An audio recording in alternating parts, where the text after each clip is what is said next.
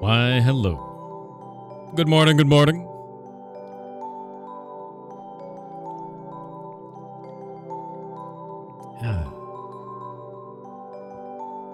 It is time.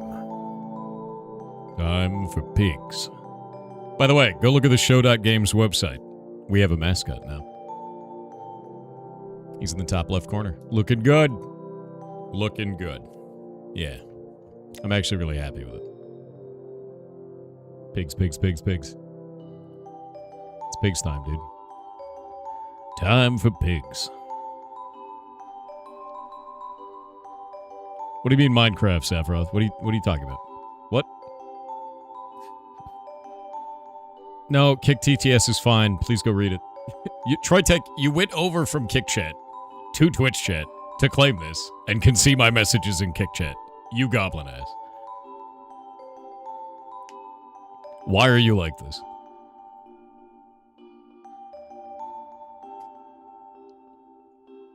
The mascot is perfect. I know. Shade room today.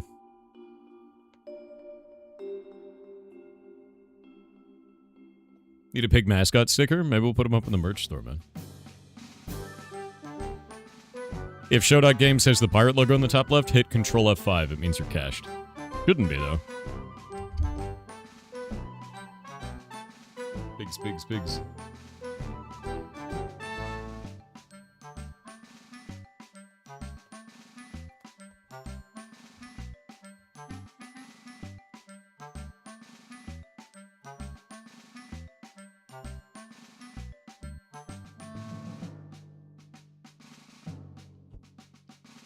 No, not Alt F4. No. Yeah, Control F5 will clear your cache, dude. You're on mobile? Just refresh the page then.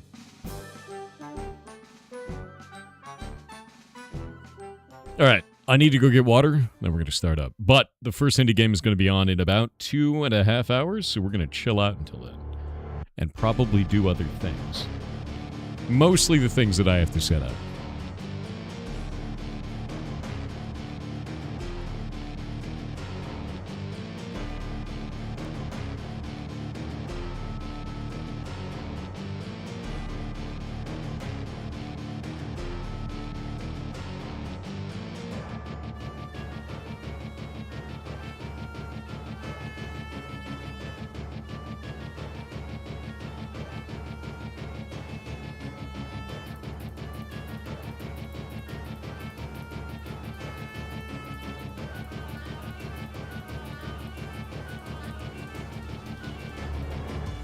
I'm looking at the calendar and getting everything set up.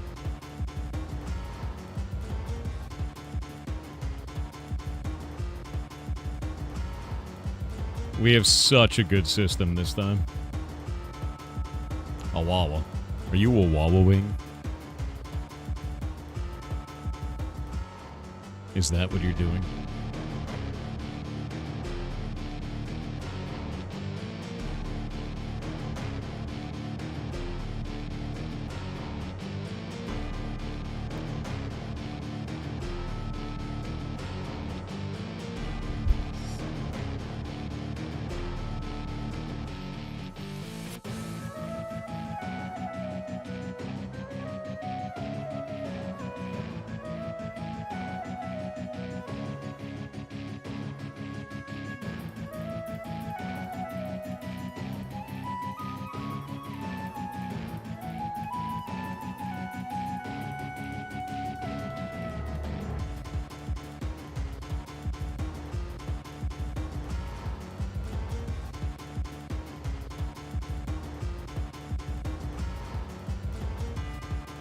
Okay, I've got all 3 of the games for today installed. We've got some really cool ones today. I'm not telling you what they are. You'll have to find out during the show. It's going to be fun. It's going to be fun. Anyway, water. I'll be right back.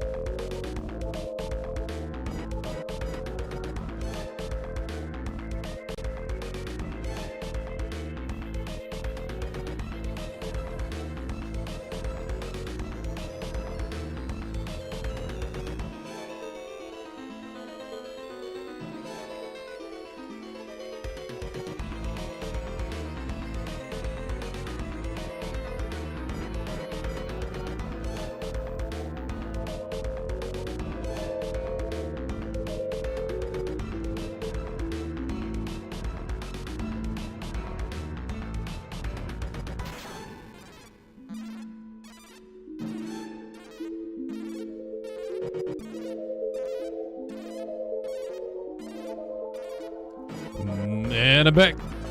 There we go. Pigs emote? Let me talk to Shay about it. What happened to your old school RuneScape live from like 6 days ago? Jagex copyright claimed it because I played in-game music. So I took it down. Yeah.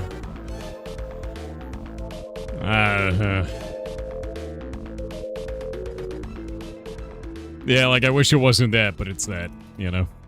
Yeah, really. Here, I'll go pull it up.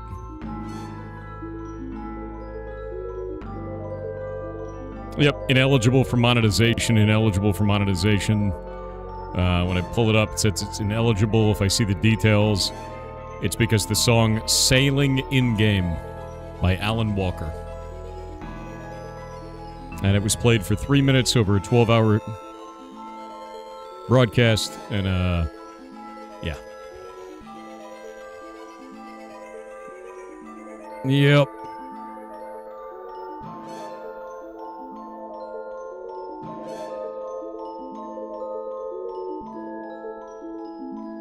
So either this is a scam, or it's Jagex.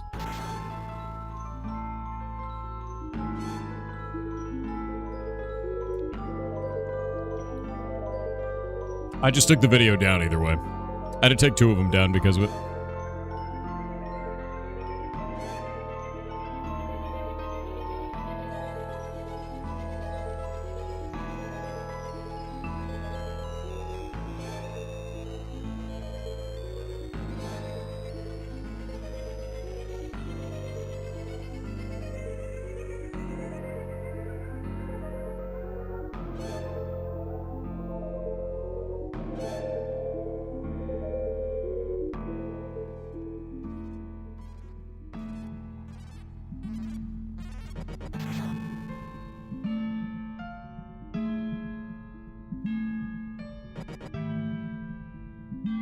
And boop.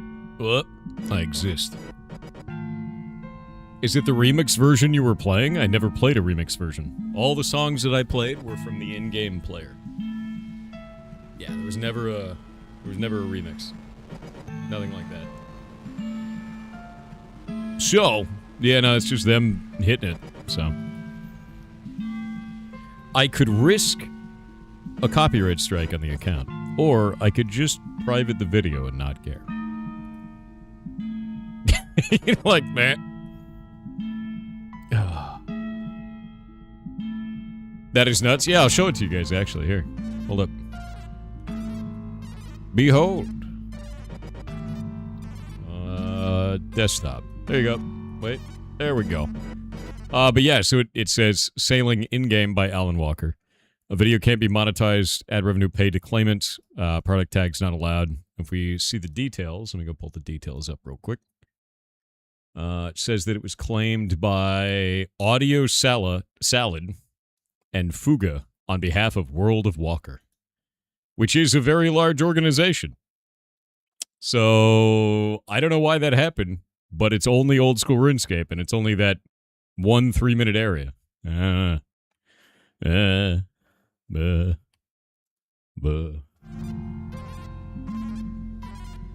It says their music isn't copyright claimed, so it's not Jagex doing it. Really? Well, I might tell them to go eat shit then. Jagex allows for it, huh? Yeah, they hit 2 of my videos. Let me go see what other ones they've hit. None of the other RuneScape videos got hit. Just this one. And this other one. What is the other one being hit by? Gnome Village Party has been copyright claimed.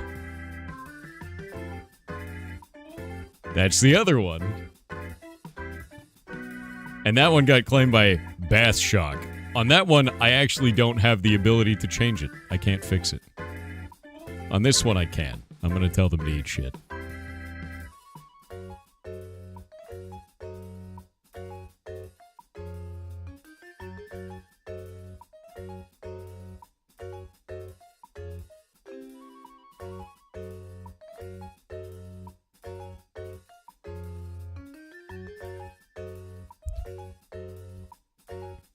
How you doing? Doing good. I think the worst part about YouTube's copyright system is if you look at this, I only have the options of original content. I have permission or a license to use the content claimed in my video. Copyright exceptions such as fair use or public domain. There's no option for this is a copyright troll and this piece of shit doesn't have the right to do this. Which should be in there, but is not. Which is great. Yeah. Section 4.1.2. Let me grab this.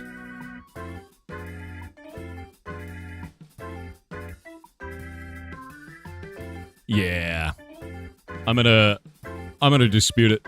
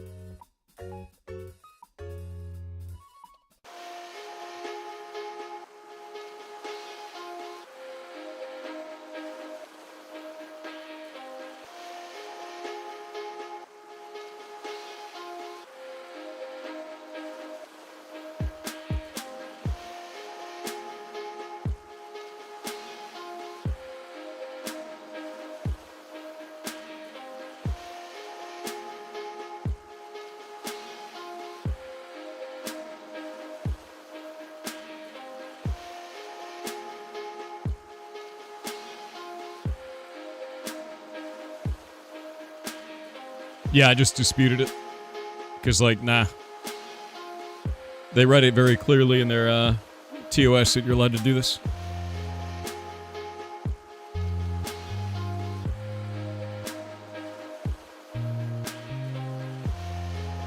My favorite part about this is I just wrote up a thing saying this, and I'll show you what my write-up is. It says Section 4.1.2 of Jagex, the copyright owner's content policy states this is allowed usage. The one claiming they own this is a copyright troll and does not own this content. And I link to that. And when you dispute it, it sends it to the guy who's the copyright troll.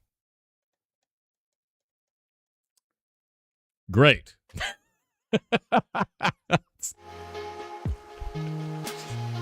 That'll go over well.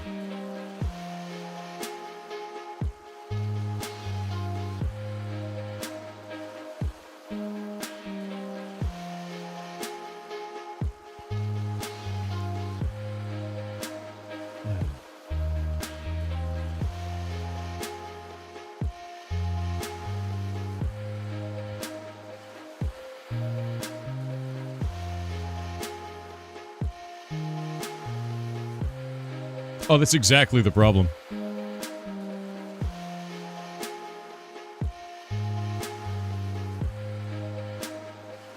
Yeah, no. This is exactly the issue, actually. Yeah, this is exactly what it is. In-game old school RuneScape songs are getting copyright claimed on YouTube 6 months ago. Mod Sweden said, my assumption is this is just an oversight to the nature of a song, a collaboration with an artist. I'll inquire, but to manage expectations, it is currently the weekend. Edit, the Alan Walker XOSRS tracks will be available to play use on streams and in videos without being claimed, like any other track covered by our fan content policy from tonight, 3rd of December. So it's still getting claimed 6 months after old school RuneScape, or it's 6 months after Jagex said, hey, this is fine. And it's still happening. It's like, God damn it. You're crab slapping, aren't you? Yeah, I'm always crab slapping. Are you kidding me? Why would I be doing anything else? You know what I was doing earlier? Temperos for the first time. Yeah, it looks like that was the case. So, F. Anyway, guess what I did today? Welcome to the fishing cult. Yeah, I started playing Temperos and it was really fun. And I got a rune chest piece thing, which was cool. That was nice. I made like 40,000 coin off of it. Nice. Oh, the Gnome Village Party one? Oh, that's just some copyright troll. Yeah, no, it's not right. But the other thing is I put out a patch for Heartbound. Like I do every month. And I did a barbecue. That's true. I barbecued zucchini, and corn, and potatoes, and garlic. That was today. That was today. Yes. And then I parallel parked in the shower. That's true. Yeah, that is true. If I checked out Meet of the Hollower, I will be playing it on stream. You sleep, though. Don't worry about it. It's probably fun. How do you barbecue zucchini? Well, you take it, you put it in tinfoil, you put a little butter on it, and then you sprinkle salt on it, and then you seal it and you put it in there. It's delicious, dude. Delicious. It's so good, dude. Grilled zucchini is very good, yeah. You prefer barbecuing potatoes? I did that. Yeah, it was good today. Yeah, you're kind of like steaming it. With garlic, let me show you this. No, you don't throw it in the trash afterwards. It's delicious, dude. It's in my fridge right now. I ate some of it already. Let me grab this. Also, there's this. This is the other thing. Look at that little guy. Look at him. Look at him. Look at him. Look at him. Look at him. We have a logo man now. There he is. Look at him. Look at him. It's ridiculous, isn't it? Absolutely outrageous. Boop. Boop. 1 sec. And boop. With that in mind, let me show you these. Shay actually drew him today. Look at him. Look at his tiny little face. So Shay was actually out in the yard drawing this little dude. Trying to design him out. Yeah. And then there's that one right there. There it is. And he's turned out good. Yeah.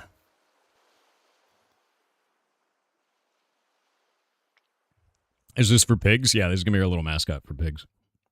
He's got tiny little tusks because he's like a boar. Yeah. His name is Porky because I thought it was funny. And he's got a tiny pirate hat. Yes. Or is that vodka in that glass? Maybe.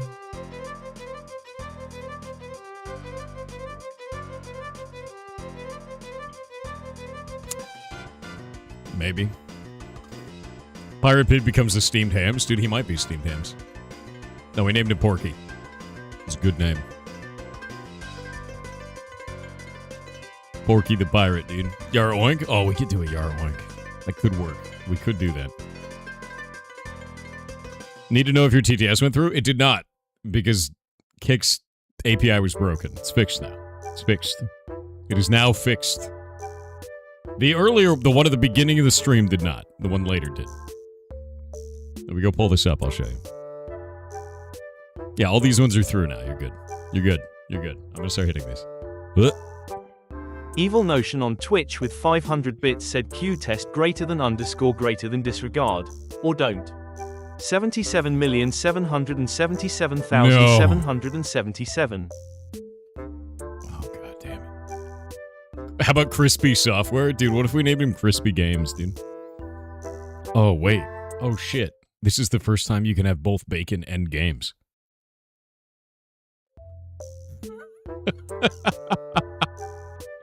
It's finally been fixed. The timeline cleansed.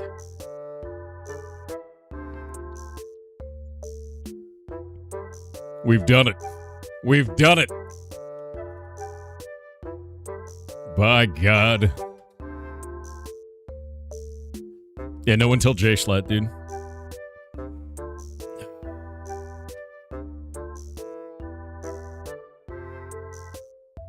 If your TTS didn't go through, can you have your channel points back? I don't know how to fix that. Okay, let me find out, dude. Community chat? No. Channel points? Request queue. And select all. And I'm just going to reject every one of them. Cool. I don't know what just happened.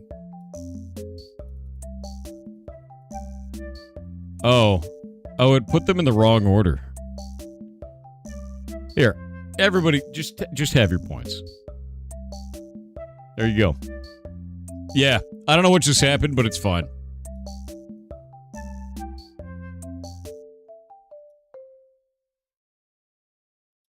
I'm just going to complete all the rest of them because apparently no TTS has ever been completed from the reward queue, despite the API call for it to be completed going through.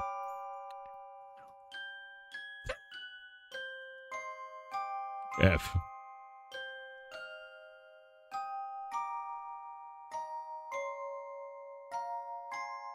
It's taking 10,000 years. There, you all have points now.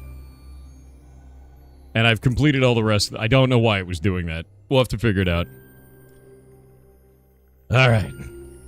Goblin _scout _7777 has obtained the cursed quest. You're the cursed quest. A poll has begun for chat to decide their fate.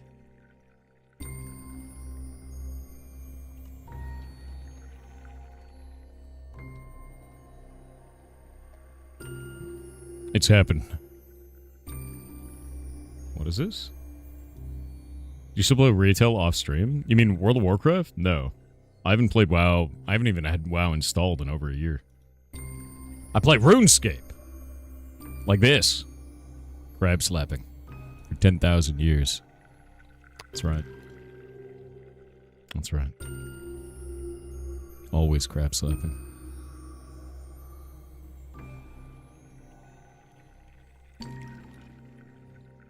Should probably move all this. Need to get everything set up. Chat has cursed goblin _scout _7777 with art.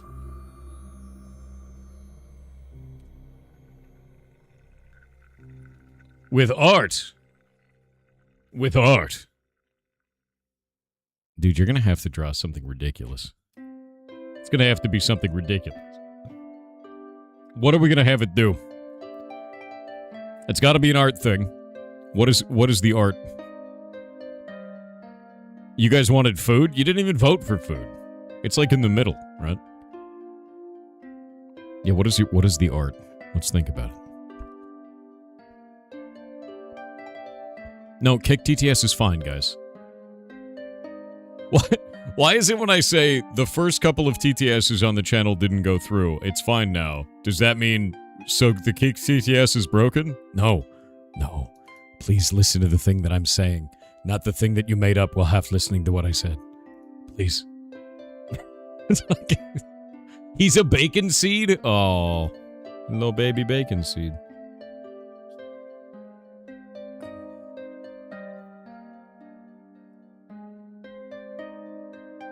It is not broken. Oh my god.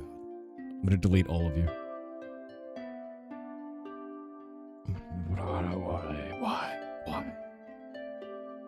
Why? Is TTS broken then? No, you're just banned from it. Alright.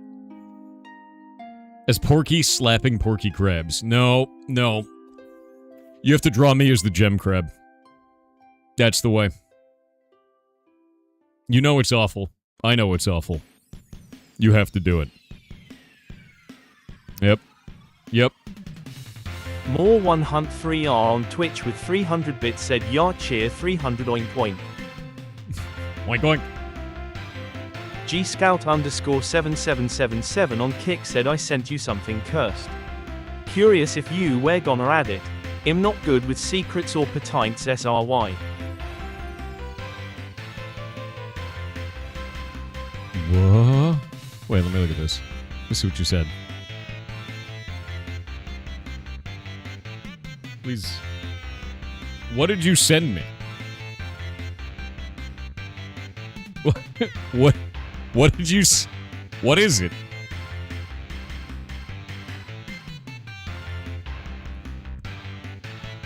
Dear God. Why did you send me that deep horror? A cursed animated emote? That's probably the most horrifying thing I think I've ever seen. No, I'm not showing you. No, that upsets me to look at. You could put it in stream chat. I don't like looking at that. I don't like looking at that at all. No. No. No. No. No.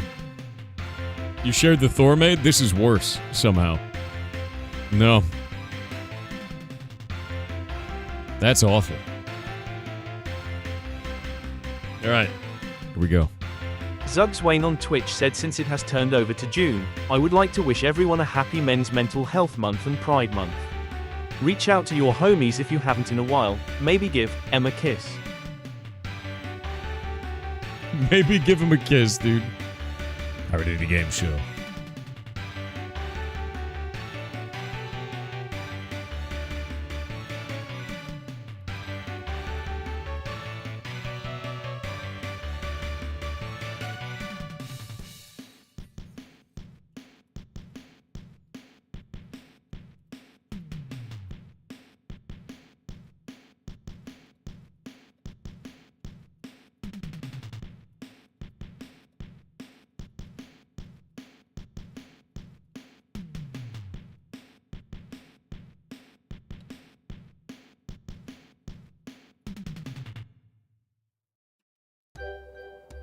Let's see.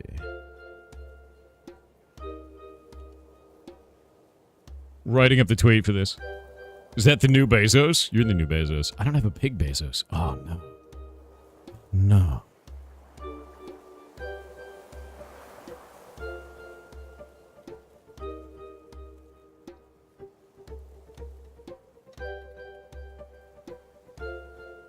Great.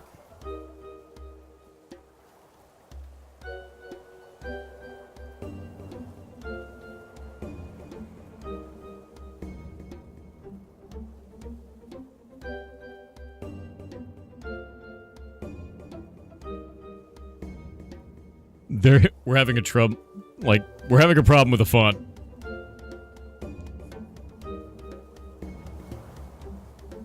What?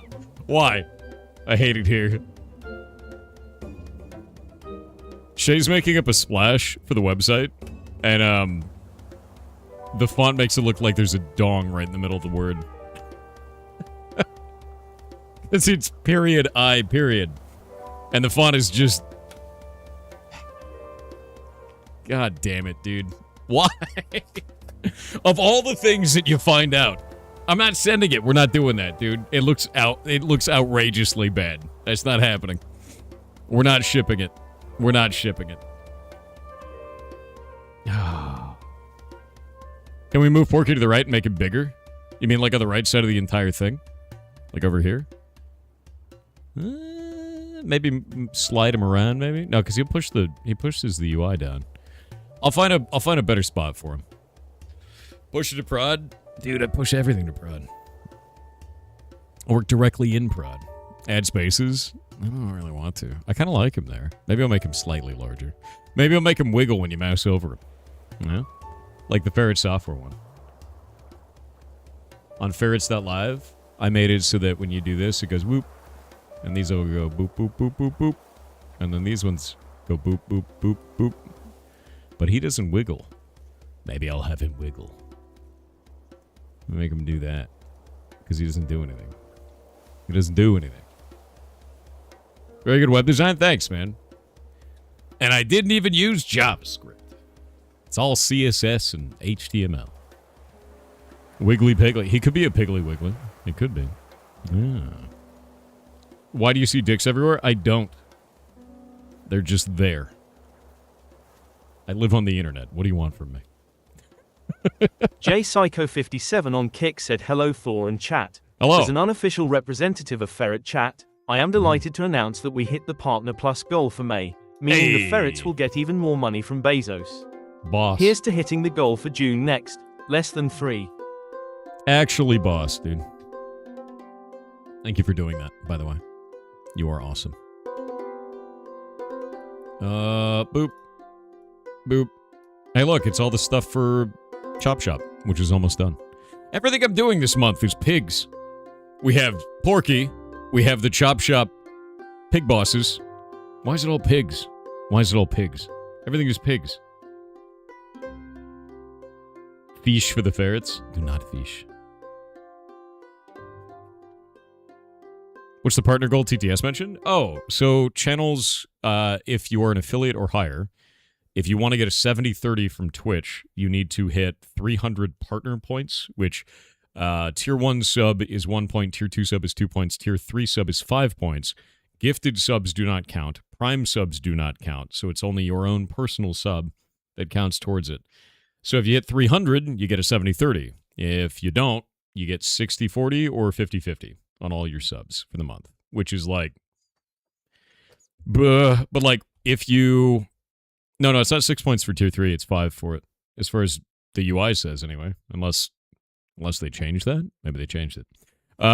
With that in mind, with those points going in through that, if you don't hit it for 3 months in a row, you lose it, and you have to hit it for 3 months in a row before you get it back. So if you miss it 3 months in a row, you lose it basically for 6 months. It's 6 for tier 3. Do you have a UI that says that? Because I'm pretty sure it says on the UI that it's not that. Unless they changed that. Because it used to be 5. I want to go look now. Now I want to look. Yeah, you basically lose it for 6 months. Tier 3 is 6 points. Yours says tier 3 is 6 points. It actually says it right on it. Really? Where do I find this on my side? No, monetization, subscriptions. Maybe it's under partner? No.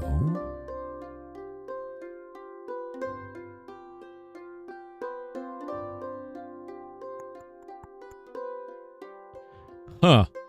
I can't find the monetization section that actually talks about this.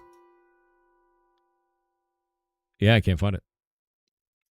That's weird. There's supposed to be like a UI thing on the streamer side, and I cannot find this.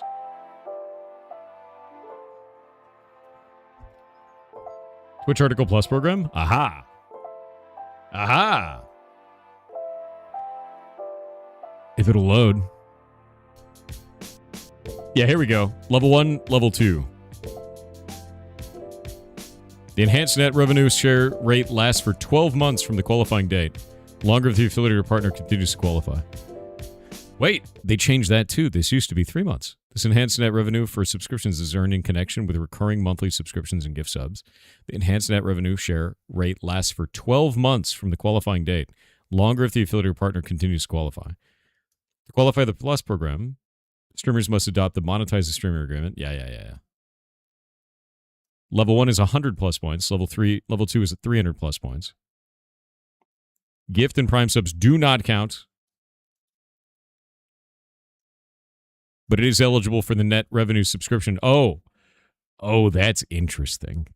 That means Prime subs, I didn't know this, actually. That means Prime subs are always 50-50. I didn't know that. Prime subs are always 50-50. I had no idea. Wow. Gifted subs and recurring subs give you 70-30, but Prime subs give you 50-50. Do different sub tiers count differently towards plus points? Yep. Tier 3 sub counts as 6, 2 is 2, and 1 is 1. Cool. Didn't know that. I thought it was 5. Thank you for sending me this. However, Prime subs likely still give me 70-30 because I'm a partner, which I'm pretty sure we just get that. Pretty sure. I didn't know they did that. I wonder if I am getting 50-50 on the primes.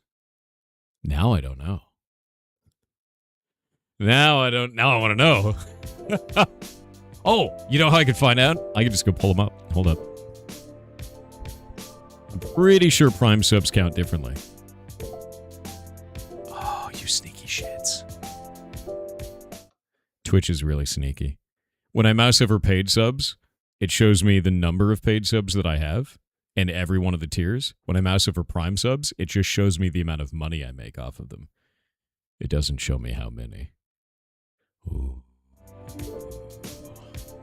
Ooh, why are you sneaky with that shit?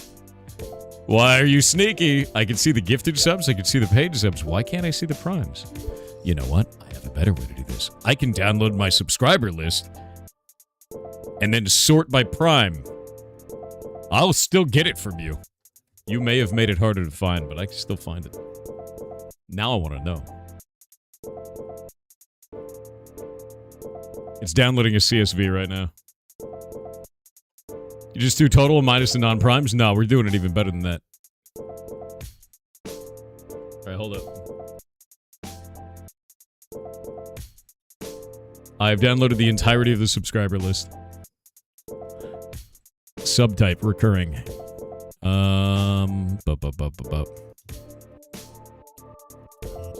Prime is not a word in here. Oh.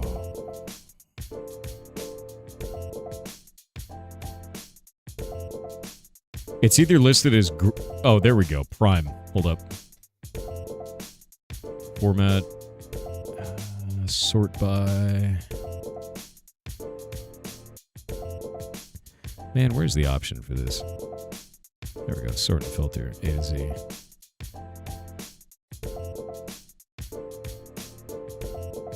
I have discovered all of the primes. Twitch cannot hide them anymore, chat.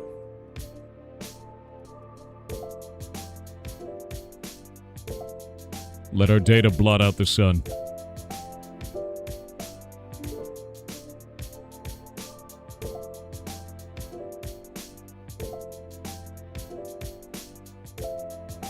There are 760 primes.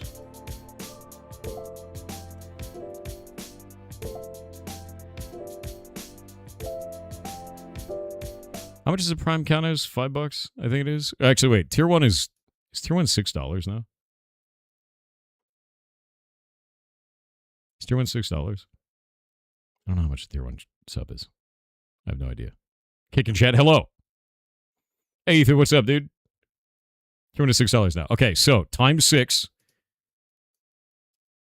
And then divide by 2. Oh, you make less than 50-50.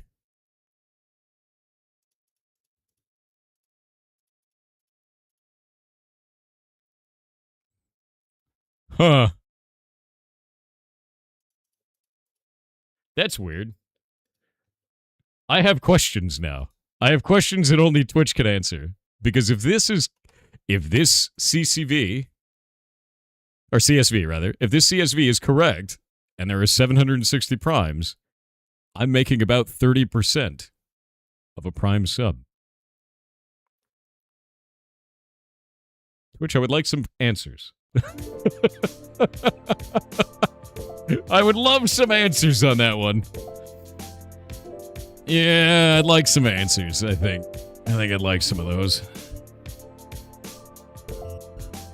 I would like to know what is happening there. Because they don't list them outside of that CSV. Check the link. What's the link, bud? What? Oh, the Prime Gaming Revenue Guide? Oh, I'm well aware.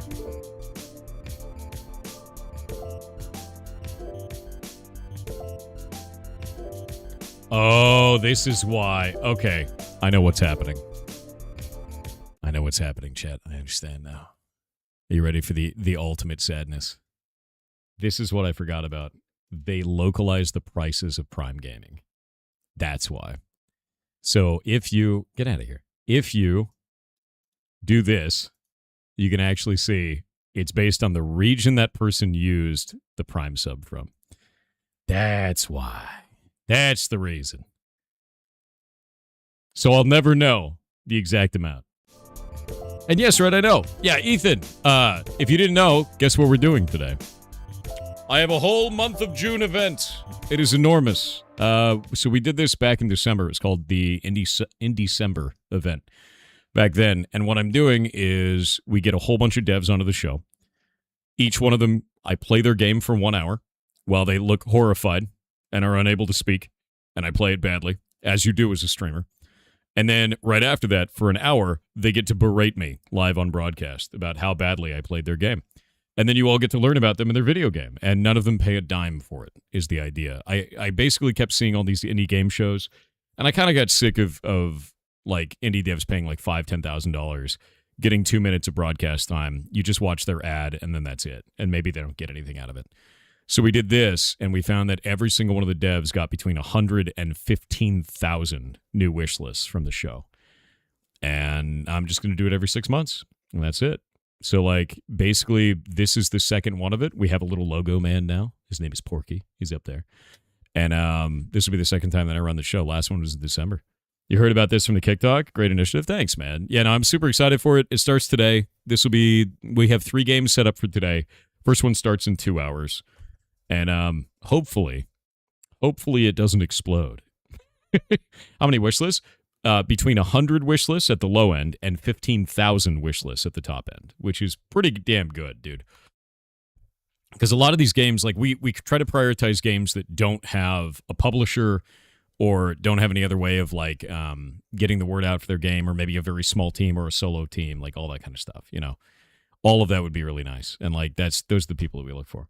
You wish list a couple of them from last gen for sure. Yeah, and the other thing too is I list them all out here on Steam. So if you click on this, it'll actually take you to the whole list of all the. We did 83 games last time. It was too many, man. It was too many. It was too many. It was a shitload. So I can't do that many this month. I literally streamed every single day, all day, and it was too much for all of December. Yeah, and it was too many cooks.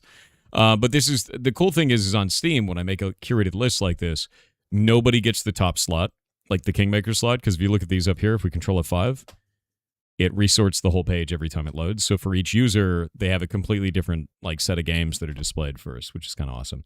Yeah, it was 3 games a day for every day of December except for Christmas. And then I streamed on Christmas as well for you guys, which I'll always do.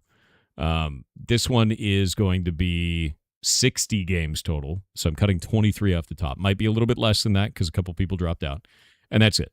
And then today we've got 3 boss-looking games. It's really good, but the calendar's kind of wild. I think there's one day out of the whole month that there's not any games.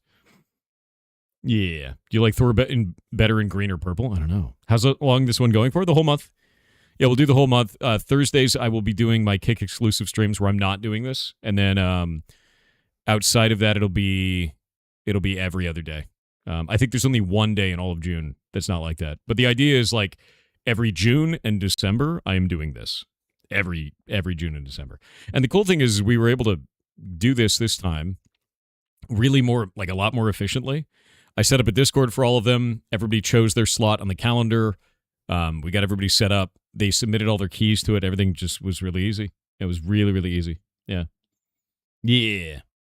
Pause on PW2. PW2 is not paused. I'm going to play more of it. But today is this. Today is the first day for this, and I got to get everything sorted. It's still shit that has to be fixed. I just realized I didn't set these ones up yet. I still have the UI from last time. These are not the games. Those are not the games for this time. I have to go set up their buttons and then get all that sorted. Hopefully add some to my own wish list. Yeah, it inflated my wish list by like 50 games. In fact, a couple of them I still play. And I'm like, God damn it, dude. They're just like super addictive, which is great. Oh no, I'm EXP wasting. I suck. Come on, man. Oh, I lost like 10% of the crab. Feels bad, man. Bunch of very sketchy... What are you talking about, Norwegian? Bro, that sounds like every single streaming platform ever. Just don't watch the people you don't want to watch, man. It's a shitpost, but I got a Pigs Bezos made. It's in stream chat. Oh, God. Oh, God. Where is it? Where is it? Where is it? I don't see a Pigs... Ew. Ew. Oh, I'm not doing that one, dude. He looks deep fried. Zagag, why? It's deep fried, dude.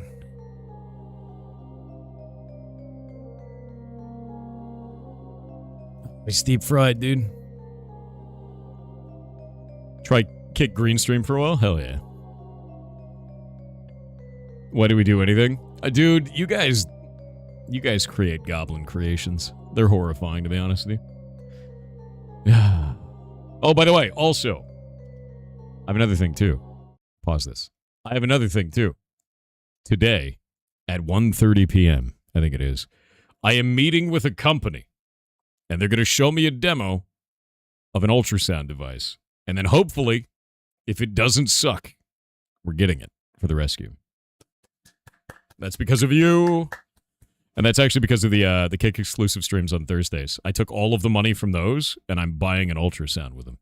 We're taking the Kick Partner Program money, and we're making it do things for animals. It's basically all that's for now, which is, it's actually worked out really well. It's actually worked out a ton. Especially because as the rescue increases in size, the medical bills shoot through the roof. So that is something we've dealt with over the last, I think, month and a half. The medical bills over the last month and a half have totaled about $16,000. It is not a small amount of money running a rescue, but you guys watching all of these streams pays for everything. So thank you for doing that. Yeah, it is a lot, dude. It scares the shit out of me when I see the numbers go through, but, you know, you guys make that possible. So thank you for doing it. And soon, building soon. You gonna actually rest this month? What's that word mean? What is that, Red? What's that mean? What's that mean? Yeah, we're helping? Yes, you are. 100%. How long till the VODs are up? It takes Shadelock a couple of days to make one. Like the first one. And then after that, it's like one a day. And then Shadelock does that for like 2 months. So. All of it will go up on YouTube, though.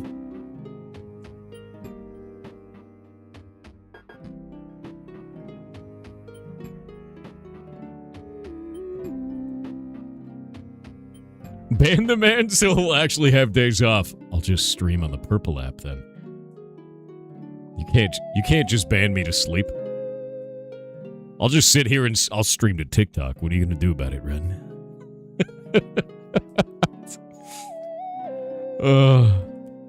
You're dropped in UE3 Black Pill? What are you talking about? Wait, what? It's your birthday? No, my birthday's in July. That's next month. Also, I have horrific news.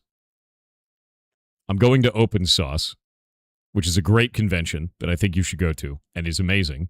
However, it happens during my birthday. I won't be here for my birthday.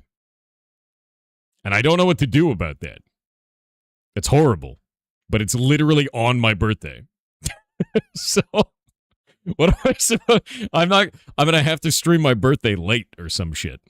Yeah, I literally cannot stream on my birthday. I will be in another state. It's grim. What do you mean your birthday's today? My birthday is not today. Stream the sauce? I can't. Do you know how shitty the internet's going to be at a convention, dude? Oh, it's going to be a nightmare. It's going to be a nightmare. It's going to be like, nah, dude. No. Also, it's going to be, if you haven't gone to Open Sauce before, you really should go to it. Let me grab this. Behold, Open Sauce. Look at this. Who's that nerd? William Osmond, dude. Yeah. Well, Open Sauce is awesome as shit. It is a bunch of makers, creators, weird bullshit, all kinds of stuff. And you can go and see tons of different creators that are going to be there. So do it because they're rad. And that show is rad. Yeah, Vsauce is there. Actually, who all is coming this year? It's William Osmond. Boop. Boop, ba-doop. Who all is it? Let's see. I've seen a bunch of these people on YouTube. I've met a few of them. Look, it's Doug Doug. That's a great photo of Doug Doug, I have to say. That is a fantastic photo of Doug Doug. It's great. Circle Tunes, nice. Hell yeah. Styropyro, very good. Technology Connections, also very good. Hell yeah, dude. It's a lot of really cool people. A lot of really cool people, actually. It's going to be rad. It's going to be a good time. Yeah.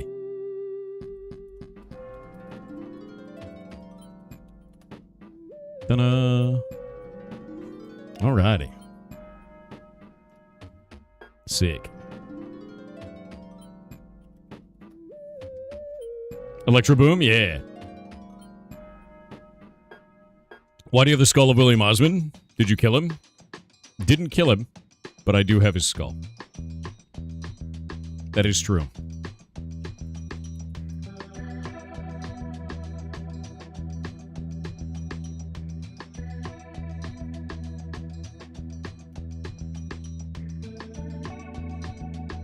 Let's see.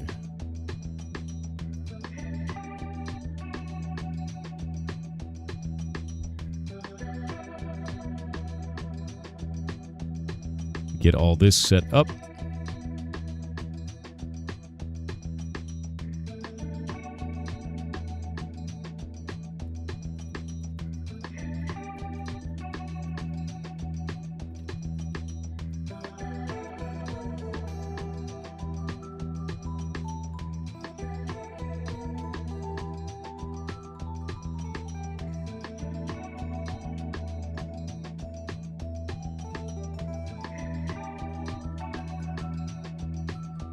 All right, my thing, I'm looking at the open source stuff. My thing is going to be on the main stage on the 19th of July at 1:05 p.m. Who am I going to be up there with? A bunch of nerds. I'm going to be up there with Primogen. I get to make fun of him in person again. I can't wait.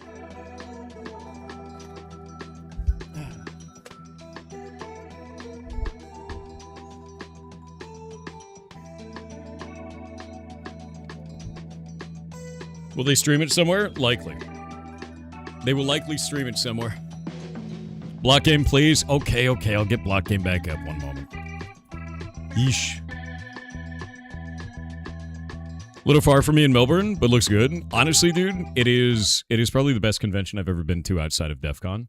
If you are interested in making things or being physically creative in any way, or just want to be around people that are creative, to, get you more creative, get in the mood to be creative, do it.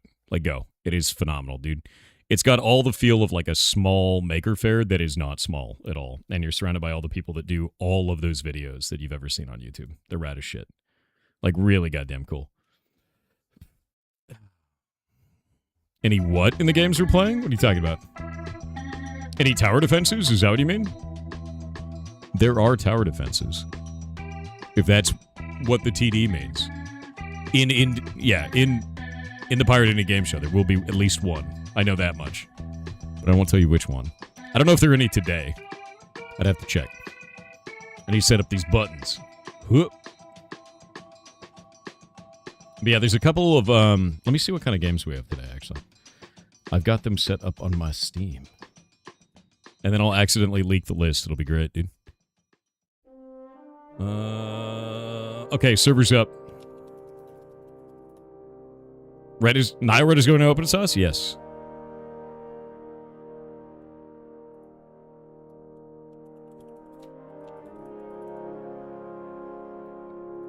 Yeah, now Red is very cool.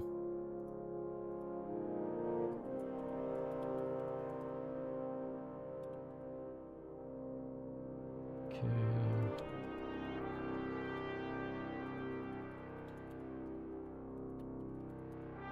All right. Got the buttons set up. I need to go get them set up in here, though. We're going to do a TTS in the meantime. Roblochnik_McDuber on Kick said hello Loblin Gord. I mean Goblin Lord. Whoops. Anyway, I recently cancelled my crappy 5G mobile home internet and got basic R cable internet, 1 gig for $50 a month. Nice. Do you have any advanced tips a Wi-Fi consumer should know that you've learned from security, DEF CON, and other experiences? Things like partitioning off smart appliances or blacklisting domains. Yeah, I mean, really the biggest thing is just VLAN all your appliances away. Like, that's always the thing that I'll always tell everybody. VLAN your appliances away, monitor what your network is actually doing, pay attention to what's actually going over your network. If you notice that your washing machine is suddenly sending gigs of data every month, there's probably an issue. Like, it's like, if you just monitor usage, you're pretty much done. That's it. That's like the biggest thing. You're like, wow, why is the washing machine reaching out to China every day? That's weird. Why would it do that? It's nuts, dude. $50 a month, you pay $17 in your country? I wish I could pay that little. Nobody needs a smart washer. No, they don't. It also depends, like, are you in a rural area? Are you in a more densely populated area? Do you have a lot of traffic there? Are you in, like, a situation where you have a lot of neighbors that are very close by? Like, there's so many reasons to give a shit or not give a shit in that area. But the one thing I would always tell you is don't trust IoT.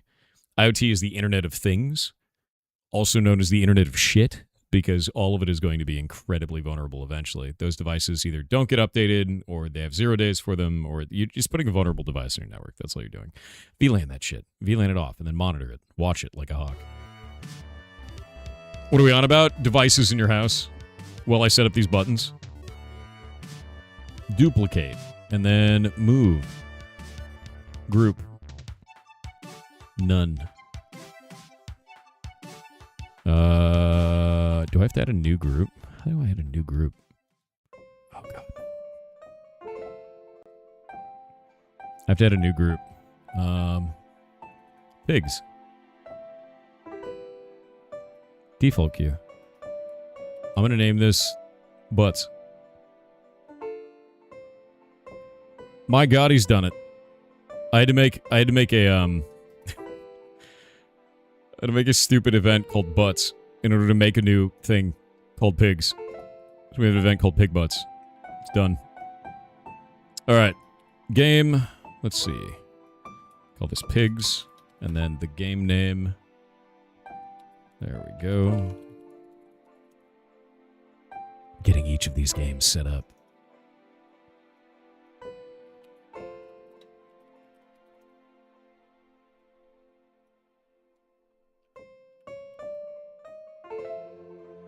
All right. I need to make a command for pigs. That'll be what I set up. And we don't have a Bezos for it. Damn. Porky's actually a baby boar. He is. He's a little boar. And he also proves that finally Jay Schlatt's enigma has been solved. We can have both bacon and games. Done. Done.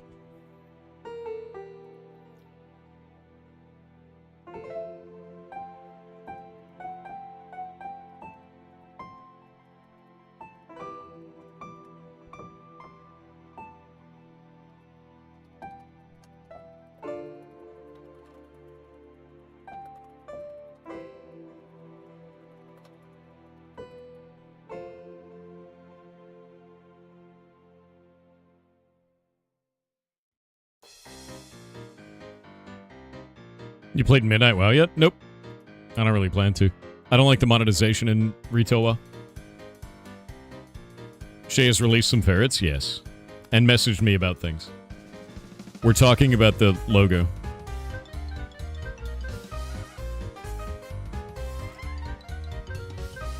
About Classic? I don't really want to play World of Warcraft, to be honest with you.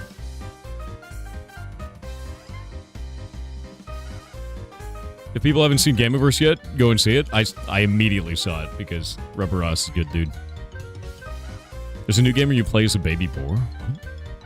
If he provides unlimited games, once he provides unlimited bacon, there will be no unlimited games. What if we just have limited bacon and limited games at the same time? Have you been PoEing? I haven't. I've been working. The last 24 hours, I've just been working on all of this stuff to make sure that this event goes through correctly. Yeah. I know they do it, Blakey. So I've just been playing RuneScape and doing this. And then releasing the update for Heartbound. That's it. That's all I've been doing. Sleeping in the shower again? Only a little bit. Only a little bit. Playing? No. I did Temperos. That's playing the game. You need to sleep? You don't? Don't need it.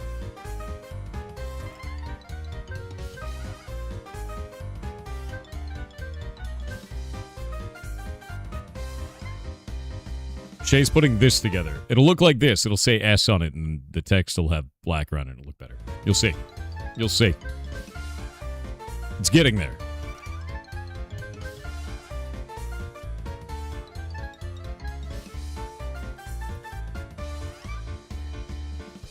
It's a great logo. It is. He's up here.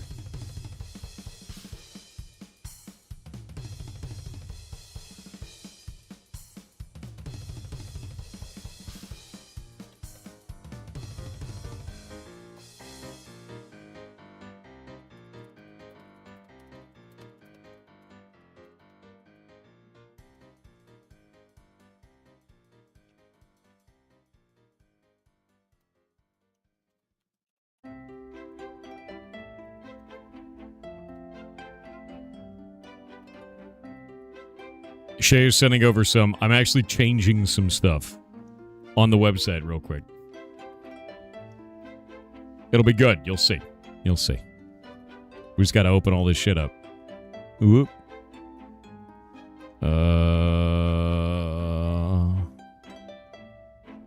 Pig Splash. Assets, images. Oh, that's in the wrong spot. Nice. It's pulling from a different website. That should have been a // One moment. Grab this. Does that need a context splash? Does it do any other way? I don't know if it does.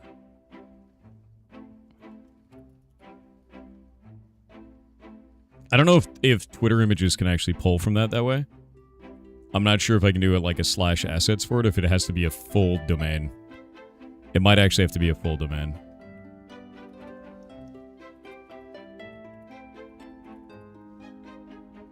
There we go.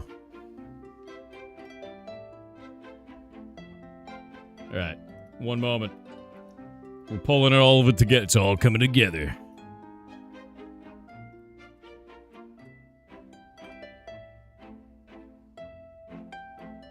Download this. Download that.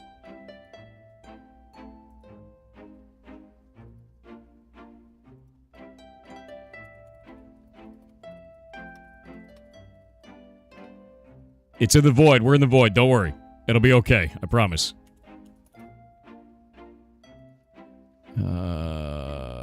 Where is it? Streaming files.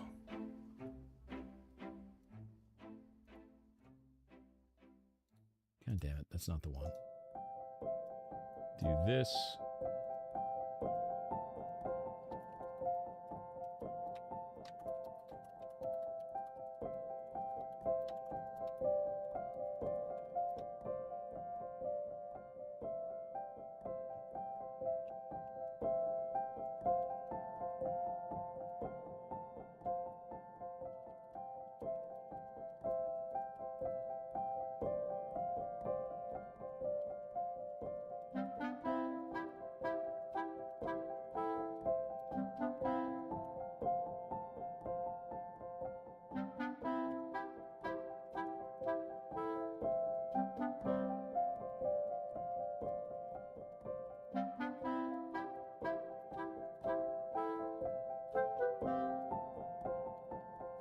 All right.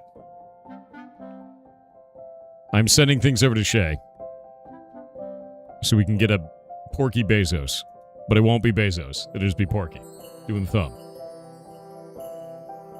Are we inside a black hole? Yes. Yes, you are. There's so many things happening. You just play retail until 3K rating and you're done with the season? Dude, I just can't this time around, man. Like, I'm not... It's just the monetization that's starting to get me. The way that I feel about games now... Maybe I'm getting old. Right? Maybe it's just that. But the way that I feel about games now is if I have to think about my wallet anytime I'm playing your video game, I uninstall your video game. I'm there to play a game, not think about money. And it just, like, I just can't do it anymore, man. There's too many monetization methods. Like, so I get to this point where I'm just like, stop. I just don't care. I don't want to do that anymore. Can I see the contents of your wallet? No. There's too many moths in there. Can't allow you. It's not old. It's not old. You value your time more. I think I do. I think I just value my time more than that shit. What game are we talking about? World of Warcraft.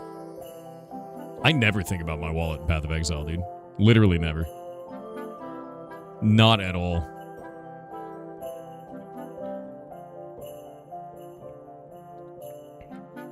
Do the moths get bread? Yes. The moths can have as much bread as they want.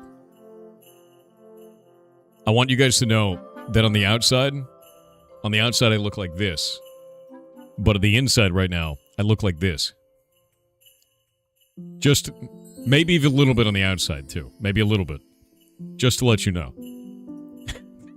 It's a whole lot of that right now.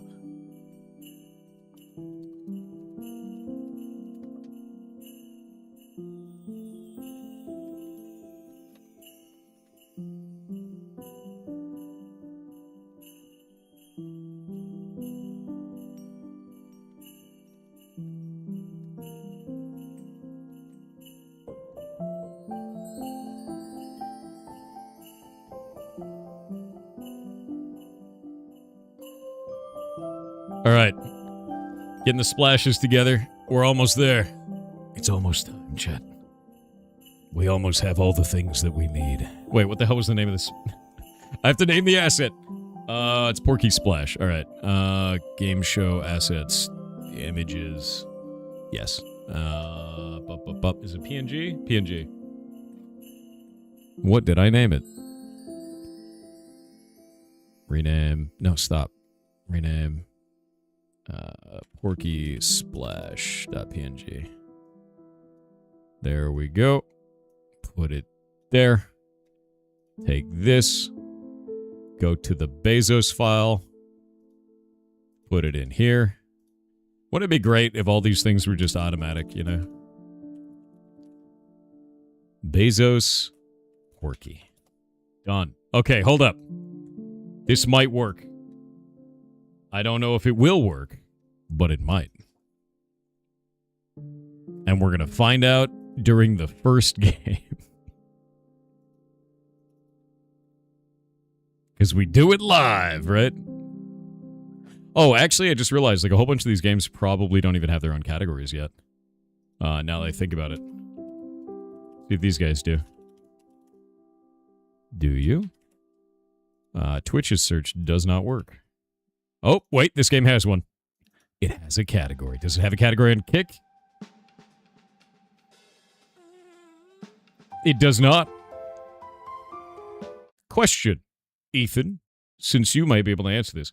How does Kick get its categories? Because I know how Twitch does it. They use another website, and that other website actually goes through and like automatically pulls from Steam, and it's like this whole thing. So the moment a game goes up on Steam, you get a category on Twitch. How does that work for Kick? Do you guys manually add all of them?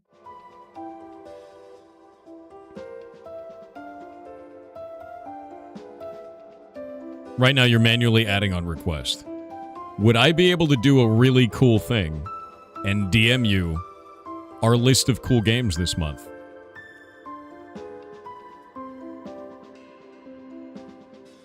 And then potentially, you guys could put categories up for them. You are awesome. Can you DM me on Discord? I think I have you on Discord. Let me make sure. Maybe. Maybe I don't. Maybe I suck. Not even potentially, you could actually just do it? That's freaking awesome, actually. I will send you a picture of my Google Calendar, which lists all of the game names. Make an indie games category? I don't know if there is one, actually. Gigantic Kick W.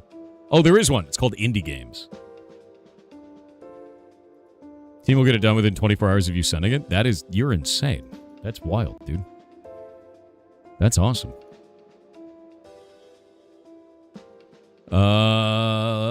My name on Discord is Pirate Software. And you'll have to tell me yours because I have 384 pending requests. Wait, I have an idea.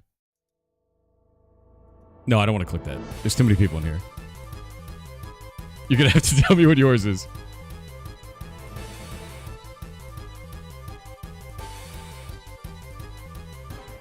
It's very funny. What's up? Kick is going to be adding all of the games for Pirate Indie Game Show to the to categories. That's awesome, dude. That's a really cool thing to do, honestly. It's going to help them a lot as well. I'm going to let them know. Let all the devs know.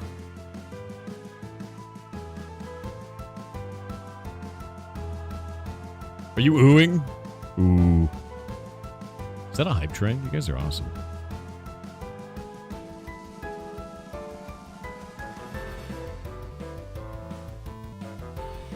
Can't type that? Just give me 5. Just running back and forth between cooking dinner. Totally fun.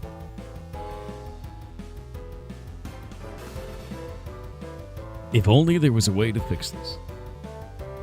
Kick has TTS points? Yeah. Yeah, it does. Exactly the same. I'm going to do a TTS while we're doing this. Nemo's Ari out. Brown on Kick said, "Hi Thor and fellow goblins. Hello. Today I learned the Tyrannosaurus Rex could kiss, because it appears it had lips, and everything will eventually evolve into crabs. Have a good stream, everyone."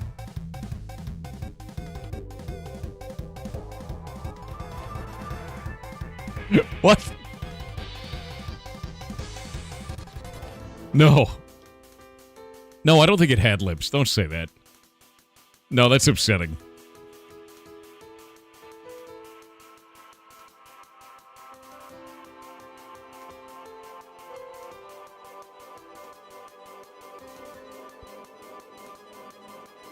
Oh, wow. I just received the DM from somebody showing that they also had gotten hit by somebody who was making false claims against like intellectual property put out by Jagex, the music from old school RuneScape. It's exactly what hit my YouTube channel. There's a whole bunch of claims just went up against the channel like on my videos where I was playing old school RuneScape, and they were claiming the gnome village party, and they were claiming the sailing music, and it's just false claims. So I disputed them, but these guys actually got an email from Jagex apologizing and saying like, here you go. That's actually pretty awesome. That's really awesome, actually.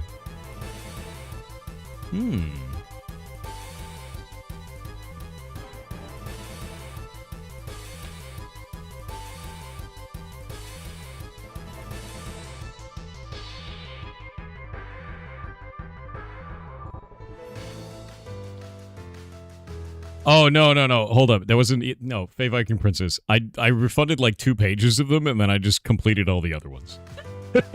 There's an API bug in there that I need to test before I report it up to them. There's something wrong, but I need to figure out if it's something that's wrong on my end, or if it's something that's wrong on the API's end. Something is wrong there. We'll find out. Yeah. It could be me. It could be the API. I have to test.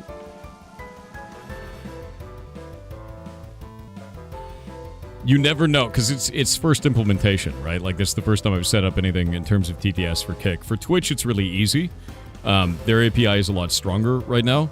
But basically, the way that it works is after the TTS goes through, it puts it into the queue. When it pulls it out of the queue, if it's a channel point 1, it completes the action and counts it as confirmed. That API call goes back up to Twitch and goes, hey, complete the TTS, complete the channel point request, right?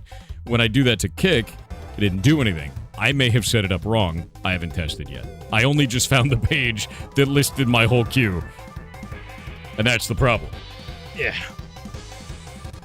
How long you been on Kick? Since April 1st. I thought it would be a great day to start. What's the schedule for Pigs today? We have 3 games. First one starts in an hour and a half. I have most of the stuff ready. There were some things that needed to be done seated by pants, so...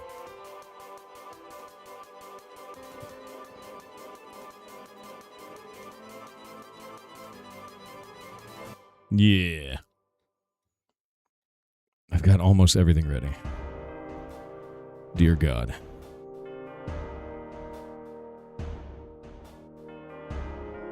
Okay, let's see. Wait.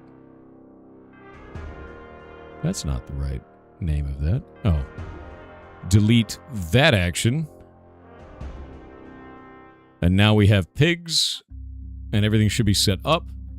For today's, because I can't get you the list over, there'd be no way for you guys to do it in time, Ethan. I'm going to have them set under the category of indie games. We'll do that. I think that'll work just fine for that. But once I have a way to add you, we could do that. It'll be easy. I don't know how else I could... Actually, you could email me. And then I could email you back. That could work. And then no one will know.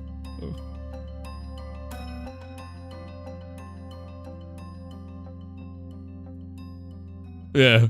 You can send me an email. It's like gopiratesoftware@gmail.com. There. Everybody knows that one. It'll be fun. I'll just not leak it. Or will I? This is... Obviously, every streamer leaks everything. That's how it works, right? Yeah, we could do emails like corpo people. Yeah, gopiratesoftware@gmail. That's the one. I tried to get piratesoftware at Gmail, and they wouldn't let me have it.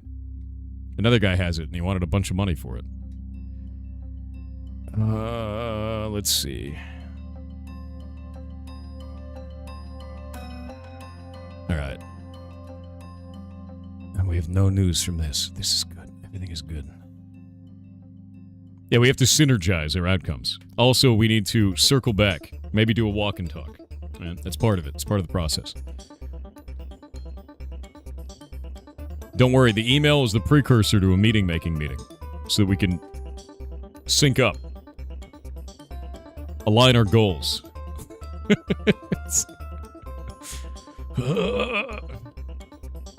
Stop. Oh, are you out of points this sprint? Do you need to know the t-shirt size of this task mirror? Put it into the next sprint, maybe? I could keep going. It could get worse. I could make this so much worse. Don't you corpo speak me, I'm doing it, dude.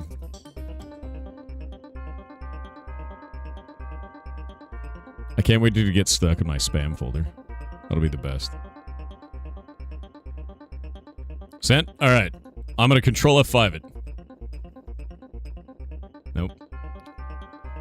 Oh, wait. It's gotta get here all the way from Australia. It could take hours. Oh, wait, there it is. Oh, god damn it. Oh, it's so funny, dude. He sent me corpo speak in the email, dude. It's so over. Yeah, let me pretty this up real quick. We might still have a couple stragglers go on here, so I'll have to maybe send this to you again. Let me grab it. Actually, better yet, I have a good idea.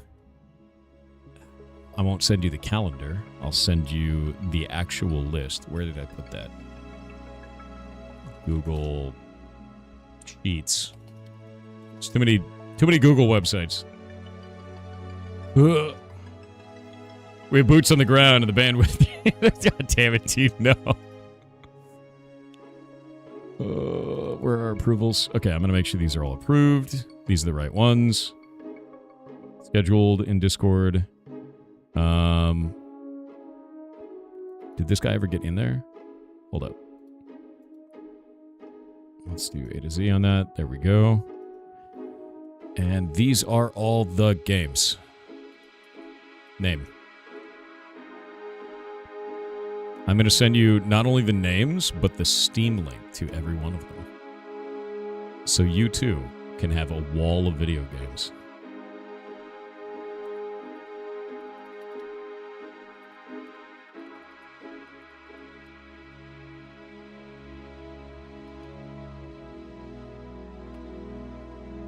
Oh god, it's enormous. Wait. Oh, I need to put this into the Notepad++ first so it stops having horrible formatting. Wow. It's really ugly. It's going to be the game and then the Steam link.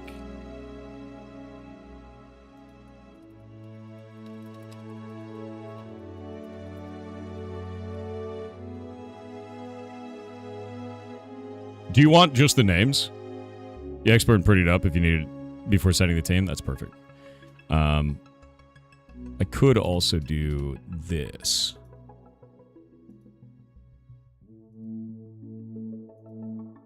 Better idea.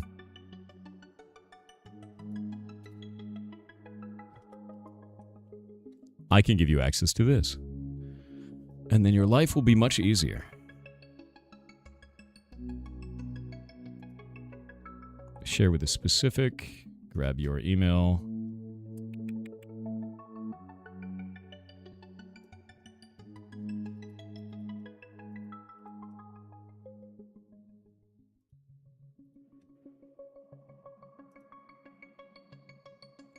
Did you get that access? Import is stable? No. You have to understand there's a lot of games on there.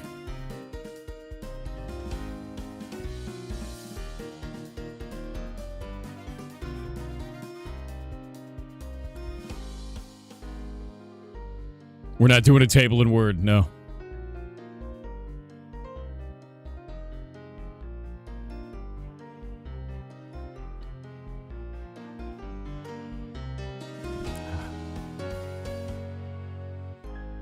That is a lot of games. Okay, so go to the Approved tab. Those are the games. The inbox is just all of the games. The Approved tab is the one you want. That's the one you're after. There you go. And then you could get all of them on there. It'll be great. Yeah. It's 60 games. Those are all the games for the month. The ones, there's 2 at the very end that don't have yeses next to them. They never responded, unfortunately. So they got the approval, but they didn't go through, so we're going to take them off the list. Which sucks, because they'd be so cool. But it happens. Welcome to live events.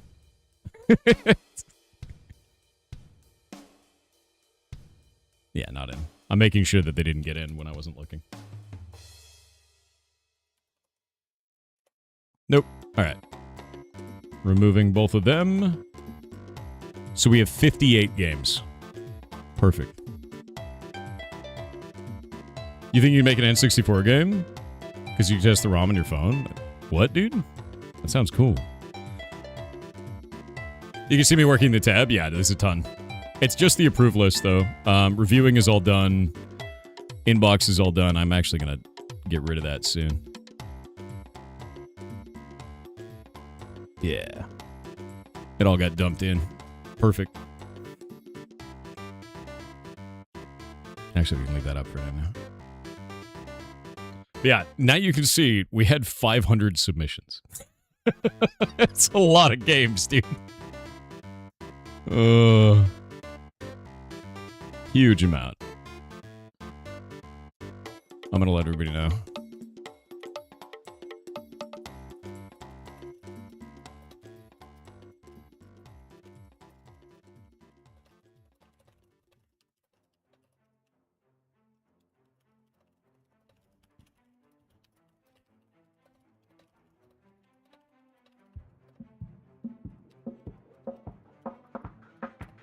All right.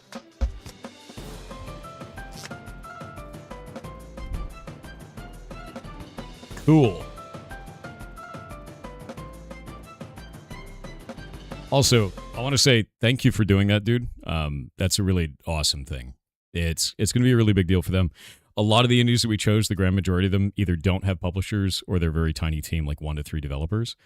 And it's really cool to see that you guys want to put them up as categories like that. That's really helpful for them.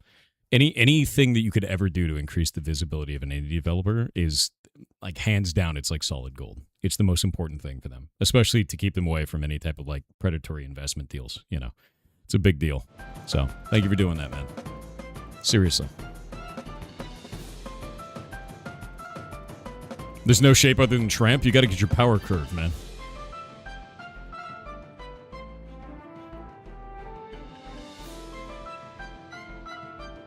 Oh, dude, I should have responded to your email with warm regards. God damn it. What a miss.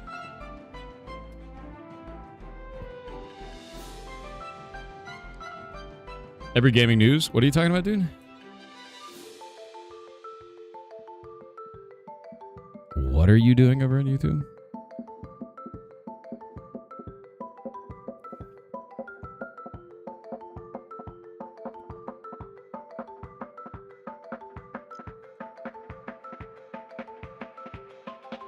Oh no, Hugo, you're only over on the YouTube side, man. We've got about 2,000 people across all platforms right now. YouTube is the very small one. By the end of this broadcast, it'll usually be about 3,000 total across everything. It's really early in the day. It's, you know, just an hour and a half into the stream. Bring it up in the sprint retrospective, I know, right?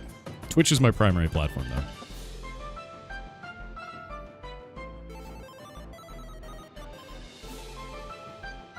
Can't send silly gifs on YouTube? True.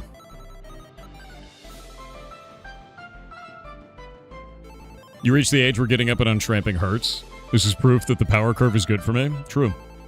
That's you removing your power curve and losing your power. Remember what happened to Gul'dan, all right? I may not play WoW anymore, but remember what happened to Gul'dan, right? He's curved over, very powerful. Final phase, stands up straight, dies. Power curve. Don't lose it.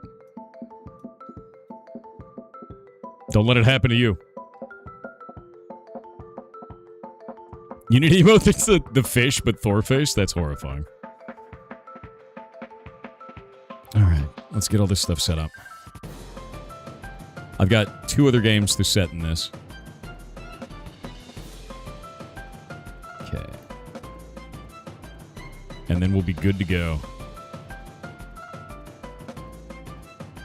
I think I'm... Oh, I'm failing the crab. Wait. I get to tap it. Perfect. It almost disappeared. Okay, that game is set up.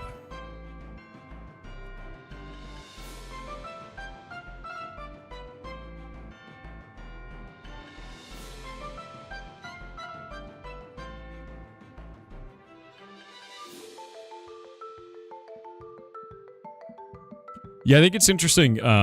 If your guys' system is manual, it's going to be really tough. I know Twitch does it through...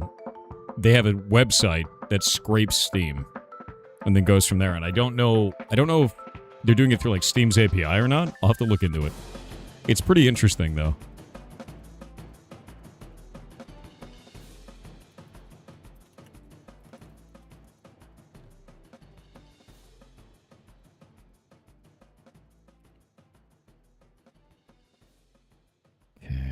Category set up. Okay, I think I've got the channel titles all set up for all of these. Bezos Porky. Bezos Games. Nice. Nice. Yeah, let me grab this and find out how Twitch does it. It used to be through a website called Giant Bomb. If there's an easier way, we're all ears. Actually, yeah, there is. Giant Bomb. So Twitch used to use giantbomb.com as its way of doing this, but now it's switched over. What is the website it uses now? IGDB, I think it is. Yes. Yes, that's exactly what it is. Hold up. So yeah, if you're ever wondering how Twitch gets its categories, it actually gets it from IGDB. So IGDB is owned by Twitch. You can actually log in through Twitch on this. And if we go search on this, like we'll go up here and we'll be like Heartbound, which is my game, right? Wait for it. It'll actually pop up here like this. And you can see that Heartbound is actually up here and has this like the imagery and everything like this. And it pulls all this from Steam. All of this is just pulled directly from Steam, and they automatically generate a page for it, and then this turns into a category on Twitch. So they're doing something. I don't know if it's scraping Steam or if it's using an API call from Steam, but the moment your game goes up on Steam, within 24 hours, it becomes a category on Twitch. Like, almost, it's like within a day, and it's all automated. Nobody's doing that, like, manually at all. But it's pretty interesting to see that they do it through this. They used to do it through giantbomb.com. And then they switched over to IGDB, I think like 3 or 4 years ago, somewhere in there. Yeah. It's actually really, really useful. The other thing is as a developer, I can claim this game, which I already did, right? And then I can change this out on it. But there's like a process for it where you have to prove that you're the owner of it so that someone doesn't go in and change like the category icon for your video game to a butthole or something, right? Like we don't want that to happen. So you have to claim your game and then you can change it out and it will change the category icon on Twitch, which is really, really useful for that. But yeah, this is owned by them. You log in through Twitch to it and then you can do that whole thing. You have to claim it on Twitch's website. I think you have to go to the Twitch developers panel. And then you have to claim the video game as yours, and then you can change an IGDB. I'm pretty sure that was the flow. I did this years ago, so I can't remember what it is. It's ages and ages ago. I'll have to look into it again. But you claim the whole thing. You used to get a badge on Twitch of a game developer badge, which I don't know if they still have that. Let me see if they still have it. It's been around for ages. Log in with Twitch. Yes, this is me. Products. No. I don't want a product. Applications? No. I don't remember where this is.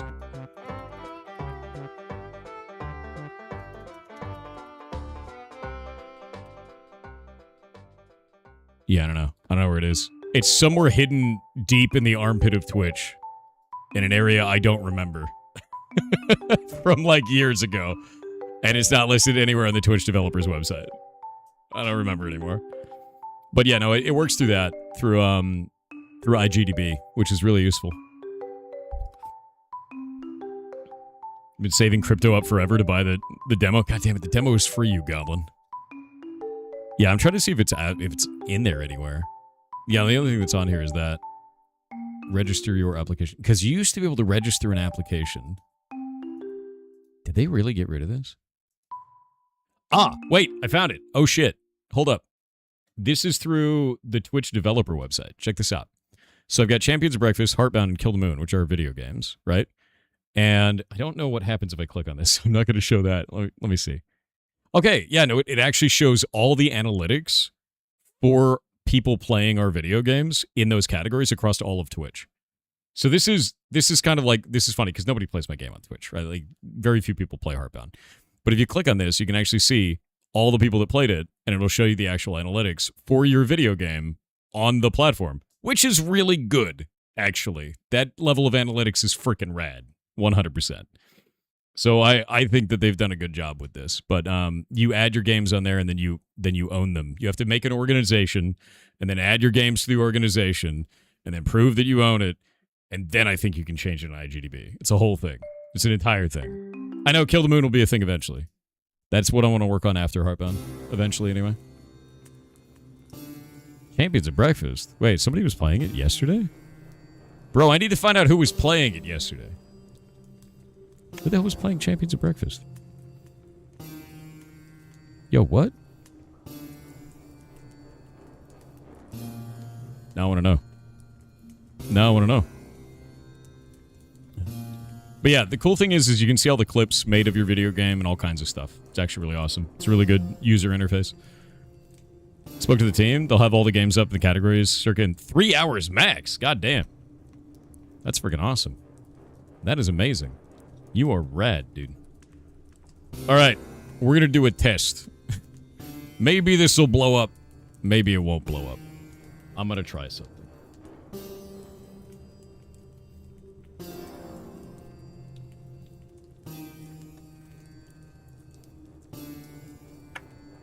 All right. That's working. Hold up.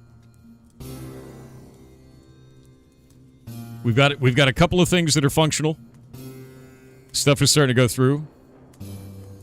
DNS is no longer mad.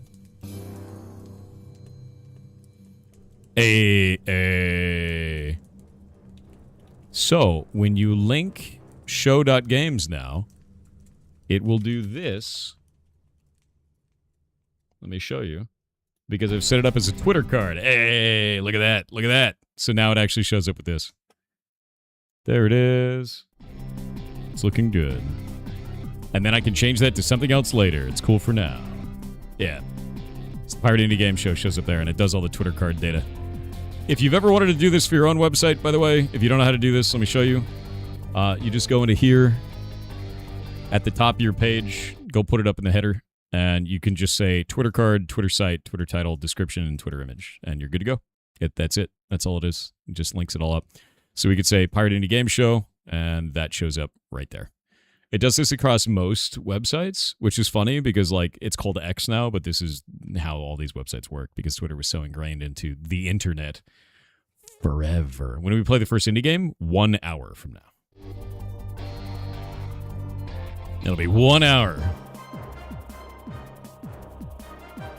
Soon. Now I have to make buttons. Okay, I've got the back end stuff. Now I need the buttons. Fantastic. Okay, got it. Next one. You know, this is pretty good because after running this event last time, I learned so much shit that this time it's actually, like, really easy to manage. I may be freaking out a little bit, but that's just because there's so many things to do all at once, but I'm able to do them, so it's fine. No, it's a Teams meeting. Gross. I just realized I have to get on Microsoft Teams after stream. Oh. Ugh. Oh, I'm gonna vomit. Yeah, I gotta do Teams. I gotta get on Teams after the stream, dude.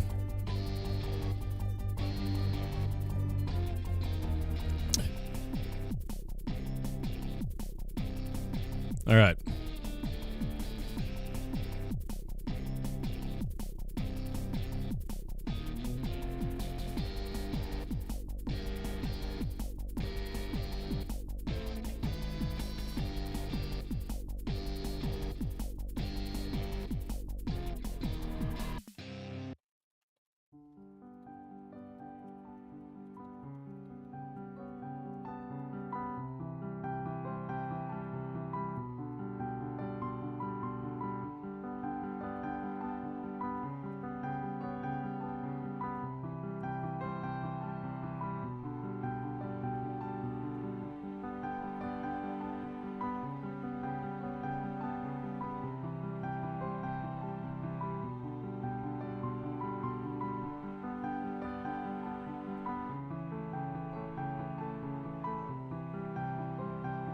And there we go.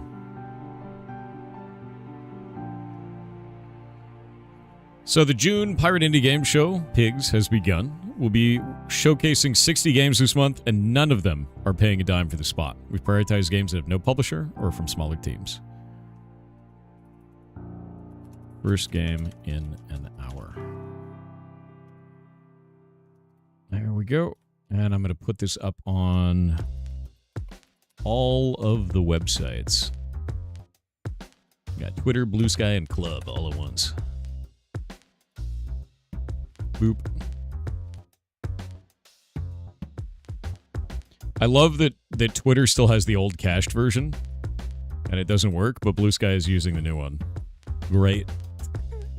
That's fantastic. Why is it always like this?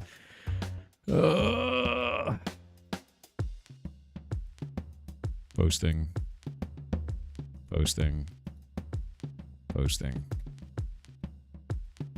By God, he's done it. Yeah. All right.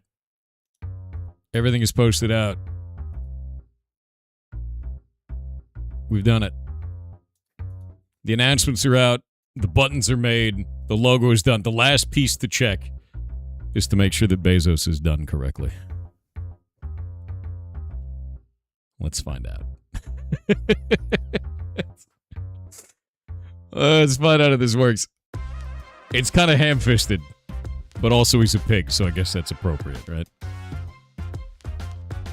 Okay, hold up.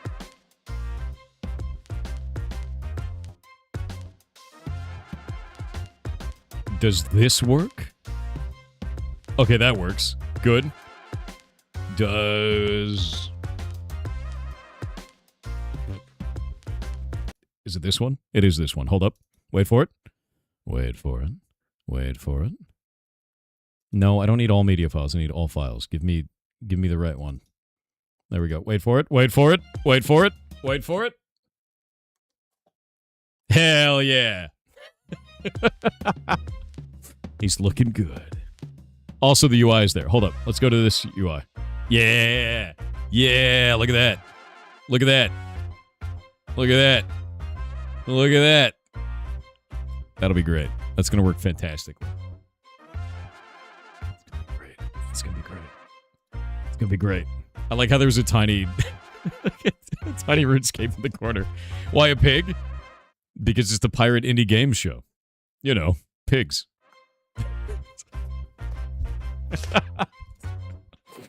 So now we get a pig. And he's the best. We actually named it Pigs so that we could have this little pig. By the way. That's literally the reason.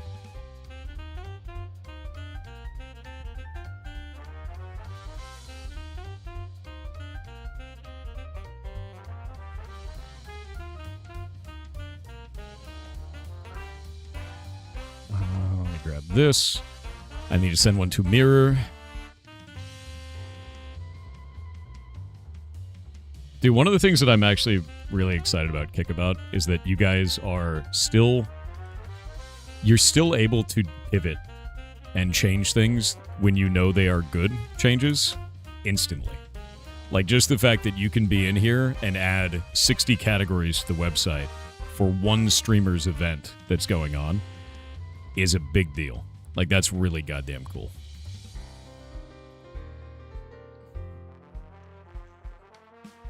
Thumbs up, pigs. I know, dude. It's going good. Has the sanctuary construction coming on? Great. We are currently... I actually just updated the website, yesterday? Let me grab this. Whoop, whoop. Go pull this up here. Behold! Major projects. If you go down to major projects on ferrets.live, you'll see that we now have the site plan and the civil plan done. They got approved. And now we're waiting on review from the health department and architectural plans for the final build. Next few months are going to be going super fast. So basically over the next 3 to 4 months, all the approvals and everything go through. And then after that is all done, then we start building. And this is actually the structural plan. We're choosing materials and architectural choices, like where do the lights go? What do the lights look like? You know, like all that kind of basic shit right now. Pigs like gamers also don't look up. True. That's true. But yeah, it's going really, really well. And I've been doing Thursday Kick exclusive streams and then using the Kick partner program money from that. We're going to be buying a ultrasound for the rescue. And I have a meeting with the company providing that ultrasound today, because today is Monday, at 1:30 p.m. So once I have that meeting, we'll find out the exact cost, then we'll go from there. Love to use success to help others instead of pulling up the ladder. Dude, I only get to be here because of you. It's like, I'm never going to feel any other way, man. So remember a long time ago when you started to plan all this? It has been a year and 3 months. It's been so long. This process, dude, this process to build this has been, it's been so long. It's been a year and 3 months now, because I think when we started this, when was this? Yeah, it was like February 2025 is when we first started. And it's June 2026. It's been like a year and 4 months now. Oh my God, dude. Look, what I learned about this is buying something, easy. Sign the paper, send the money. Get the loan, whatever it's going to be, right? Easy to buy something. Building something. No. Building something is a nightmare. Never again. Yeah. Next we'll have PNW weather to slow the building process. I mean, maybe. Maybe not. I don't know yet. Kick the ladder, please? No. Hell no. That is the whole idea, man.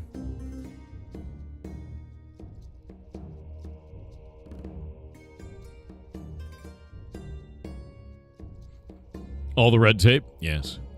Yeah, no, there's going to be a lot of red tape, and I'm worried about that, but we're doing everything we need to now. And I've responded with everything that we need so far. As an architect, tell me about it. Yeah, I think the first taste of that I got, man, was we were doing, what was it called? We were doing our health inspection plan. And we did the health inspection at the very beginning of this process. It was a year and 4 months ago, right? And then after we did the health inspection, we got all the paperwork together and we did the whole next year of paperwork. And then we finally sent all our stuff up. And the county said, yeah, we're going to need another health inspection. We're like, we just did a health inspection. Like, what are you talking about? And they said, yeah, but this health inspection has to be done in the last 12 months. And we had done it like 14 months. And I was like, you piece of shit. So we had to do the health inspection again. And we had to call a guy out, do the whole thing again. And like all of this again. But no, they did it. And we got it all done. Animal sanctuary for what kind of animals? We actually run a rescue here in Washington State for ferrets. And if you pull this up, we are one of the largest ferret rescues in the United States. We are building a 2,400 square foot facility specifically for this. We have multiple staff members. We push on medical science for them as well, doing different types of research and different ways of treatment, working with veterinaries and also the Humane Society around the country. So that's what we do. And we're building this soon. But yeah, we've been going for about a year and 4 months now to get there. But we also stream on Twitch, Kick, and YouTube. And you can find all of our stuff everywhere. And it's completely paid for by ad revenue. So I didn't want to build a 501c3 charity and give the impression that I was taking money from my left hand and putting it in my right hand and getting some kind of like tax breaks or anything like that. So we just made it part of the business. And we made it so that all of the money from this is generated by ad revenue. And I just basically all my money goes to this. All the ad revenue goes to this. And people watch the streams to support it. That's it. So the longer you watch them, the more that you are supporting this project for all this. You want to support my friend? Just watch the streams. Like they'll be listed up here under socials. You can actually watch them at any time. Like so we pull this up, you can actually see right now. It looks like the Nemo entertainment system is active. It's fantastic. Is he going to climb that? Don't you do it. Don't you do it. He's thinking about it. I think Nemo is out. Where is he? Is that Nemo? Is that Nemo right there? Nemo has 3 legs. He came to our rescue because he had his arm amputated. Yeah, look at him go. He doesn't even care. He doesn't care at all, dude. But yeah, he came to us. He was a pet store ferret, and he got his arm stuck in a water, like one of the water bottles. And then, being a ferret, didn't pull his arm out. Instead, spun like an alligator and gave himself a spiral fracture. wasn't able to be repaired. He had 4 millimeters of workable bone. There was no way they could pin it so he could heal. And so they amputated. And then the pet store, as a big box chain, they surrendered him to us because Shay was working at that clinic at the time when they brought him in. And he was just a little thing. He was a little tiny thing. And now he's the biggest ferret at the rescue. He is absolutely enormous. And he hops around and doesn't care that he's missing an arm. Yeah, he doesn't care even a little bit. But you can see here, this is one of the groups. This is his play group. And the different groups are actually up here. So if you look at NES, that's these guys. So it's Calypso, Evander, Hector, and Nemo. And that's all of them. And you can even click on these. You can go to our ferret wiki. Waiting for it. Waiting 10,000 years. And there we go. And you can see all the pictures, all the images, everything that the community puts together for each one of them. They each have their own page. They all have all their own information, everything for this. Yeah. Yeah, it's a cool feature. It's all done through an extension. It's actually, the original extension was made by Alveus Sanctuary, and we forked off of their open source one and then made our own changes to it so you can actually see these different groups like this. And it worked out great. Worked out really, really nicely. So... And now we have a billion of them. There's actually 80 ferrets in the rescue, by the way. Just a little bit over 80, actually. It's an enormous amount of animals. And that means lots of cleanup, lots of playtime, lots of work all the time. It is a ton of work. So all these, you see these pads here? Those get cleaned out like every, I would say, 6 to 12 hours. It's a lot of poop. There's a lot of poop in there. Yeah, a ton. But yeah, no, it's pretty nice, man. Yeah. You support the ones for cats here in Sydney? That's awesome. That's really goddamn cool, actually. Yeah, no, it's worked out really well, and we've basically run a rescue in a different way, a way that isn't normally run, you know? Like most rescues, they rely on direct donations as the only way to survive, and I decided to go the entertainment route and see if we can do it that way, and it worked great. Has to work on cloning Shay? Oh, dude, that'd be horrifying. I feel like Shay propagates by hair clumps. Little tiny ones that spread around the house. That feels like the way that it's happening. They're like seeding around the building somewhere. Slowly growing in the walls. Yeah. Birds do indeed poop a lot. Had several growing up. They poop constantly. They're like little poop machine guns, dude. That's what they do. Yeah, Shay mitosis. Speaking of ferrets, the Ferret channel hasn't had a shorts posted in a month. You checked yesterday? I may need to schedule those. We don't make them all the time. We make them sometimes. Shay Halud. Shay Halud. Get her the chainsaw? No, dude. Oh, Ivan, if you're talking about Heartbound, I actually update it every month, bud. You may have missed it. Let me show you. I know you're probably just making a Raz comment, but if you go over to the Steam page and you go down here, you can actually click on this and see all of the updates. This update came out yesterday. So, new content for that. We have a new language for the penguins that's going in, which is cool. And you can go and interact with them now and see it. They speak in glyphs, which is kind of fun. But every update, every month, new content that comes out. I've been doing that for well over a year. So, if you don't know much about the game, if you've only watched like weird YouTube videos or like other people's posts about it, just go to the Steam page and read it yourself, you know.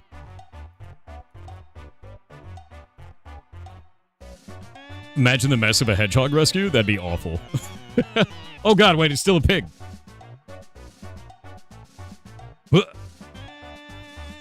There we go.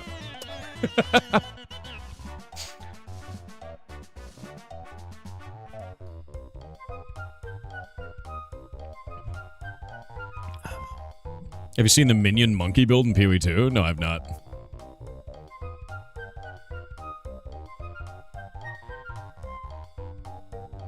Bring back pig. Yeah. We'll see him. We'll see him soon. Also, for the Heartbound updates, I announce it on Twitter, Blue Sky, Club, Reddit, and Discord, and the Steam page. So if you're missing it, you're probably not looking. Because at that point, I got nowhere else to put it. Any Crasher Spyro-like games in the showcase? Yes. Yes. 3D I think there's a couple of 3D platformers that we chose. Unshramping. Got a shrimp, dude. Alright, one moment.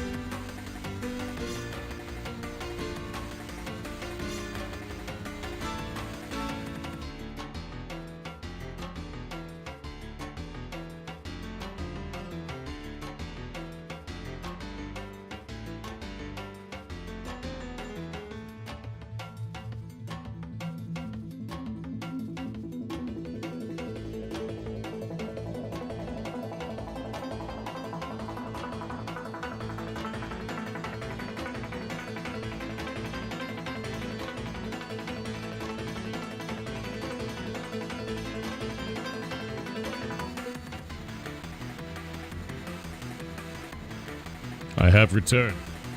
Kind of.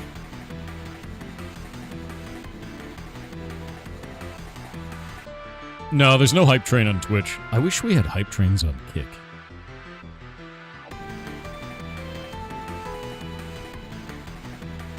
Maybe I'll build one. Maybe that's how that's gonna go. You see the Warhammer 40k No Peace Among the Stars trailer? No. I've not seen it.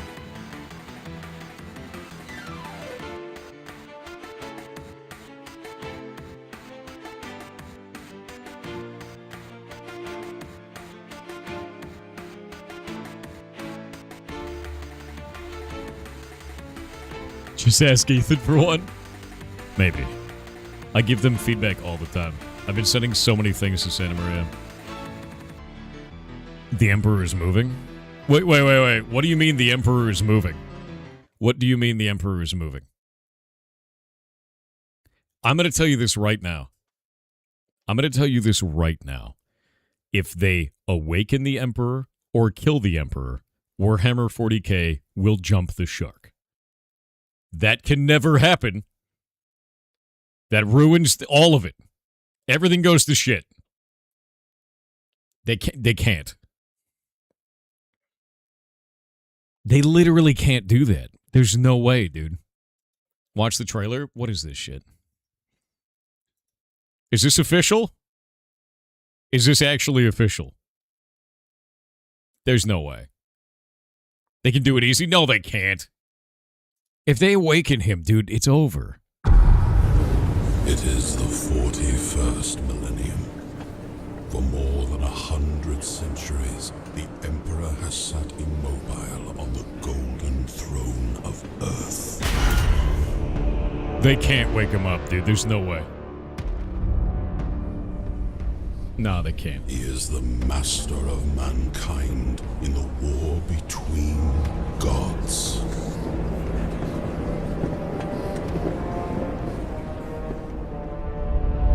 Master of 1,000,000 worlds by the might of his inexhaustible armies. He is the carrion lord of the Imperium, for whom 1,000 souls are sacrificed every day, so his may continue to burn. You know, like a chaos god. He is a rotting carcass, writhing with power, sustained by forbidden marvels from the dark age of technology. Dude, none of this is a good thing. I think they're making him a chaos god for real. Such times is to be one amongst untold billions. It is to live in the cruelest and most bloody regime imaginable. Love the in-suit. Love that. These are the tales of those times.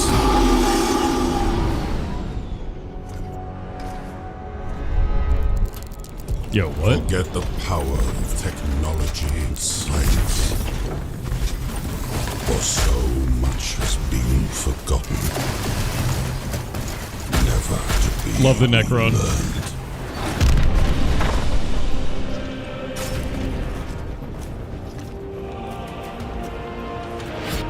Forget the promise of progress and understanding.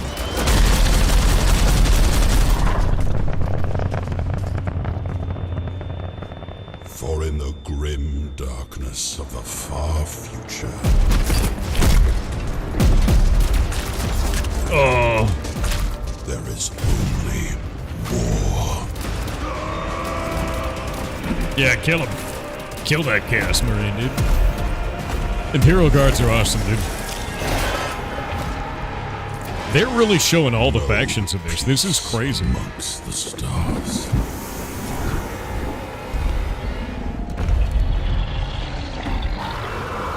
Only an eternity. Yeah, they're doing a... This is an awesome cinematic, dude. Slaughter. And the laughter of thirsting. No, dude, he's totally a Verses chaos are being god. placed, He has to and be. whatever happens, you will not be missed. Does he move? Where's the movement? You said he moved.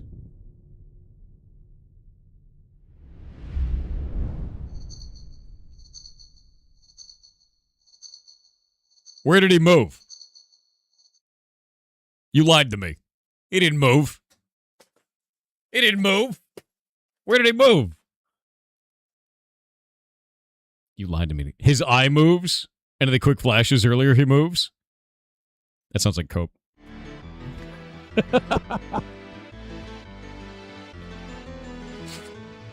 It is official. It's an official video. Yeah, it's an official video. Honestly, though, I know this is gonna be kind of, maybe this is a lukewarm take. I think if they wake him up, it ruins the game. Like, I really do. Actually, I don't think it is possible for them to have the Emperor come back to life in a way that makes sense for the story of 40K. And here's the reason why. If he wakes up and he is a Chaos God, humanity has no way to travel through the warp anymore.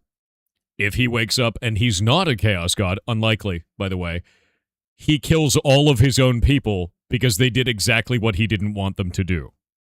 And last time people did that, he killed them all. So I don't see him waking up actually working in any way. Like, there's no end game there that functionally works, storyline-wise. He has to wake up, the great game is reaching its climax. Bro, that just sounds like... That sounds like there's no way they could do that. They can't. How could they do that? The whole point is the great game can't reach its climax. It can't end. Like, if he dies, then humanity stops being able to use the warp. Like, the Imperium of Man stops being able to warp travel. And all of those worlds become isolated. Right? Look closely when the Emperor's face is flashing. If they wake him up, it's madhouse shit. Like, I don't know what happens there. Yeah, the point of Warhammer 40K is eternal war, exactly. If they decide to reach a storyline climax with that, what happens? Doesn't he get reincarnated anyway? He does, as a perpetual, he'll come back, but we don't know where or when. It could be a while. You know? Yeah, the great game not ending is the point of the game, exactly. Oh, dude, what if it's Warhammer 50K, the search for more money? What if it is? What if that's what happens? What if they're like, it woke up. Warhammer 50K. New minis. It's post-apocalyptic even more now. You have to play on an isolated planet. Every planet has its own minis. Billions of planets, billions of minis.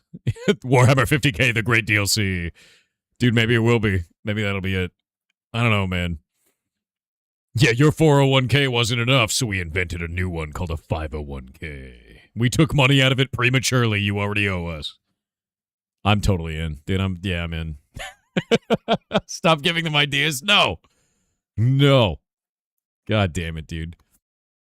But no, I'm actually, I don't know. Maybe it works. I don't think they can wake him up. How do you guys think they can wake up the Emperor and make this actually functionally work as a storyline component? Because I can't see it, man. Like, I really can't. The only way that I see that going is ruining Warhammer. Legitimately. Because, like, if they wake him up and he's fine, he kills everybody. If they wake him up and he's a Chaos God, he kills everybody. Like, nobody wins here. The only way they could do it? The Adeptus Mechanicus. What if the Adeptus Mechanicus is the only way forward? That would be it. That'd be the only way, right? You know, like, I don't see another way where humanity moves forward in any possible way without that. Although the Emperor as a servo skull would be pretty funny. That would be funny. The faction that the Emperor hated wakes him up. No. The faction the Emperor hated fights against him when he awakens. Right? Like, it'd be the only way to do it. The AdMech would ruin it. The head mech always ruin it. That's their job. Yeah, Servo Skull Emperor, dude. Maybe that's what's happening. Maybe he's awakening as a servo. I mean, it's fine. You know?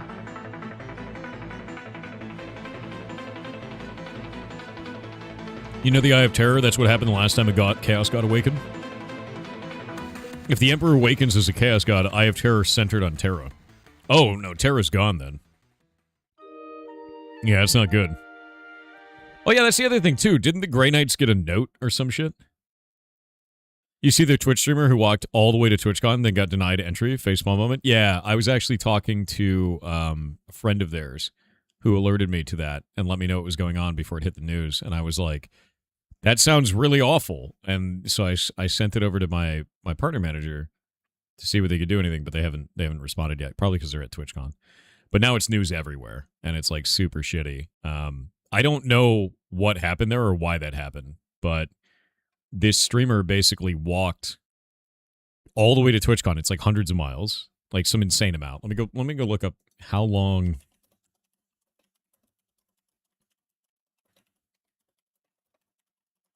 Yeah, no, it's awful, dude. It's like really kind of, yeah, he walked 340 miles for 27 days from Germany to TwitchCon in Rotterdam. And when he got there, they said that his ticket had been refunded and won't tell him why. And he's not allowed to go to the event. And that's it. And he's been unable to get any type of information from the event in any way. And this kind of just keeps going back to the same thing. Twitch, if you've banned him, his account isn't banned, by the way, on Twitch. His account is not banned. If he's been banned from the event, you need to tell him why. Personally, I don't care if he's banned or not banned. I care that Twitch is not communicating to the guy. Tell him what is going on. That's so shit, dude. Like, that's so shit. And, like, I just don't know why they've decided to do this yet again. It's like every TwitchCon, there's something like this. I'm like, why, dude? Yeah, so it's Scarred Excess, that's what people are assuming online, but nobody actually knows, because Twitch won't tell him. One huge issue in a novel, the Golden Throne has a bomb in it. If he moves or dies on the throne, Terra blows up. Oh. So it's like a gigabomb. Cool. Yeah, communication's the biggest problem there. Like, I don't care if the guy is supposed to be banned or not supposed to be banned, or is banned or is not banned. Like, none of that is relevant to me in any way, because there's a lot of, nuance and bullshit, and I don't know enough about the guy to make a determination. I want to know why Twitch is not just communicating with him and saying you are banned for this reason. That is like basic communication skills. And a platform doing that is just absurd to me. Yeah, no, it's just really strange. Vulcan is the only one that can trigger the 7 hammers. What is the 7 hammers? Yeah, okay, you've gotten deep into 40k lore that I don't even know what's happening now. The Golden Throne is a toilet. Are we going to flush the Emperor?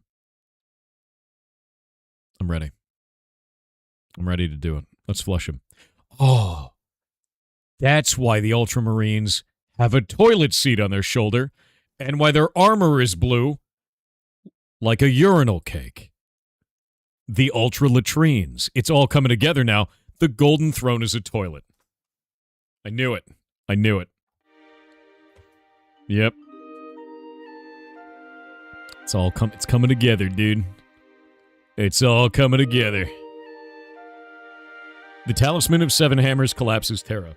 That's interesting. But yeah, no. To be clear with you, Kickflips, it really just comes down to this for me, is that Twitch has a very serious problem with communication. They're like that with small streamers. They're like that with large streamers.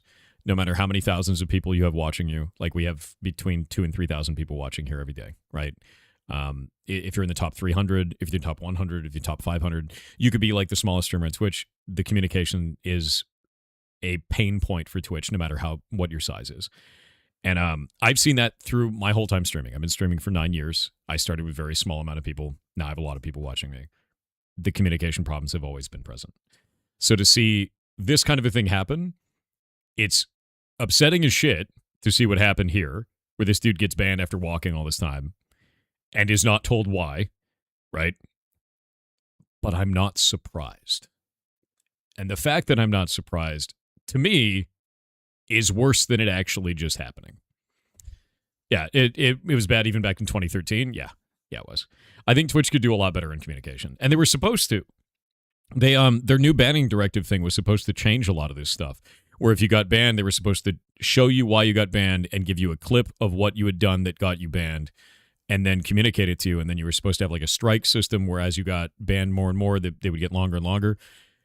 And even after that, I've talked to people who've gotten banned, and they're like, I don't even know why I got banned. They didn't even send me anything. I had to like go through my partner manager to find out what happened, and like they find out like a week later. So like even then, they're not sticking to it, the thing that they said they were going to do. So it's like, God, who was banned? It's a streamer named Kuma Monster TV. He didn't get banned. He's not banned on Twitch. He did an event where he walked 27 days, covering 340 miles from Germany to Rotterdam in Europe, to go to TwitchCon Europe, to go to TwitchCon EU. When he got there, they wouldn't allow him into the event and said that his ticket had been refunded and refused to tell him why.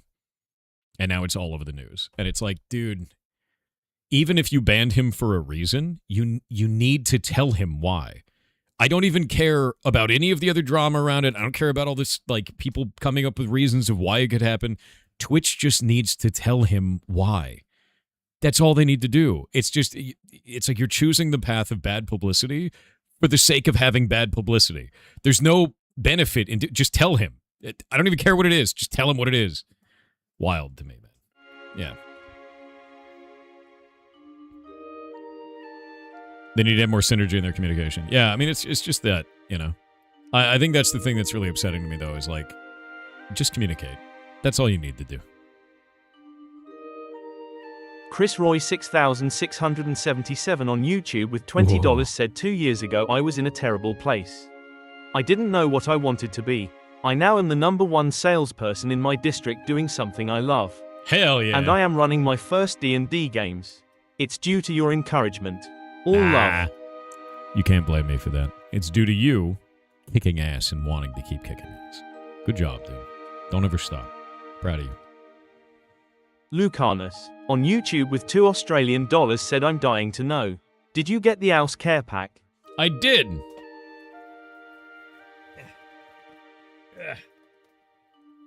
Make sure it's not.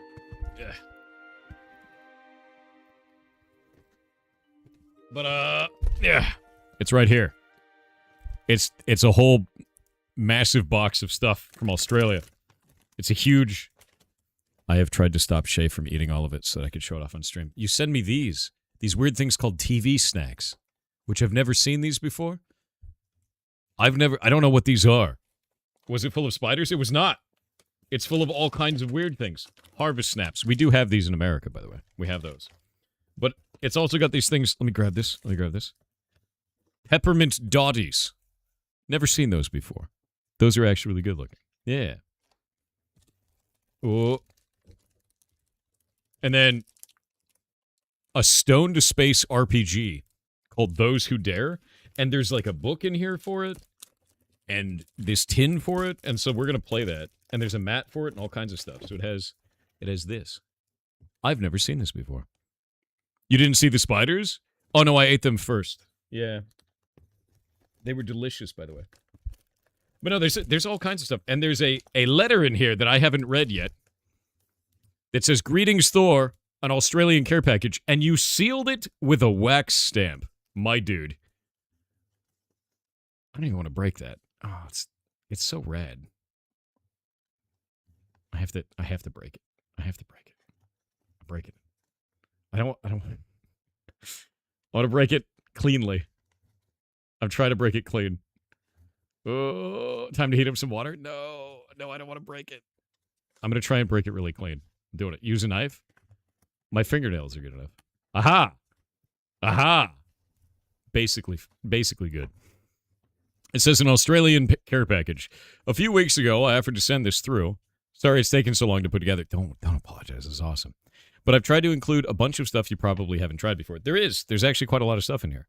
I want to say thanks for your constant encouragement for people and to go and make games. I've been wanting to make a tabletop games for years, and over the last 3 years, I've been trying to get a little indie studio off the ground.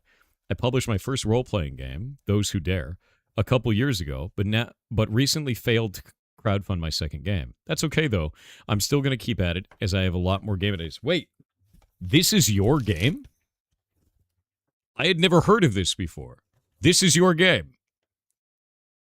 That's freaking rad, dude. I'm definitely going to play it. We have a board game day where we play stuff sometimes, where Shay has friends come over and we do that. We'll do that. My next TTRPG is going to be a high school Lovecraftian game, balancing school life and sneaking out at night to contend with eldritch horrors. That is sick. I like that setting. I know you're wanting to come down to Australia soon. If you're interested, we'd love to have you join us for a playtest game. Or I'd just be happy to suggest some things to do in Melbourne. I would love to do that. 100%.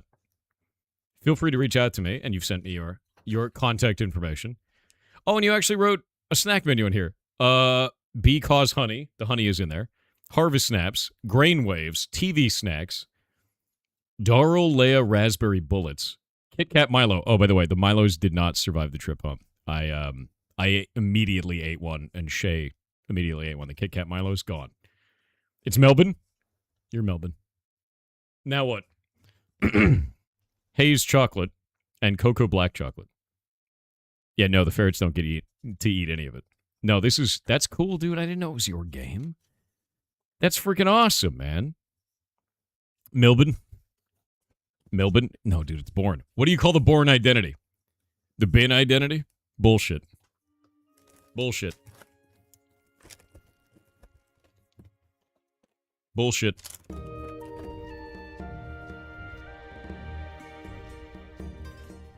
Super nice of you, dude. Yeah.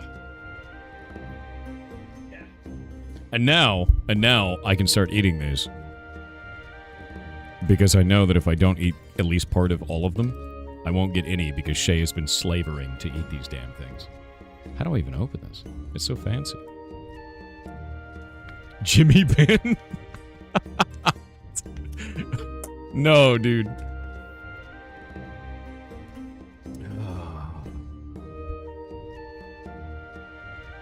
That's such a Melbourne thing to say. Is it OG Melbinian? Melbourne. Ridiculous. Actually ridiculous. Oh my god, they're amazing. What the hell? Bro. I just ate a peppermint dottie. I never knew I needed that in my life. God damn. That's really good. The mint in that is really nice. Hell yeah. Central on Kick said Sir Pigs, huh? It definitely should bring to the table innovative solutions and run indie games up the flagpole. Yeah. Devs surely will drill down on the data to increase performance and synergize across departments. Maybe even pivot to new strategies or, dare to say, think outside the box, but that will boil the ocean too much, so we should circle back on that later. We also need to align on the key deliverable just to piggyback on the Q3 reports and experience unilateral growth across all verticals. Why do you hurt me this way? Why? Why? Why must I endure this corporate pain? Break down the silos? It's in the ticket. Go read the JIRA ticket, chat. Corpo PTSD, yes. Brought back some bad memories? Yeah. It is to make you stronger? Bro, I got so much stronger when I left that shit. No more corporate crap for me. I hate that. Escape. Roblochnik_McDuba on Kick said hello Loblin Gord. I mean Goblin Lord. God damn it. Anyway, I recently cancelled my crappy 5G mobile home internet and got basic R cable internet, we had this stuff. 1 gig for $50 a month. Wait. Do you have any advanced tips a Wi-Fi consumer should know that you've learned from security, DEF CON, and other experiences? Things like partitioning off smart appliances or blacklisting domains. So, there's a couple of things. Number one, turn off WPS. You don't need that shit anyway. Two, VLAN away all of your IoTs, whatever the hell that is. And three, start monitoring the traffic on your network to make sure that one of your IoT devices hasn't gone rogue. All you really have to do is look to see, like, oh, like I said earlier, is my my washing machine, is it sending a gig of traffic a month? That's probably wrong. You know, basic shit like that. You also have to really think about, like, hey, do I have a lot of people in my area? Am I in a highly dense area? Do I live in the middle of a forest? If you live in the middle of a forest, who gives a shit? No one's going to touch your shit, right? But if you're in, like, a city, yeah. You know, like, yeah, pay attention to it. WPS is a big one, though. A lot of people don't actually know to turn that off. But how many of you guys have WPS on your router? Or don't know what that is? I think actually might be really more helpful. WPS is dumb. It's not great. It's really stupid. It is an 8-digit code that you type in to pair something with your router, right?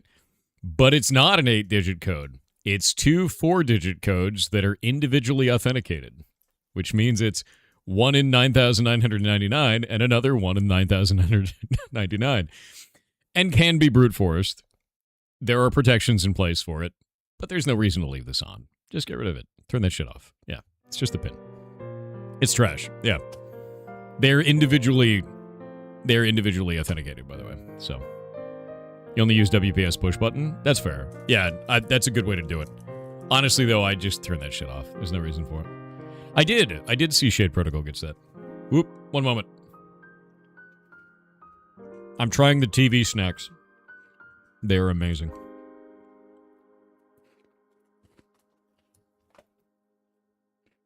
You rent your router, though? Not your problem, then.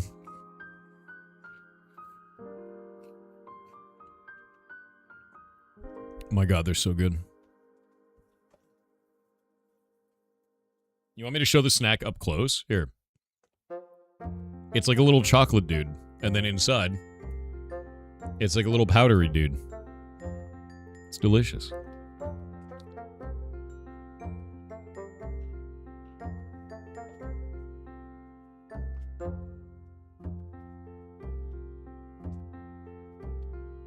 Yeah, it's like a Twix, but small. And drier somehow. Good.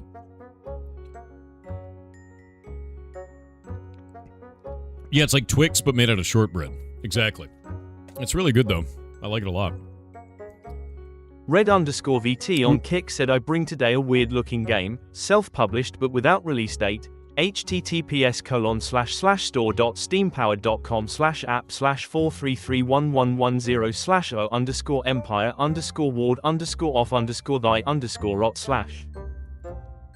O Empire, ward off thy rot. That's a crazy looking video game.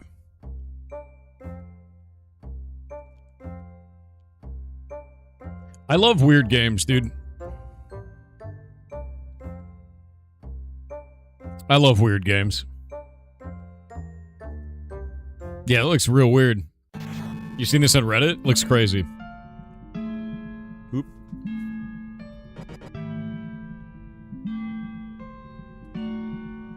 We looked at this once, did we? Let me look. Let me look.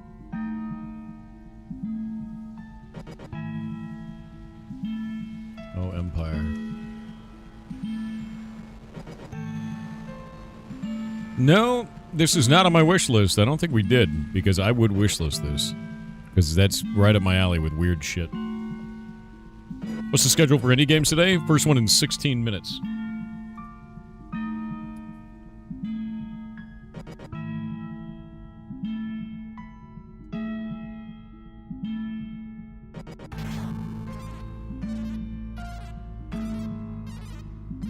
Let me see here.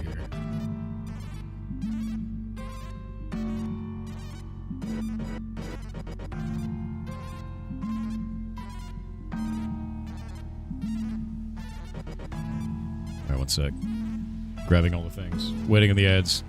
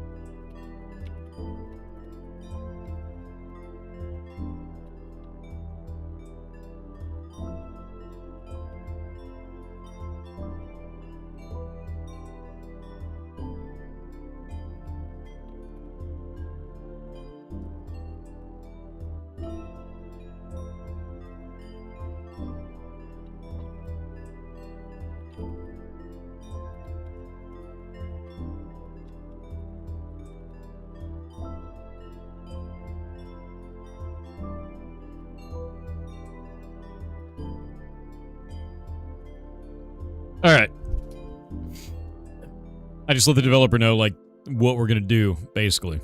We'll have it all set up. Looks sick. Just wishlist it. Yeah, this looks really cool. This is not from Pirate Indie Game Show, but, like, look at this art style, man. Like, I love that. It's like an analog horror game, right? It looks really wild. I like that they're using, like, if we look at this, have you ever seen, is it called pitch shifting? Pitch tilt? Let me see. Pitch tilt photography. I don't think that's the name. I think it's something like that. Tilt shift photography. Tilt shift. Who here has never seen tilt shift photography before? Who's never seen that? Yeah, tilt shift. I couldn't remember the name.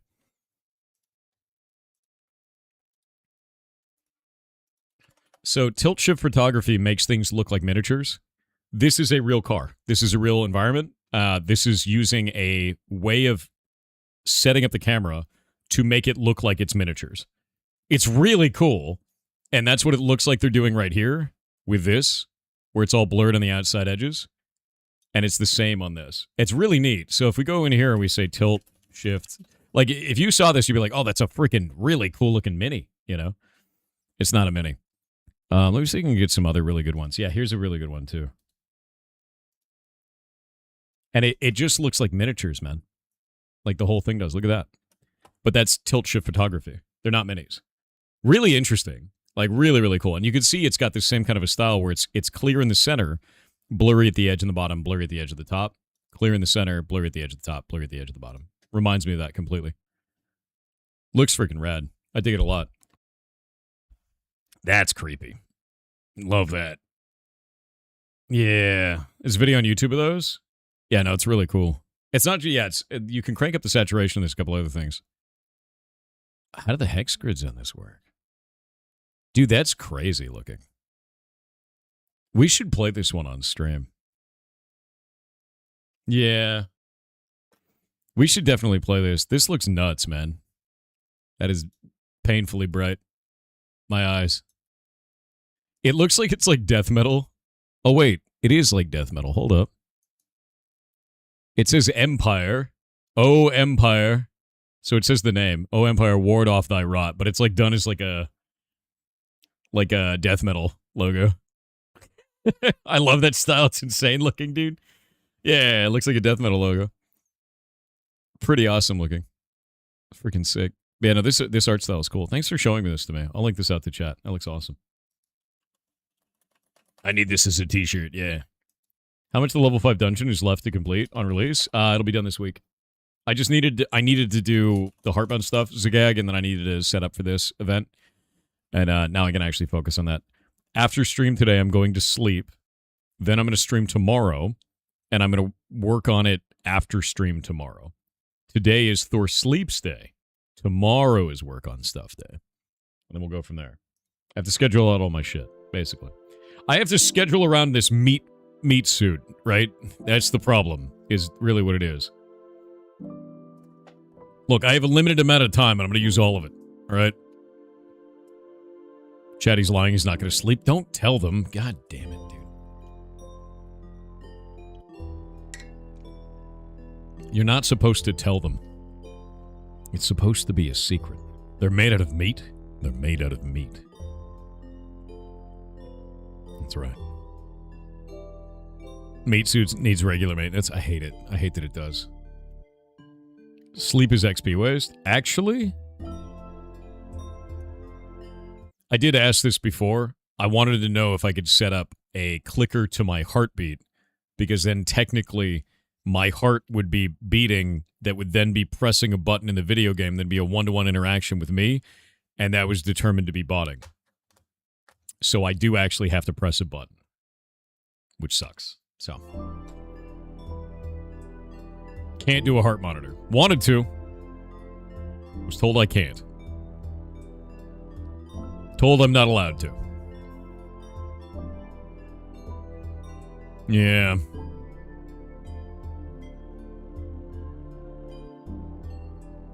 Your heart is not physically pushing the button? We could make it.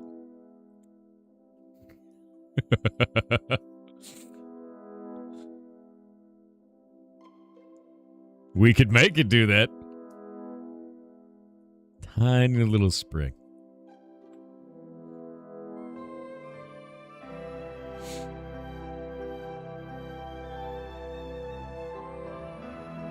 Can you imagine someone that's a loud snorer setting up an audio switch to hit the button? No, you actually have to hit the button. It's got to be a one-button press. It's also one press to one action in the game, is what is required. I used a foot pedal for agility, so we were able to pull it off. We got 8 minutes. Is a Chris blink Roy loud? 6677 on YouTube That's cool, with Red. $5 said, PS, if you want to save on phones and service, just reach out. What? Can help. Everyone not on Verizon business account is almost always overpaying. Really? Is that true? I pay so little for my phone. So little. Bot kill it? Maybe I will. Range drifter? What is range drifter? Like a type. Yo! Okay, that's sick. Is that all ASCII dudes? That is freaking awesome. That is really cool. Is that multiple layers? It is. Oh, I like that, man. No, that's really cool. Yep. It's already out. Oh, that's freaking cool. Your eyes? Don't worry about it. Don't worry about it. It's for us old people. A little bit of net hack, a little bit of rogue. Yeah. That's cool as hell. I dig that. Pressure sensor in your mattress. You're moving during sleep for sure. No. I cross my arms and hover over the bed like everybody else. Why would I be moving? What? That's ridiculous. Absurd, really. Ace3412 on Kick said Kick TTS is working. It is. It is working now. Good. All right, one sec.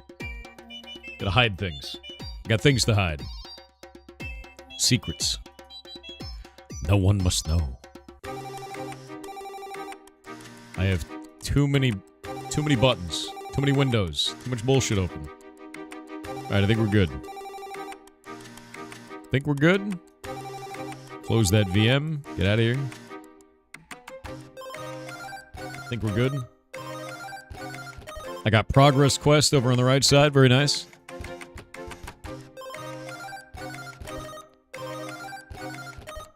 All right. Progress Quest. A Rune Scapi. What's happening? Got 5 minutes. Man must have so many missed calls, I know, right? I never answer the phone. Troy Tech on Kick said refund yo. Completed my first commission with my laser engraver. Made 17 total double-sided goblin tokens and some had 5 goblins in the shape of a 5 others 10 in the shape of the number 10. Dude, that's then right. some that are 50 to 100 to 501k and 10k as well. Now I just gotta get paid. Was playing with my neighbor's dogs Calvin and Klein. They are boxers. Think that's funny? My friend has parrots named Copy and Paste. They repeat everything. When my uncle was a sheriff, the K9 unit apparently had Starsky and Hutch. Dude, honestly, Copy and Paste are probably the best parrot names I've ever heard. That's phenomenal. I love that. ZIGAG on Kick said the Pirate Indie Games Show. Yeah. Why is there a show for pirating indie games? Kappa, Oh. Whoa. Don't worry about it. Pan Miyagi on Kick said so sad the Kick TTS does not work. If I it know, worked, right? I could send this TTS. But since It's it very does not sad. work, this TTS did not work. Yeah, it's Wait, why am I reading this? Don't worry about it. No, it's fine. Let's not talk about it. Clockwork Piece on Twitch said you have been cursed with Among Us pareidolia. Keep that meeting button close, and your friends closer. You can see Among Us in everything, dude. You already could. That's just how Among Us works. Among Us. In all media. In all things. I'm gonna have large hair for this. It'll be great. Ari McBrown on Kick said so. If at the end of the season there's a winner, would they be called the Goat Pig? No, there's no winner. There's no winner. It's not a contest. Supra Chicken on Twitch with 300 bits said fun fact. Kermit the Frog is canonically responsible for 9/11. No. In the 2002 movie, It's a Very Merry Muppet Christmas, we see the New York skyline absent the Twin Towers. In one part of the movie we are shown a vision of the world if Kermit were never born, and for whatever reason they used stock footage that includes the Twin Towers still standing. Is this Thus, like... according to the movie, something Kermit does in his younger days leads directly to the attack. Is this the level of conspiracy that we've gone down now? That's bullshit, but I believe it. It's kind of how that feels at that point. I love conspiracy theory, and they always get born of weird shit like that. And then it'll turn into like Kermit knew somehow, and like the amount of madness that will spiral out of that is just horrific. That's just how that works. God, I love conspiracies on the internet. Yeah, Kermit the Frog. Snowy Sparklers on Twitch said, "Hey Thor and chat. It's Sparkling Spite from YouTube here to say I'll be timestamping the VODs like I did in December. I can't wait to see what games have been chosen this time. And Thor, breathe, it will go swimmingly." It'll go swimmingly. It'll go great. My hair is getting in my mouth over and over again. It's fantastic. It's too fluffy today. I fixed my hair by using that shampoo, and now my hair is fluffy all the time. And I can't fix it. It's just constantly, like, soft. How does it taste? Like, soft. It's not good. It's not good. Ultra_soda on Twitch said, "Quick, while Thor isn't looking, steal all the beef." Oh no, he noticed. Cheese it. Red already got the beef. I didn't get the drop. Red got the drop before me. I still haven't gotten it. I'm at like 600 kills now. I did another 50 kills today. I'm sad. I'm sad about it. Are we pigs yet? 1 minute. Nico Spud on Twitch with 500 bits said, "Anyone in chat who plays D&D and wants a cool space opera setting, please check out neonrpg.com for the Kickstarter for Neon Odyssey. I don't think you've It seen has that already surpassed Legend of Vox Machina's Kickstarter total, and some of the stretch goals they have to come are incredible." yet. I have not seen that, actually. I haven't seen it at all. I don't know anything about it. It's pretty cool seeing, like, how many just awesome Kickstarters there are now. Because, like, there's just been some really good shit coming through. And it's been nice. People are trying harder and harder on Kickstarters and, like, doing some really amazing stuff. So, hell yeah, man. It's from Legends of Avantris, folks. Really? No shit. Myrionyx on Twitch said, "Thorblin Goblord, good evening sire. If you haven't yet, the cannon combat on sailing seems like it's pretty profitable when hunting rays. It is, yeah. The barb they drop sells for quite a bit on the Grand Auction Exchange House." It's pretty good. I actually started doing Temporus, whatever the hell it is. The one where you shoot fish at him and he dies out of cannons, which is hilarious. So I started doing that, and I gained like 20 fishing levels today. So I'm at 51 fishing. I have 56 cooking now, and I've just been doing that, but I haven't gotten my barrel yet, which is upsetting. Anyway, it's time. You guys ready? You guys ready? Let's start the first game. Let me go grab it.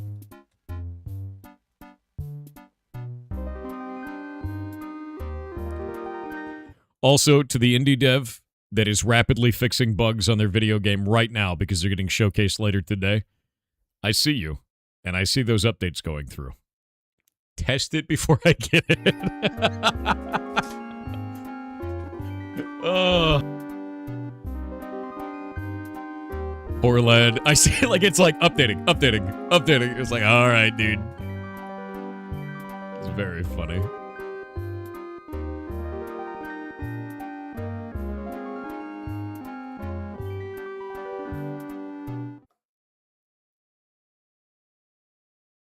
Okay, 1 sec. I'm going to wait for it to load up. It's going to take a moment.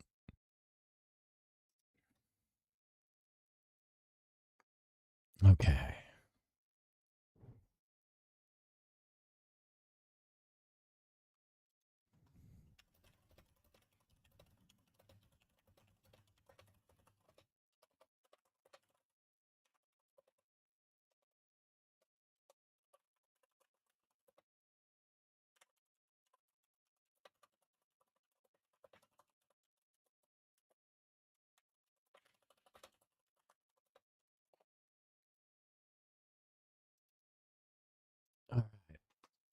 Should have everything set up.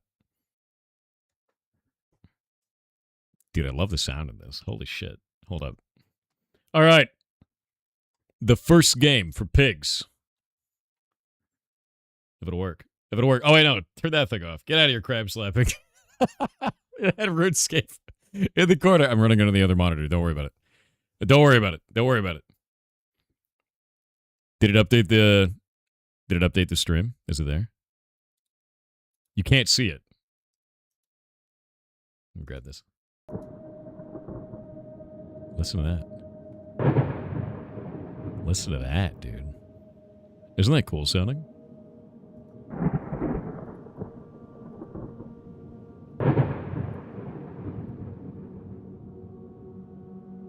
First game is going to be Rogue Voltage. Listen to that. That audio is actually fantastic. And look at the graphics on that.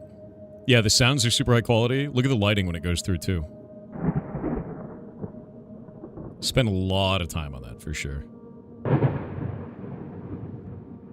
going to look at the settings first. We got music, sound effects, ambience, full screen, colorblind mode. That's nice. Love that. Game speed, step-by-step mode. Every module will prompt for priority in the firing sequence. Use this for complex maneuvers. It's got a Twitch integration as well, which I was told you can turn on after the tutorial. All right. I'm going to play the tutorial first. The year is 3000 and something. Always good. Yeah, Devin chat. The world. Well, let's say it's gotten pretty much destroyed. The few survivors of the Gravistrophe live in scattered campsites. Oh, dude, that's cool. Hold up. The modular rack. In Rogue Voltage, you construct machines from modules that you wire together.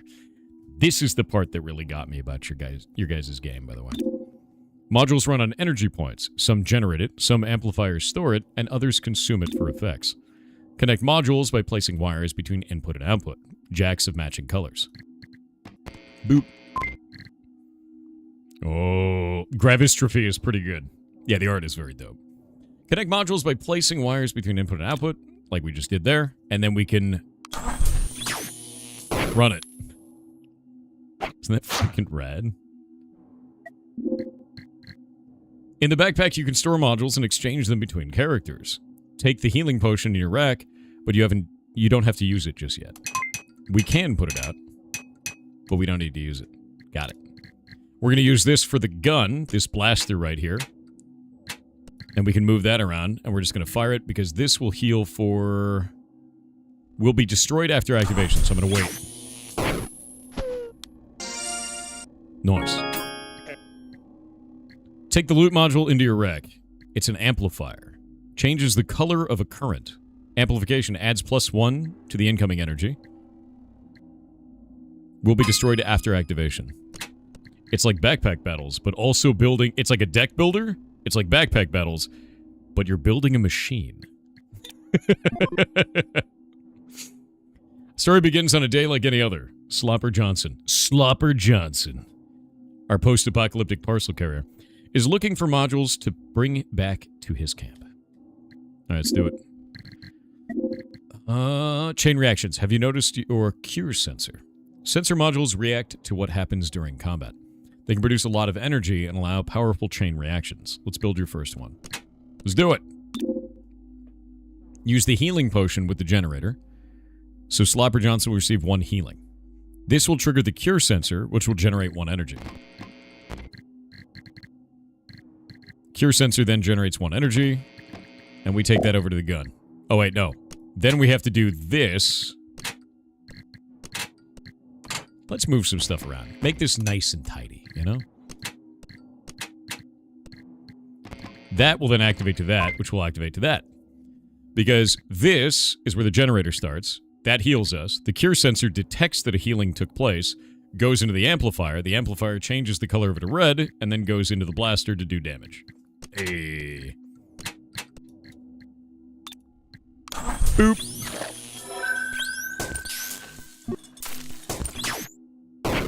Look how freaking sick that is, dude. I love that mechanic. Yeah, this is cool. And it amplified it, so it actually increased the damage because the amplifier ramped it up by 1. So then the blaster did 2 damage instead of 1. So you're going to build crazy chain reactions. Can be charged or discharged. And it doesn't crack. So we can just keep that thing running. So whenever we get healed, we can store in the condensator. Stores up to 2 energy throughout turns and battles. So it retains between different battles, too. You forgot your regeneration cell. Isn't it your most important module? Let's get rid of these monsters together. Ooh. Slopper Jackson. Oh, man. Move the regeneration cell into the shared backpack. Switch back to Slopper Johnson. Oh, dude. Wait. Wait, he has so many machines. What does this do? At the beginning of the turn, remove 1 stored energy to apply 1 healing to the player character with at least 1 HP. Okay. So now, wait. If we get... I have an idea. If we power this on the first turn, that will activate this, which will store energy. Then I can move this to here and connect it to there and make it so that every turn I am generating and then condensating and then using 1 energy to heal myself, which will then generate another energy. Infinite healing. This is the way, chat. This is it. Or we could just do that. Right? Wait, can only discharge and charge. Oh, I see now. We can't do both. Can only be charged or discharged. Oh, that's why you stopped me from doing it. I knew. I knew too much, too early. What if we do this? Apply gravity charge to the target. Amplification adds +1 to incoming energy. And his dual generator generates 1 energy on both output jacks on activation. That's interesting. These are going to get really complicated, aren't they? So if we do that... Oh, I wish there was a way. I wish there was a way. If I heal myself, it'll just charge the battery. I want to charge the battery. Alright. Let's go. I love that we have... Oh, look at the timeline, too. The timeline shows the succession of the upcoming turns. Now it's Slopper Johnson's turn. Afterwards, time will tick forward, and in 4 time steps, it'll be Chronocat's turn. 2 steps later, it'll be Slopper Jackson's turn. I love the way that you've done this, where it shows all of the characters that are on the board, and like how much further they are. This looks really good. I like that a lot, actually. Usually they condense it into like one go. That looks quite cool. Use this turn to charge the regeneration cell. At the beginning of Slopper Johnson's next turn, it will apply 1 healing. I'm already doing that. Wait, no. I'm doing it a different way. Yeah, okay, we're doing that. This is fine. Boop. Charged it. Why didn't that work? Wait. Accelerates combatants. Pulls them forward in the timeline. Slows down combatants. So we can do grav charge negative and pull them forward in the timeline, or grav charge positive and push them back in the timeline. Chronocat just applied +2 to Slopper Johnson, pushing this turn behind that of the Fox. That's really interesting. Slopper Jackson can also manipulate the timeline with his decelerator. Push the turn of the Fox behind that of Slopper Johnson again. This way you can defeat it before it even gets to take its turn. So you get... Effectively, you get time magic. Okay. So this one decelerates. That one does damage. There we go. So pushed him back. And then we have 1 damage. We'll do 1 damage to him there. That'll heal him up. We've now stored 1 energy in this, right? Sensor module loses all energy if not discharged by the end of the turn. Route it to the condensator. where it'll be amplified and stored. Okay, done. That is already amplified, right? Because it's got +1 on it. Or does this have to go to there?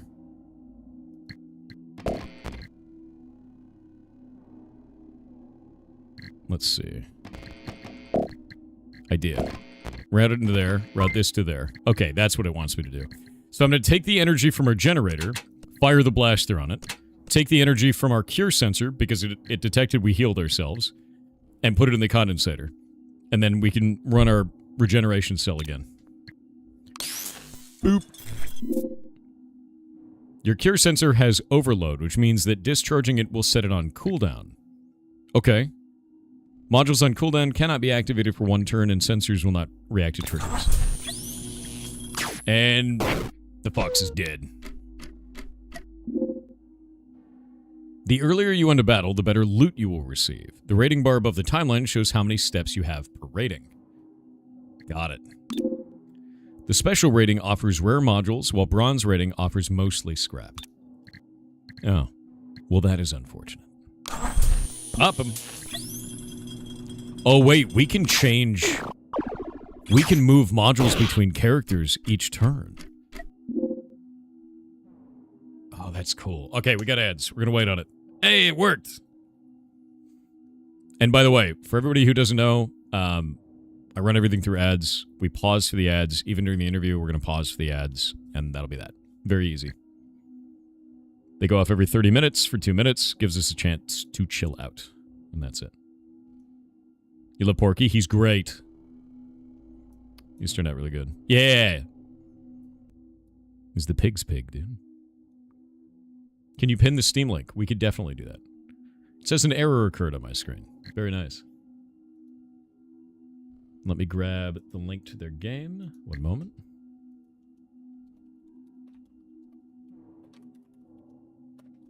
When is the indie showcase you're doing? Right now. You're watching it. It's happening now. It's so funny, dude.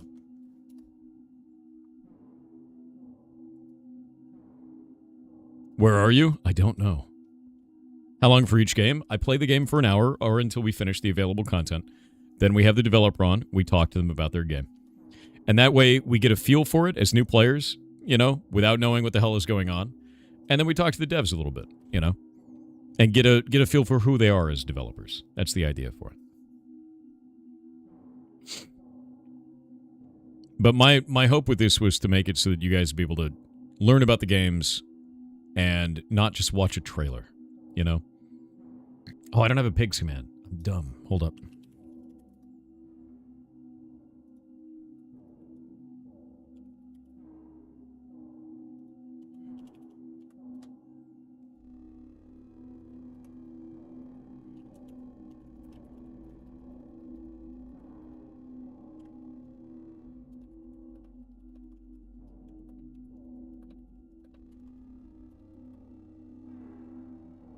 Okay, Pigs command is set up.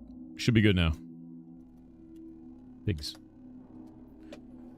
Oh, yeah. All right, we are back from the ads. So, we can discharge the condensator, and that should now have a charge of 2 because it amplifies when it goes through. So I want it to do 2 damage because I believe he only has 2 HP left. And then we're going to wire up, let's see, this to heal ourselves. Because we get 1 there, it'll heal me. And then this 2 turns into 2 damage because it deals 1 damage per charge that goes through. And we should be good to go. There we go. Let's get a bonus heal. Take the loot module in your rack. Plasma Converter. Converts energy into valuable plasma. We have a new resource. What does plasma do?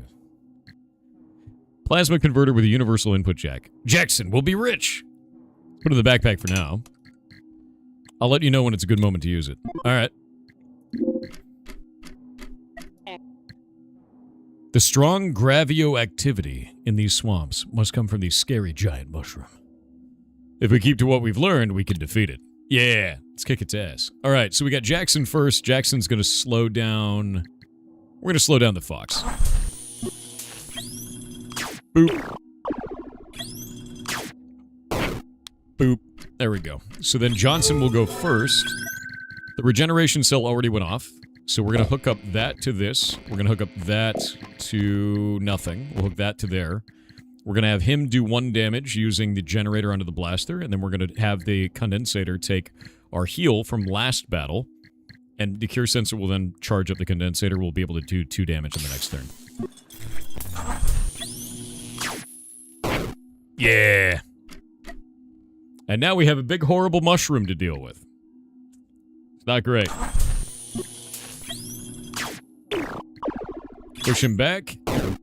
So what happens if they both get their turn at the same time? Okay, it goes from the top to the bottom. Got it. What is equilibrium? Strange weather phenomenon that circles the surface of the Earth and equalizes grav charge. Oh, it removes the gravity charge. That's interesting, actually. We're going to have this go over to there. We're going to have this go to there. And we should be able to do 2 damage. Got it. Oh god, he farted on me and I'm slow now. It's not good. But the gravity charge gets removed because of the equilibrium. Oh, but it only goes down by 1. Did he just get hit with lightning? You know, I'll take it.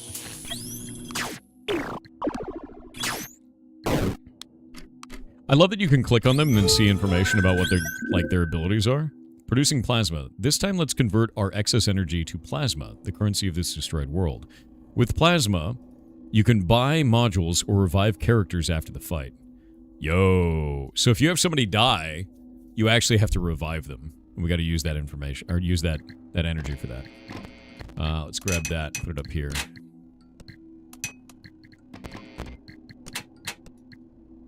Oh, that way I'd probably want to do the battery for that, wouldn't I?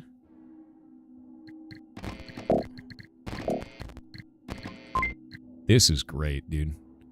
This is what it wants me to do, but do I have a charge in here? No, I don't have a charge yet. I have a +1. I think it's going through. Or would go through. But these guys are all going to die, so. Boop. There we go. Nice. A potion factory. If I use it to construct healing potions, we can generate even more energy with your cure sensor. Yes. Okay, so now he can slow or generate a potion. Or deal damage or generate a potion. Because we can apply gravity charge or... Oh, he's got utility now. He's got mad utility. Kit category has been added. Ooh. Is it already done? Let me change the button. One moment.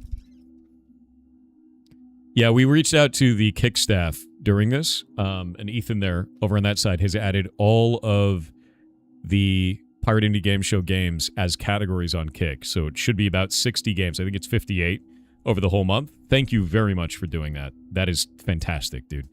I'm going to go set it up right now so that category will go through, because it's set to indie games right now. Yep, there it is. And I will go hit the button. And it should have changed now. Let me know if it went through. Yeah, that's a really cool thing to do. Thank you guys very, very much, dude. Did it work? It worked? Hell yeah. That is awesome. Yeah, thank you very much for doing that. That's a huge deal, man. Back in camp, use your plasma to heal or revive your characters. You can also buy material to construct and upgrade buildings. Oh, dude. Wait. You guys did like a building mechanic between rounds? Oh, that's freaking awesome, dude. Oh,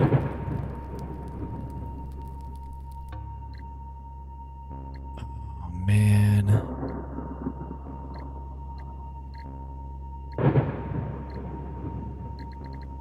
Buy one material and set up a trading post. How do we buy the material?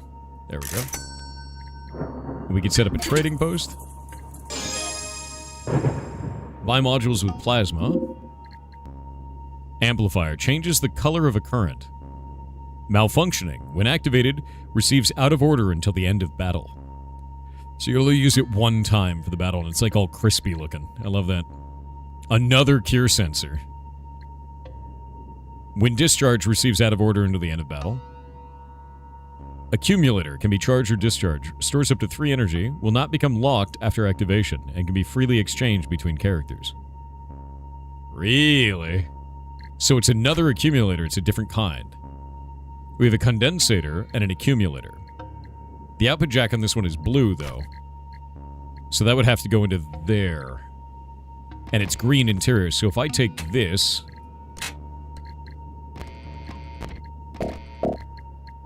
Can only be charged or discharged at a time. Okay, so we don't want that one. Maybe. Don't know yet. A cure sensor would be really good, even though it's malfunctioning.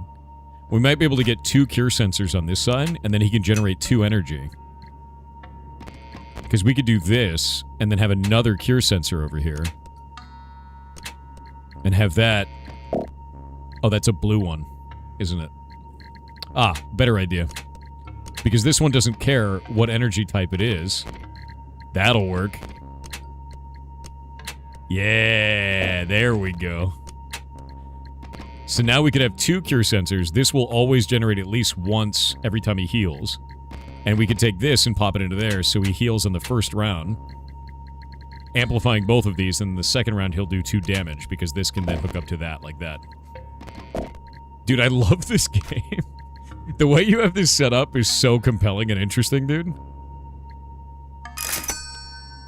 Nice. I bought it. And this can only be used once around, but that's fine. It's free. It's free points. 3 points. Got a micromanage? Yeah. Start the adventure again. Across the perimeter. The sewers. After the initial grav wave, many survivors sought refuge in the sewers, only to discover that also here the time distortions have taken effect. Some sections of concrete had aged 1,000 years in a second, becoming brittle and crumbled. Others became creamy, like on the day they were poured. Creamy? Ew. Ew. Alright. Okay, we've got... Hook that. We're gonna hook that as well. This is the grav charge. What is this one? Potion factory? I don't think I want to do that. I think I want to do grav charge on this one so we can push that bomb back. That's not good. No. No. I don't like bombs. Yeah, let's push that back behind Johnson and then shoot it. Thank you. Okay. Lad, where did all my stuff go? I have to rebuild everything. There we go. Wait, this... Did it change my colors? Wait. He's green now. Those were red before. Interesting. I know. I'll turn on the integration. Don't worry. Don't worry. I want to get the hang of this first. Then we'll do the integration. Don't worry. I'm going to shoot that thing first so that I don't take damage. We're going to do that. Yeah, these used to be red, but now they're blue. I wonder why they changed. That's interesting. No bomb for me. My bones! Build a potion.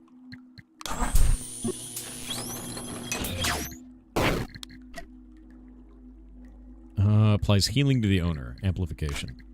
Let's just do that. You can just have it, you know? That's on cooldown. Got it. Let's go back over here. And...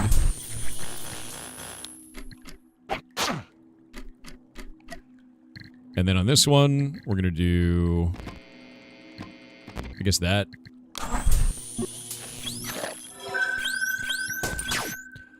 Oh! I just got 3 achievements at once.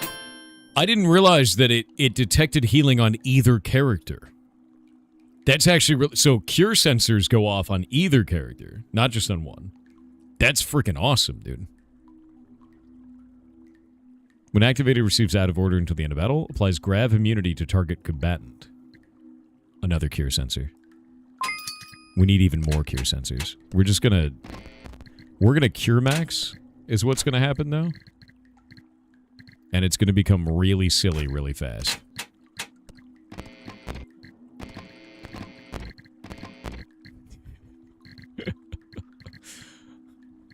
Chat. I'm either building a machine that will heal me and make me immortal, or a bomb. I don't know which one it is yet. We'll find out together. It's gonna be good. It's gonna be good. Alright. Integration. Channel name. Pirate Software.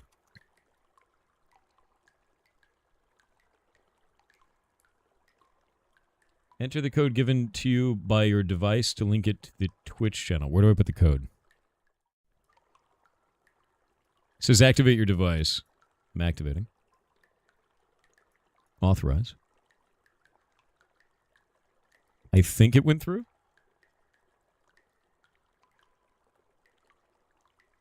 I think you need to toggle the little toggle. I have a toggle. Toggle the toggle. Did it connect? Is there an extension that I need to run or something like that as well? You think it works? What is it going to do in game? Will it turn monsters into the chat members? And now he steals the stream! Oh man, that'd be great. Chat votes for loot picks. Okay. Let's see here. We've got Slopper Jackson's ready. We're going to generate a heal potion out of him. And then we're going to have you do a heal. A regeneration cell. And we're also going to do a pushback. I'm going to push back Grav Sting. It's not that scary. Paw's not that scary. Neither of these are scary. We got to push one of these back. We're not going to be able to push them both back. So I'll push back the fly. And then we generate a healing potion. Deeply Medged. We're going to take this, put it over here, pop that in there. Now we're good to go. That will then fire off his gun. This now is going to fire off that. Because that's already been charged, right? Is that charged? Or is that still in here? That hasn't gone through yet. We have to do this. Do this. That'll charge it and amplify it. This is now doing this. Shoot the fly. Love this. This is going to heal him back up, which will then activate all of the cure sensors again. But this one's out of order. So I need this one to do... Oh, that one's also out of order. This is fine. We'll take that, pop it to there, take that, do that, but this is also out of order. Everything's out of order. What do we do? What do we do with this errant charge? Is that going to hurt me? It's probably fine. I'm generating too much energy. Oh, wait. Oh, no. What if it does hurt you? We'll find out. We'll find out what happens when you have rogue voltage. All right. Good. Decelerate you. Heal. Blows it up. Zap you. And then...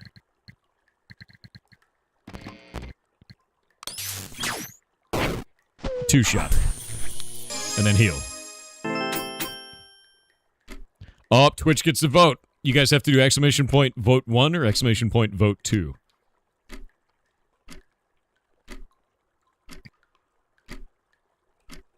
Oh, I just realized something. We have a command that is exclamation point vote. Let me disable that one real quick.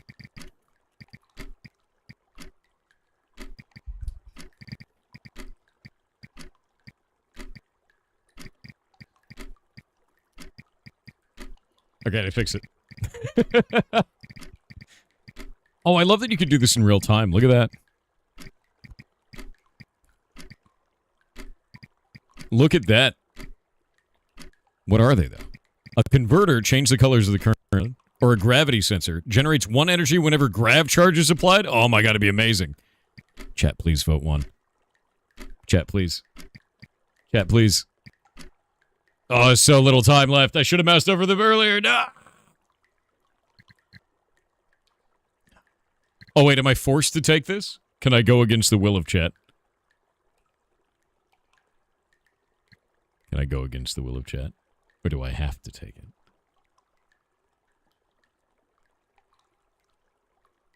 I can't. I have to take what they tell me to. If I don't, they'll riot. You know how it works.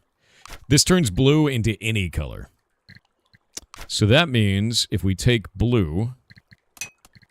Does this overload? Okay. So this overloads. We could do a blue into a gun. That would work. Goblins always win, that's true.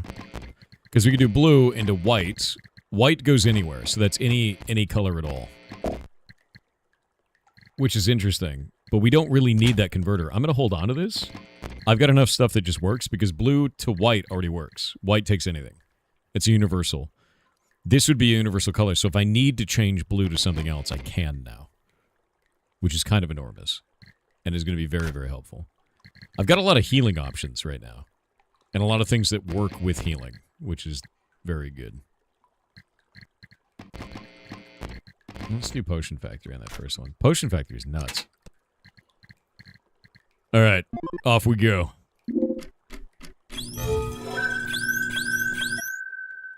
All the healing went through, so there's all our energy generation. That's gone through. Because from the last round I healed on him. Now... What is that? Fills might whenever it takes damage. Oh. Deals 1 damage and inflicts 1 module of grav recoil. If might is full, it removes all might to duplicate. Oh, no, no, no, no, no. I don't want... Oh, no, no, no, no. That's not... We don't want any of that. we don't want any of that. Yeah, let's pop that. Okay, I'm going to take this and actually just put it straight over there. We're going to push that thing back. It's not going to work, though, is it? Oh, this thing has an energy right now. Hold up. Yeah, we can pop everything. Boop. Oh, it's got might. Oh, wait, that filled the bar completely. Oh, God. It's going to make another. Ew. Oh. Why is it gotta be? It doesn't have to be this way, you know? It shouldn't be like this. It should be any other way, right? You know, chat? You know what I mean? We could just be like any other way. Let's kill that one. Gross. Hell yeah, plasma. Honestly, what, dude? Creeper? What are these words you're using? None of them are about indie games. Okay. Push it back. Now it goes behind him even further. And then we make it mad. It's gonna split, but it won't get the chance. Because we're gonna kill it.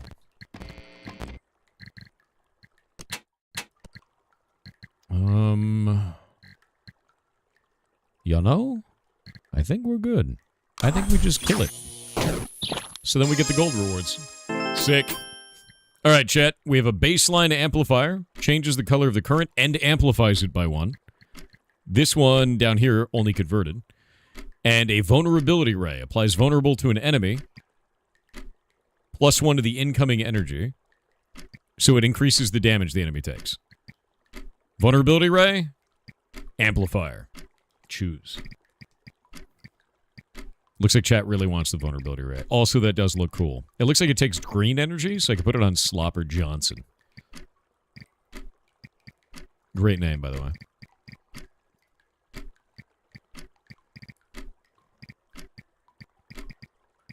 Hell yeah.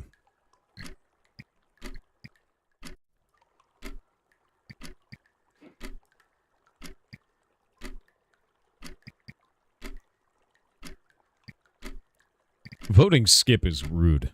That's rude. How could you? I do love the fact that you're using, like, plasma as a currency and that we can use that to buy facilities between rounds. I think that's a really cool feature.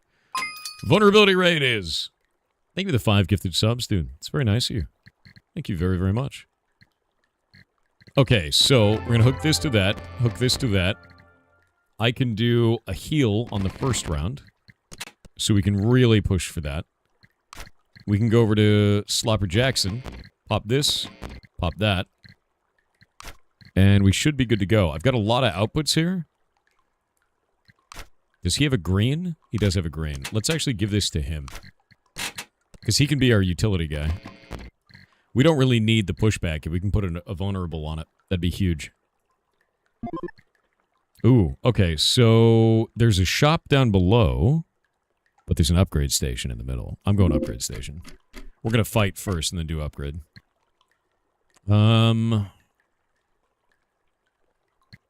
Let's do that.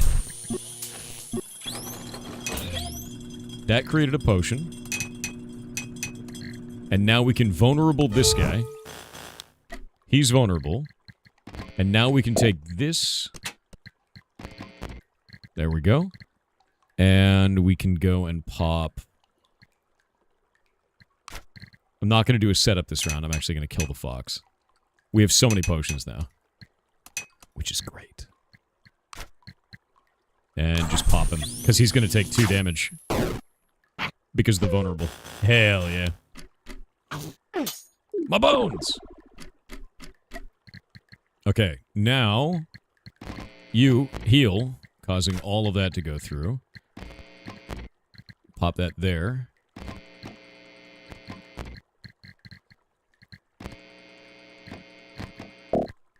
That's on cooldown. And we should have that. Alright. And then this.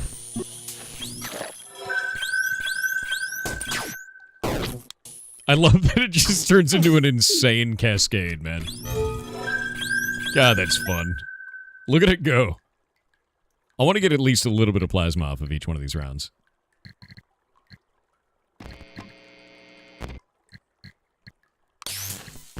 Boop. Boop. It's a really satisfying thing, yeah. Alright, we got 2 things. Chrono Sensor generates 1 energy whenever the turn order is changed, which we do all the time. And this one changes the color of a current, but it has crust on it. Prevents module activation. First incoming energy permanently removes the crust. Turns blue to white, and then we gotta decrust it.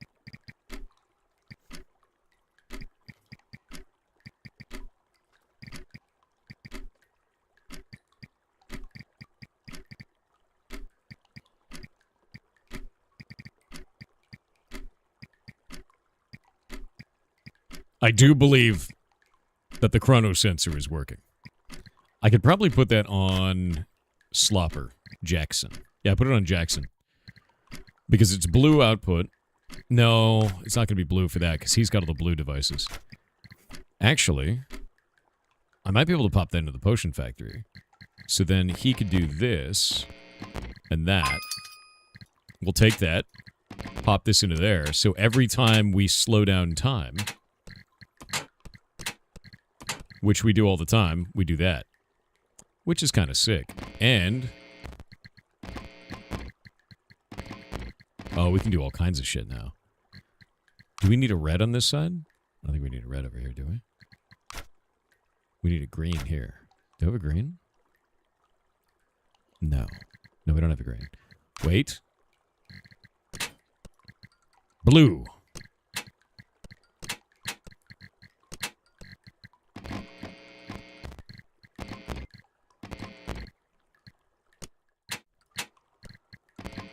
Hell yeah.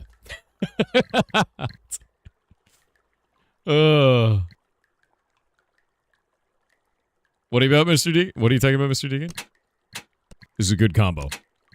This is good.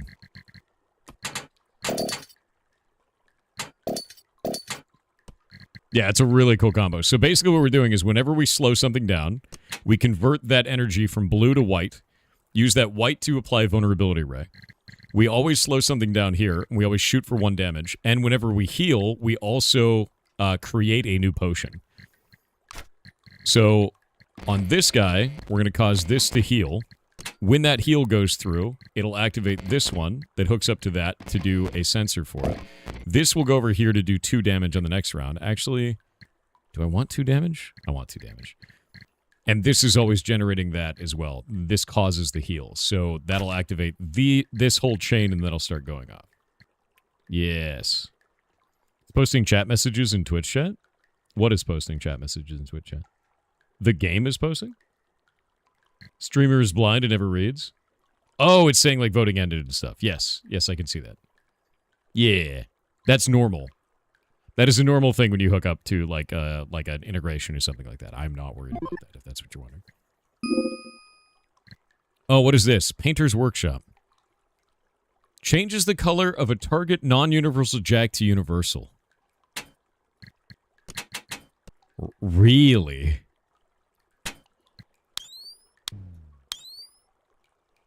Will be activated during next voltage sequence? Okay, so we have to put this on the board and then activate it, and it will paint one of these to universal.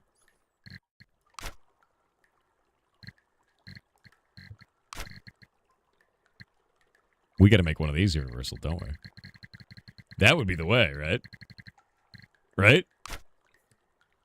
We got ads, we're gonna wait. Waiting on the ads. Give me more power, chat. More chain reactions. Yes. Yes.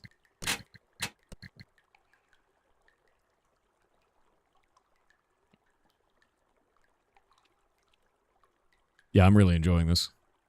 I love the Painter's Workshop. I love that idea. I think it's quite cool.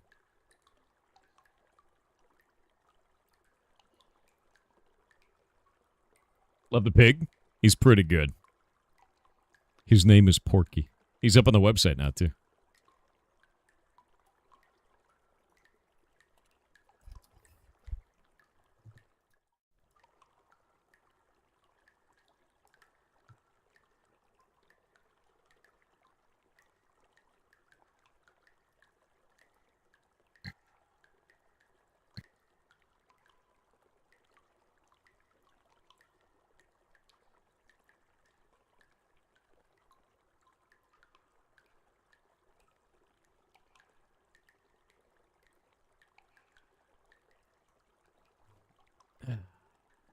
Porky needs a goblin. Goblin mount? Nah, dude. Look at him. Look at his cute little hat, too. Is there a list of games you'll be playing? Nope. The devs are free to go and advertise and let everybody know that they're going to be in the show, but I like to keep it a secret until you guys are up on there.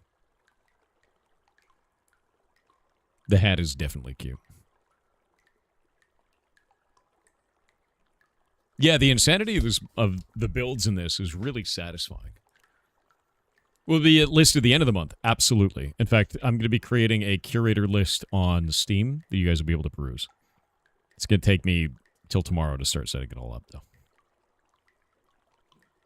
All right, ads are over. So the one thing that I'm getting out of this game so far that I really, really enjoy, the amount of freedom in connections that you have.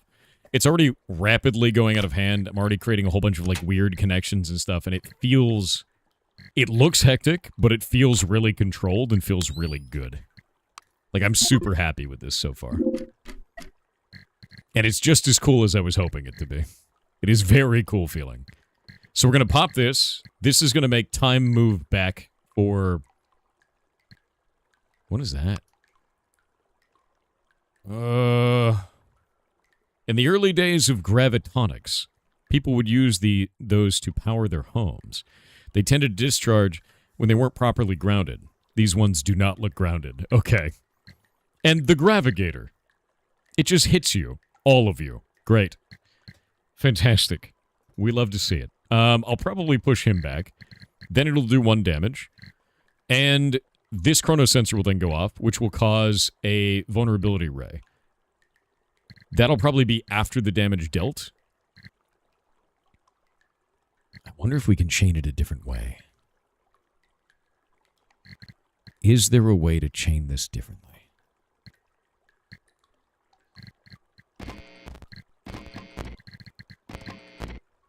There. So, on the first shot, chrono will go... This starts the chain. The chrono goes off. It'll push him back. That will charge this, causing this to go off. And then that'll go off. I don't know the chain. I don't know the order. We're going to find out. Oh, that was first. Damn. Wait. Maybe it works. Maybe the gun goes off at the end of the turn. Oh, no, it doesn't. No. Sadness. I was hoping it would do what I wanted it to. I have to learn the chain order. Boom. Paint that. Unlimited power. The generator is now God. It hurts! Okay, both of my guys took damage on that. Why did this not work? Changes the color of the current. Chronosensor generates 1 energy. It should have gone through, shouldn't it? I wonder why not. Sensors lose all energy at the end of the turn. I feel like that should have gone through. I don't know why that didn't. I'm going to play around with that. This is overheated. That's overheated. Pop that up there. This is gravity recoil. Activation will cause this to turn +2 to the owner. Applies +2 to the owner. We don't want to put gravity recoil on that. We're going to go this way. There we go. You, vulnerable. Shot. Perfect. It hurts? That's pretty good.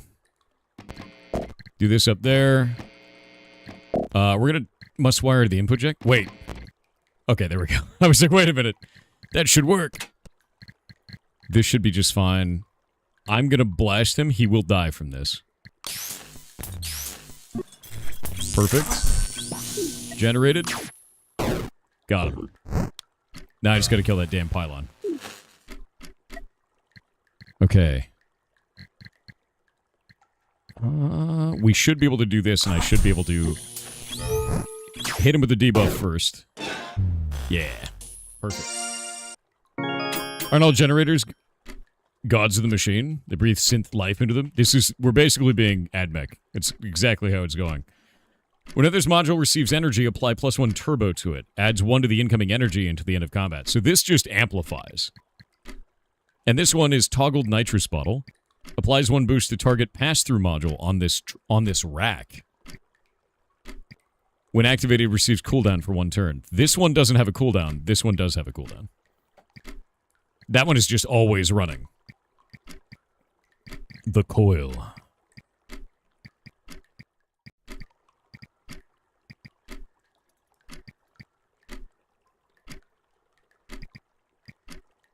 What has chat chosen? But the burst damage? Yeah, but the consistent double. Right?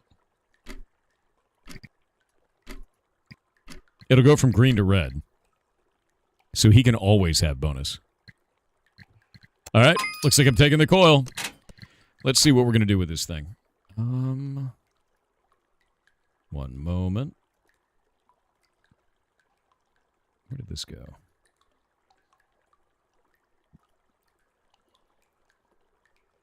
Setting some stuff up. Because we're going to have them on in just a moment here. About 10 minutes. So with this combo, we can take this, put it here, take the 2 that's coming out of this, turn that into red, and then dump it into here and just get a ton of plasma. I think that's a pretty good use of that, right? Like, dump out the battery that we already have charged up from the previous round. Just get a ton of energy out of it. Ton of plasma. That's a good combo. I like that.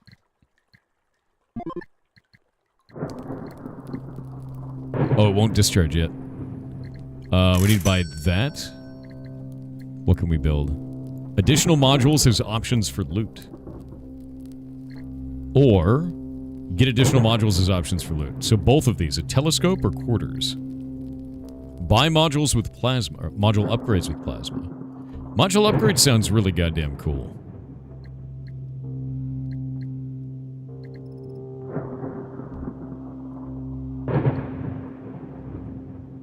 Store a module between runs. Ooh. I think I'm going to go with telescope. And then buy another one and get quarters. This is good. And then we're going to check this out. What do we got? Crust generator. Generates 2 energy on activation. Inflicts another target module on this rack with crust. Ew. But whenever it activates, it gives us 2 energy. A crust has to be knocked off using energy to remove the crust. This is a healing potion. On activation, this module will construct a copy of itself. The copy is on cooldown and loses replication. Okay, but then it blows up. So it's a healing potion that blows up but then makes a copy. Only once, right? This game reminds me of the Incredible Machine. I agree. Destroys another target module on this rack to generate... We could create a potion and then destroy it to generate energy. Yeah. Yeah. Okay, hold up. Let's build an incredible machine, chat. it's beginning. We can take this trash compactor. We can put all these potions on it. Right? Take that. Let's think about this. We can take that to there. Take these. Do this to that. That generates 2. What is this going to do? This has amplification on it already. This does that bonus there. Let's see what we can do with the other one. If we take red actually off of the coil, I'm going to keep the coil here for this round, but if I put the coil on the other guy, we can get 2 plus 1 and do 3 damage in 1 turn if we sacrifice these. And then I have this, the chrono sensor, into the converter. What can we do with that for now? Nothing. We're going to leave it alone. This is going to be really interesting, actually. Can we do a chrono sensor on this side? I think I might take the chrono sensor and put it on the other one. Build out with this, right?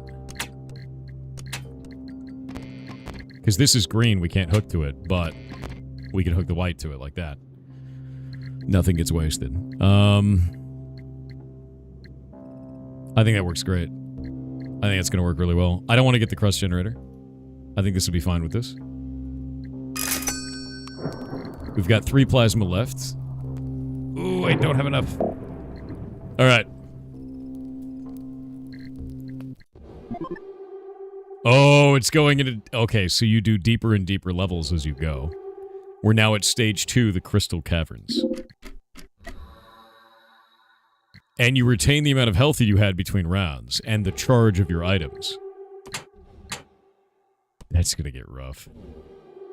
That's gonna get really rough. Alright. I wonder if it goes left to right.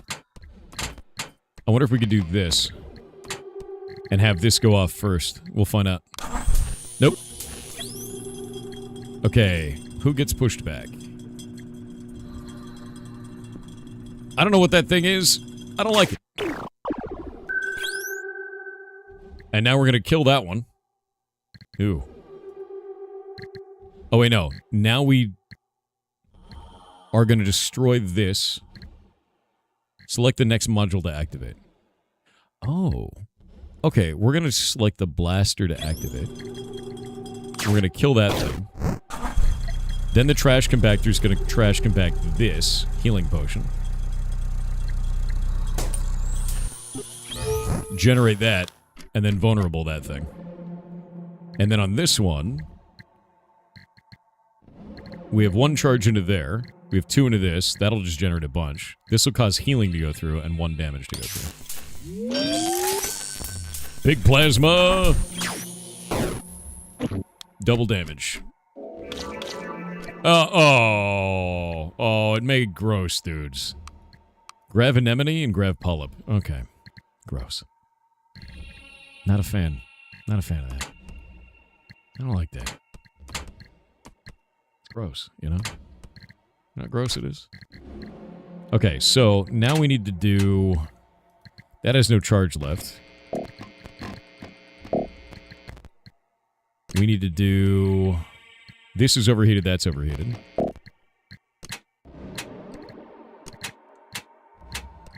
This has to charge this up.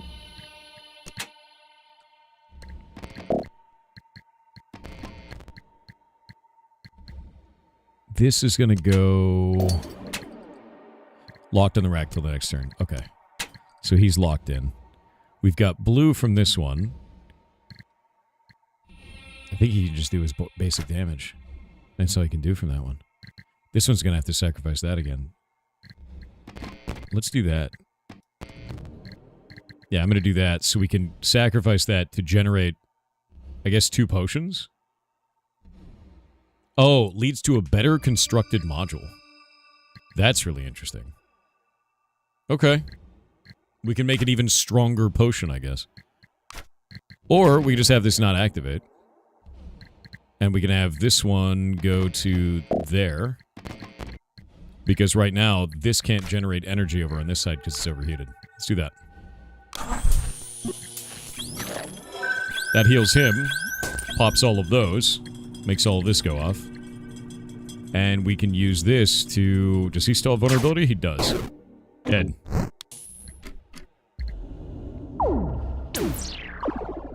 Jesus.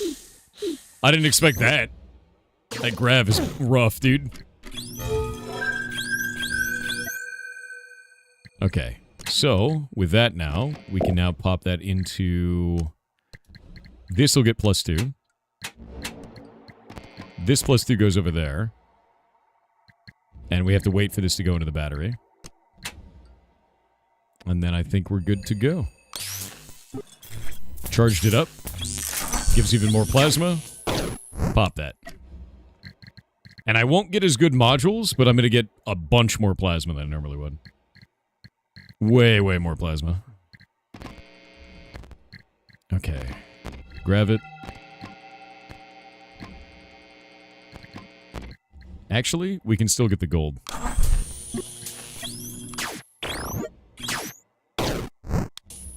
There we go. Alright, chat. It's voting time. Clockwork Cell is charged with 1 energy at the beginning of every second turn of the owner. At the beginning of turn, applies 1 healing to the owner. When activated, receives out of order until the end of battle. It's just passive. Condensator amplification +1 stores up to 3 energy. Red to green. Oh, we could do a battery and do a battery and do a battery. We could do a battery into a coil into a battery.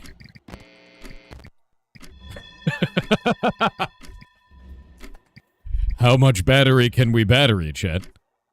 Oh, and the next turn I could do it back into the coil. Because this thing doesn't overheat. So then it could be 4 energy. We just keep looping it. We just keep looping the battery.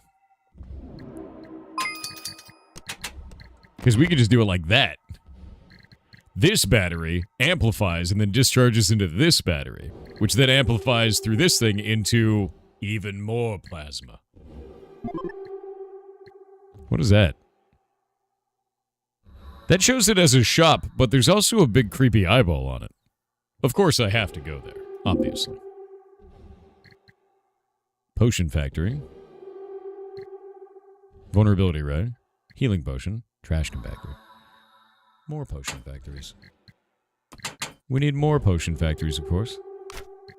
I need you to generate even more potions, sir. That's what I need. I need more.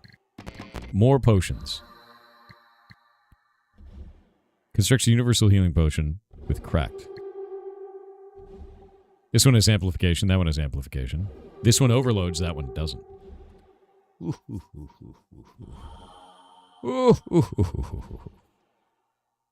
Sounds like a TOS violation. What I need now is I need a splitter. If I could get something that splits energy from one source to 2 outputs, then we're going to be styling. What do we do with that? Is that locked right now? That looks locked. Might be. Oh, it's character loadout locked. Okay. Alright. Slot machine. Good luck!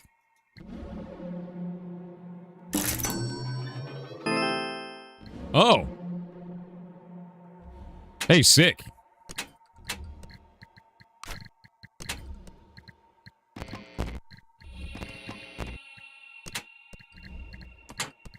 You love to see it. Time? I know. Let me get one more round in it. I want to try out all my new weird bullshit. Okay. Okay. Charged it up. Nice. Now, I'm sure that nothing will go wrong by doing this. We could take this into there, and then that into there. So now it's 3, amplified to 4, amplified into plasma. Nice. Yeah, just one more round. Just one more round. It's fine. It's fine. Don't worry about it. Just one more. Just one more round. Just one more. It'll be fine. We're gonna remove that because we don't have any things to get rid of. We need that actually to... Can we unlock this? Is it locked? This is not locked. This has 2 energy to go into it. We're gonna ramp that into there so that that thing dies. I don't want to deal with any of that bullshit. And then this can go up to there. We're gonna create potions. Alright, you, over there, you get pushed back. That overloaded the shit out of that. Wait. Okay, there we go. Blows that up. Generates a bunch of potions. Totally fine with me. You, we need you to actually use the potion, so I'm gonna do that. Yeah, that's how that's gonna go. This can go away now. We don't have any energy here. Well, what do we got over on this side? We got the Giga Battery. Let's do the Giga Battery. Oh! 4 plasma in one go. Sick. And now, this lad can... Oh, he's got to heal himself or. It's not an and situation, it's an or situation. Shit. Aha! Nice. Got him. Plasmaxing, 100%. Alright, the final vote, chat. Clockwork Cell. Vulnerability Ray. Or Converter. It's green to blue.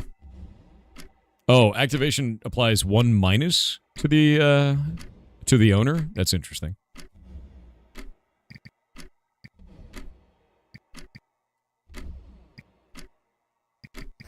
You must choose, chat.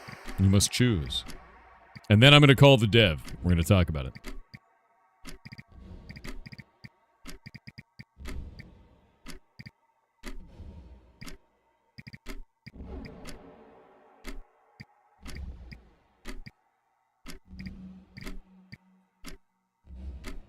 Chad, are you plasmaxing? Is that what you're doing? Yeah, after the hour, Ethan, basically what I'm doing is I play the game for an hour. Then we have the developer come on. We talk to them while talking about the game. I ask them a whole bunch of different questions. Chad asks a bunch of questions. We learn about the developer. We learn about the game. My hope with you know, the Pirate Indie Game Show event is that we can, instead of having like 2 minutes for an indie dev where they pay thousands of dollars to be on some showcase and you just see an ad, right? Is to feel the game out, get to know the devs, ask them questions about why they made this, and, you know, get to know them as well. And it's just, it feels like a better format to me. It's like what I would want to watch, so that's why I wanted to do it, if that makes sense. And I hope you guys want to watch it too. I mean, it worked out in December. People really liked it, so. We had to vote skip. Chat demanded it. My sadness. All right. I'm going to call the dev now. We're going to get them on. I'm going to run ads now so we don't get bothered for a little bit. And then I will see you guys in a moment.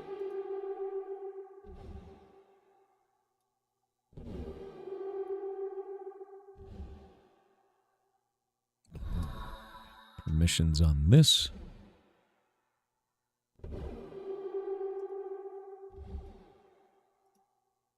And... Hello, can you hear me? Okay, perfect. Let me set this up on my end. They will be able to hear you in just a moment. They can't right now. They can hear me, though. That is a good idea. Yeah, muting me is a great idea.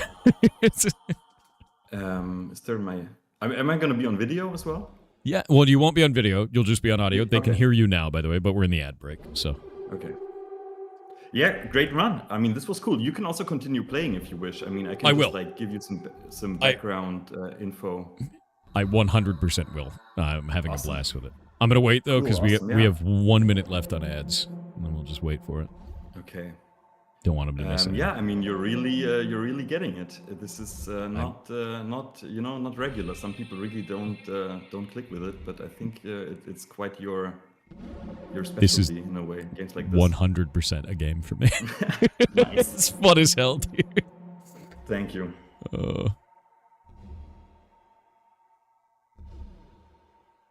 We got 30 seconds left. Or you're muted, dude. Now what, in Blanky? I can't even hear you. Obviously, your microphone is off.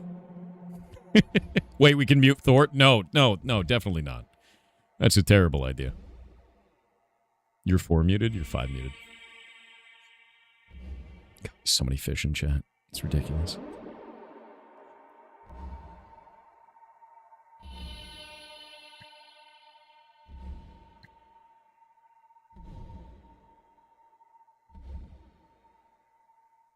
All right, the ads are over. We have the developer on. So if you'd like to introduce yourself, tell chat who you are and what you do. My name is Luca. I made Rogue Voltage. I've been working on this baby for, I think, 7 years now, 6-7 years. And I'm from Berlin, Germany, so this is daytime for me. And yeah, I've been really enjoying the stream, the playthrough. I think you did quite well, and it would be exciting to see how the run goes. I mean, you got the healing combo going. I'm going to keep going for sure. Yeah, this is me. That's awesome, dude. So you've been working. Are you a solo developer then? I am. I'd say I got some help by some other people for some specialty tasks. I had like an intern. I had a specialist for the Twitch, not for the Twitch, for the Steam Deck controls. Mm-hmm. Pixel art is done half by me, and then also like the monsters and the backgrounds are different people. So there's like a team of freelancers helping me with the game. And yeah, it's been a long time, but I mean, yeah, you can tell that it's like a very technical game, like from the way that all the interactions are designed. It took me a long time to figure it out how to do it in a nice way. But yeah, there's like 170 modules in the game. Like right now, you only see the starting, like when you just start the game. Of course, I will like not show you the very complex ones, but there's like crazy stuff. And people post stuff in the Discord if they find something crazy, like a combo that I didn't even think of sometimes. And then we have to decide if something needs to be nerfed or yeah. I had no idea that you had 170 modules. That's outrageous, man. No, that's. I mean, that's there's like a toggle. If you want to see more stuff, you can like press the unlock all toggle. But I think now it doesn't really make sense. But there's like all kinds of stuff, Yeah, you can imagine. So you have like you're actually out in early access for this right now. What would you say? Out 1.0. On 1.0. So 1.0 just came out? 1.0 came out a month ago, and it's been in early access for 2 years. And the community has been like super helpful in trying to balance it with me, Yeah. So yeah, it's been quite the process, but it's been super fun. What do you think has been the most difficult thing for you so far throughout that process of building this out in early access?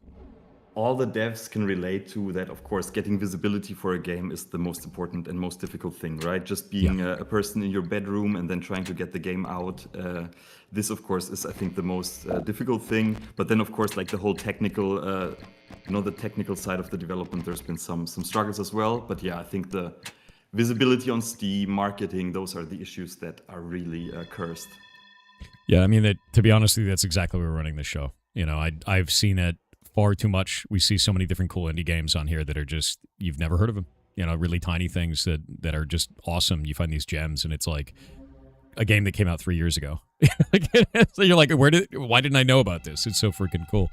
And yeah, thank you, and thanks for having me also. No, absolutely, dude. Like 100%. I think you made something really goddamn cool here. Like just the way that it feels. Like I grew up on games like The Incredible Machine, and this actually feels like I'm playing through The Incredible Machine, as funny as that is, because of all the different weird combinations. I am really interested. What are the what are the inspirations that you had building this so far? Like, what made you want to make this game? The main thing was that I got into modular synthesizers. So musical instruments where Really? you wire the different modules together. I don't know if you Google modular synth on Google, you will see how they look like. And so I got really into those, making music. And then I thought, okay, what if I make a game where it basically is like Final Fantasy? This was my reference, but you play it like a modular synthesizer. This was the original idea that I had like 2019. Then I did my first prototypes, and yeah, it's been a long way since then. I'm going to show chat this. This is what modular synthesizers look like. I could definitely see the inspiration from this of like you are, you know, patching all of the cables between all these different sections to change the way that sounds like work on that. That's crazy, dude. What an interesting inspiration for that, man. Thank you. Yeah, I mean, cool. I have a very small modular setup myself, you know. So the sounds that you hear in the game are also like the background music is also analog modular, sort of like sourced. And yeah, I think it's like a cool mix between like a roguelike, you know, but giving it a like nice twist. So I'm super inspired by card games, of course. Like Magic the Gathering is like a huge inspiration for me. And I tried to come up with something fun and fresh, you know, like making it a card game without making it a card game. This was the idea. Yeah, I mean, it definitely feels like these are all individual cards and they have different modifiers in them. I could see the Magic the Gathering for it. Oh god, he put crust on it. That dude applies crust. Okay. I love these like different types of status effects that you have on these as well, because it's just very interesting because it adds to that dynamic. Like for this, for those who didn't see it before, crust makes it so that whenever energy goes to it the first time, it removes the crust and then fails. So now I have to decrust this thing, or it's going to stay like this forever, right? So you have status effects, you have like cooldowns and stuff, you've got amplification going through them, and it's not just like a battery is a battery. If I get a condensator here, it's +1 and stores 3 energy, and this one is condensator +1 that stores 2 energy, and then it's locked to my character on this one. So it's interesting to see like even the same module can be dramatically different, and they have to be used for different, especially the colors too, where you have to like match all the different color bases for this. Like this is going to pump 1 energy into this, that'll change it to white, turns it into 2 energy, and then dumps it into this thing over here. I just think that's really interesting. It adds to like a lot of cool complexity here, where we can really play around with this. Yeah, thank you. I mean, just like matching the colors is already like a very easy but still sort of like interesting little puzzle that you have to solve, right? Yeah. So making it universal or having the converter that makes it universal. I think this is just like something simple.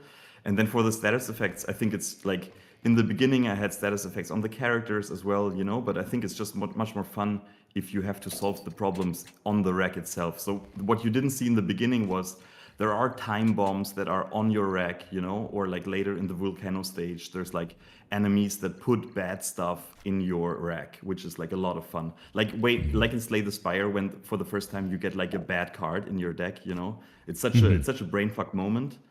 And I really wanted to have this. So later, for example, you will get like a frozen module, or the enemy will make a debris module in your rack. So there's all kinds of fun to be had there.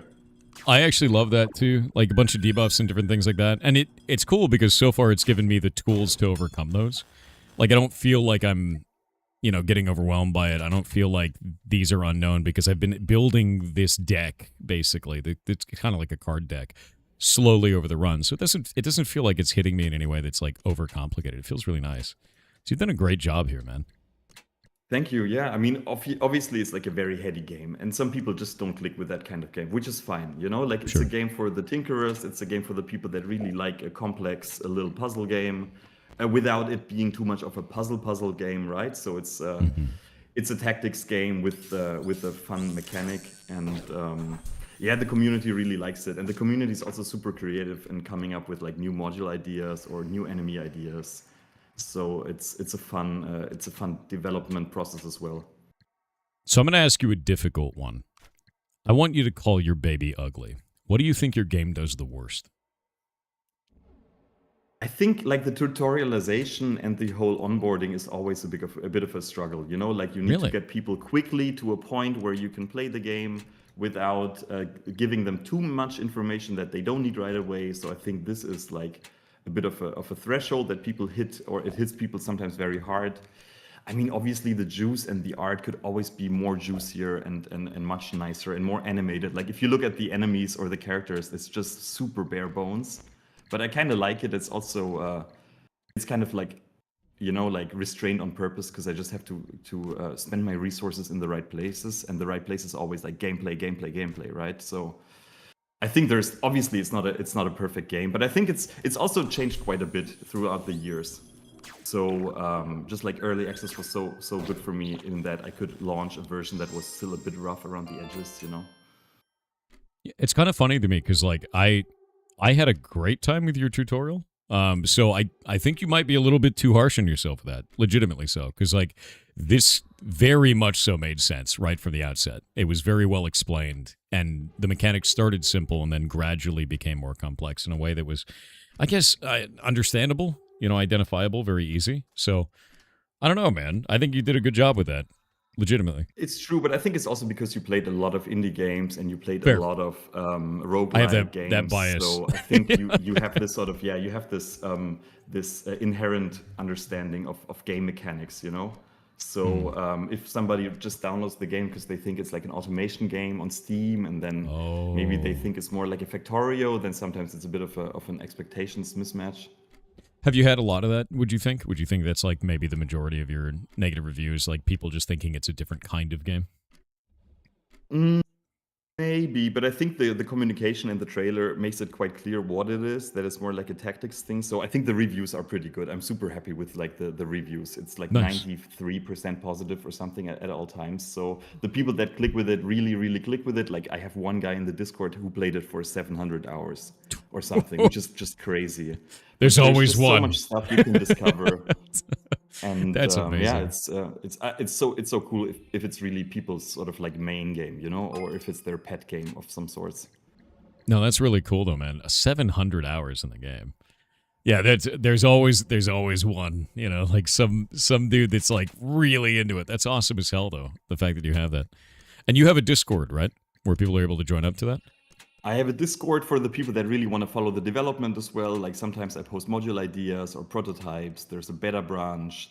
People love to test it. So You got a link. yeah, the Discord community is super important, and they're all super friendly. So I think you can tell that this type of game really attracts people that want to like think about game design really hard, you know, and then come to the conclusion that this or this is maybe broken because. And so, yeah, everybody who sees the game, who likes it, who maybe played the demo, is really invited in the Discord. There's a lot of fun to be had. No, that's awesome. If you have a link for it, please drop it in chat, and I'll be able to replicate it all over those. Let me go with that. Oh, we don't need that right now. Trying to figure out how I'm going to build this out. I love just, like, determining how the machine works. It's funny, too, because a lot of games that will do this type of automation or this type of, like, interaction between modules, I find many times it's more about building the perfect machine and then just watching it work. But you've set up a system where I am constantly having to rewire and rebuild based on the scenario that's going on. And I very much so appreciate that. I'm not used to that. Yeah. I think it's quite cool. And thank you. Yeah, this is quite intentional, because otherwise I think it would be a bit boring. And I really like the sort of reacting to changed circumstances, you know, like enemies hitting you, maybe poisoning a module or something. And then you have to decide if you really want to use it, or it. I think it makes it much more interactive and much more fun too. And it also, it presents you with like, you know, fucked up situations, and you really have to work your way out of it. And you can't just like press go all the time. Oh yeah, no. Absolutely. Like I need to think about it very heavily of how I'm going to get through this. Like I've got an extra charge here that I should really be capitalizing on in some way, and I don't have a good way to do it. So exactly. I got to figure out a good way to do this. And I'll probably, how am I going to dump this in? And I got to heal him anyway, so probably just dump that. Actually, can't move that off the rack for now. Can I pop this over? Is that blue? That's blue. I love that, though. I think it's actually quite cool. So no! I think like, if I can backseat you for a second, you should put the coil on the Slopper Jackson, because then you can route green to red into the weapon. Because what you want is like, you want to have the maximum damage output. Yeah, because we could go and do that, amplify it into the damage. I could totally do Exactly. that. That would absolutely work. I was trying to get it to ramp up over to this so I could just keep Which also plasma. smart. Going for plasma It's is, so much is plasma. also a different. I was trying to economy, but no, this totally makes more sense. I mean, the good thing is that it balances itself, because if you go for plasma, you usually don't end the battle so quickly. So you know, you don't get the rare loot. So I don't know. It's somehow the system kind of works in balancing itself. Yeah, definitely. I honestly think that it's really quite well balanced right now because it's balanced around whatever your creativity is for what you're doing. And it feels quite nice for that reason. I still have this extra charge. What do I do with this? You can dump that into there. Oh, actually, I'll dump it in there and then it'll amplify. And we'll keep that for next turn. It'll heal for this one. And then that's green. And we should be able to do... Are you red? That should be fine for now. I don't think there's a way we can use this. This charge just gets wasted. It's wasted. Yeah, more DACA is better, exactly. Oh, if only I had another converter. Or, that can't be removed. No. Alright, I'm gonna punch it. Boop. There we go. Honestly, it's just really satisfying. So you said you made all of these sounds yourself using those modular synths, right? Not the SFX. I think they're like too special, too weird to make it like with a modular. But the music, for example, this cool background music, a friend of mine did with also his modular synthesizer. And then yeah, it's like some people from my community, they come from the music side of things, you know, and for them it's like super cool if then there's also the synthesizers actually involved and not just the gimmick. That's awesome. Yeah, no, it sounds really cool. Can you talk a little bit about like balancing with this? You have a game with so many different components, so many different ways of balancing. Is it really just done through community feedback, or like how are you approaching this? So I collect data as well. For example, module pick data, which is like super important for me to see if people always go for the same thing. And if they do, then I will like switch it around, you know, I will maybe put it into rare or something. And then stuff like, for example, what you saw earlier, that the healing sensor, it triggers when any character heals. So one way to balance it would be that it only heals on the character that it's on, you know, this would be like a little tool.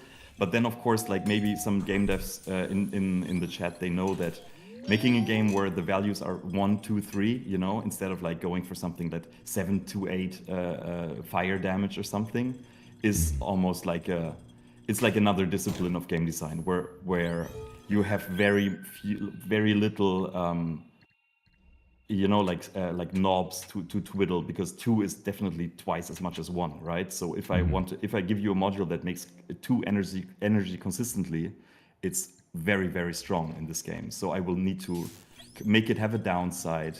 Maybe it is on cooldown.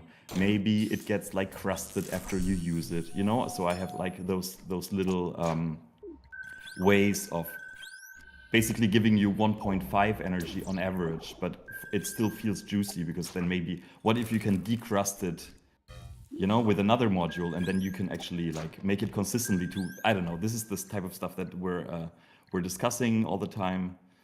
And I'm quite happy where it is right now. Like, for example, now you're actually in a bit of a shitty situation where your guy is really low. Very shitty situation.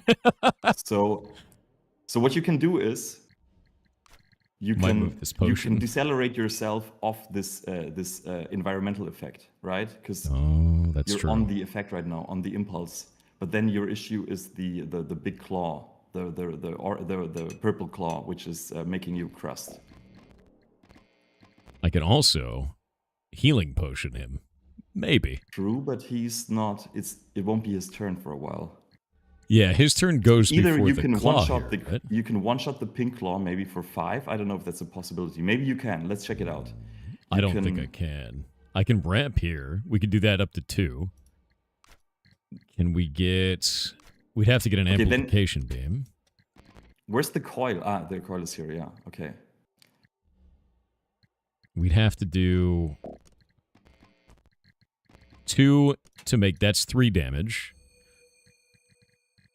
If I do that, I'd have to crush something else. I don't know what I would crush for that. Probably this.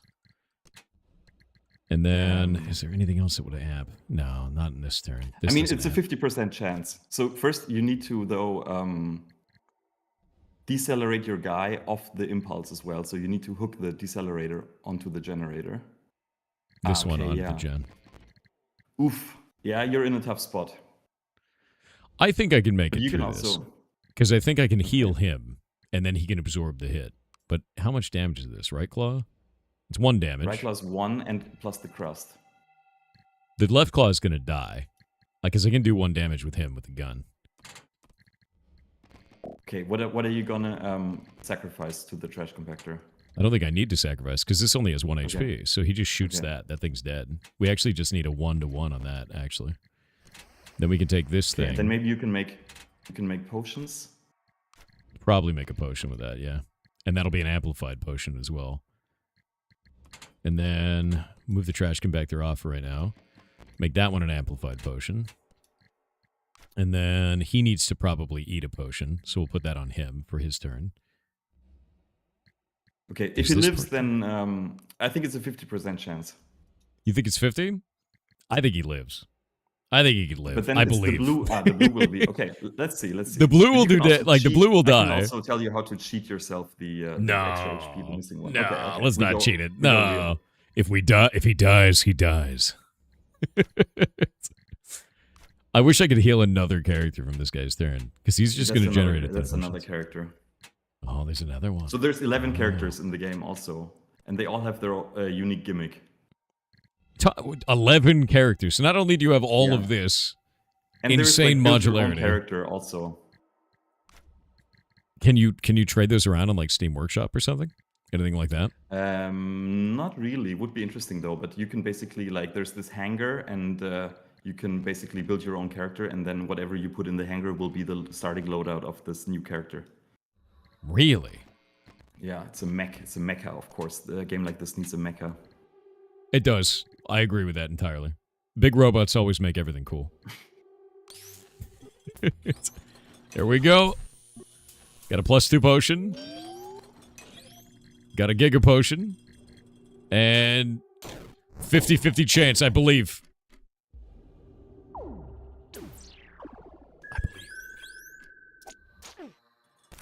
Victory! All right. Okay, My lad. okay, you were lucky actually. You didn't die. 50% of the time, it works 100% of the time. Now this is going to do just a ton of damage going up. That'll ramp out. Let's take... Is this locked? Oh, crusted. Disgusting. Getting encrusted is the worst there. This will do 4 damage to the claw. It won't kill it, but he'll kill it, so it'll be fine. And then we'll heal with a +2 on this. And I think this will work. Yeah. Do we have any other energy? No other energy. Nothing. Crust. The big dam. Boom. Oh, it's gone mad with power. All right. Back onto this guy. Crusty. It's full of crust. It's not good. We can do the 1 damage to break the claw, and then he's got no attacks. He just sits there and stares at us, which is probably the best part. So I'll decrustify this. I'll have this pop into there.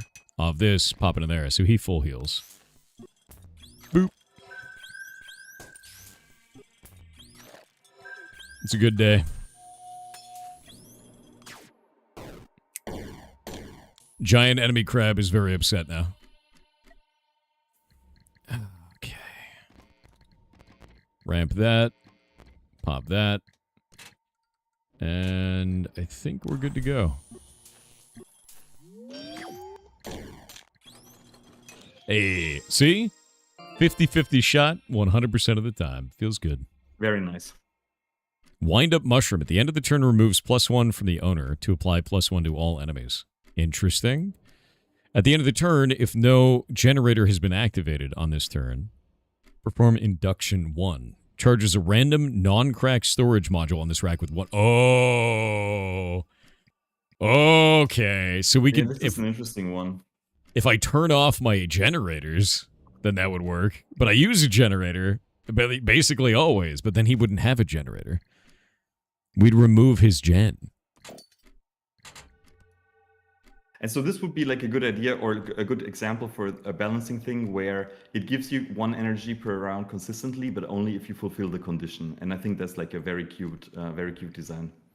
I think it's really cool because it means if I get a number of these passive modules, they'll even, one other one of these would be effectively better than running a generator. And now I have to think about it as like, do I have enough storage for this even? I don't know, right? And this isn't a generator, so this would not count towards that limit, which is really interesting. So we pop that up there into damage. I find that really fascinating. Chat wants me to use it as well, so we're going to grab it. It's running. And I can't get rid of this because he's part of his character loadout, so I just don't use it, basically. I just run this to the side. We've got 2 batteries. One of them's crusted, so hopefully it decrusts it, is my anticipation, though. This is good. I need to get this out here, pop this here. We're going to do that as the thing that gets melted, and then make another one with it. We'll just keep doing that. I think that's a hilarious way to use this. System going overload? It does. Easy peasy. Actually, we'll do an amplified decelerator. Or, this is the way. This is the way. Yeah, there we go. All right, back to home. So, tell me a little bit about this. Does this retain between runs? Like if I beat all the levels or I lose, is this like meta progression like roguelite? Yeah, but you can, if you check like the descriptions of the buildings, you can see that they don't really give you like a boost or a benefit. It's more like a utility, For example, more options. You can re-roll for free. You can like get rid of your starting equipment. This is like the mech hangar, so you can like build your own character. So they don't really raise your power. They just make it more like as I add more and more modules into the drop pools, you need more options to filter the loot. Otherwise, you won't be able to make your build consistently. So it's more like more utility and not like in Hades or something where it adds you 4% extra damage or something.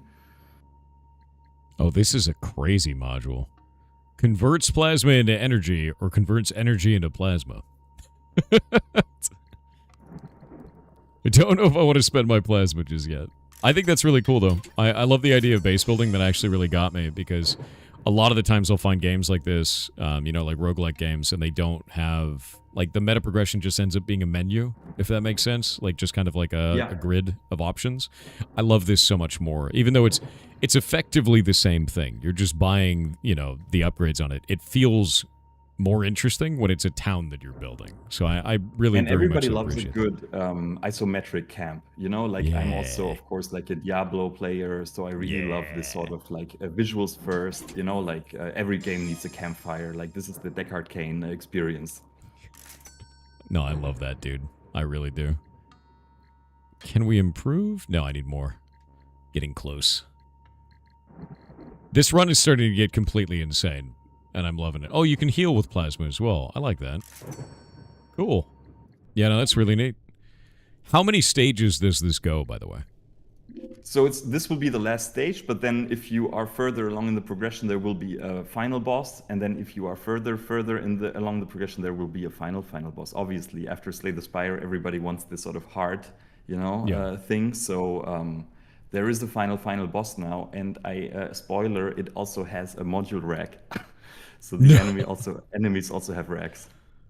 Okay, so they'll have a module rack, and then you have to go and fight against their module rack and watch. Can you see theirs the whole time?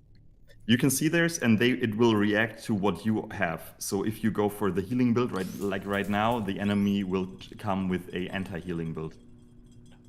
That's terrifying, actually. Yeah, because if I do healing And they have things like healing sensors. Theirs will pop off with it. Exactly. Did he light this on fire? Activate this turn to extinguish or deal 1 damage to the owner after their turn. God damn it. It's on fire! I love the graphic, by the way. The fire graphic looks fantastic on that. Look at that. Thank you. Okay, now I actually have to heal myself. What happens... Okay, this is going to be a weird one. What happens if I sacrifice this and power it? I don't think it'll work. I think the sacrifice goes off first, the more that I think about it. He's just going to take the damage. He's at 5 health. He can take it. He's fine. Make more. All right. Crush it. Big damage. Oh. Oh, now that's on fire. Oh, what is this thing to do? Whenever it takes damage, inflicts a module with fire. God damn it. It hasn't taken any damage, but everything's on fire. Okay, that thing gained energy. Let's pop it in there. We'll pop that up there. I cannot activate this module. Oh, I was going to try and be cheeky about it. There we go. Heal myself. Ow. Okay, I love that he used an attack called Schlorp. Actually ridiculous, dude. So how long do these stay on fire, by the way? Is this until indefinitely? Great. That's great. It's just what I wanted to hear, you know? It kind of punishes you for having stuff that you cannot activate consistently, right? So this is this is also interesting. That should. Oh, it didn't energy dissipate. Why? Yeah, you need to. Yeah, you need to discharge it also. Oh, that's why. The chrono sensor should have gone off there, shouldn't it have? Generates 1 energy So whenever the turn order is turn changed? order, yeah, this is what I couldn't say earlier. Changing the turn order really means not just like manipulating the timeline, but like changing who goes Who goes? whom. Yep. So I'm gonna get burned every turn by that. Oof. That's gonna be a rough one, dude. What do we do with this? That's gotta be a heal. This we're gonna pop up to. Or you just there. don't activate the generator at all, so your turbine thing will go. Yeah, could. That would go to a random battery, right? Yeah, but the yeah, exactly, it could decrust the thing also. Could decrust it. But he's gonna burn. Like I gotta take that heal, I think. The cool thing is about the game that there's always so many ways to do the turn, right? This is what I kind of like about it, that it's just a complex system now where there's so many ways to play. Oh, actually, I could use that, or I can take the energy out of this, guarantee that this gets filled, guarantee that this gets decrusted, and guarantee that I get my heal. And I think that works. Because we need to heal or I'm going to get popped. There we go, decrusted. Oh. Oh, God. Everything is on fire. Okay. This is bad now. You can just finish him off, and then the fire will go away. Though it goes away. I was under the impression that it would stay between. Okay, no, this would be crazy. Okay. Yeah, let's kill him then. He's got to die. At that point. Let's do that. Yeah, that's why I was delaying, because I was like, I got to put all these fires out, or I'm going to have a terrible time. I thought that I was going to retain to the next combat. Generates 1 energy whenever a combatant dies. Removes all elemental debuffs from target module on this rack. If one or more elemental debuffs are removed this way, apply +1 turbo. A shower head. Changes the color of a current. Yeah, that seems insane. Debuff removal is huge. Elemental debuffs are fire, ice crust, and non-permanent effects of gravity, recoil, or pollution. We haven't even seen some of these. So what kind of elemental effects do you have in this? Is that all of them? This you have is any all other of them, yeah. All of them?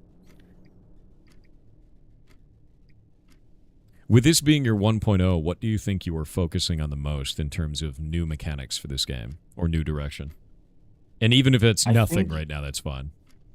So there's a couple of designs that I check the tables, what people pick and what people like. And if there's modules that I think are cool, like this shower head, for example, I like them, but then sometimes the players don't like them. So I try to make sure that all modules are equally picked in a way.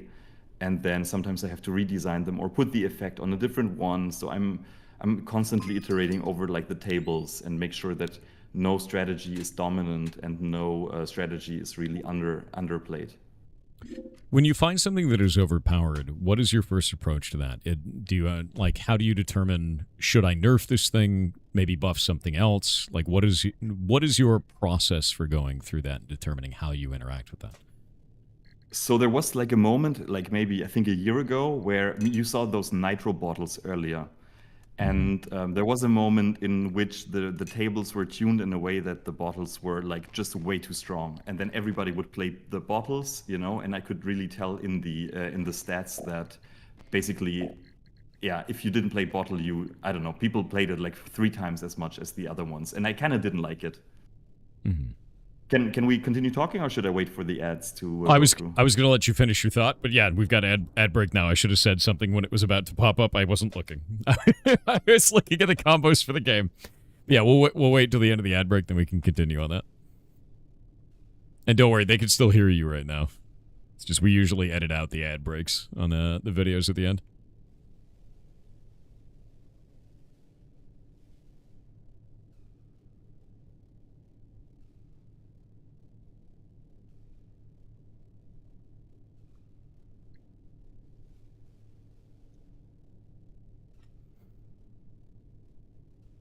Love the pig's mascot. Yeah, Shay drew it today, actually. We had a bunch of sketches, and they just made him. I was like, he should be a pig. Because it works. And Shay was like, what if he's a boar? And now he's a boar. Boop.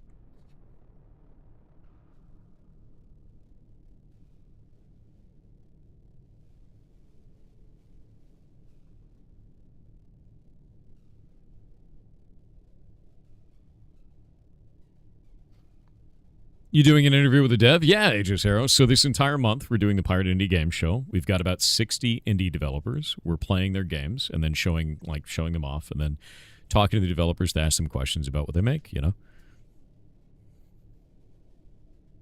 You're 5 boars in a trench coat? Damn. You got me, dude. Yeah. I'm actually really loving this, though. It's fun as hell. Thank you.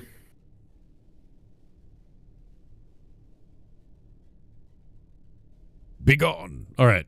Anyway, back to it. So your approach to balancing the game now that the ads have stopped interrupting us. Your approach to balancing when you find something that's overpowered, rather.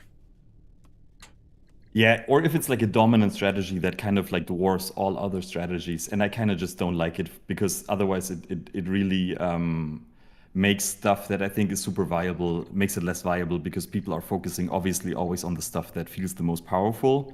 Mm-hmm. So then I try to maybe like change some things. Obviously I have like very few knobs to change because the values are very narrow, like 1, 2, 3 plus 1 is already very, very good. So then sometimes I just have to redesign the whole module. Or I just like get rid of it altogether or turn it into like a legendary module that will only drop with a chance or something. There's like one module that gives +1 to all of the modules on the rack, stuff like that. And it's fun, but you shouldn't have it at all times. I think I saw the interview with the developers of Slay the Spire, how they talked about this one combo, I don't know if it's like an infinite combo with the branch. I mean, the players will know this one. Ironclad with branch, and they also said that it's too fun to remove it from the game, but you shouldn't be able to have it consistently, and then when you have it, you really feel like a god. And I think this sometimes I try to have the same for this game as well. That every 5 runs you just have a crazy overpowered one, and then yeah, you still keep the broken, because obviously it's fun to break it in a way, and I don't want to take it from the players, so I don't want to be stingy German, you know. But sometimes it's also if the meta really breaks. If the meta breaks, then you got to do something about it. Yeah, that makes sense. I mean, like it seems to me like there's always an option for me right now. Like there's always something that I can do here, and it has felt really quite nice. So I'm going to be real. I think you've done a really good job with it, and it's mostly because if I find something that feels strong, there's usually a drawback where it doesn't work for the rest of the turn, or it burns out in some way, or it's got a special activation to make it go off. So it's been quite good overall, I think, so far. And I'm really digging it, so let's grab that. Dump that there. There we go. And then we can take this, dump that in there, and now this is going to go off and do its thing. Actually, making that one do it. Hey. Yeah, because it's just so much rewriting each time to make sure that I'm actually doing something with it, that I feel like if you have a really dominant strategy, it can change just based on the board, right? No! It's on fire! It's working. Hell yeah. Is there anything that you regret with building this game at all? Anything that you wish you could go back and change that's too far down the development path now? I think like I could have shaved off 1 whole year of development by thinking about what I want in the game and not doing it like as I did, you know, like sort of not learning by doing, but like designing it by doing, or like really changing it. I think if I just like took some time to think about what effects do I want in the game and then how to solve them technically, I could have really like saved some time. But it was also fun to do it like you know, iteratively. So no, I don't really have like a thing that I regret. That's cool though. I think it's been good quite feel. well, and it's obviously like a niche genre, right? Like this is really the niche of the niche for players that like both roguelikes and tactics games, and maybe a bit of engineering, and maybe they are developers themselves or engineers. So it's not going to be for everybody, and I think that's fine. That's good. I honestly think it's a really good outlook. So if you kill it now with the charge from the battery, you will end up in the special rating. You can see it in the timeline, the bar, right? So that'll the be game up until here, right? You kill it now. I guess that's true. And the special modules are significantly better than the rest of the modules, and I think you haven't even seen one yet. So if I do that and then pop him? Exactly. So this encourages you to not stall. I do like to stall. All right, we're going to do it. I got the special module. Let's see what it is. Gatling gun. For each point of energy on this module, deal 1 damage to a random enemy. Storage sensor. Generates 1 energy whenever a storage module is charged. Oh. Yeah, it's got overload. There's like good stuff here. Applies upgrade and grav recoil to target pass-through module on this rack. What? Gatling gun is the one. But this is upgrade. It applies upgrade. Is upgrade permanent? Modules can only have one permanent, upgrade. and this would upgrade the one that from blue to universal. You know, this is a pass-through, which has 1 input and 1 output. Yeah. Yeah. That's really good. But it also puts grav recoil on it. So whenever it goes off, it's going to debuff, right? It's true, but you maybe want the grav recoil, or you want the grav charge for the other guy to power his sensor. So the bad thing could turn into a good thing. That is true. We could use that. We can manipulate it. Move these over here so I can start sacrificing those.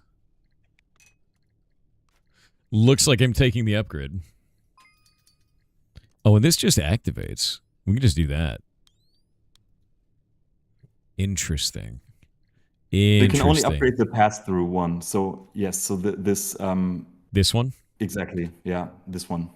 So we'll upgrade that one, and I've got it set as universal on that side. This will then get upgrade, so it'll ramp the charge when it goes through. All right. And we can take that off there. So now this is going to charge a battery. Don't need that anymore. And I actually do need plasma, so I'm going to be holding on to that for now. And we'll do this and then do that. All right. Ooh, a shop? No, I'm going to go for fights. Eggs. Anything I know about eggs in video games is you kill those before they hatch. No, that's got to die. What is that? If might is full, it destroys itself to spawn a phoenix. That no. No. We're not letting that happen. Whatever that is wrong. It's bad. Okay. Oh, can I push these back far enough? Okay, I'm going to push this one back. Generate that. Kill this off. To get a big charge of that. And then kill that one. None of that. Regeneration cell went off. Perfect. Okay, now on this character, I need to do enough damage. Which I don't have. I do. We're gonna kill that thing. I don't want that alive at all. Pop that up there. Turn this one on. Turn that one to there, and then this to there. And I'm not going to activate this so that it powers one of the batteries with the turbine. And we don't have a way to power this thing.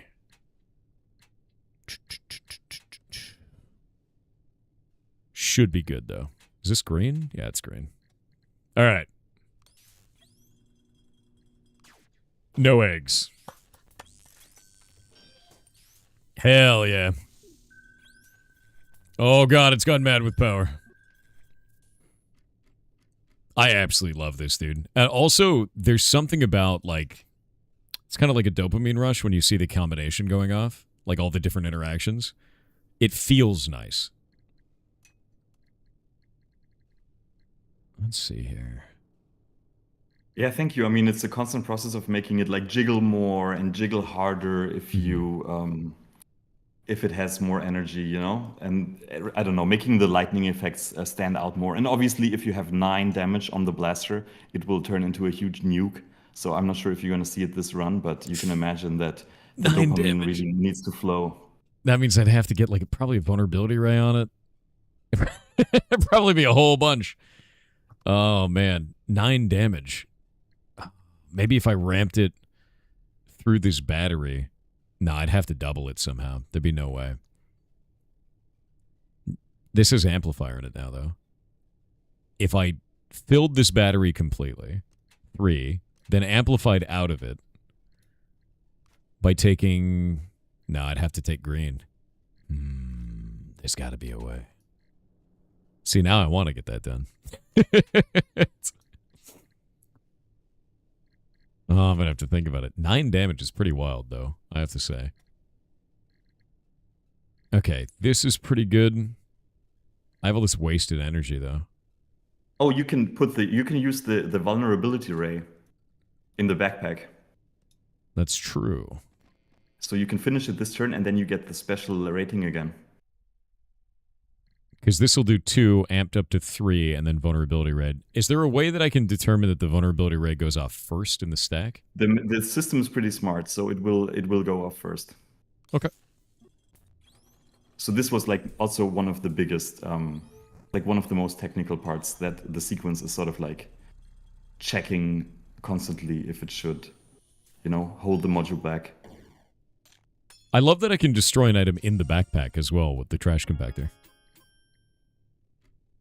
Generator Upgrader applies upgrade and exhaustion to target generator module on this rack. Exhaustion activates, sets back next turn by 1. Pass-through upgrader. We don't have another pass-through, do we? Is this a pass-through? It is. I can actually upgrade this to give it +1 turbo and grav recoil. So it could have +2 turbo. Or nitrous bottle applies 1 boost to target pass-through module on this rack. That just seems the way. Yeah, nitrous doesn't have a drawback. Pass-through upgrader does. Which one is chat going to vote for? Chat's voting for Nos.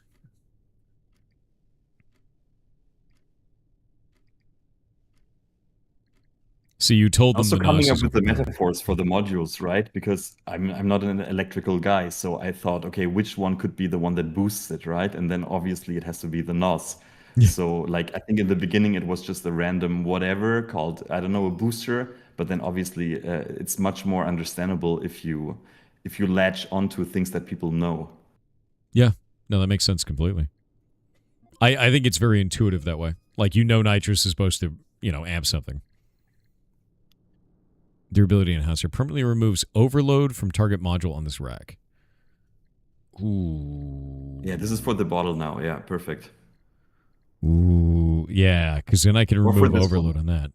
Well, I could remove overload from the nitrous, and then that makes it so that this always has +1. Or I could remove overload from the amplifier, so then the amplifier always gets +1, but also grav recoil. I feel like this is the right one to put it on. Because like if we can have a nitrous that never turns off, it's the NOS that never stops, right? Yeah, that's the way.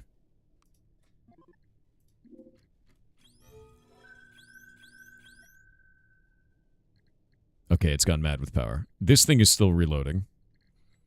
It kind of feels like Magic the Gathering in which you have like tapped cards, almost. It's really interesting. That's got +2. What is this? What is this horrible creature?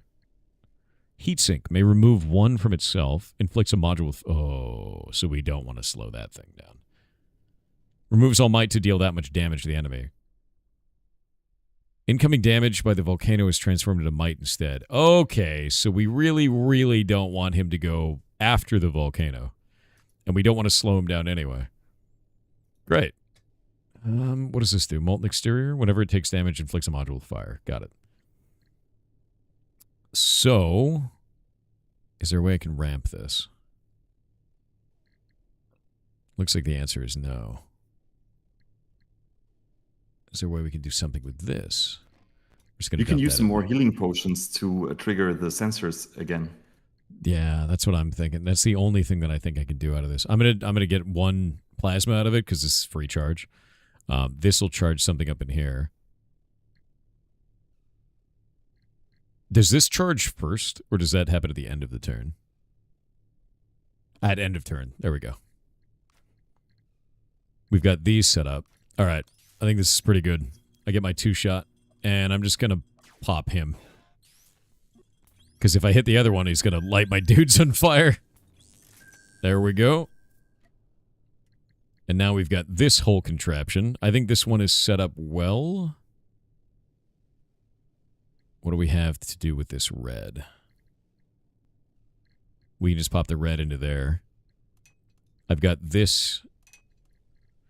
We can sacrifice the 1 here to get 3 damage out of that. It won't kill him, though. Oh, wait, maybe it will because of the NOS. I think this kills, actually. Yes. I think this kills without amp because this is 2. It will get +2 turbo on it because of nitrous, so that'll be 4, and that'll do 4 damage to this guy. The turbo's only after it's already shot. Oh, is it? Okay, I'm gonna amp that one then. Crack that.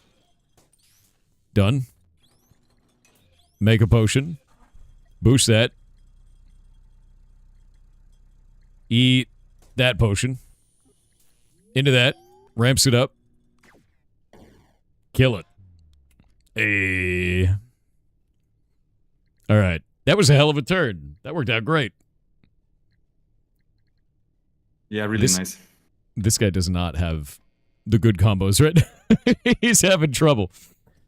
Oh, this thing is overheated forever. Yeah, it's been overloaded for a while. Isn't that the second turn it's been like that? Oh, you can use it all the time. The cloud thing just means that it has the recoil on it. Oh, I thought it was overheated. Oh, I'm dumb. That's funny. Yeah, I was under the impression that the cloud meant that it was like cooling down, if that makes sense. Yeah, it's true. It's a bit of a mid VFX. There we go. And this is on fire. Let's just... Nope, let's not do that. We'll break it. That'll be fine. It'll be fine.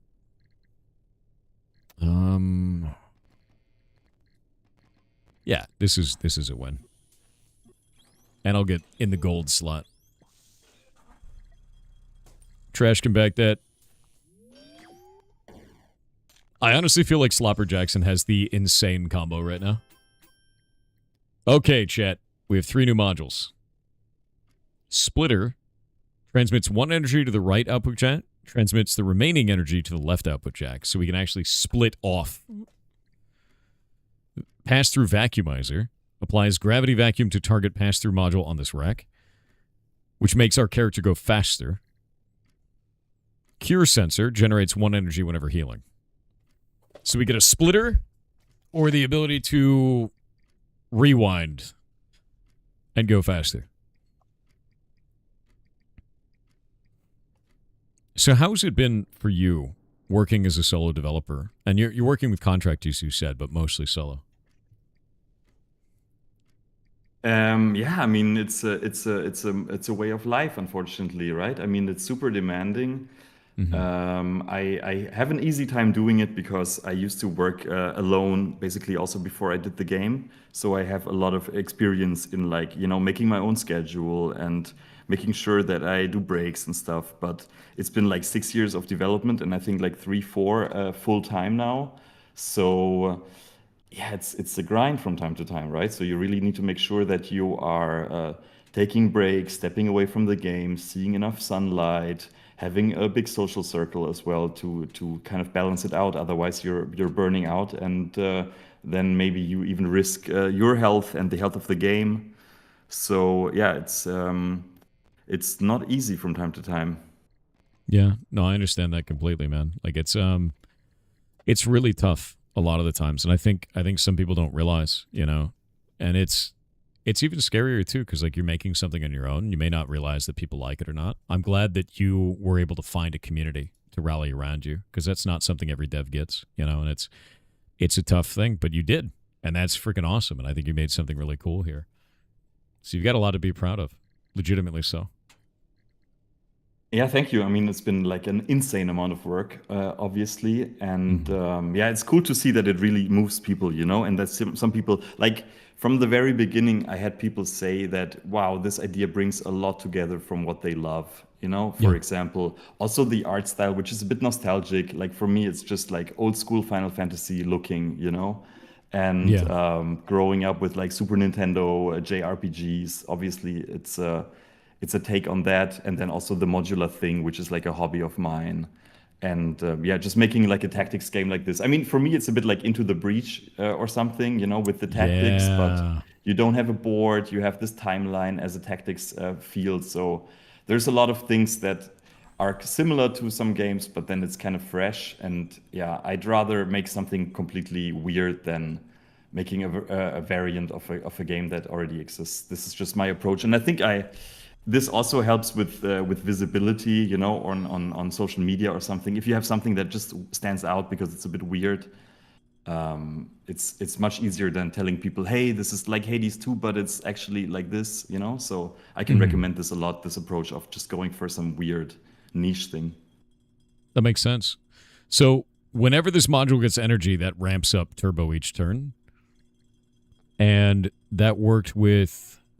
Where'd the NOS go? Did I click the wrong thing? Maybe...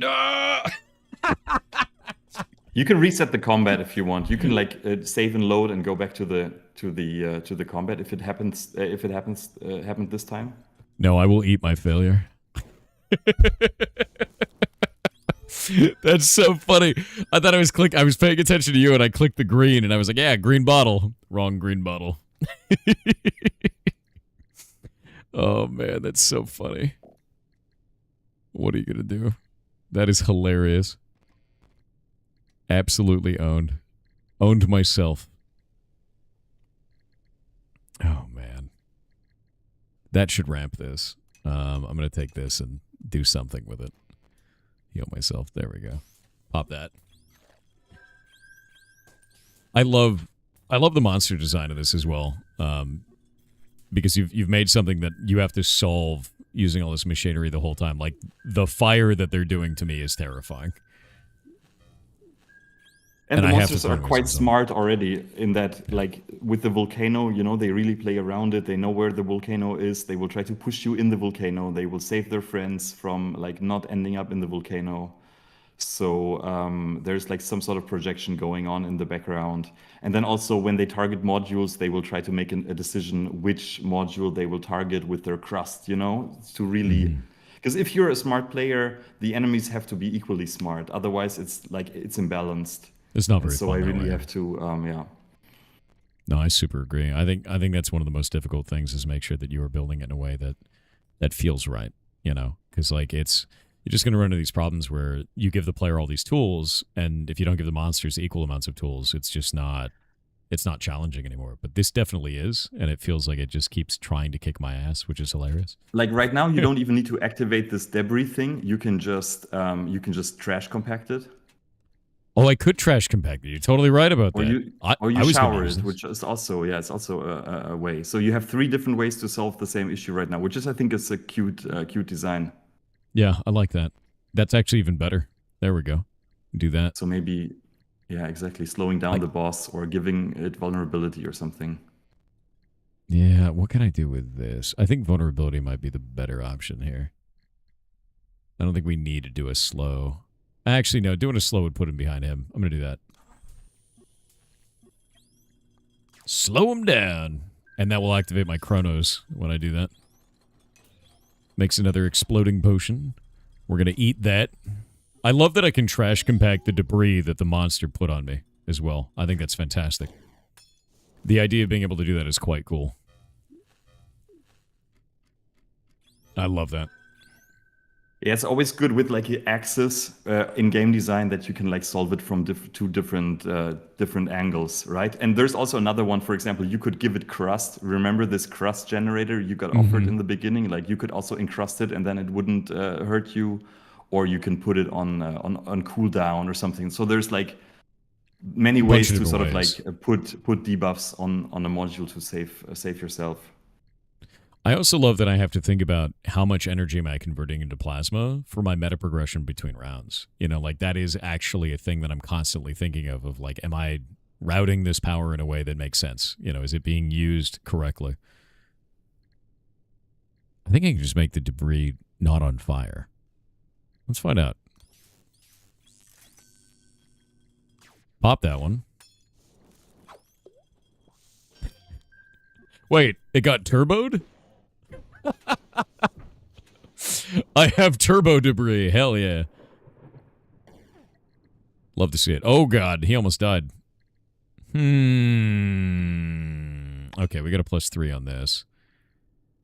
I can do... Oh, we need him not to be on the storm. That's the mistake right there. Maybe we'll slow him down. If I slow myself down, I won't be on the storm turn anymore. Because then you will be on the volcano. Would it go by 2? I think we go by 2. Wouldn't it be like 1, 2 there? Or will I be on the volcano?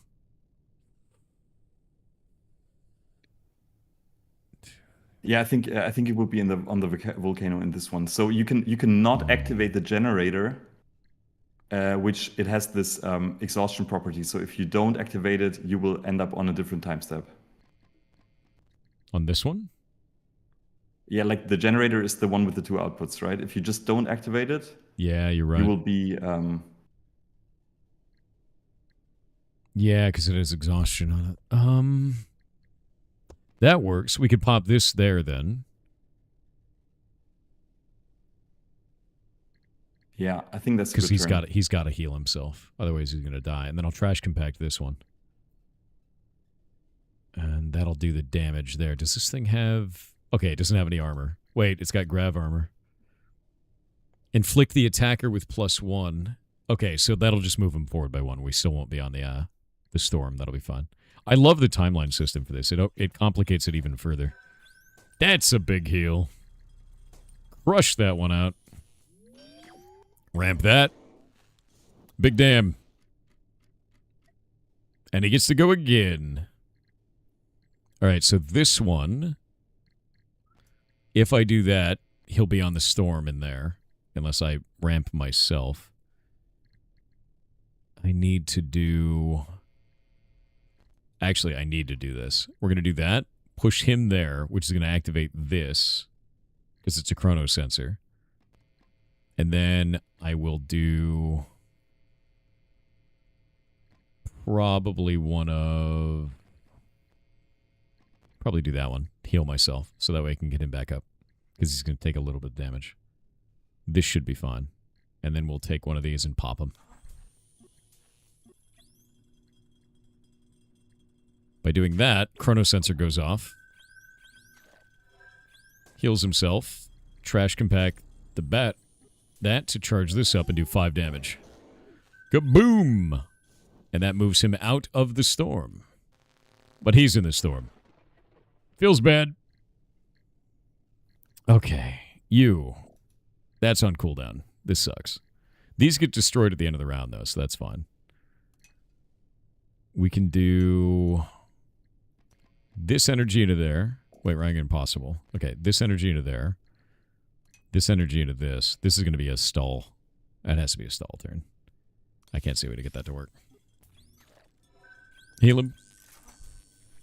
And we got ads. It's funny, like, these go off every 30 minutes, but it feels like it's going really fast because I'm having a blast playing your game, dude. Yeah, thank you so much. I mean, I think you're doing extremely well. I mean, I follow a lot of streams, and some people really struggle, but I think you're clicking with it quite well, which is great to see. Yeah, so everybody in chat is invited to check out the demo. Yeah, let me link watch this out some to chat. streams of the game. There's like so many combos in the game. Like as I said, 11 characters, 170 modules. You can play crust combo. You can play. There's like the rubber ducky combo. There's all kinds of weird stuff in it. So yeah, it has a lot of gameplay in it. Yeah, I've actually had it pinned yeah. up in the channel the whole time, so I'm hoping more people check this out, because it's actually really goddamn cool, dude. Like, the combos here are awesome. You have it up for only $16, too. That's really not bad. Oh, and you have it in a, Exactly, you have it in a and, bundle like, with sometimes backpack it goes bundles. on sale for like 50% or something. So yeah, if you will get the email. Yeah, heck yeah. Hope the demo is cheap. God, you guys are goblins. The demo is free.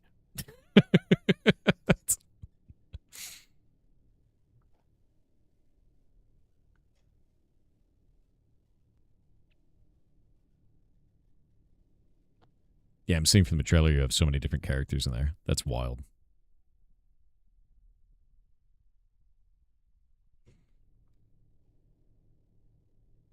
The fan favorite is one character which generates energy if you destroy modules. So in your case, the sort of whole trash compaction would then actually give you extra energy, you know, to make more modules, to destroy more. So you loop like this. Yeah, it's fun. And every axis of game design is really sort of like thought through, you know. Like there's no debuff without some combo that relates to it. No, that's awesome. Yeah, no, this is honestly, I think that you've done a really fantastic job. I think that the longer that I play this, the more deep that it gets more and more complicated, but it's complicated in a way that I find is fun, right? Like there's nothing that feels overwhelming, I guess, to me as a player, and it feels constantly oppressive in terms of the difficulty, kind of like Darkest Dungeon would. We are constantly fighting against whatever the hell the monster is doing. Like the fire on this, you're literally putting out fires, but you're also trying to find ways to adapt to the scenario that the enemy has put it. And it looks like in this one, the storm is getting more and more frequent as we go as well, because now it's doing 1 every 2 like this. And exactly, that volcano is going off. So it's like everything is ramping up the longer that it takes, and I have to be as quick as possible. But it's working, technically, right now. Pop that out to one of these. I also like that I'm using resources between different rounds as well to like determine, you know, when am I going to be able to do... Let me grab that one there. Like, when am I actually going to be able to move that character? And, like, what resources do I take from this combat to the next combat? Because that's the other thing, too, is, like, I can hold on to these and hold that charge even from one combat to another combat. It's like, what can I do to put myself in the most optimal position at the end of this fight, right? And that's really interesting. Exactly, and this is why the system punishes you for stalling, because you could be charging up all of your batteries, right? And then I try to encourage players to try to play as efficient as possible and punishing them for... Okay, wow, this graph is so skewed towards somebody had like 9,000 score, so you can barely see all of the other scores in this graph. Yeah, it's a bit ridiculous. How did somebody get such a high score? Holy crap, dude. They must have There's done always something... some exploits that people find, infinite recursion combos, batteries with 99 charge that get discharged, or something like this. It's gotta be, because it's based on energy generated, it looks like. Yeah, there's no way, dude. Oh, that's very funny. That is really funny, actually. I love that, man. I really do. Oh. Oh. At the end of turn, removes 1 for the owner to apply -1 to an allied character. That's cool. And we've unlocked Kimmy as well. Constructs stronger and stronger battery cells. I'm going to bet that's the one right there. That's the one. And this goes white to white. Infinite replication. On activation, this module will construct a copy of itself. The copy is on cooldown. Will be destroyed after activation. Okay. Inflatable shroom. Removes all grav charge from a target enemy to deal that much damage to them. That's really... That almost treats it like poison at that point. Where the slow is almost like a poison mechanic. I like that a lot. That's cool as hell. Now, this is awesome, dude. And you have all these different characters. That's really, really cool. I mean, we have some more time, right? Or is there going to be a break? Because otherwise you could be unlocking all there is to see with the toggle, and then we could start another one, or we can talk about the game, or I don't know if I can also show some in-progress stuff or some in-engine stuff. I mean, let's show some the game for days. Let's show some in-progress stuff and show that off to the chat and see what you're building for the next stuff. And if you have that toggle, I can open it up and show them all the different characters.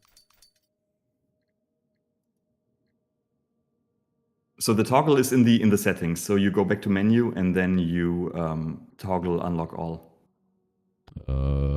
Game settings. Yeah, it's in the middle tab, data settings. Data settings. Unlock everything. Boop. There we go. Oh, you got a little robot. Plasma storage depleted. Please replace plasma cartridge. Grandpa Slopper's very first creation. Not exactly the most efficient of prototypes. Uses up plasma for attacks and sustain. Prefers to not have anything to do with them. Let's see. Gets incredibly fast by inverting grav charge. Places lightning strikes in the timeline.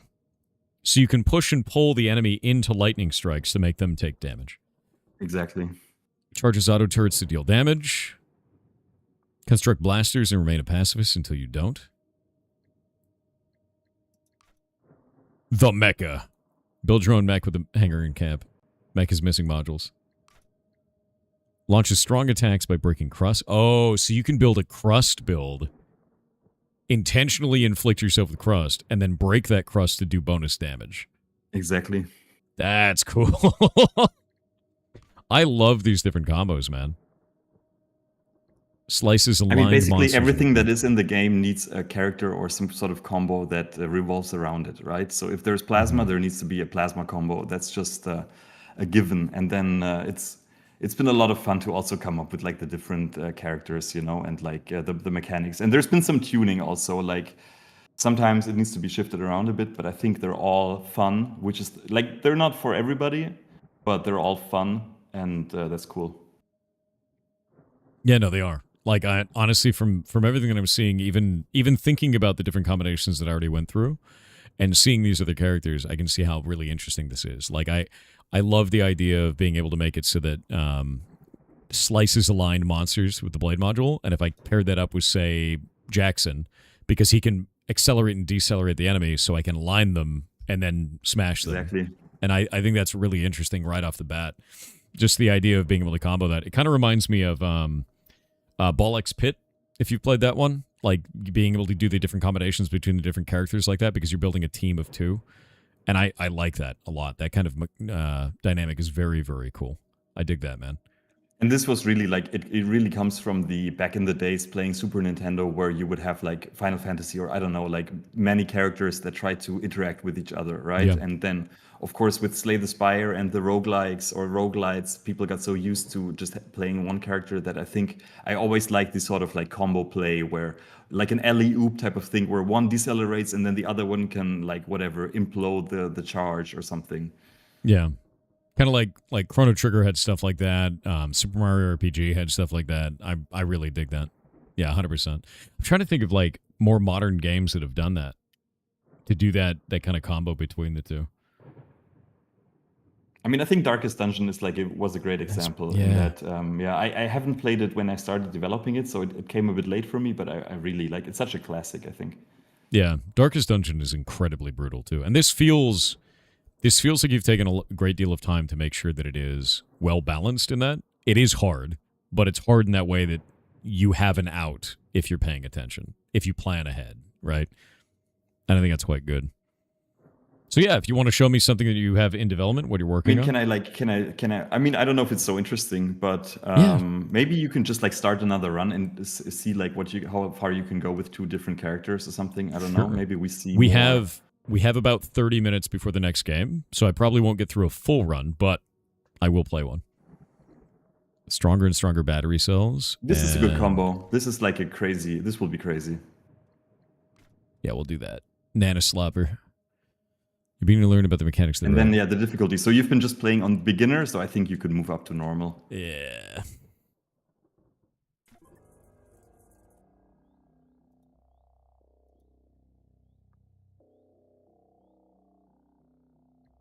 The bog marshes. Okay, here we go.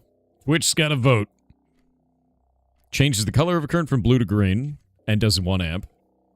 Auto factory merger. On beginning of turn, constructs a universal merger with cracked and applies crust to it. Universal merger. This would be sick for the crust combo, right? Where it just if we had the crust produces character. modules. Yeah, if we had a crust character, but we don't. Generates 1 energy whenever another module receives out of order or cooldown. That's sick. Exhaustion. We get our plasma converter. Oh, does she... She's always running turbine.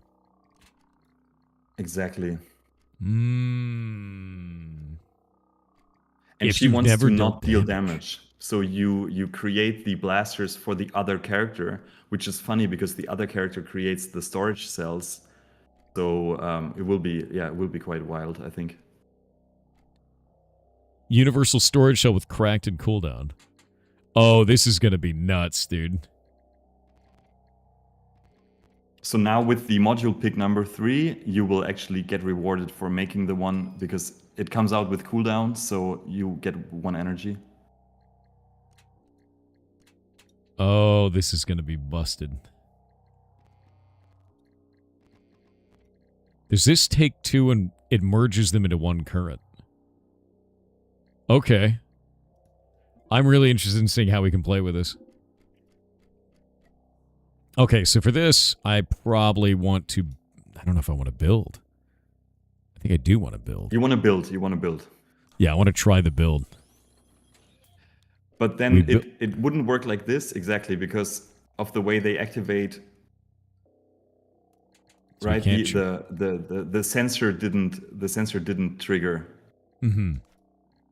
Not yet, but it will. Not yet. Let's see. Now we build. Apply 1 healing to target player character. That's insane. And we can do a blaster factory here. And this thing has a battery on it, but we don't generate anything yet. Output jack. Okay, so we can do up to there to generate a blaster. Yeah, I think we're going to do that for now. We're going to start building guns. Grandma builds guns. And then the pacifist thing will reward you for not attacking. So your battery has been charged by 1. And now we'll pop this. And this thing if you is... pop it exactly. So wait, but the sensor in the middle, it will generate if something gets destroyed. The fracture sensor. It's the one with the green output. Yeah. So this one is now going to pop into a gun. So this will blow up. This will pop into a gun and then shoot the gun off. So we'll get 2 shots. Yeah. That's really a cool combo. I like that a lot, man. All right, so now we have a battery on this one. Use that to heal, because she's generating onto it. And make another gun.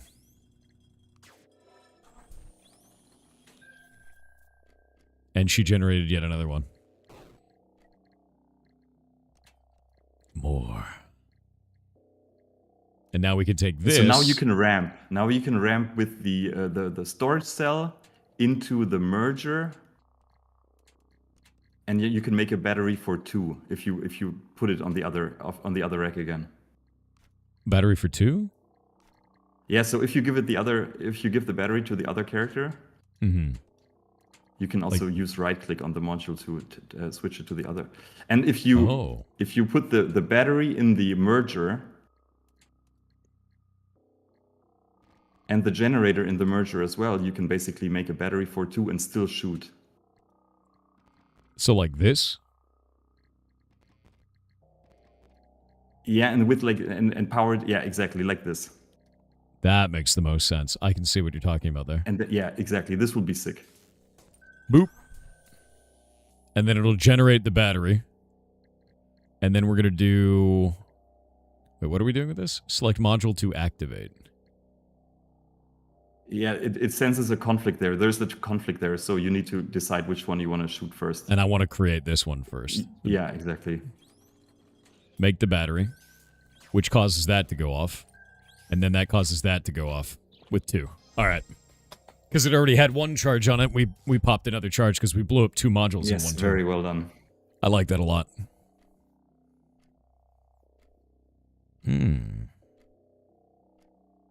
It's charged with 1 energy at the beginning of the battle.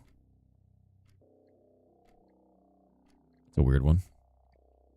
Whenever generator is activated on this rack, apply +1 to a random enemy. Whoa!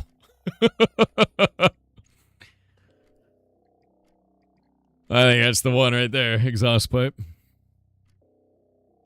So yeah, there's number 3, to make a case for number 3, it's a bit of a weird one, but it basically prevents the batteries that you create from coming out with cooldown, because you can put the cooldown on another module instead.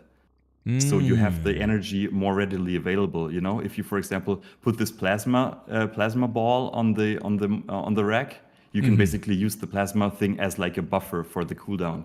But it's a bit of a weird interaction. But this is also a good pick. No, it totally worked. I think that's actually really cool. I like the 2 combinations here of exhaust pipe and cooldown redirection for both of these. I think that's fantastic. Chat is voting, and they've gone with the exhaust pipe. So whenever a generator is activated on this rack, I'm going to take the generators and bring them over. We're always doing a generator on this one, so we'll probably pop that over here. It's not doing damage, so her pacifist keeps going. Yeah. I think this works just fine for now. Will be destroyed after discharge. Does this amp at all? Does not amp. We'll just do that for funsies. A question mark. Place module. Let's eat this battery because it was going to break anyway. Sick. Activation consumes 1 plasma. Oh. Yeah, but that's great. You can just ramp. You can get the plasma from another source and just make, get the +1 on the current. There we go. That'll work. Oh, that was weird. Done. And now it generates plasma every turn and only costs 1 plasma and will ramp each time. So it's an infinite plasma generator now. Done. No longer a problem. Let's do another one of those. What? Constructs a permanent copy of another target non-cracked module on this rack. Really? This would be cool for like the turbine to basically. Yeah. Maybe you want to duplicate the turbine. Can I duplicate that? Is that counted as on the rack? Okay, I'm going to do that. That's a great idea.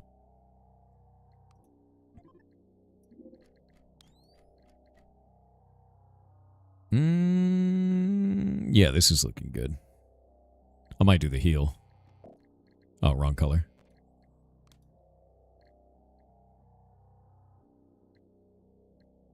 Actually, I don't even need this thing in the middle. Oh, wait. I want to activate the module duplicator first. We're going to duplicate. Yeah, that. There we go.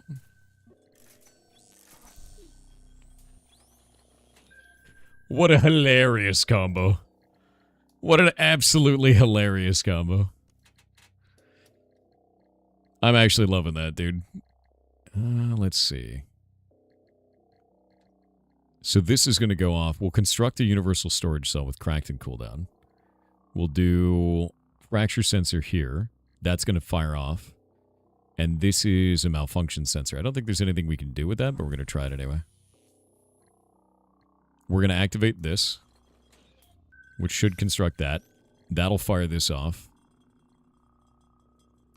Let's shoot the frog. And that'll fire off the second one and kill the frog. That is an awesome combo. You really dig this artwork? Same. And now we get 2 energy from this, which is now going to ramp up again through that. Which we don't actually need to do that. We can just do this. And we can go this to there and to that, because we got to heal. We don't need to build a gun this turn. I think I'm going to make an infinite plasma generator. You realize that? All I have to stall 0 because you're burning one to create one. So it would be better to put it on Kimmy before the storage. Isn't this storage amping factory infinitely, or is it not amping infinitely? So it will activate. It will burn 1 plasma, and then it puts 1 plasma on 1 energy on the current, and then this one creates 1 plasma. So you're netting. You're not netting anything. Oh, you're right. I thought this was a scale where it just kept scaling up. Yeah, if it would be 2+2, then you would be right. If you put upgrade on this one, then it would be exactly like you said. But now it's locked for the turn. Yeah. Let's pop that up in there. Let's have her keep generating. And we'll do that into... And I think it's maybe you want to also like not focus on the plasma too much, because it's not as important, I think, as getting the ultra rare modules. You know, so ending the combat early with like a fat battery is preferable, because then you get the rare loot, which will make you pop off even more. That makes sense. Yeah, no, it makes sense completely. That thing's on cooldown. I think we're good to go. Make these batteries for now. She should be able to do something here. Yeah, we're not going to be able to get the rare module on this. I don't know the damage output, but that's fine. It's funny, too, because I could sacrifice 1 combat round to stall, generate a ton of plasma, right? Just like get 50 plasma or something, and then do the rest of the run where I'm just killing everything. So I feel like that's the one way that I could cheese the system right now, if that makes sense.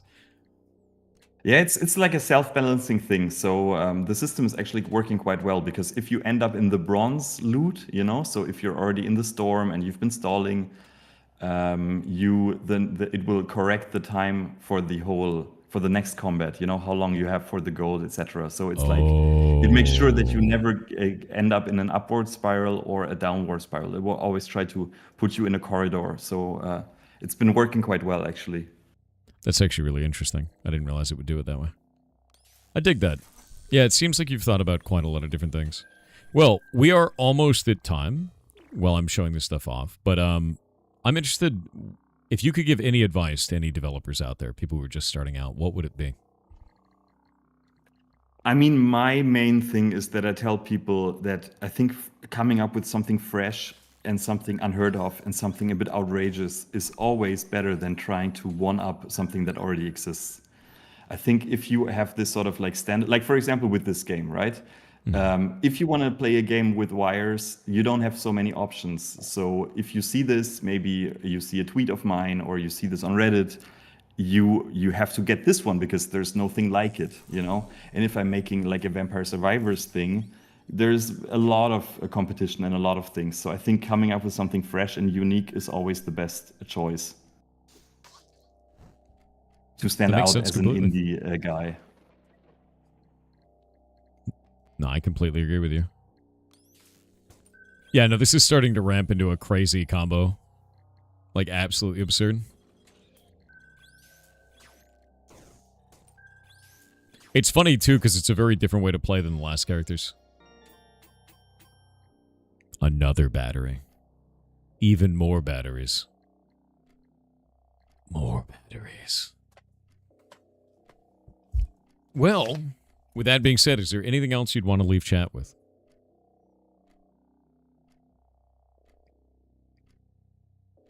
I mean, the usual thing of play the demo, check it Play it. out, Play it. grab it if it's on sale. Yeah, I mean, the game is 93% positive or something. People are really liking it. If you're creative, you're super welcome in the Discord community to follow the development and get yourself involved, maybe with some beta testing or something, or just like follow me as on my studio page. There's gonna be more stuff with more wires, you know, coming in the future. So that's the thing. Mm-hmm. No, I think that's awesome, dude. Like this is something I'm actually going to play long after this. I think you've done a really fantastic job, and I can't wait to see where you take this. I'd love to just keep up on development and see the stuff that you're doing because this is, I don't know, it feels unique. It feels familiar in that you are creating like insane giga combos, very, you know, impossible machine sort of a feeling to it, almost a little bit of backpack battles to it, but it feels unique and it's standing on its own in the space that is familiar, which is cool. And not really what you would expect. Chat wants more batteries. Hell yeah, batteries. Yeah, no, you've done a really good job with this, man. Really, really have. I think it feels awesome. And that's one of the hardest things to get right, you know? I wonder if I could just keep duplicating as many generators as possible. I love that they have this backpack pouch, too. I wonder if I could put things up in there. No, I can't do it on that one. But I dig that. More batteries. Even more batteries.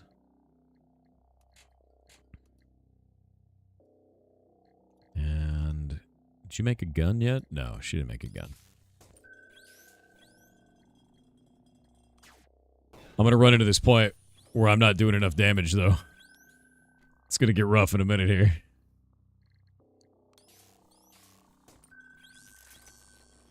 Making 1,000,000 guns. It's fun.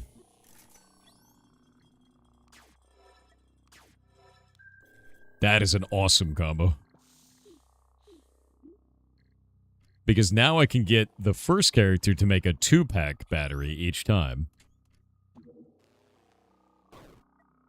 Oh! She's gonna die.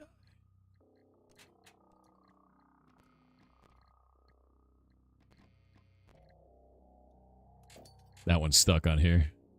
I don't know if it's gonna work.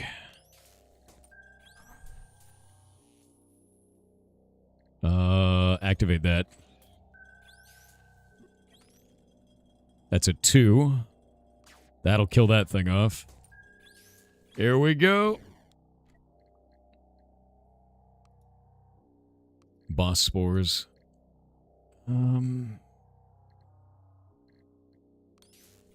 gonna find out.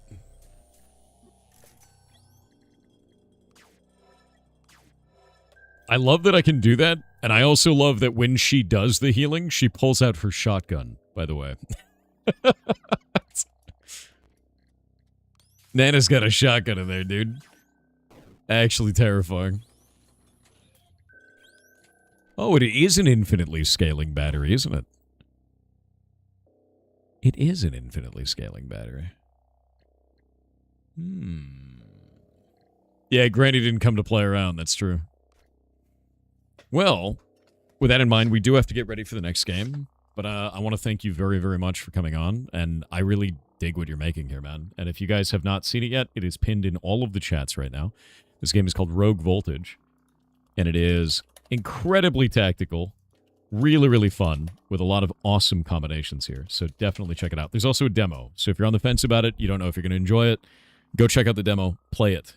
Because Awesome. Thank you so much for having me. Oh, and yeah, thanks absolutely. for organizing the showcase. I mean, this is a lot of fun, and I'm sure there's going to be like amazing games throughout the month. Yeah, I'm going to be real with you, dude. This is one hell of a game to start the entire showcase off. This is really goddamn cool. So, hell yeah, man. Awesome job. Really, really cool. Thank you. Yeah, absolutely. It was nice meeting you, and I will talk to you later, dude. See you. Bye bye. Thanks so much. Have a great day, chat. Yeah, see you around. Dude, this game is so cool. Yeah, the game is so cool. 100%. I love the combos on this. Like, really, really love the combos on this. It starts to feel... It's like controlled chaos. Yeah, no, very cool game. Really, really cool combinations. I think the thing that really gets me about it is, like, you start thinking about all the insane combinations. Like if I play something like Slay the Spire, right? There's crazy combinations you can do with that, but this feels like it's almost more than that, you know? Like, more combinations, even. Yeah, it gets crazier and more satisfying, exactly. And then you have the different characters that play differently together, like the idea of having Nana Slopper and then having, you know, the turbines running and generating for that is just very fascinating. Did an awesome job. Really, really cool, man. This is something I'm going to be playing probably on my Steam Deck off stream when I'm supposed to be sleeping, right? Oh my god. That's exactly what's going to happen. I'm saving eggs on the run. I'm going to end up playing that when I should be sleeping. Dude, 100%. Phenomenal, man. Really, really cool. If you are still there, Odev, thank you for making something so cool as this, and thanks for being on the show, man. That's rad. I dig that a lot. I need to go grab some water. I will be right back. Give me just a minute, and we're going to get the next game on.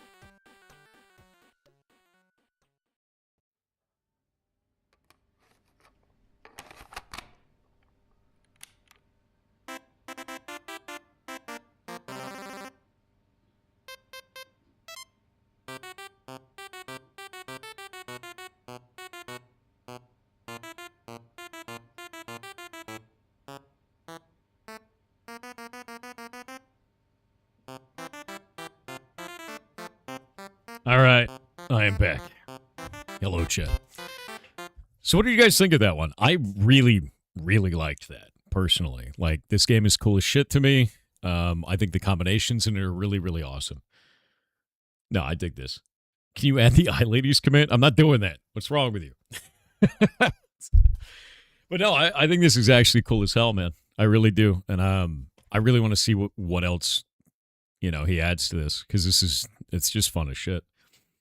You're sad because you missed most of it to sleep? Don't worry. It'll turn into a YouTube video. You can go from there. Yeah, that'll be totally fine. You said you would? Link it to me then. Then I'll do it. You linked it to your husband. It's exactly his kind of game. That's fantastic. Remember, something to remember for all of you guys. Wish listing a game is like upvoting a video on YouTube. It helps them to push the game in Steam if you do this. And it costs you nothing. So, excellent concept. I think it was executed incredibly well as well. It's a cool concept, but it's also like, it's funny, actually. I just realized that, that planet, there's an itch.io project that generates those planets. We had somebody in the last game jam do that. That's how I found out about it. They look really nice too. Look at that. Yeah, pixel art planets. Those look really nice. Good point about being different, not one-upping others. Yeah, no, I agree with that. Let me see.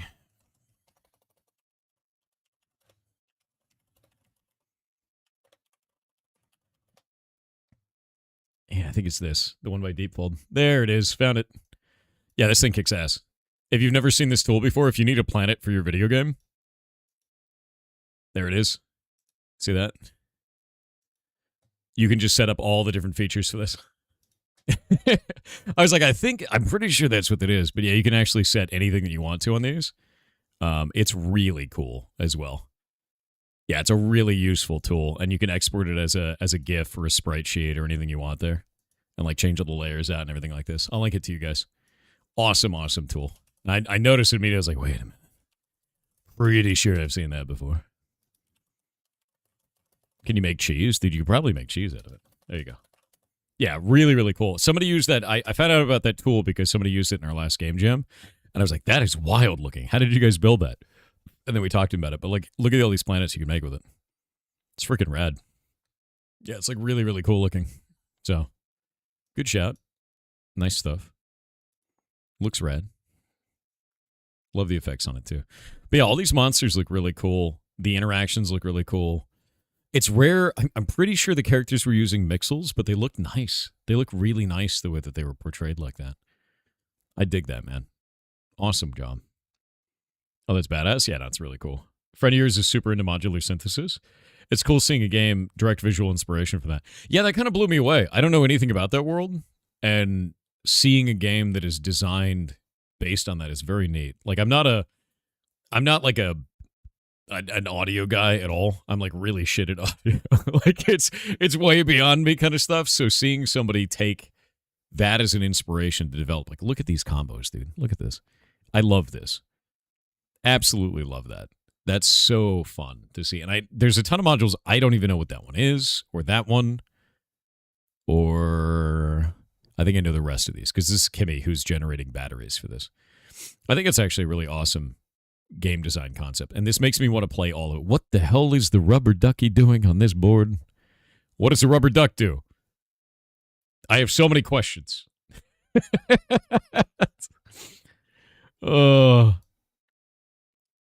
What is this?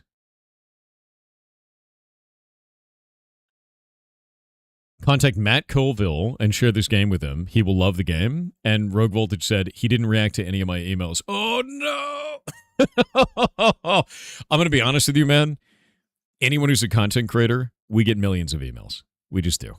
We get a million emails, and it's always somebody wanting to play their thing or whatever that is for that. That's why I set this up, where it's like streamlines all of that, and then we can just get all of them and showcase what you guys are doing. It just makes it so much easier.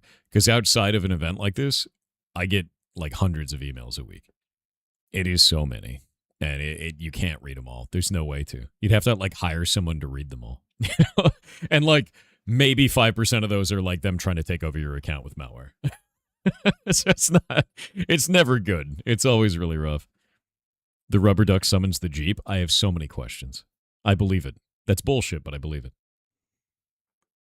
Yeah, no, it's really cool. Kick actually got the Rogue Voltage category already up. I need to go check to see the rest of these real fast and make sure that they are up and good to go. It looks like they actually got them up. Yeah, they did. Grab this one. Yeah, no, they already got all the ones up for today, and they got all of them. There's a set of 60 categories to put up, and it looks like they've done all of them. Or most of them. Might be most. Don't know yet. But they got all the ones up for today, so that's crazy. And I didn't even tell them which ones were up for today, so. Goddamn. Good job, Ethan. Good job, Kick. That is crazy. This website setups, for those of us with normal sleeping patterns, can see the missed games.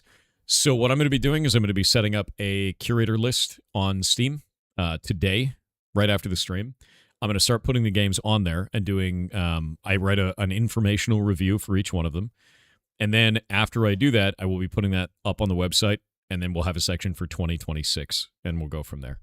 And then each one of those will be good to go. And then throughout the month, we're going to be, well, probably the next 2 months, releasing a video for each one of these games to make sure that you don't miss anything. There were a number of game companies that actually reached out and said they wanted to sponsor. I am not taking any sponsors for this event. So from the ones who are on the list that wanted to sponsor, I don't want your money. We're just going to do this. I want to show off your cool shit. And I don't want it to be, I guess, like cluttered in terms of that. You know, like it kind of diminishes the event. So I don't want to do that. Don't tell everyone, chat, but if you want Thor to read your email, you have to write WIG123 in the email subject. God damn it. You weren't supposed to tell him. That was a secret, dude. That was a secret. Follow a curator that lets you know which games are Slavic. That's cool. I like that. How would you open to a demo for a TTRPG for Future Pigs? That'd be kind of cool. TTRPGs are kind of hard to portray. I'd have to do like a setup for it. I think for now we're probably doing like smaller indie games, like digital ones, but it'd be neat to do like a TTRPG showcase at some point. That might be a lot of fun.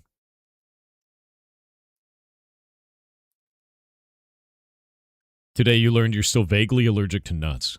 Well, that is unfortunate, Sephiroth. What kind? All of them? Shay may not be allergic to almonds anymore. That was interesting, because Shay ate a Toblerone the other day and forgot that Toblerones had almonds and didn't have a reaction. So we didn't have a hospital adventure. Thankfully. How? Last time that she had a reaction, she was quite young, and your allergies change as you get older. You have to be retested for it. And she didn't have a reaction, which is kind of like good. Hopefully. So I want to tell her to go to. I'm going to tell her to go to an allergist, and then we'll get her tested. So yeah, she's still allergic to eye ladies, definitely, 100%. You developed a cantaloupe allergy? You're so sad, Jesus. I have never gotten more allergic to anything, and I've never gotten unallergic to anything. I'm still allergic to all the things I'm allergic to, like bees and bell peppers. Sucks. Added to the Zoltra lore, allergic to D's nuts. I don't think Zoltralord is allergic to D's nuts. I think that's like vitamins for him. I'm going to be honest. Developed an allergy to persimmon. Oh, that's really specific. Why persimmons? That's so weird. All right, I got to start up the next game. Getting it ready. Oh, made in Unity. One moment. Okay.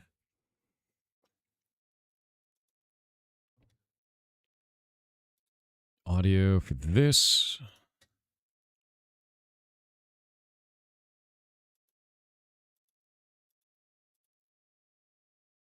That's interesting.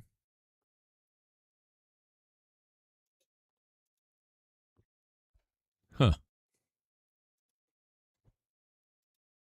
There we go. Getting everything set up. There's a couple of things I have to do on this one. Capsicum and the bell peppers? No, it's because they're nightshades. There's a certain alkaloid that nightshades produce. I also have an allergic reaction to eggplant as a result. Makes my mouth feel like a cactus. Bell peppers put me into anaphylaxis. They also smell like gasoline to me. Basically, any nightshade can have a level of reaction, but some nightshades have a lot of reaction. Tomatoes, I avoid them. They make my mouth feel gross. Potatoes have no reaction, which is interesting. And then it basically goes like potato, no reaction, tomato, a little bit, eggplant, more of a bit, and then bell pepper, I'm dead. So, also, if it's pickled or in vinegar of any kind, no reaction. So that's interesting. Also, if it's been dried, no reaction. So, learned that over the years. I can technically eat a pickled bell pepper, but it tastes like gasoline, which is gross. So I just don't. Yeah. At least I have potatoes. True, I ate a potato today. It was nice. Acids denaturing the proteins. I don't actually know what causes it. All we know is that I'm allergic to it. And I've gone through the allergist, and they're like, yep, don't eat that. Tastes like NOS? No, it tastes like a gas station smells. It's pretty bad. Yeah, they're all nightshades, verified. It's funny, too, because originally I thought it was just bell peppers, and someone in chat was like, you might be allergic to nightshades. You should go talk to a doctor. And I was like, chat's bullshit. That's bullshit. And then I went to the doctor, and they were like, I'm referring you to an allergist. And then the allergist is like, yeah, you're allergic to nightshades. Like, great. Fantastic. I'm weird, but I love the smell of gasoline. That's weird. That is weird. No, that's bad. No. Thought he meant NOS. The energy drink? No. That's very funny, though. Yeah, ChatMD wins for once. Oh, God, don't let ChatMD win. That's not ever good. Oh. I turn the game up. So this game, the audio doesn't keep playing when I don't have the window selected. So I need to set some stuff up. Category should be set. I'm going to contact the dev, make sure that they're up.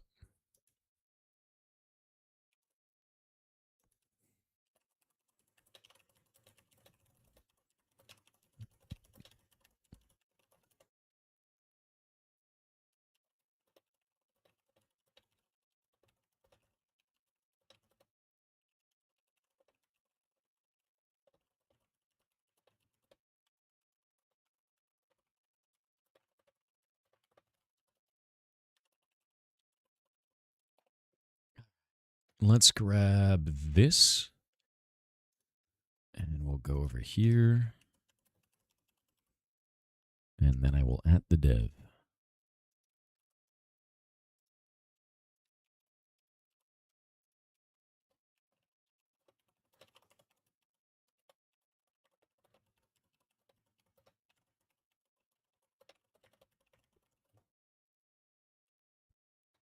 Okay. Boop-a-doop-a-doop. I just realized I haven't been crab slapping, have I? Oh, God. All of the EXP waste. I was so excited I stopped slapping a crab. That's when you know I'm really addicted to a video game, when I think the game is really good, is when I forget about RuneScape. You got me, man. You doing this every day this month? Most days this month.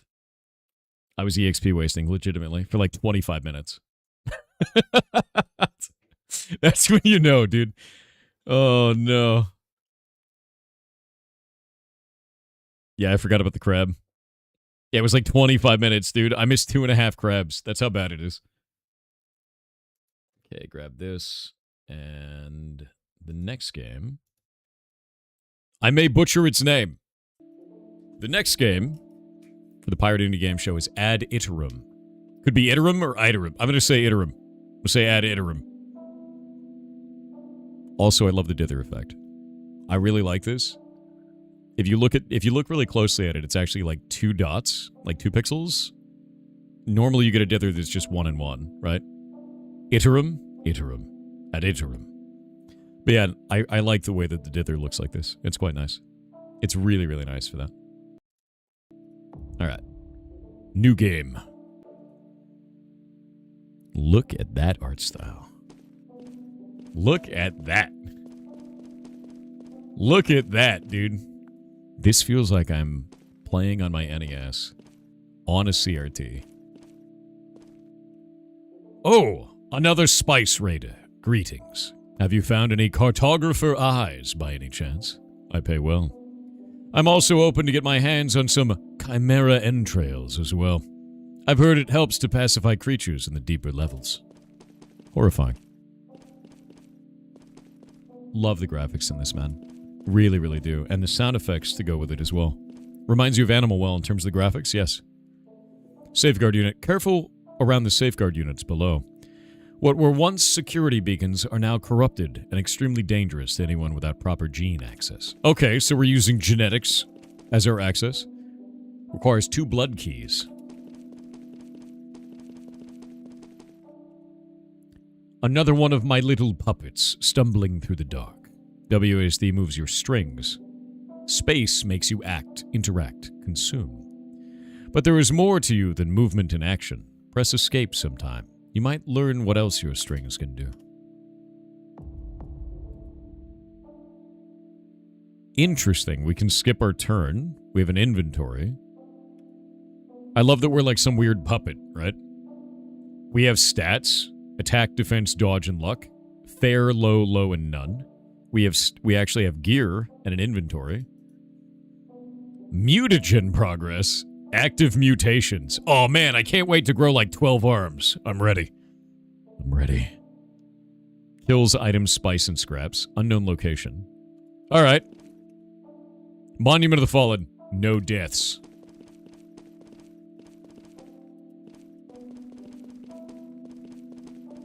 Alright. Time to go in. Yeah, only 12? I know, right? I should have more. An ancient pit of stagnant sludge, breeding blind creatures. Plague-lung cavern. Blackwater womb. Meat rots. Be careful with rotten meat. Alright. Rust stain and sharp device. Give me that dagger, dude. Unknown mutagen. What did it do? Hold up. A gelatinous mass suspended in murky fluid. It shifts and contracts as if it's still alive. Ingesting it triggers a permanent mutation that reshapes the body from within. There's no going back. I mean, when I find strange ooze in a deep dungeon that will mutate my body, I definitely just eat it. So, multiple arms! That's exactly what I wanted!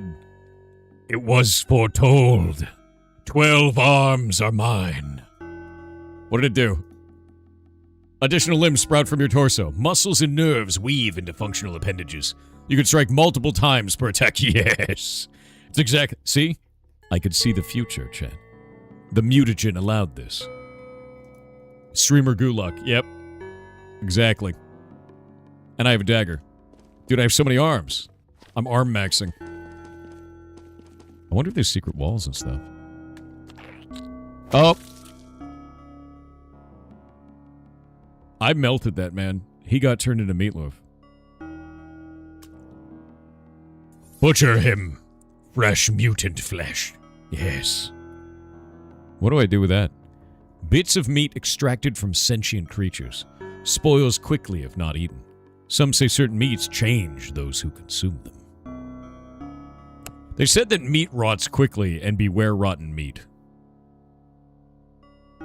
I only have 99%, so I think I'm cool for now. There's a bunch of mushrooms in here. A gas vent hisses. A trap activates nearby. Oh, dude, there's like a bunch of feed down here. Look at this. Wait. Fungal crawler Hardy is dead. That's a bomb. Oh, god damn it, dude. I thought that was a coin. It was a landmine full of poison. Something stirs in the depths. How is a skeleton bleed? Beat him again. You don't get to run away. You're made of gloves. Wait, no, those are boots. Okay, I'm already enjoying the shit out of this. What did I just equip? Survey boots. Oh, they have durability, too. Rust-stained and wickedly sharp, preferred by those who strike from the shadows. That's our dagger. What is our boots? Light, type, defense low, dodge fair. So we got a little bit of stats over here. Steel-toe boots from the old engineering corps. Worn smooth, but the soles still grip. Should I eat it? I feel like I should eat it. It's basic and fresh. Should we eat it, Chad? Should we eat the mutant flesh? Consume and grow. Eating mutated meat changes you. Each creature's flesh carries something different. Mutant flesh. 20%. Yay. I'm really glad we get to consume. What is that? That's a bomb. Okay. This caused me to regenerate, though. Ow. These are regeneration. Big hammer. Big hammer. Okay, if I have a really big hammer, right? My dagger has 2 attack, but it'll break eventually. But I have a lot of arms, and this stuns, right? So if I have a lot of arms, and I have a hammer that stuns you, it's probably a good idea. Oh yeah, new pin. New pin. I will fix it. One moment. Let me do that. I'm going to pin the game. Boop. Boop. Thank you. Grab that. Pin that message. Pin this message. I totally forgot about that. Thank you guys very, very much. I'm pinning the new video game. Get the game. Place pin message. There we go. Okay, it's fixed. It's fixed. It's fixed. Okay, so multiple bleeds or multiple stuns. I'm going to say multiple stuns. Stuns seem way better. And I could just keep regenerating this. This is definitely a bomb. Oh! Eat it! Military grade fabric. Wearable. Attack vest. Armor type light. More defense. A little bit of dodge. So I got more dodge out of it. Nice. Man, they're really upset over there. There's a lot of bombs in here. I don't like that. You fool! I have a hammer. Butcher him. I need to eat, Chad. I don't need to eat him, but I need to eat him. You know what I mean? You know, like when you kill a mutant and then you really have to eat that mutant? I mean, you don't have to, but you have to. You know what I mean? I'm really glad that I have that weird armor on my body now. What is that? Is that an egg? Dung pile. Dung pie. Edible in emergencies. Yoink. Get infinitely stunned. Fresh arthropod meat. Oh. Compacted waste and filth. Only the truly starving would consider this sustenance.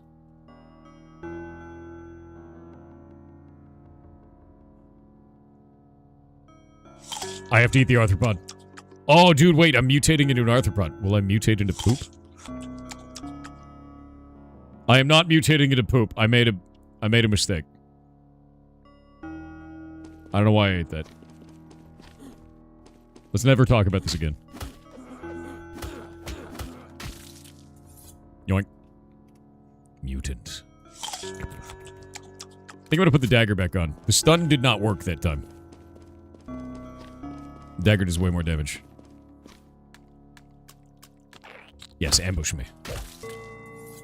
More. What am I turning into?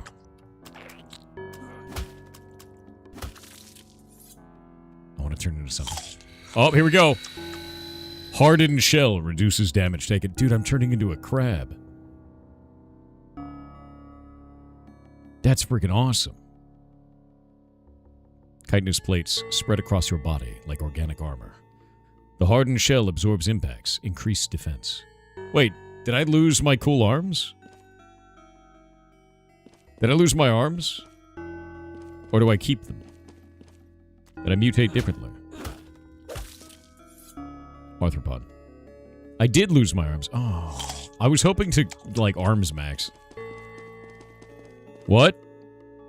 Rare ancient device may contain useful information if consumed.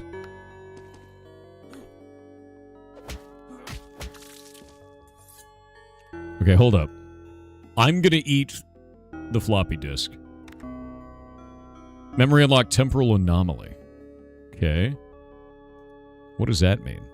And then I'm gonna eat arthropod. Wait, mutagen. Okay, I have multiple arms now. Again. And it's stable. You can strike multiple times per attack. I think I want to keep that one. So I don't want to get weird mutations. An injector with unknown effects. You ever just go down into a dungeon and find like an injection needle and then just like totally use that to get weird powers? It's a great idea, right? What is this going to do? Yeah, let's do that.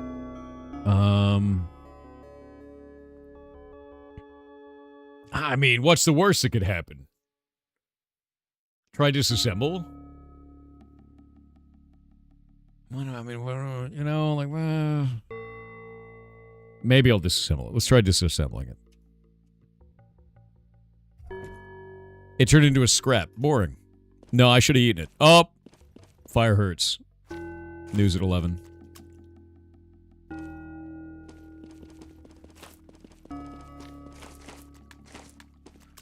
Actually, I think I can go back this way. What is that? Oh, it's a bomb. Oh, it's full of fairies. Oh, it's like a gross fairy nest. Oh, disgusting. Absolutely horrible. Yoink. Got a cool sword. Rotten arthropod meat. Gross. Meat is rotten. Eating it might make you sick. A sword. It goes from pierce to slash, and I lose bleed. I'll keep the sword around just in case my current weapon dies. I need to go over here and hit these regens. Thankfully, this regen is, like, right here. So I can just use that. I wonder if these levels are generated. They feel like they are. Oh, it's a man inside of a chest. Not a fan of that. This time, pressurized cylinder ending in a dull needle. Whatever was once written on its surface has been scraped away. The liquid inside shifts between colors when tilted. I'm going to use it. This is either going to kill me or give me superpowers. 50% of the time, superpowers. It either works or it doesn't. Where am I? Wait a minute. Unstable teleportation injector. Okay. I've been teleported through the power of blacking out. By injecting myself with strange substances in a dungeon, I have teleported somewhere else.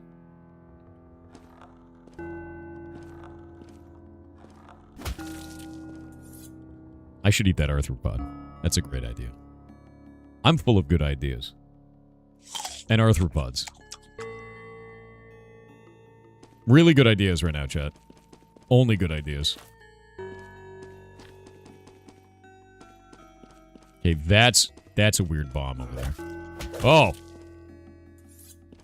Mutant flesh. I need to eat arthropods, I think. Oh, you don't? Is that a gun? Son, you may have made a mistake. Press tab to switch between weapons.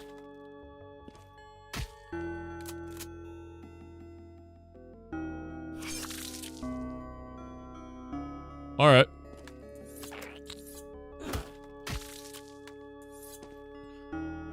Stale mutant flesh? Bits of meat extracted from sentient creatures. It's getting stale. Eating it might make you sick. I should eat it. I should eat all of it, shouldn't I? Destroy it. It's stale and gross. A mushroom. Confusing but nourishing fungi. I'd eat that. That was probably a mistake. It's always good to just pick things up and eat them without asking questions, right? The hell is that? Scavenge body armor. Alright. Alright. It's light, low, fair. Fair, light. Low and fair. Low and fair. So it's the same, I just get more durability. I should hold on to that. Okay, I'm gonna run out of food if I don't go the right direction. There are skeleton bros in here. Smooth, rounded stones, huh? Yoink. Regeneration, that's nice. A calming incense. Sacred herbs burned by monks to pacify beasts. The smoke soothes even the most aggressive creatures. So we can throw that at a creature. Yeah. And then I could use that as a way to maybe get away. The one thing I'm realizing is that eating food changes my buffs. But also I need to do it, but I don't want to hit 100%. So I was eating too quickly before. And I know that mutants live in the wet. They live in the wet.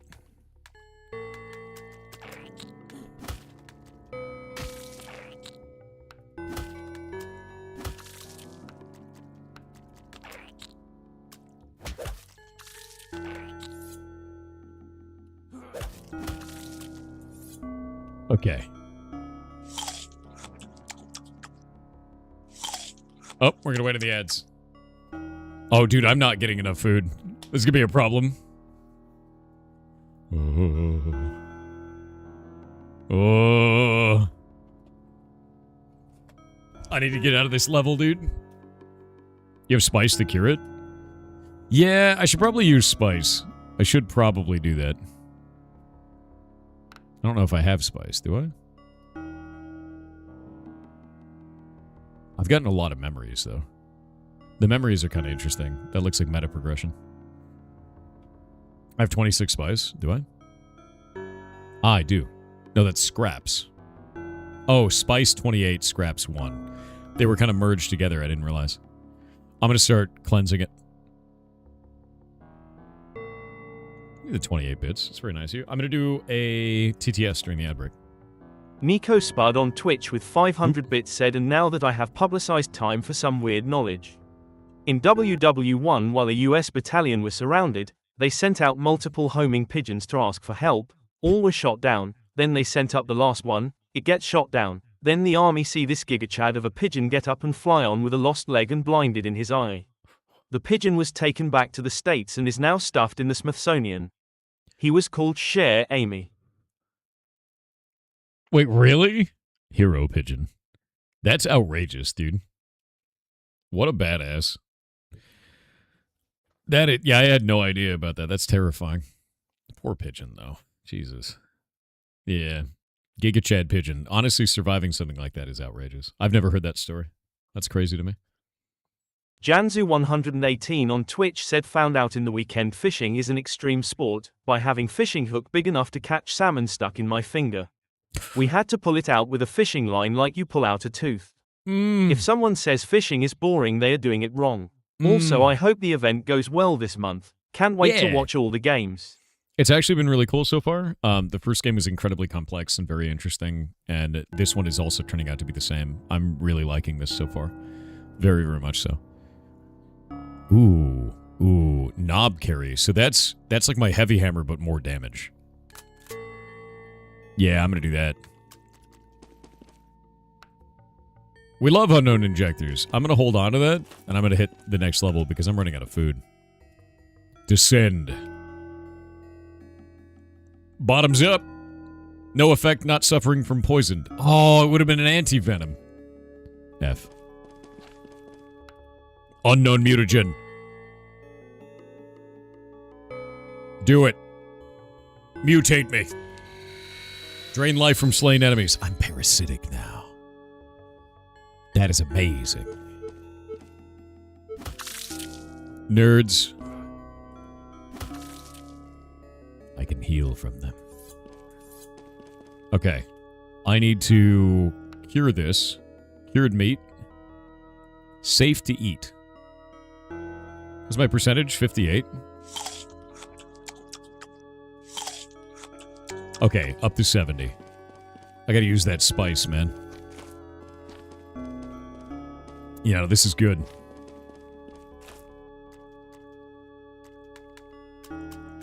Basically, I only want to roll the dice when I have like a mod I don't want. And I like all the mods that I had. Like, being able to get health back is huge. So I'm going to cure the meat and then eat it. It looks like some meat is larger than other meat as well. Oh, cool gloves. Wait, that's a weapon. Bognock. It does confusion on the enemy.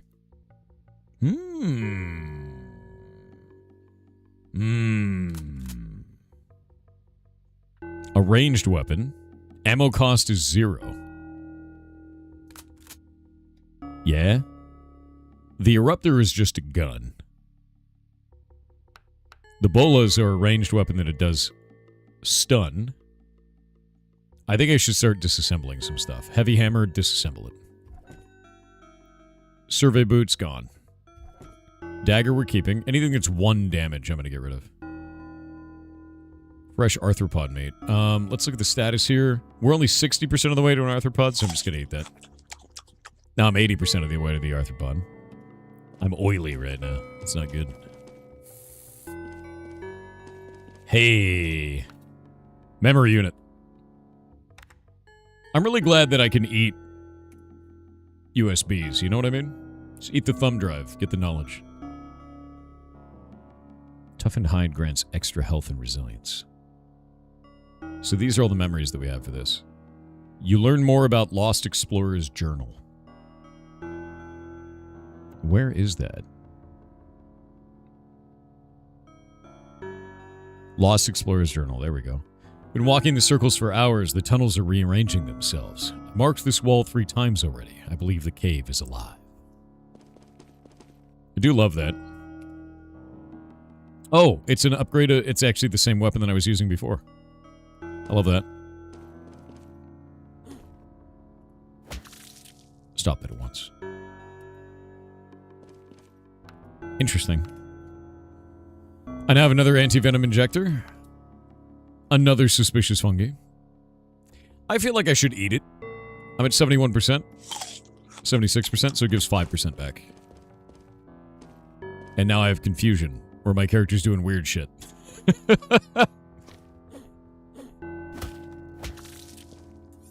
Delicious. Cure that. Eat that. I know they're in there.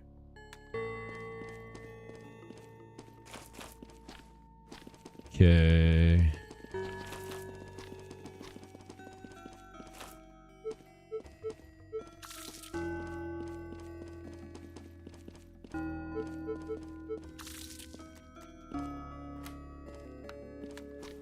Bound wraps. What do those do? Increase our dodge chance, reduce our defense, but it'll be cloth instead of medium armor. I kind of like where I'm at in terms of defense right now, because I'm not taking very much damage and I have parasitic. I think I'd rather have damage reduction in that way. A whip. Ranged attack, stun, durability. You know? That is the same as my bolas, but it doesn't have stun. Let's get rid of it.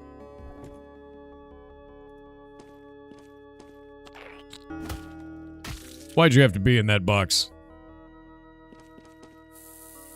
A lot of regen in there. What?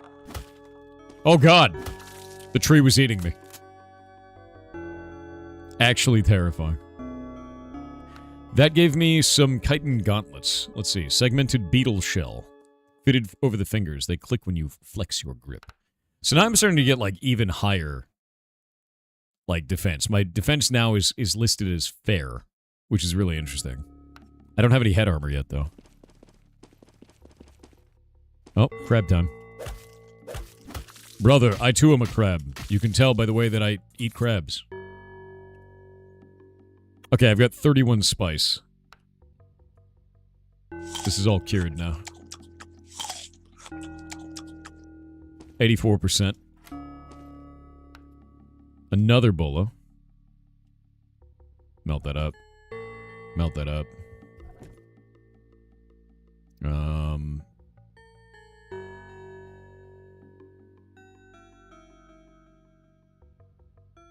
The durability of my current weapon. We're going to get rid of the dagger. It's down to 32. Okay. Let's see.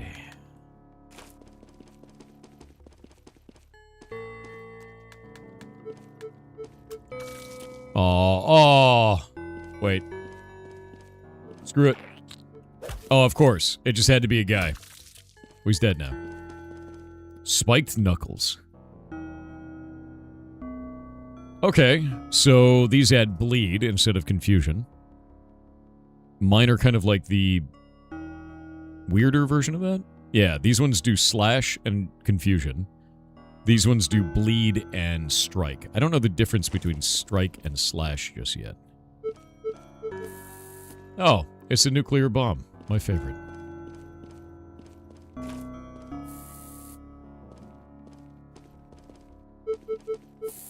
That's a scary room. I don't like that. Floor is sticky.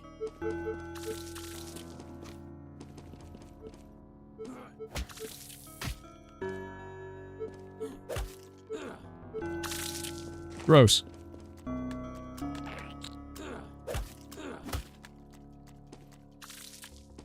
Did he just detonate? Jesus. I feel like this is just like I have to keep eating. And if I stop eating, I'm going to die. It's just consume them, the game. I'm at 86%. Yeah, food maxing, dude.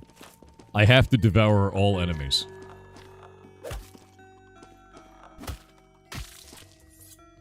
That's an arthropod as well.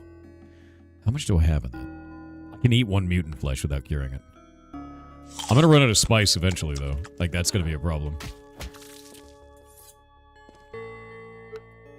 Magnesium flash powder.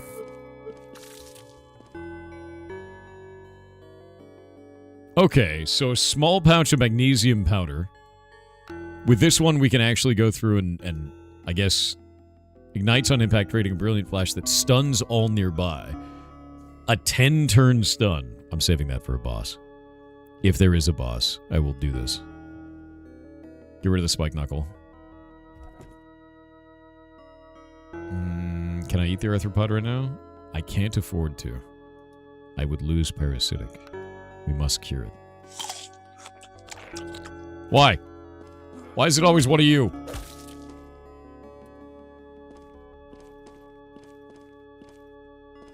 Okay. Ammo is full. An unknown injector. I'm going down a level. Spice is found scattered in the depths. This is a safe zone? Step closer. The altar is hungry, but choose carefully. The body remembers every bargain, and none of it is free. Raw power courses through your veins. You hit harder. Oh, but I could sacrifice maximum health.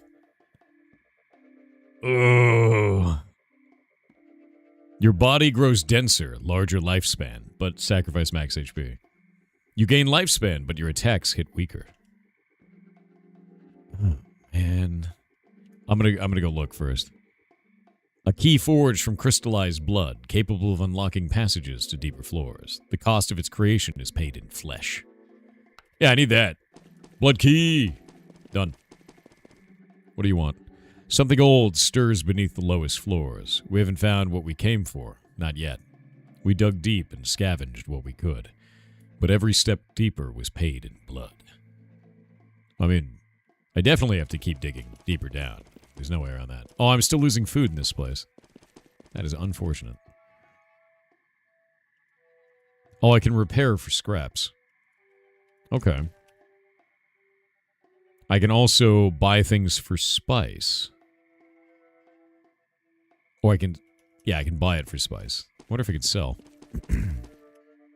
Unrecognized mutagen sequence. Access denied. So if I have a specific mutagen sequence, I can... That would be interesting.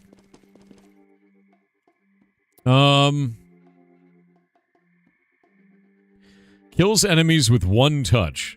Each kill permanently reduces lifespan. Your lifespan increases. Elite enemies appear on every floor. I'm gonna do thick skin. Give me that. Okay, so that gave me a pact. The blood pact has been sealed. Alright. Hey man. I need to go in here. I need to go deeper.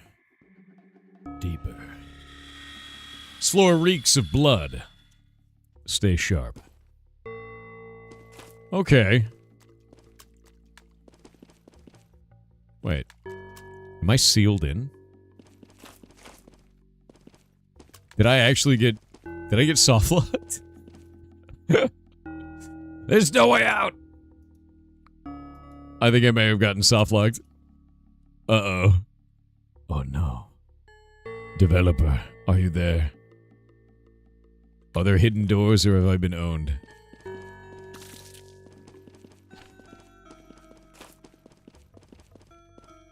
Click on the diagonal? Can you click on it?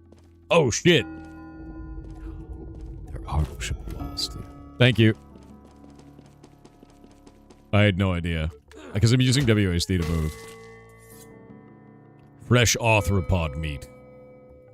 Well, I can't afford to do that, so we're gonna cure that and then eat it. But I need the food. There is a lot of radiation going on in there. Or gas vent. Whatever that is.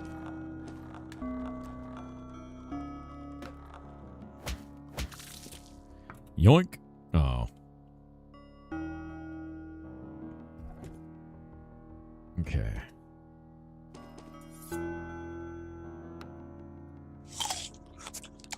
I've become fortified. Hey man, how's it going? What's that like up there for you? Turning you into silicon meat. Bits of meat extracted from sentient creatures. Spoils quickly if not eaten. Some say certain meats change those who consume them. Yoink! Alright, I'm 20% silicon now. Some new weird creature, you know?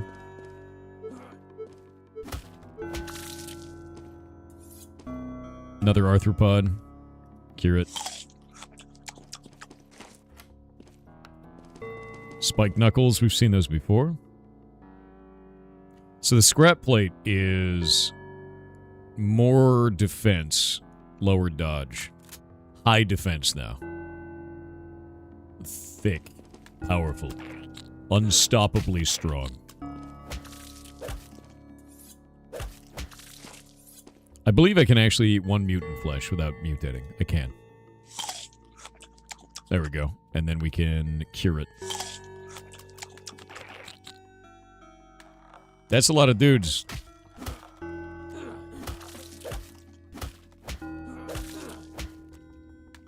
My defense is so powerful. I like how he ran away and exploded. That's probably the best part about that. I do love an enemy that runs away and explodes instead of runs at me and explodes. Can't say quite happy about this. Something stirs nearby. A nest? The air reeks of chimera. Oh no. It's fine. It's fine. Why am I poisoned? Not good? I just wanted the meat. It hurts. She used the anti-venom. A dart gun. Get rid of that. Dart gun. Not very good. That's fine. Notched whip.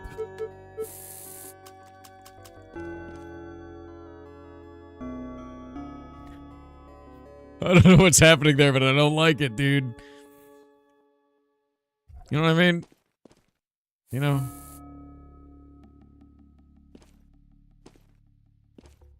Why is that all flashing red? You know what I mean? Step closer. The altar is hungry, but choose carefully. The body remembers every bargain, and none of it is free. The world slightly tilts in your direction. You feel lucky. Or, when death approaches, you fight harder. Or, raw power courses through your veins. You hit harder. I think we should be lucky. I think lucky is good. You know? Lucky is good. Yeah, I'm not using my ranged attacks. Heard of it. Yeah, no, it's yeah, let's do that. The world slightly tilts in your direction. You feel lucky. Yeah, I just have 20 less maximum HP. It's fine. The shrine's eyes have been shut. Alright. Oh, burning. Very good. But I've regenerated, so it's fine. Man, it'd be really cool if there wasn't all this horrible poison. Let's do that. And then just bypass all of this. Great. No, you don't! That guy turned to mulch. I need to be ambushed. Get back here. Wow, these guys actually have a shitload of damage now. Yikes, dude.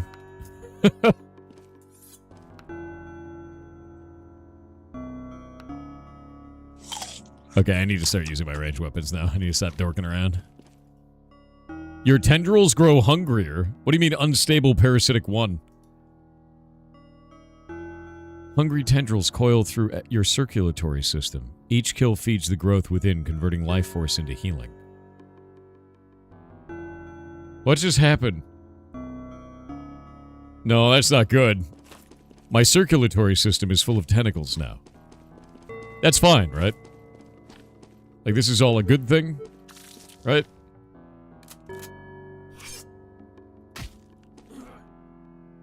Rude.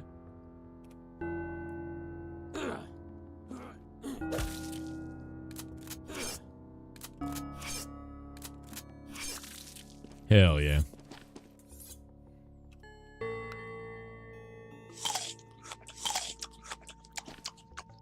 Man.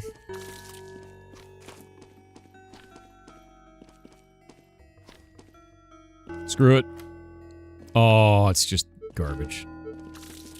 My sadness. What is that? Blood glass vial. What is this? Okay, glass shards mixed with anticoagulants. Shatters on impact, causing wounds that refuse to close.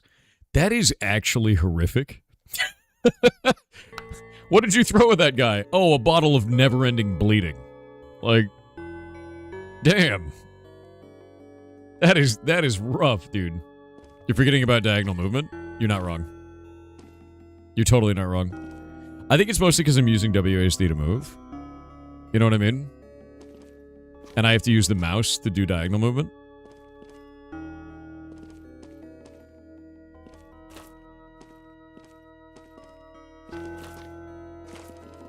Alright. I am running out of food. It's time to go downwards. Eat it. Magnesium flash powder.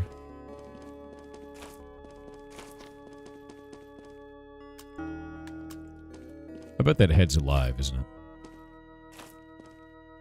Maybe not. Maybe there's no living head in there.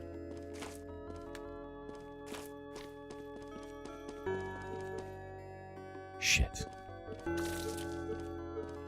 Somehow, totally fine.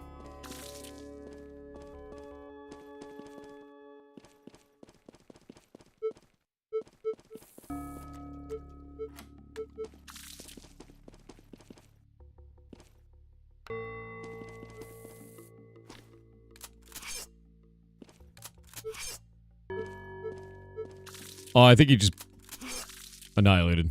Oh god. Oh god. Okay.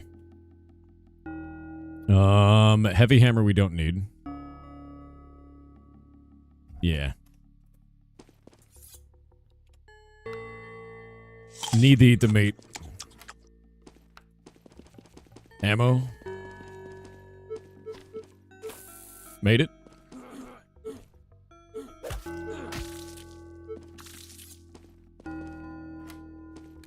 Helmet. Auto-equip bone visor. Let's check this out. A face guard wired together from creature jawbones. The teeth frame your vision like a cage. My defense is even higher now. Yes. How not dead? I'm running out of food, but there's a bunch of healing stuff on the floor here. So I will be dead soon if I can't get enough food, is what it's starting to look like.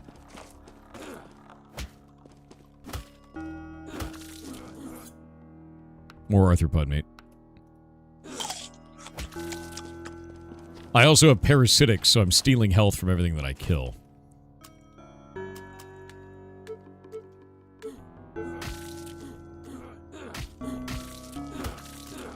These enemies are filled with dudes. That's what's happening. I didn't realize that's what was going on. They're just filled with guys. Oh, jeez.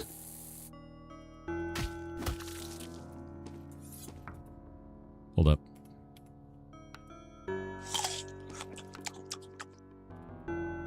Kookaburra cheese. A waxy cave cheese with sharp insect musk. Somehow edible. Glorious. 41%. The caustic vial. Alright. It's full of death. These are almost done. I may lose... Get rid of that. I may lose these gauntlets soon. There's the ambush.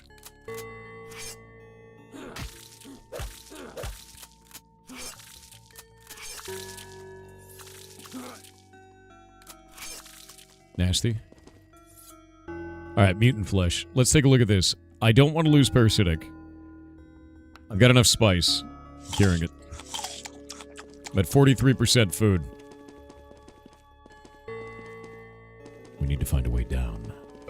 You love cheese? Yes.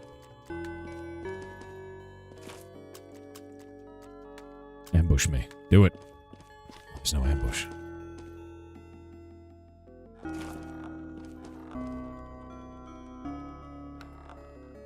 Hunger immunity?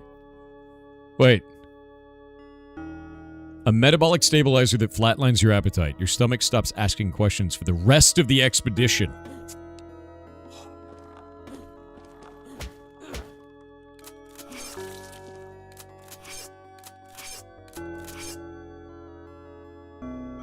That's insanely OP. He's immortal. What? Why is he immortal?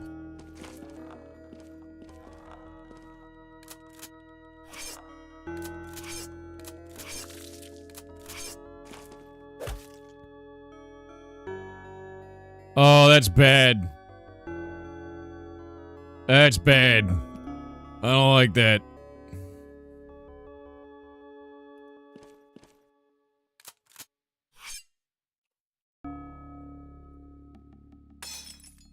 Alright, well. We gotta get the hell away from that guy. Get out of here.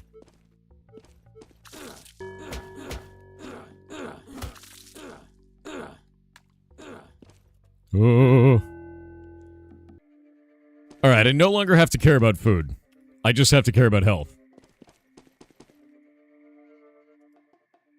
You last longer, but enemies find you more easily. Killing enemies grants extra spice. I don't have to eat anymore. I don't have to eat. I think Beacon is the right way. Max HP? I think that's probably, like, out of everything that I could get in this, maximum HP is probably the right way. Spice is currency. Spice is currency, you're not wrong. If we go Bargainer, minus 10 max HP. Yeah, let's do it. I have so many effects. Vein Merchant. I'm gonna be honest, I kind of like this weapon. I repaired it. I don't really need to buy anything. Do we dig deeper? Now that I don't have to have food anymore, right? I feel like that's probably the smart choice. Dig deeper still, right? Always deeper. Deeper, chat. Into the pit.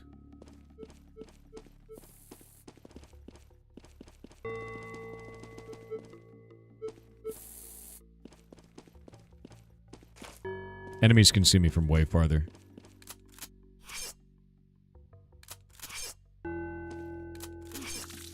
Oh god, he's full of dudes! I think traps can see me from farther as well now. Rude. Was that sword made out of glass? As the affix of glass. So it has half as much durability as it should, or like less. No, it has a fourth the amount of durability. Weird. That's a terrible affix. Let's swap that out. I deleted it. I see you can never dig too deep. I mean, never, obviously. We only keep digging. The ads, they're upon us now. I love how many different abilities this has, too. Really liking this.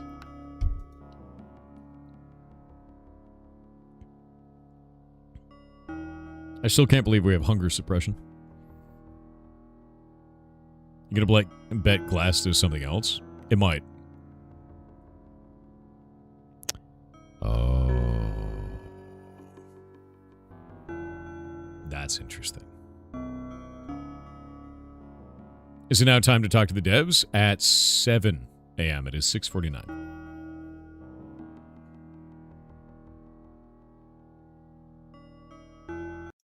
Music is very nice as well.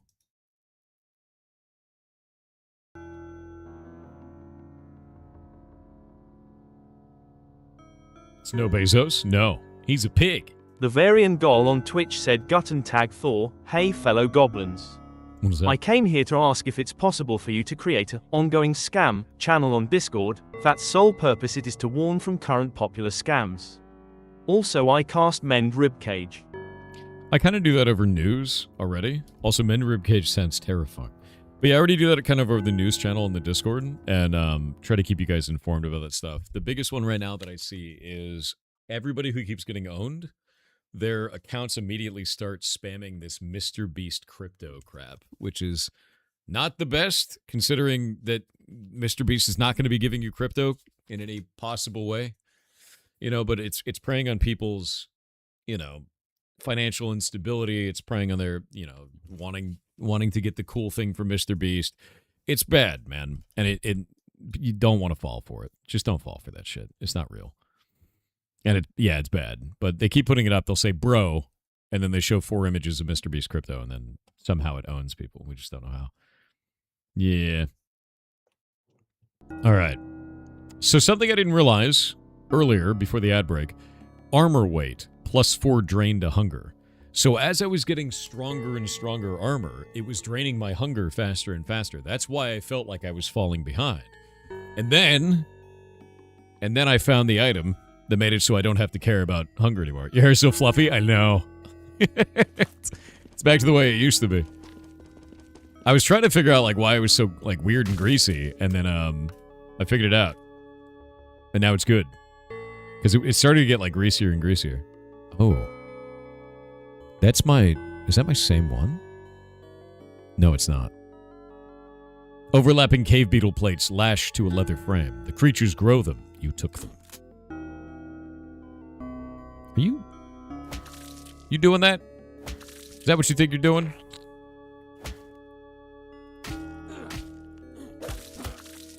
Oh god, they're full of guys. I really don't like how many guys... You know? There's just a lot of guys. Yeah, they're all dead now. Or are they?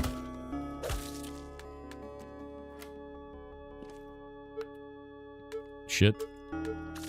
Got it. I don't even need food anymore. I eat by killing. Oh! This might be it.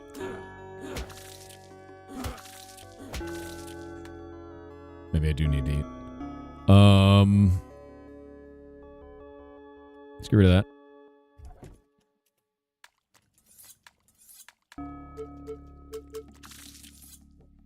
Take all these.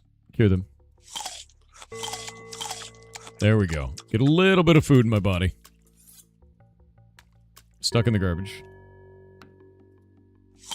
Alright. Didn't actually need food, but I needed the HP off the food. Deeper. Deeper. At a depth of 9. Eat it. Yeah, I need to keep eating them. It's the only way. It's a mimic. Gross. All right, it's dead now.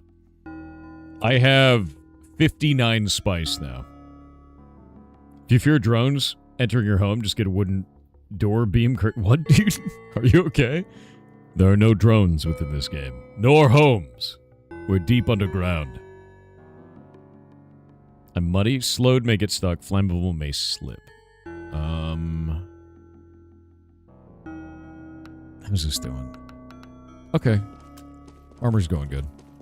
I can take time in each one of these levels now that I don't need food anymore, but also I would run out of resources because the enemies start to hit really, really hard. Is that cave sentinel gonna kill me? It is, isn't it? Immortal. Okay. We need to get out of here immediately. Okay. Stop it. You don't. Get. What? Why has it got a countdown? Oh, god damn it. Oh. Deeper. Into the pits. Alright, step closer. The altar's hungry, but choose carefully. When death approaches, you fight harder. Kills enemies with one touch. Each kill permanently reduces lifespan. I think Last Stand is the way to go. People for more health? Yeah, but then my attacks hit less hard. We're tank maxing. What's going on there?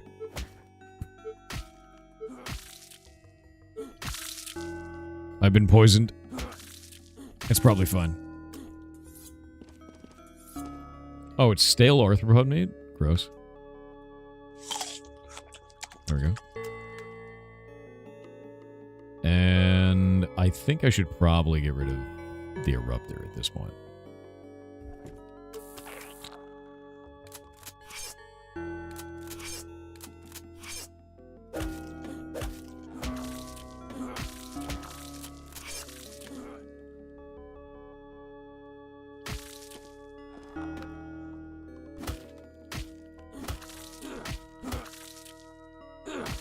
I love how every enemy is just filled with just a horrifying amount of weird pixie creatures. I hate looking at them.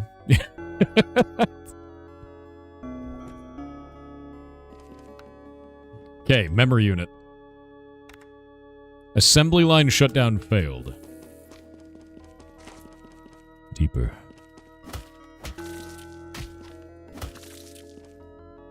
Beetle plate armor. This is sealed, actually.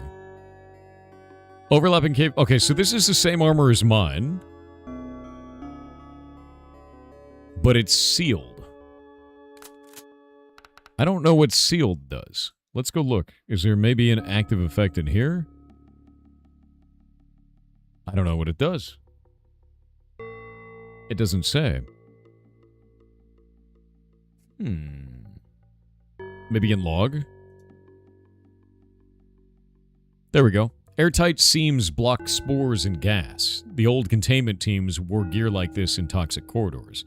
Sealed against airborne poison and spores. I can no longer be poisoned? It might be a defense chance against poison. I don't know if it's permanent. Yeah, it might be no poison. It could be no poison, it could be chance of no poison, because it's only one of the armor pieces, right? Yeah, because the last one I had scrap plate vest. I'm getting rid of that.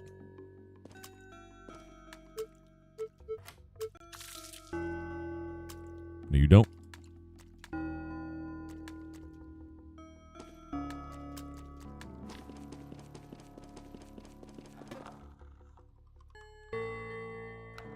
Oh, that was weird.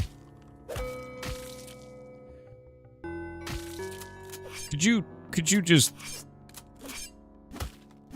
stop it? Glass bolas. Let's see here. I need to eat that memory unit. What just happened? The data is corrupted. Salvage for scraps. That means I must have had that one already. That's the only thing I can think of. Anti-venom. 2 cave sentinels.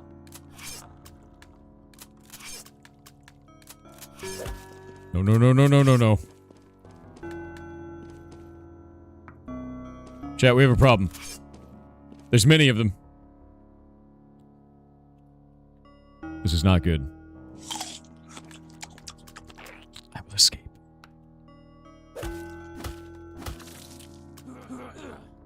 I've escaped. Yeah, they're all immortal. And there's more of them now. Hello. Your body grows denser, larger lifespan. Okay, wait. Larger lifespan, but minus 10 max HP. Right? How does that work? It gave me 30 extra health. That might be a bug.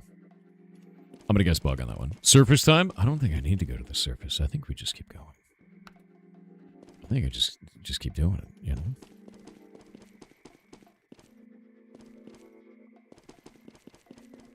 Yeah, no, it said minus 10 max HP, but it gave me plus 30 max HP. Or plus 20 max HP. Something old. More. This is the way. Only deeper, never up.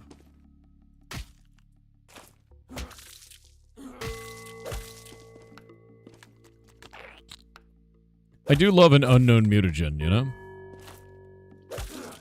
But I kind of want to keep going the direction of parasitic and just, like, leave it alone. Get out of here.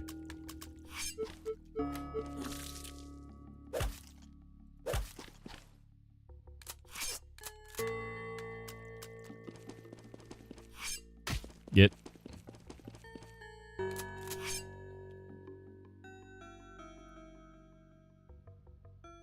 Wait, I used the blood glass vial on myself? Oops.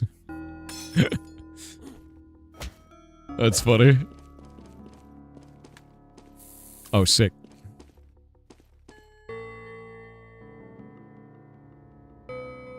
Wait. Sealed stopped me from getting healed by the regeneration spores. Oh no. Oh no, this is bad, actually. Teleport me away!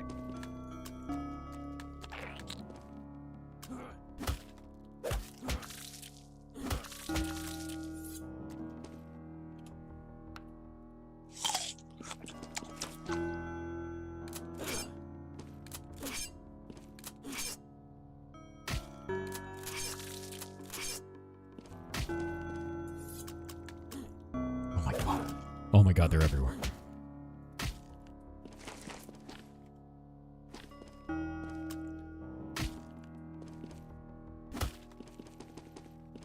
Oh my god, they're everywhere. Oh!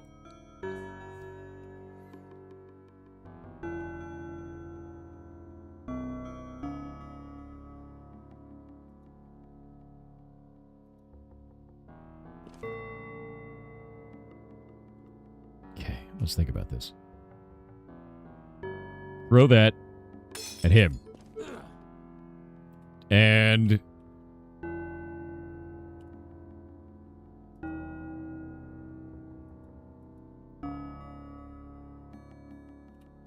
it won't go there. No valid target in that location. Okay.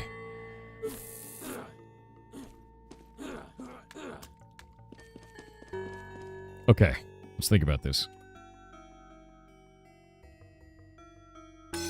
Got him. Get stunned for 10,000 years, nerds. Oh my god, there's so many of them.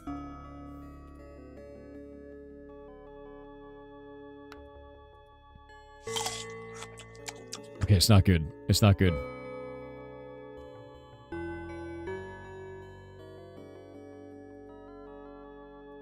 Okay.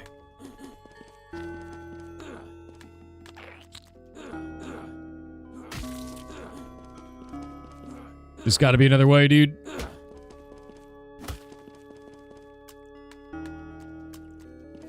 Let me escape this hell.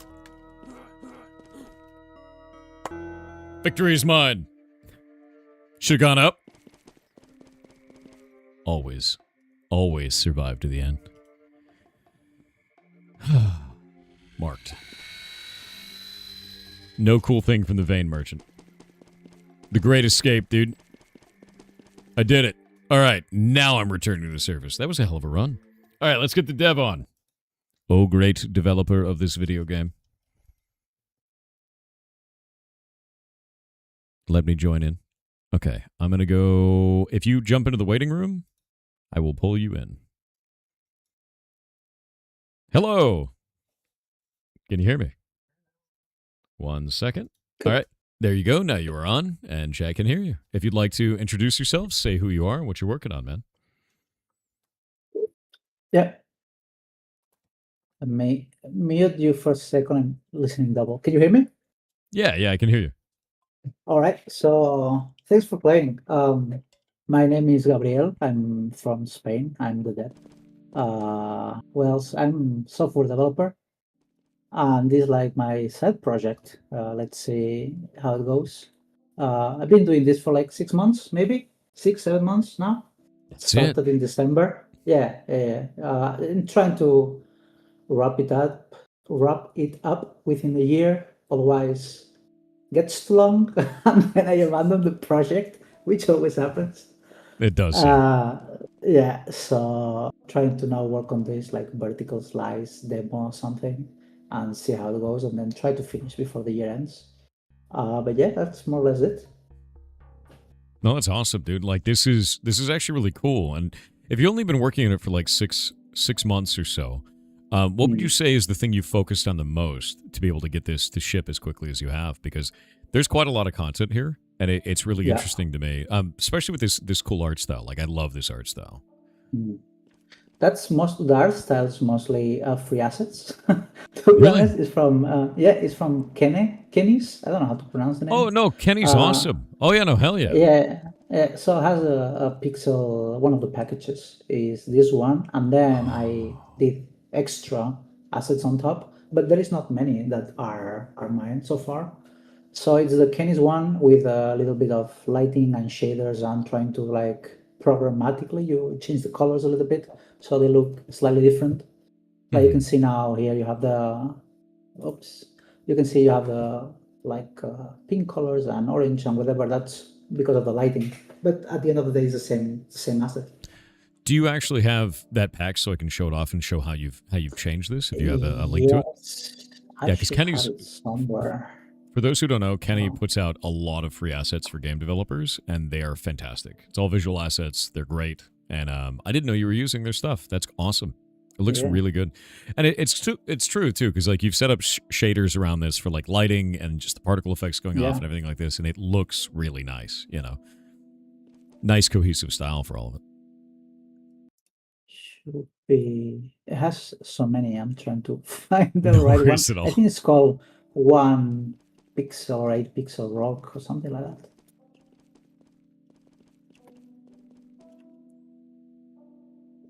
Let's see. I got deep into the dungeon, never died. Yeah. Yeah. So I noticed that you evaded the boss.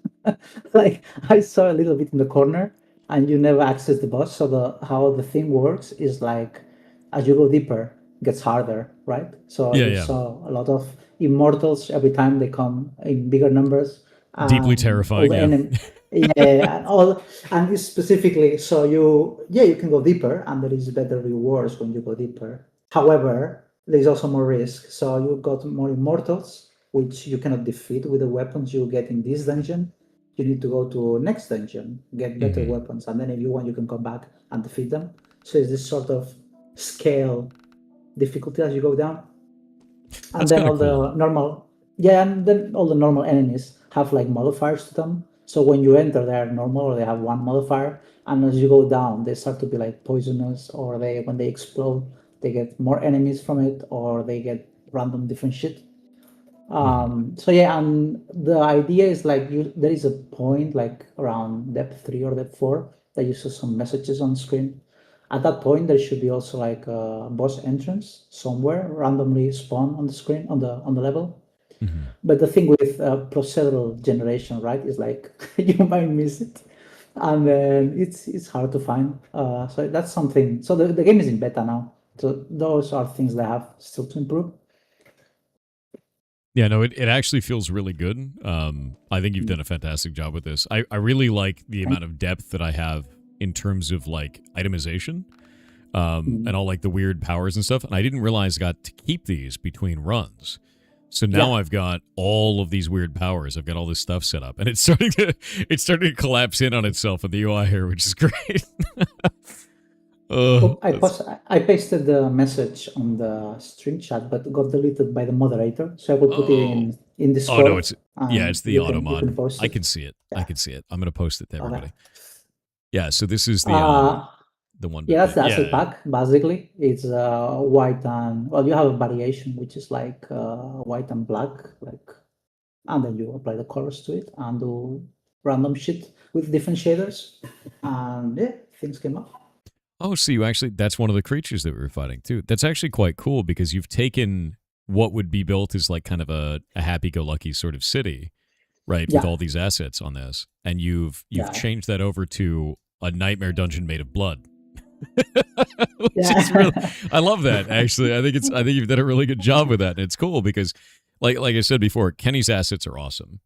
They're free to use. You can use them in your commercial projects. You can use them in your, in anything that you want to do. And it says as seen in, and it says right here, ad iterum right there, Yeah. which is great. So like you get a little bit of advertisement out of it. You get all these free assets. Kenny's stuff, reaches a wider audience, and you get all this stuff to use in your game. And you've done a really good job of like kind of making it your own at the same time, which is quite cool. It's tricky. Like if you, for example, now if you enter in the dungeon again from the surface, it should use the same one, but it's applied differently. So you have, it's like the game is divided in four, right? And now that's a different dungeon. And in theory, because Oh, it's random, so it might be the same. That's slightly different. So they are still the same assets, but different lighting, different composition, different like decorators. So looks also a little bit different.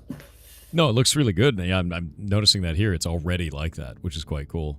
I love that, man. Like, I think you've done a really awesome job with this. Thank you. That's so cool. Legitimately so.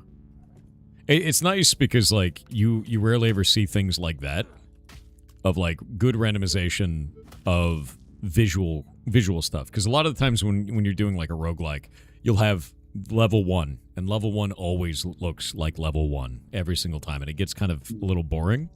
But each time I'm even going to the same dungeon, this one's called Mire-Coil Depths instead of whatever, I forget what it was. It was like the Black Womb or something terrifying in the last one. Yeah, But those like are with, random as well. yeah, To so be the honest, names are random, layouts are yeah, random, and then the assets coloring and the lighting is random, which I think is quite cool. That immediate replayability, just like a ton of it.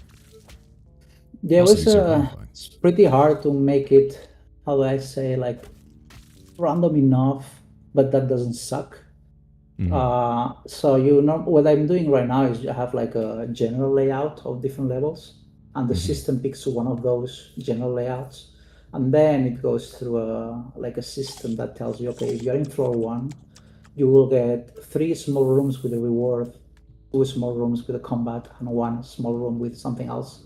And as you go deeper, the percentage of those changes, right? So those are the same maps, but it changes in little pieces here and there. I love that. I actually think that's really cool. What do you think has been the hardest thing for you to develop this? Like, what is the one that has been the most difficult for you?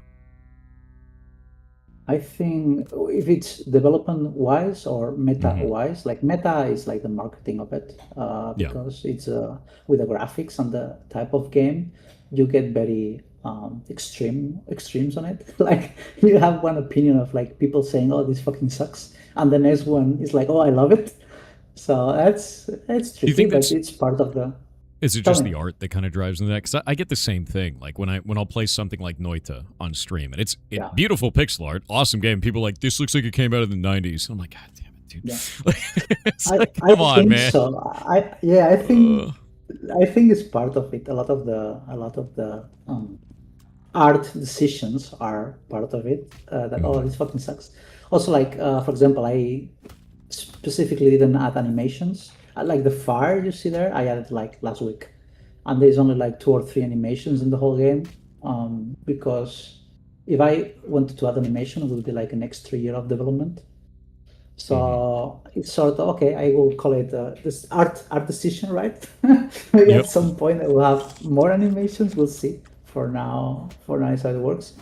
And then if it's game wise, I would say I'm still working on it. The progress, for example, as I told you, like okay, you played until like depth like 13 or something, Hmm. but the boss was already findable after depth 3. So how can I communicate that to a player and they don't get bored? Like, okay, oh, I'm in floor 13, nothing happened. I'm done with this game, right? So Yeah. I have to be careful there on balancings as well, because you don't want to like block progress either or block decisions. Like if maybe you just want to go down and you don't have to fight the boss. So it's tricky. I think for me, I didn't realize that there was a boss there. If that makes sense. Like Mhm. I was Yeah, yeah, yeah, unaware of there being even a boss. I was like, oh, I'd have to keep going yeah, down until I find the boss, right? So yeah, I had no yeah, idea. yeah. That's something I changed a few times, and it's hard because you have to see people actually playing the game because you see it from your eyes of the developer that knows where everything is Yep. and what everything looks like. And oh, it's super clear to me. Why are you not seeing this? Yeah, because people don't see it. And at the beginning, I had like an effect across the screen. So when you get closer to the boss, the screen gets like red and with some chromatic aberration effect. Mm. People thought they were getting burned and they were looking for fires and stuff, right? So I removed that and actually added to the Oh. burn status. But I still have to figure out how to do it. Yeah.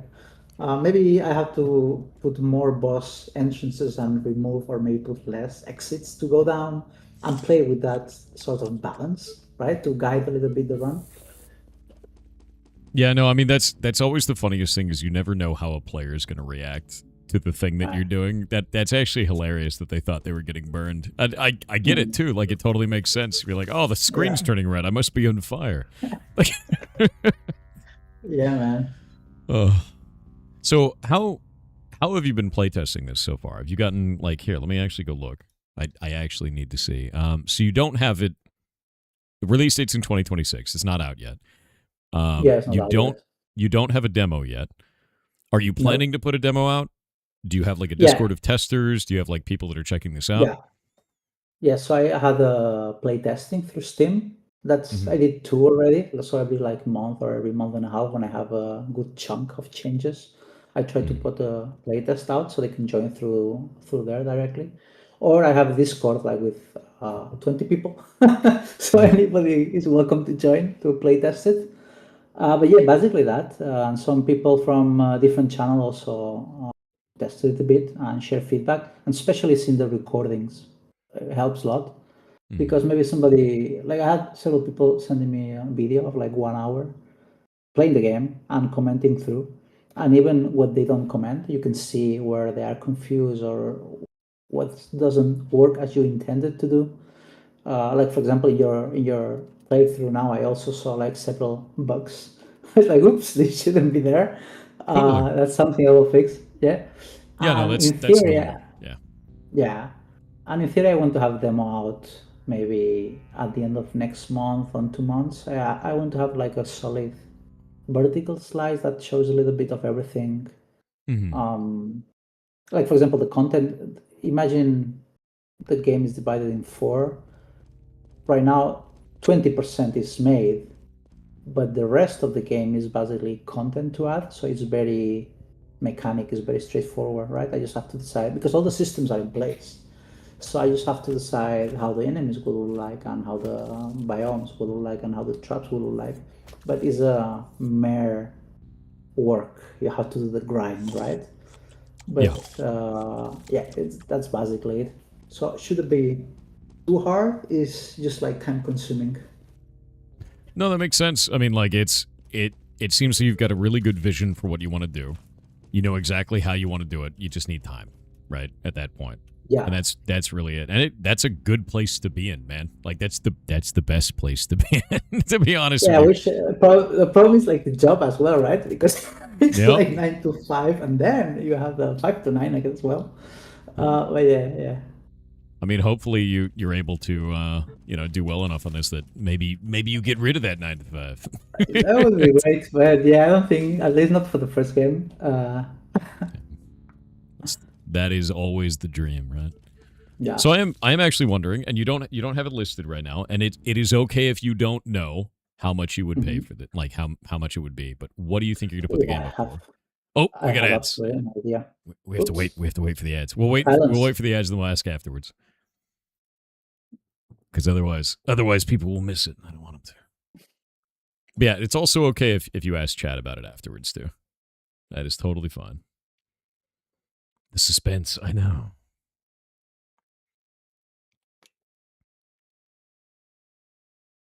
Oh, this is really fun, man. You've done something pretty cool here. It's nice and brutal too. How much is the demo? There's no demo, but it would be free. Wait, what is this? You exposed a weakness to red? Oh, you fool.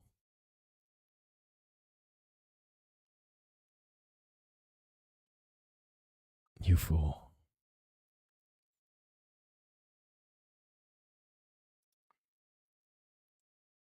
It's free, so 20 livers? No.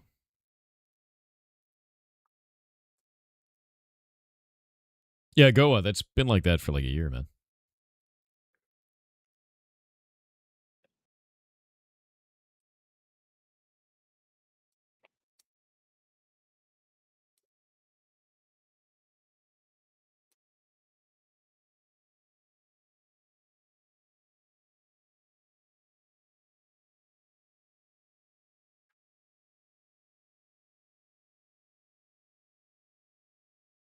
Got about 20 seconds left. If Green Lantern is weak to yellow, what is weak to red? Everyone. Red tries to steal your kidneys. Terrifying, really.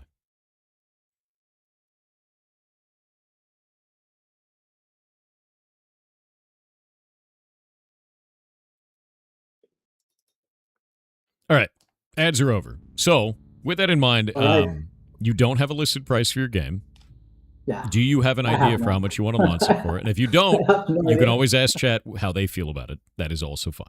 I will ask chat. Also, I will ask when I actually have the demo out. I will be very honest of what the demo contains compared to the full game, and ask, okay, how much would you pay for this, right? Mm-hmm. I have absolutely no clue. I haven't thought about it, to be honest. All right, chat. Spam the number that you would pay for this game in chat. Seeing 1,000. the random level generation, all of the different itemization, brutality of combat in this. What would you say on this? And be honest with yourself about it. It sounds good. Yeah. 500 even better. There you go. 500. You guys are funny. My best friend now. It looks like most people are within 10 to 20, somewhere in that range, which is a really good spot to be because usually what I see it is $10 is like a standard indie game price. 15 is like a really good indie game. $20 is like a premium indie game, like the top end of it. So you're right in a really good spot there. A lot of people are saying 15. That's good. Yeah, and I think when you price the game for Steam, you have to take into account that most of your sales will come on discount. Yep. So if they are willing to pay like, I don't know, 10 or 12, you have to know that that has to be with a 20% discount at least already. Yeah. So you have to make the numbers around that. Yeah. I super agree with that. And I also think that many of your sales are going to generally come from overseas in an area where you don't even realize it's going to happen. Like I think our first game that we Yeah. put up was Champions of Breakfast.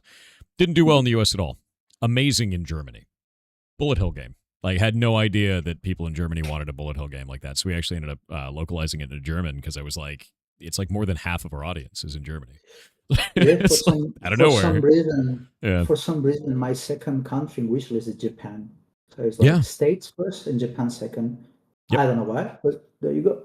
Yep. Yeah, it'll pop off in an area you never expected. You know, and that's that. Yeah. I honestly, the way that I always feel about it is run with it, man. Like if you have Yeah. an audience that is super into it, make sure that you localize the price for them and, you know, support them back because they definitely want to support you. And that's pretty cool to see, you know, it's funny because I've talked to a lot of indie devs that just don't look into the analytics for like who is looking at their game. It's really good that you're on top of that. That's awesome. Can you elaborate on that a little bit? Like what are the types of things that you look through in terms of your analytics? What are the things that you're looking for to try and change your development process? So the first is I try to be a little bit of very data driven where I can, because as I say, it has to be I wouldn't say a fast project, but you know, the time is investment. I have to be very focused on what I spend my time on. So for example, localization is already baked in the game. You can switch to Spanish or to Japanese. Because like if half of my wish list are from Japan, I better fucking have the game in Japanese, right? Yeah, you have to scroll down and click on save if you want, but then we have to figure out how to save. Oh, that's There great. you go. Hell And yeah. Plot looks nice. so yeah, that's one of the not the first things I did, but one of the priorities I did for the demo. Because if you leave it for later, it's harder, and you know. And Spanish because I speak Spanish, so why not? Even if it's one of my the least countries Yeah, there you that I go. have in my wish list, but it's ego thing. I have to do it, man. But yeah. So what else? Yeah, analytics. So that's one thing, like in the marketing wise, right? And then game wise, I have analytics for when you die. You will see like the stats of your run, like how many people you kill, how many things you've eaten, which mutations you got, and everything. So I get that analytics as well to see if there is some balancing issues. Like, okay, so everybody that reaches this point always have the same mutations or the same weapons. I haven't looked much yet into balancing, but at least it helps to know if something is very broken, especially with this kind of game, because everything is like systems on top of systems on top of systems. And for example, items, there is like more than 300 items, there is more than 30 mutations, there is more than 20 packs. So you cannot really test all of that. And a lot of random shit that you're not expecting might happen when you combine all of those. So for example, one of the like the seal armor that you got, it actually, in theory, when I made it, was like, okay, this will make you invulnerable to poison. And what I did is like it's like a fungus, right? And fungus is poison, but also you have the healing fungus. I noticed And that. I was like, oh. Yeah. So that was a bug actually. I never noticed until I realized, oh, oops, you're not healing either. It's like, oh, but that looks great. I'm leaving it there because now, yeah, okay, I will be immune to poison, but I cannot heal anymore from that. So I actually leave it like there. that. I thought it was intentional because it was like, this is a really cool drawback, you know, like It was for being intentional immune. after. It was intentional after I discovered it, but not at the beginning. And there is a lot of little things like that. For example, there is a system I have to remove it, which I'm not sure if I will re-add it again or I will keep it for a different game, which was a limbs system. So you got, for example, you could get, I don't know, your arm cut, right? Or your leg cut. What's starting to happen is like suddenly you couldn't wear gloves because gloves require two hands and you only have one left. And things got a little bit out of hand scope wise. Like, okay, I'm gonna get rid of this system for now, and if I have time later I might add it or I might not. It's kind of like Dwarf Fortress in that way, where like when you start thinking about like which body parts can I keep this on, and then you're like, do I simulate the toenails or not? Like, Exactly. It's like way the out cat of that got hand. drunk. Yeah. So you see you have a mini map in your top right corner. There is Yep. like two red dots there. Normally the red dots are either an exit or a boss entrance. So you are Oh. in floor 2 now, which means that you have more or less 60 to 80% of fine one or the other. And when you get to one of the safe rooms, you have the option, of course, of keep going down, so the chances of bosses increase, or you can go back up, which means you can enter or the same biome or different biomes if you have the keys, which you have one already because you bought one. So you could decide, okay, I'm going to skip this for now. I'm going to go to the next like dungeon set and see what's there. It uses slightly different mechanics than this one. This one is sort of like organic thing, caves, mutants, and the next one is different. And the other also are different, which are not created yet, are only in paper. I noticed there are two downways from here. Is one of these the boss and the other one the way down? No, both. So both can be anything. If you see the stairs, like the white stairs, it's just like you go down and you find either a safe room or a normal dungeon room. Ah, look, this is a dungeon modifier. So you get like flooded or on fire or divine cholera or things like that, which modifies the layout of the dungeon. In this case, you will find way more water, which comes with more swamps, which comes with more mutants. No, I love that. I actually think it's quite cool for that. Let me see here. I want to see what this is. I love that I can actually pull these up and see like what affixes are. Yeah. Cutting cracks over time, but holds long enough to treated layers resist flame and heat. Cool. So now I'm immune to, or I'm resistant to flame and heat, and I'm immune to poison and regeneration. That's awesome. I'm slowly getting through it. Yeah, no, I'm actually fully immune to flame and heat. It could be. To be honest, so I found things like I thought I fixed already, and then I saw the bug again. It's like, oops, maybe I broke it again. But yeah. No, this is great. I think this is super fun. I love that I'm like building out just a giga character too. Like this just complete terrifying badass that eats all the monsters in the dungeon, you know? But I could die at any moment. It's just like the scariest part about it. It's like one room going wrong, you know? Yeah, so in theory now I try to keep it, so balance in general is good, but I also like to let it go, right? So some runs you might have a giga chat character and you will destroy everything, and in next run you will be a chump, and that's fine. Not everything has to be balanced. So I try to play with the pros and cons of every system. Like, okay, you can stick to a mutation because you like it. However, if you stick to it, it will get unstable, right? Which might go against you. Or, yeah, you can eat meat to heal, but if you eat too much, you will transform. And if you cure it, you will not transform, but you will lose the currency that you might use later for something else, right? So yeah, that's why I got that one where if I kill something, I get more spice. And I've managed to give myself basically an infinite amount of spice now because I have 215. Yeah, it's too much. I have found a way to. I think really, you know what the turning point was? Actually, it was the item that made it so I no longer had. No more hunger mechanic. Busted. Yeah, it should be for that's a bit buggy. It should be for one floor only, but it's for the whole run. It's like those kind of things that I will fix it later. Yeah. I think it's quite cool though. I mean, I'm happy to have it on my run.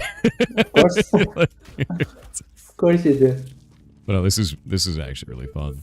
So I'm interested. What are you focusing on next for this? Like, what do you want to do before launch? The thing that you are most excited for. The thing that you're most focusing on right now.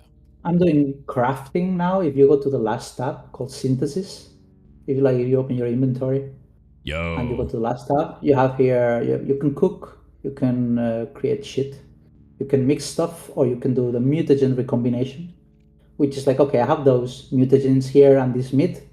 I don't really want to get rid of them, but let's see what happens here.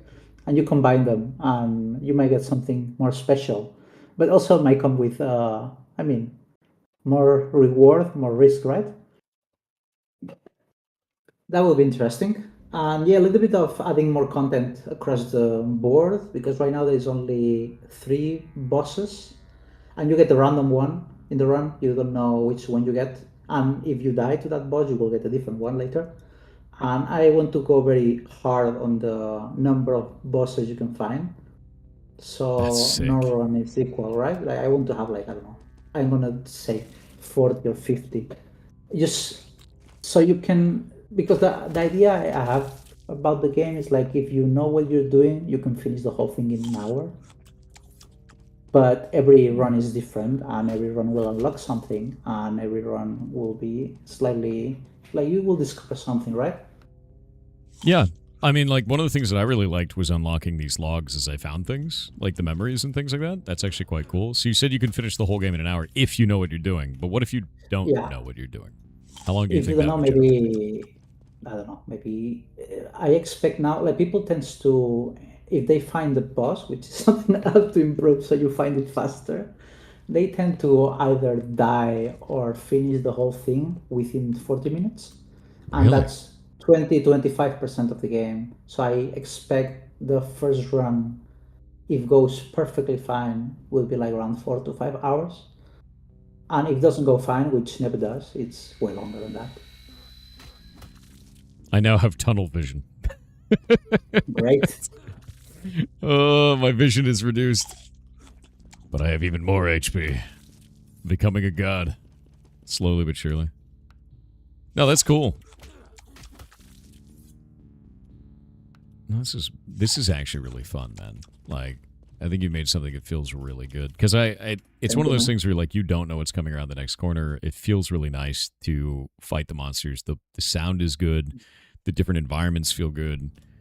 Hey, you're doing a good job. This is cool. Something I like that maybe I implemented something like 3 months ago or 4 months ago, and I don't remember, man. I just do a playtest to see something else, and something happens. It's like, oh, I added this. I don't know.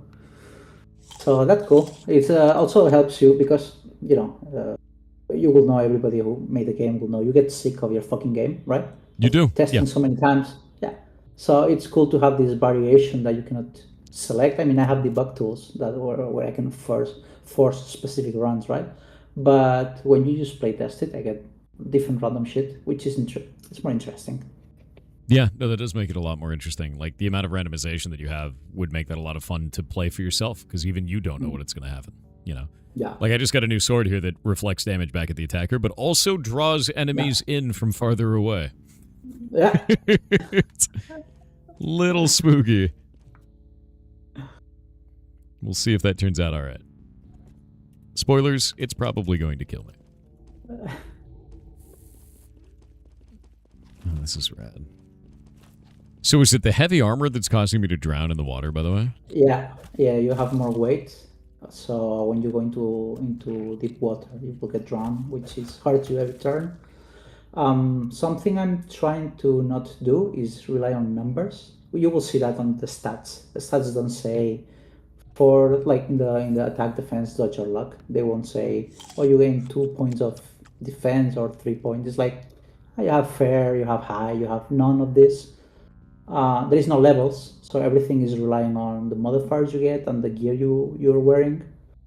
Just because I personally, I don't, how do I say it? I don't have the patience for that on other games, right? Yeah, you have a zoom. You can use the wheel for zooming in and out if you want. So when I try to make builds, I don't care if it's like 0.2 or 0.3 to damage. I just want to know if it's gonna get hit harder or not, right? So I try to keep it like a little bit abstract. Hell yeah.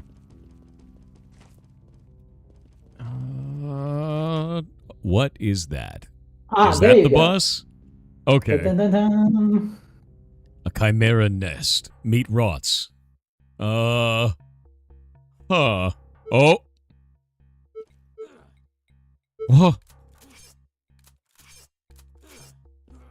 Jesus. That thing is pissed. Okay, he's dead. Pacifies creatures. Activate sealed There you go. terminals. It was a mimic. He dropped a mimic. What did you... I promise you, it's like 30%. That's so You get a funny. mimic? It's always fucking 100% for some reason. I don't know That's why. so funny, dude. Why do I have so many buffs? I'm really glad that my buffs are now exploding. Okay, so I have a UI there. blood I have feeder. to fix the UI there. Too many stuff. No, I love it. Just pile it in, you know? Yeah, it doesn't fit. Oh my Okay, so now God. you basically got the items to move on to the next thing, right? So now I can So- go up and then go Yeah. from there. So, See, exactly. when I So- first started playing this, my anticipation was that if I returned to the surface, I would lose all my stuff because I was thinking in terms of like a normal, like a normal roguelike. You know what I mean? right. Yeah, hit harder.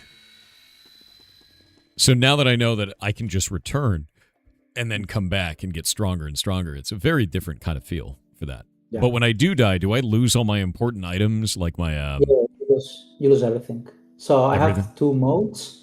Yeah, the mode you're playing now is like the traditional like roguelike mode, which is like okay, you have one life, you die, you lose all the shit. Yeah. There is an adventure mode which is not enabled now, which is something I will try to do after the demo. The adventure mode basically is like okay, if you kill the boss at least, you keep the key. You might lose the gear, you might lose something else, but you keep the key. So you have that sort of meta progression that you don't lose everything. And maybe you keep the memories as well, so you know what everything is, right? Oh, that's cool. Yeah. If So you now- keep the memories, are you still going to randomize the mutagens and things like that? Because one of the things that I Yeah, noticed yeah. is like I don't know what that mutagen is going to do, and that was kind of Yeah. nice, you know. And I wouldn't really Yeah. want to lose that because then I'd metagame. Yeah, you if don't that know. makes- The only that the memories give you is tells you what mutagen does, but not. So it will tell you, okay, if you grow arms, you will have more dodge, but you don't know when you will get the arms, right? Yeah. Okay.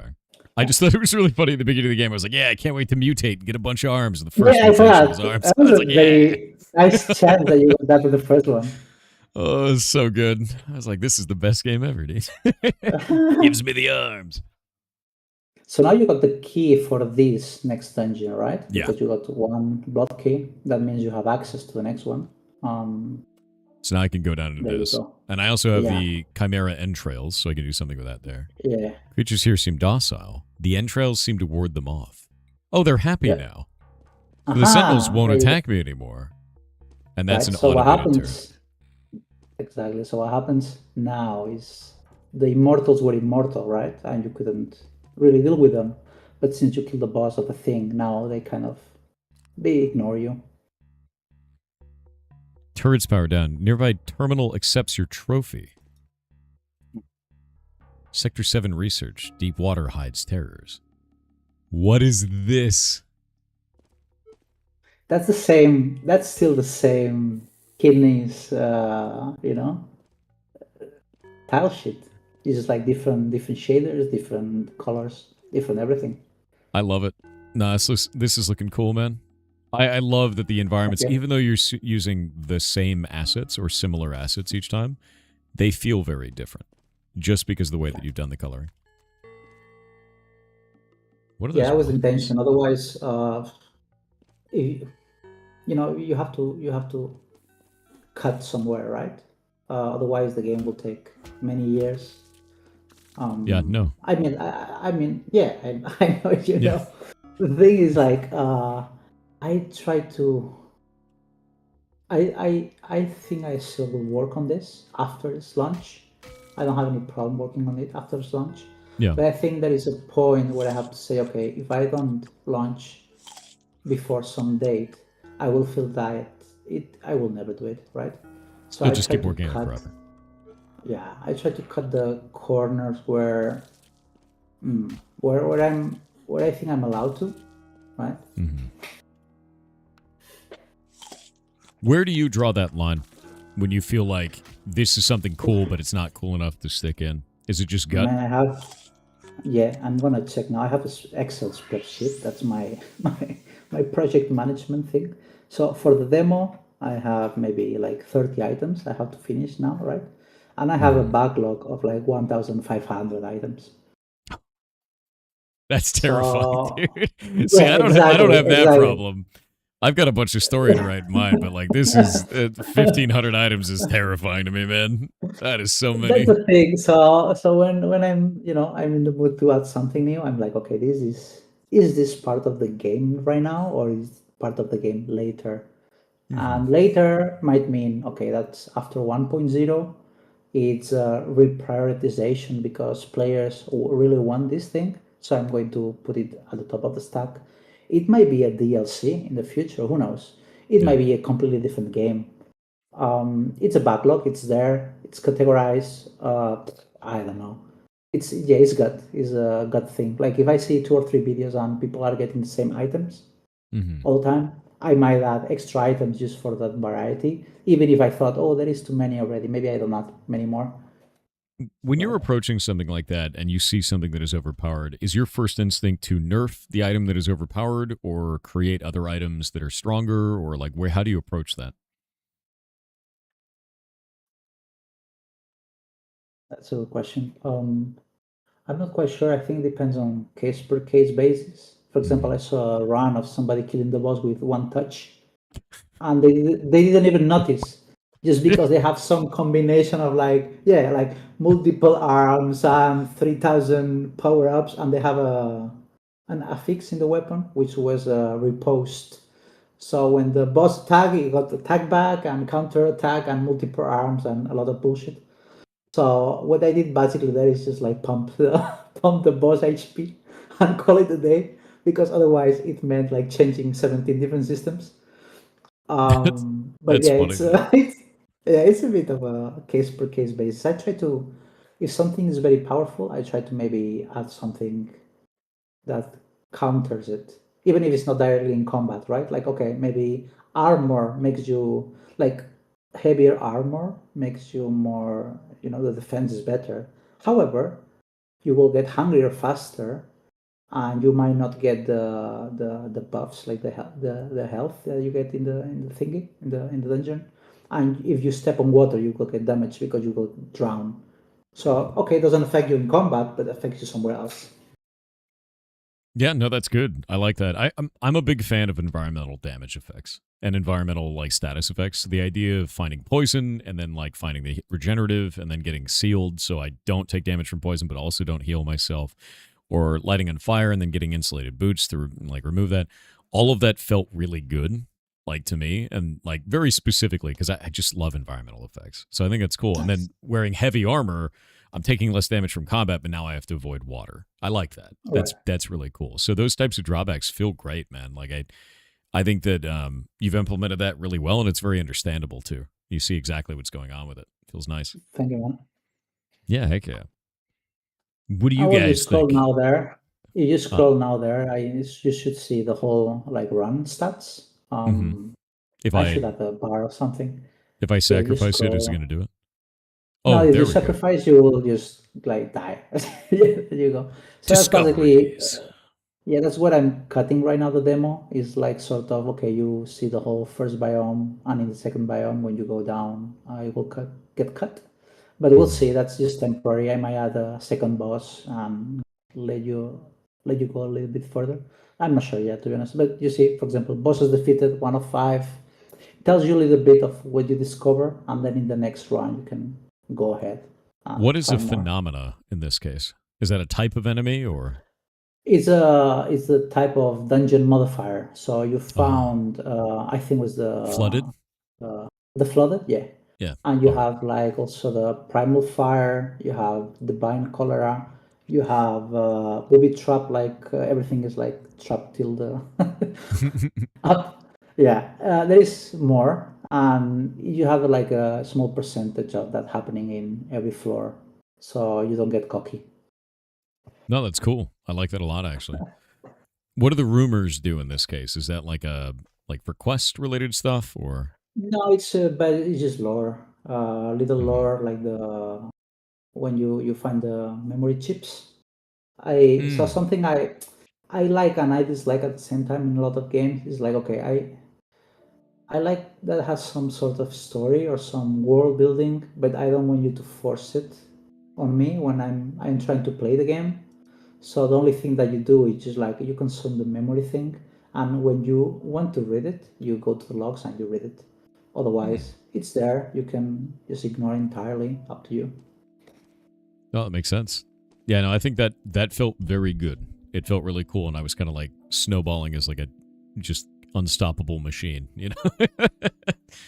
And it felt very good for like a roguelike, and then keeping all that information and all that knowledge is cool. Okay. I dig this, man. I think you're making something really interesting here, and I think it's cool that you're using Kenny's assets as well, and it shows Yeah. it shows you guys that you can use free assets like that to make something very special that looks different every time. Like you've seen that first level twice. This one's called the Scorched Reach this time. The Sand Tombs, right? And look how Yeah, different should it be looks different now. as well. Totally different environment. Totally different look. Yeah, I love that. And it's got cactus in it now. Yay! Also, Yeah. the enemies for example, I use the same. Let's call it every how do I call it? Every biome or whatever. So it's like every stairs you take at the beginning in the world map.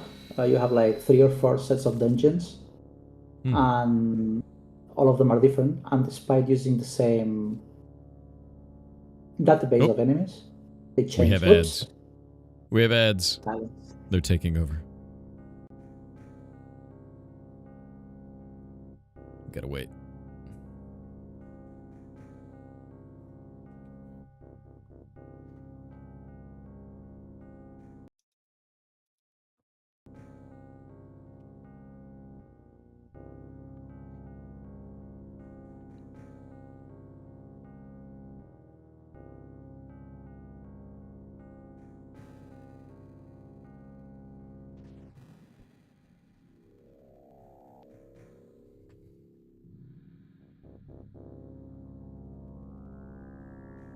You're officially a Steamworks partner as of this morning. You keep taking steps forward. Awesome, dude. Hell yeah. Go make stuff. Make things. Also, oddly enough, thank you for the gifted membership over on YouTube, man. Thank you very, very much. Where's the pig now? Right there. Look at him. He's doing it.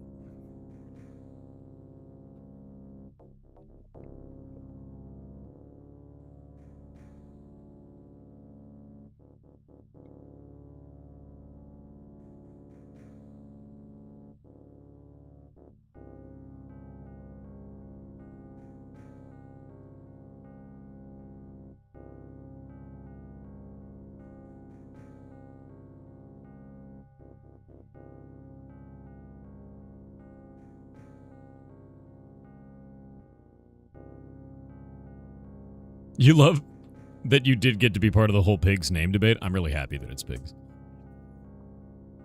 Is this Bezos pig form? Oh no, dude, this is for Pirate Indie Game Show. His name is Porky. He's pretty good. Shade Room today. All right, we're back from the ads. So as you were talking about with your, I believe you were talking about levels.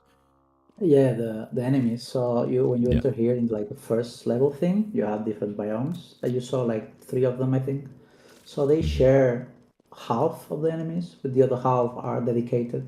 So this one will have like some snakes and some man-eaters and sand riders, and the rest will be the same as in the other 2 that you saw. And then that's one is specific from here. So you add, you share a little bit of what the player knows with a little bit of something new. Partially incorporeal may avoid attacks. Oh, that's kind of cool. You actually like hatched through it. Look at that. Yeah. I love that. I love that there's so many like weird power-ups that you have in this. Oh, look at this. This floor reeks of blood. Ooh. Something is close. Oh, weird. It like started off like grayed out. Your body lasts longer, but food sustains you less. Something I want to try to do is add more, like the next mutations and next packs, more sort of like Lovecraftian stuff inspired, rather than not only stats, right? Not only, oh, you got more defense, oh, you got more attack, whatever, but that actually have some meaning gameplay wise. You want to have it like very, like Cthulhu. Like what way do you want it Yeah, to be that like way? Like sprouting for tentacles out of your example, face, kind of a thing? Or? yeah, like for example, one of the mechanics that it's coming is like you saw one of the enemies was pulling you to them, right? Yeah. So get the same, like you pull stuff. So you pull items to you, but you also pull enemies to you. So it kind of Oh. changes the gameplay a bit, right? It's not only, oh, I'm stronger now, or I last longer now. So yeah, you're just like thinking about some of them will be like, oh fuck no, I need to change my mutation right now, and some will be like, okay, we'll try to keep it as far as possible. That's awesome, though. I love the idea of like adding things that have weird drawbacks. You know, it makes me want to kind of like make weird builds out of them. You know, because like if Yeah, everything comes with yeah. a drawback and a positive, then you end up having like kind of a learning experience on every run. You know, I dig that. That's really fun. This is One of the generating mutations leeches. is one of the mutations teleports you every number of turns. And I saw, like, for example, a video of somebody trying to escape. They got from some enemies, they got teleported into a trap and then they died. It's like, okay, sometimes works against you, sometimes works with you. You never know. No, I love that. No, I think you've done really awesome with this. Like really, really awesome. Heck yeah, Thank dude. you. Well, do you have any advice for new developers out there that may want to make things on their own? Maybe they've never made anything before. Biggest piece of Yeah, advice you I'd have. say, oh, I say that I think something important for me was because I've been trying to make games for like 10 years. Mm-hmm. And I just released my first game last year, which took only 2 months because it was a mobile game, right? But the whole try to become a finisher because like finishing a project, like what you think is like the last 20% will take you like another 80% or another 100% of the time. So the whole scoping and the whole putting it on Steam and the pipelines and the dealing with the players and all that stuff that is not part of the game itself. It will take you a lot of time and a lot of work. So try to become a finisher with that. Like try to do the whole process because if Yeah. you only start projects, I have like hundreds of projects that started and they never finish because the whole work comes later, right? Yeah. I mean, I completely agree with you on that. That's why we made, I think our first game that we put out was 24 days from concept to launch. And that was Yeah. it. And it was like, that's why we run 2 game jams a year. So like next one's going to be in July. So end of this month, we're going to start that one up. And then after that, it's in January. So it's January and July every year. Yeah. And this event is going to be June and December every year. So like that's kind of the idea is like show people what they can make, right? See all these awesome games, and then hey, go make one. Yeah, and Yeah. the game jams are great for that because you get 2 weeks, you get to go build something, and Yeah. maybe it sucks, and maybe it No, turns out really generally it will bad, suck. but you learn something. But that's Yeah, part. Yeah. it's probably going to suck, and that's great. That's the best part about it is you get to learn something cool, and then you go forward and maybe you make something that you're really proud of. And we've had a couple of those games come through for the game jams that have just been amazing, and they've gone on to release them, and it's like, yeah, and some of them have just been really amazing, and they learned a bunch of stuff and went off to go make something else. So And I it's think it's cool as well to treat it like as a discardable prototype. Like yeah, you do a jam, you take 2 weeks, you make something that okay, it sucks right now, but I think it has something to it.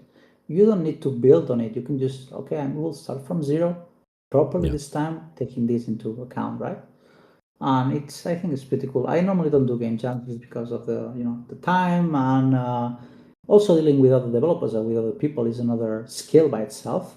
So you might work better solo or not, but yeah, definitely do small things. Try to finish the thing, not only create the concept. And jams are great for finishing the thing because you're also accountable to finish the thing. yeah, in such a short time span too. So you Yeah. basically pare away all of the fat. Anything that's like Um, this idea is slightly bad, gone. It's like And the It- constraints, I think the yeah. constraints are great because when they tell you, okay, you have to do this only in black and white. Ah, but I want to use red. No, man, Nope. only black and white. Only Okay, so black you and have white. to Yeah. figure out, yeah, you have to figure out where the fun is when you are constrained and you're not going to do a open world MMO, RPG, roguelike, deck builder, whatever. It's like, no, you're gonna do a Pong. So please finish the Pong game. Yeah. I mean, that's the way that we do it is I'll put up like 10 categories, chat votes on them until we get one left, and then that's the jam. So even I don't know what what it's going to be. Which is great. Yeah. Yeah, it could just be anything, right? And then that makes it even more interesting because then nobody knows what it's going to be, and then we go from there, and chat gets to decide for themselves, and then they fight over it endlessly. It's like, I wish it was this other one, but it's turned out really good. I think. When is the next one? Let me see. So the next one is going to be. Let me go develop. Grab this. Next one's going to be in July rather, and that'll be our 19th game jam this way. So quite a lot of them already. Heck yeah. Yeah, man. Chat always wants the 50-50. They do. You guys do every time. Well, I want to thank you for showing us your game, man. Like this is Thanks to really you. cool. And I think the thing that I find so fascinating about this is I always tell chat you don't need to be an amazing artist or an amazing programmer or an No. amazing musician or anything like that to make games. You can just go do them. And you've proven very, very quickly here is like just go use a free asset pack. Use Kenny's stuff. It's even worse than that. I'm actually Yeah. very comfortable with art, so I did study art, and I'm not using my own art because I know it will take me way more time and I will get way more attached to it. Oh, this has to be better, or I cannot put this. The ego hurts, right? So okay, I'm gonna get rid of this constraint and just focus on developing the game. So I will use an asset pack. Done. Yeah. No, that's a great reason to do it. And it's funny too because there's a little bit of a stigma I find among people when they're first starting out of like, oh, I can't use a free asset pack because then my game is cheap. And it's like, no, dude. Like it is not about whether or not you use the free asset pack. It's about how did you portray it? Like look at all the shaders and all the way that he made these assets unique and fitting the game, right? You take this really kind of happy-go-lucky simple pixel art pack and then turn it into a game about using your own blood as currency, and it's using shaders to change all of the art on every level. You're taking that one asset pack and getting miles of use out of it at that point, And you learn new stuff that you weren't planning to learn. Like I never dealt with shaders before because I don't wanted to. Witchcraft. And now I had to do it. Yeah, it's like fucking I remember black the first magic. time. Oh, I remember the first time I started working like GLSL shaders, and it was just like, oh, Yeah. this is wizard magic, dude. Like, it's like, what is this? Literally the shit, like the post processing thing I'm using, it's a broken CRT effect that I'm scared to touch because I don't know how to fix it. So it's like, okay, follow a tutorial on a CRT, and it looked great until you started to touch the zoom, and the zoom broke it completely. So I just played around with the thingy, and oh, it looks great now, but it's not CRT anymore. But I'm leaving it there. It just looks good. You want to know something funny? I didn't even realize you could zoom until you just said that. Now I'm zooming. Yeah, I can zoom. It's really, and I can see the effect doing it. It's sliding around. It looks good too. Like I thought it looked really unique because you're doing a dither of 2 pixels, which is really It was interesting. random 2 though, horizontal. to be honest. It is. That's Another funny. random thing that happened and looked good. It's like, okay, we'll keep it. People don't realize how often that's just the case of like you make something and you're like, wow, that's not what I expected, but that's cool. I'm keeping that, No, it looks really good. I think it looks fantastic. It's very fun with this. Oh. Well, with that in mind, is there anything you'd like to say to chat before we head out? No, not much. If you like the game wishlist, I have a Discord as well where Linked I don't that know, out. where Yeah. Yep, I will drop the link somewhere. Where Oh no, I already linked it. did. Yeah, I grabbed it off perfect. of your Steam page. Here, Okay. I'll link it out again for you guys. For example, the dungeons and everything is done with simple TXT files. So you don't even need to know how to code. If you want to have your level in the game or your room in the game, you send it over Discord and I will add it. That's What awesome. else? I don't know. Demo, I guess, in a month or two. I hope so. If you want to play, go ahead. No, that's great. Yeah, putting a demo out is going to be huge. And for everybody else, too, if you're in any way interested in this game, wishlist it, even if you don't know if you want to buy it yet. The reason why is Yeah. anytime you wishlist a game, you are basically flagging to Steam, hey, show this to more people. It's like upvoting a video on YouTube or anything like that. You are helping the dev directly, and it's free for you to do. So definitely do that if you like what you're seeing here. All right. Rock on. Well, it's been nice having you on, and thank you very much for showing us your game, dude. Thank you for having me. Thank everybody. I hope you have fun and a lot of games to go. Still, like 58 Yeah. more. 58 more. I think it actually came out at 258 total, so we have 56 left. It's 56 still a lot of left. Let's games, go. a whole lot of games. But this has been great. So thank you very much. I really wish you luck. Let us know when you launch. You know, like I'm going to I keep the will. Discord up for all of you guys. So when you do launch your game, say something in there, and we'll go and check it out. Perfect. Thank you. Cool. Thank you very much. See you around. Bye-bye. Dude, I really like that. I love the idea of like, I don't know, blood as currency is just kind of a cool theme, right? Do you have to pay in blood for the demo? You do. It's true. Yeah. Yeah, game isn't even out, but modding support is already in. I think this game could go absolutely hard with workshop support at that point. You could totally do that. Does it have to be your blood? I mean, no. Technically not. You know? Maybe no. Maybe. I'm not. Technically not. But no, that game is really, really cool. I think it's got a huge amount of potential. It seems awesome as hell. It was very fun to play, very easy to play through.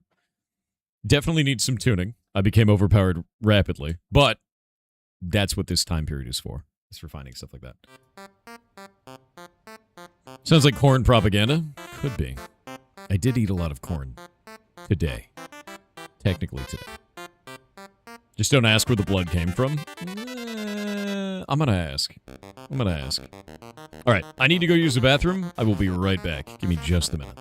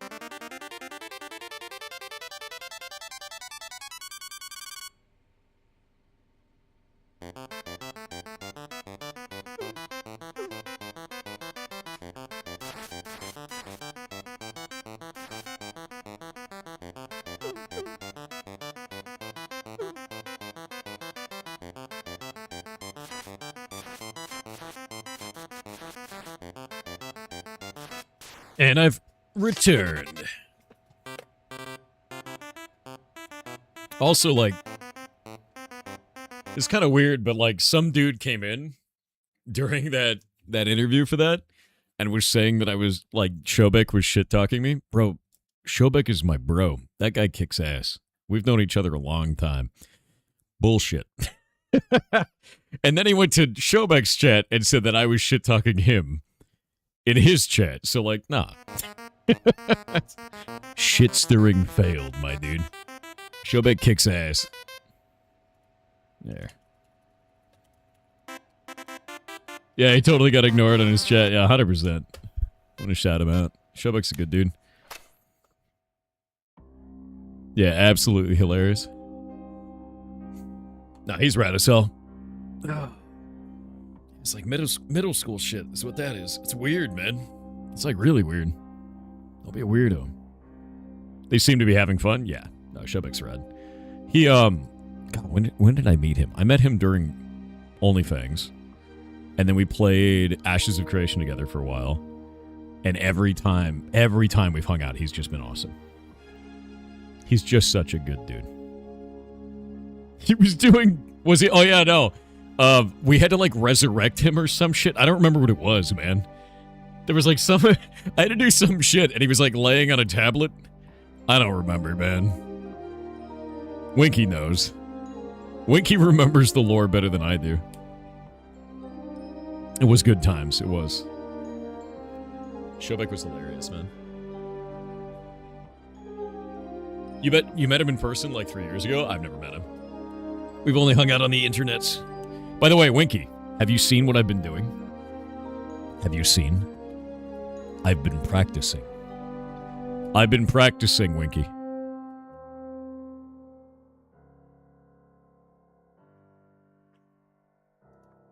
me grab this. Let me show you what I made today. I made something beautiful. Look. Look at it, Winky.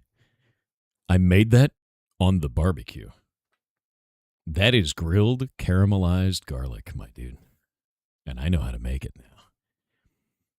I had zucchini, potatoes, onions, garlic. What else? I make all kinds of shit now. Yeah. And I learned how to tune the temperature of my grill that I have, which is fantastic. Do it on a toaster? No, I did it on the grill, dude. Did it on the grill.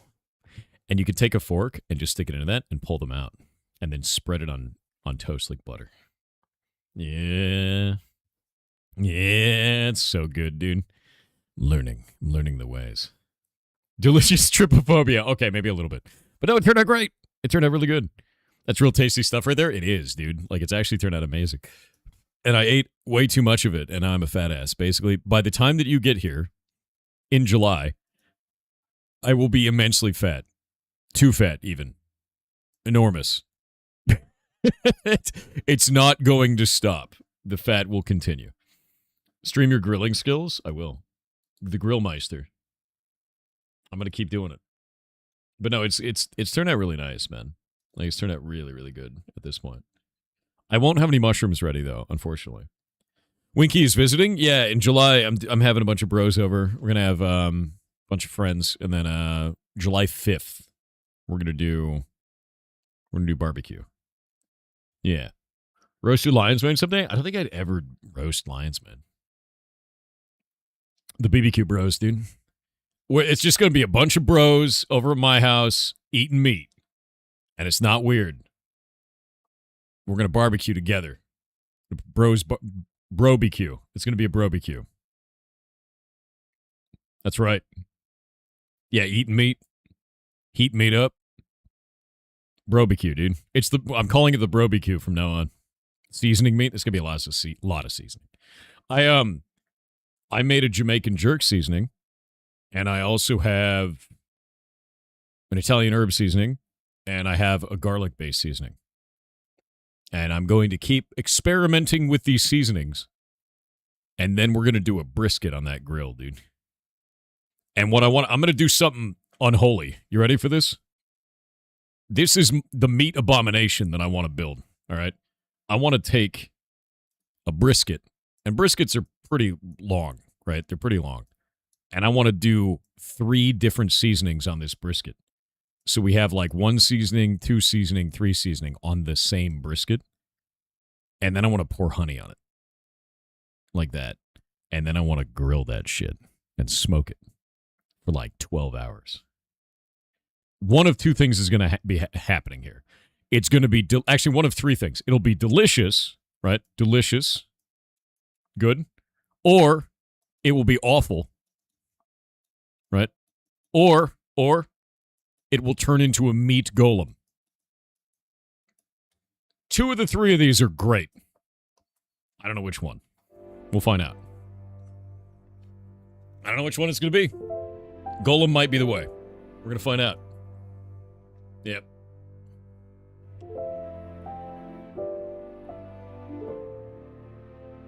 Texas is on the way to slap you in irons by doing a meat golem. Golem is in Golemancer. Could be Golemancer. Meat Golemancer. It's going to turn into Golemancer. It will.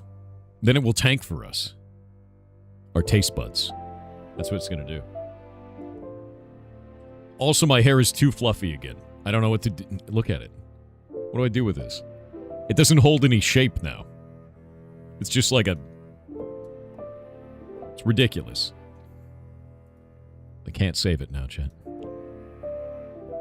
No meat golems? I need to be included. Golemancer, I'm going to turn you into a meat golem. Wait, you are one. You feel like it's going to be all three? You think it's going to be delicious, awful, and a golem? You eating golems? Get a hair ad deal?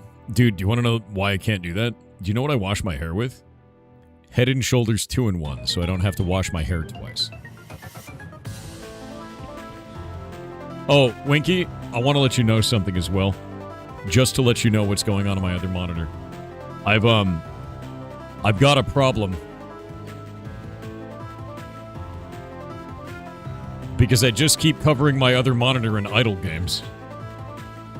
And now I have RuneScape and Progress Quest at the same time. I'm level 49! I'm slapping a crab, and I'm also a bastard lunatic land squid.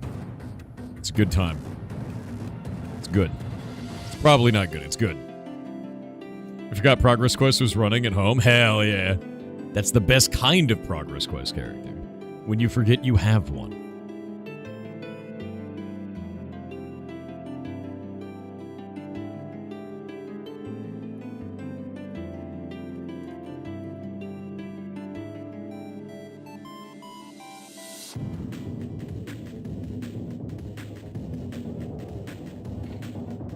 What's Progress Quest?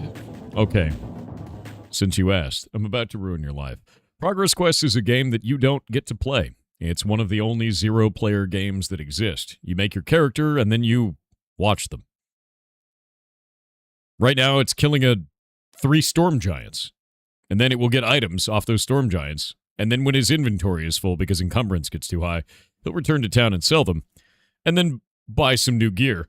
And maybe learn some new magic.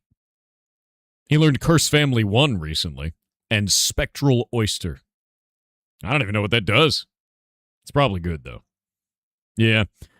Also, he develops plot, and as it goes forward, it will pop up with different plot lines. What game is this? Progress Quest. It's a game that you watch. You have a holy bat pole? Hell yeah. I've got a vicious pronged bandyclef is my primary weapon. And you do something? No. In fact, this is the perfect game for Winky. You just sit there and you watch.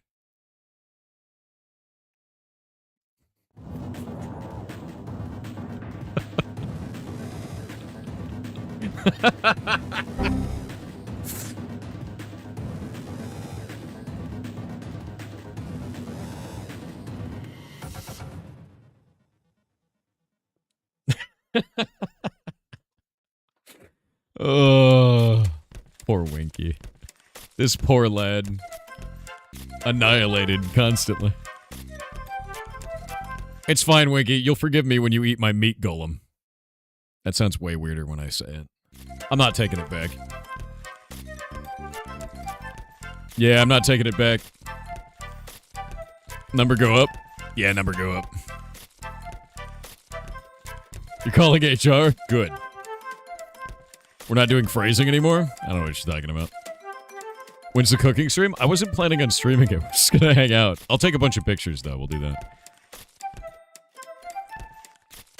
I like how what is that emote? You come back and then you leave? Nice.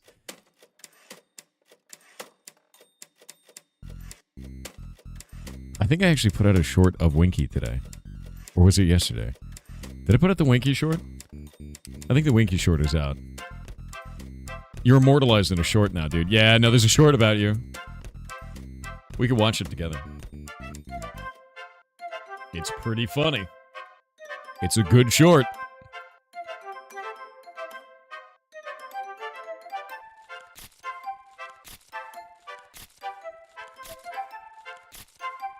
Okay, I found it. All right. This is the new short, Winky. It's about you. Oh shit, it's Sunday. Tomorrow is grill day. I'm trying out a new grill. See if it's good, because I gotta practice for 4th of July when all the bros are coming out. Yeah, prep for Winky, dude. That sounds really bad out of context. Winky is a person. He's a streamer named Winky. At Winky on Twitch. He's coming over for 4th of July and I'm making barbecue.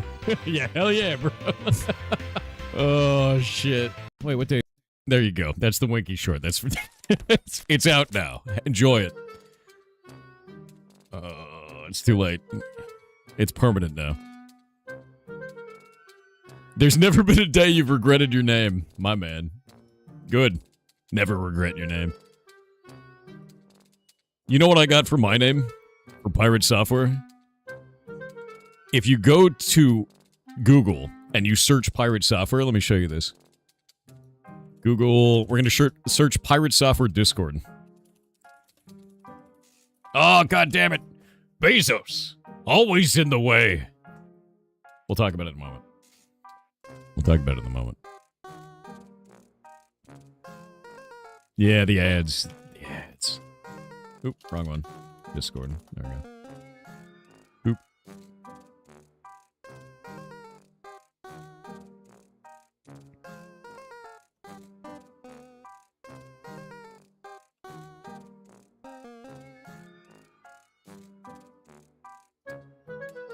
The goddamn ads. Bezos in the Wazos, dude.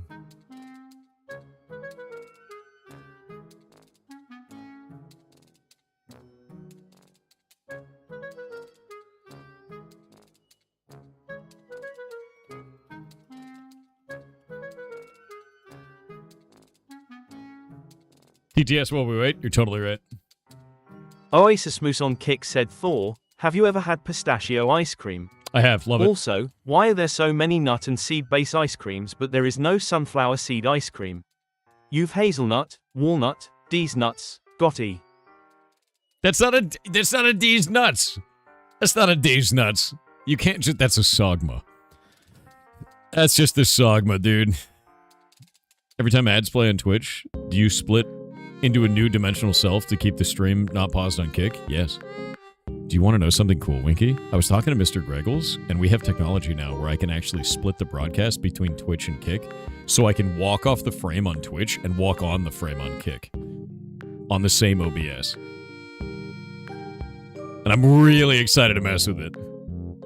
I've been doing some testing to see if I could do it. It's gonna be hilarious. If I can get it to work, yes. It's not creepy at all. Yeah. Alright, ads are over. Welcome back. What was I gonna show you? Shit. I don't remember what it was. I got excited about something and I forgot. Ah! Yeah. So if you Google the Pirate Software Discord, you say Pirate Software Discord, it's the first link. But here's the problem. Nobody reads this part. They don't do that, right? They just see Pirate Software. So then they join our Discord and immediately believe that they're there to like get free Photoshop or some shit. And so they start asking around about it. And we had to make a channel for this. Let me actually find this real quick. Where is the channel for this? Oh yeah, we made a piracy request channel where we tell every single person on the Discord to go up to the piracy request. Just go up there and it'll be fine. And so they go here and they go, no piracy. Posting about piracy in any capacity will result in an immediate ban. So it's right there. Day since literally always 0. Yeah. So they show up and then one of two things happens. The person goes and just shits and screams and becomes highly aggressive, and then we ban them. Or they go, what is this place about? And then you turn them into a goblin, and they join the community. And it's happened many, many times. Yeah. They just start freaking out, or they just join you, and you've absorbed them into the collective. It's very funny, though. Oh, the other thing that I put up there, too, was under the piracy request channel, I was like, there's actually a ton of open source and free alternatives to most creative software now. Here's a handy guide for a bunch of tools that cost you nothing. To show them you don't need to pirate Photoshop. Just use an alternative. There's a shitload of them, and they're free and good. Right? Don't do that. Don't go LimeWire your computer to death. Just use GIMP, dude. Just use GIMP. It's just better, you know? Yeah, use GIMP. Just don't use GIMPs on Twitch. Wait, actually, you won't get banned for that. Maybe that's fine. Never mind. Yeah. Learned that this last month. Crit is really good. Yeah, Crit is fantastic, actually. What if they post about actual pirates? That would be fine. If they want to do that. Zaphiroth and Red were the first conversions? I don't think that's true. I don't think it's true at all. Why can't you use GIMP on Twitch? Different kind of GIMP. Whoosh. It's been a hot button issue on the platform for a little bit. You guys missed it. It's a whoosh. Would you like the context? If you're out of the loop, would you like the weird context? This is going to get really funny really fast. I'm going to make it as humorous as possible, even though it's grim, right? You have a streamer that is on this platform that has been banned 13 times, right? This streamer then put 2 gimps on stream. 2 men in gimp leather outfits, head to toe, had them act as dogs behind her on the stream and clicker trained them. Wild, right? Didn't get banned for this. Because she didn't get banned for this, she's like, how much can I push the envelope even more? So she painted her feet green and then played Dark Souls on her feet and called the stream Dark Souls. Like soles of your feet. 14th ban. We learned what was allowed and what isn't. Thanks, Twitch. And that's been the last 2 weeks on the platform. Actually hilarious, dude.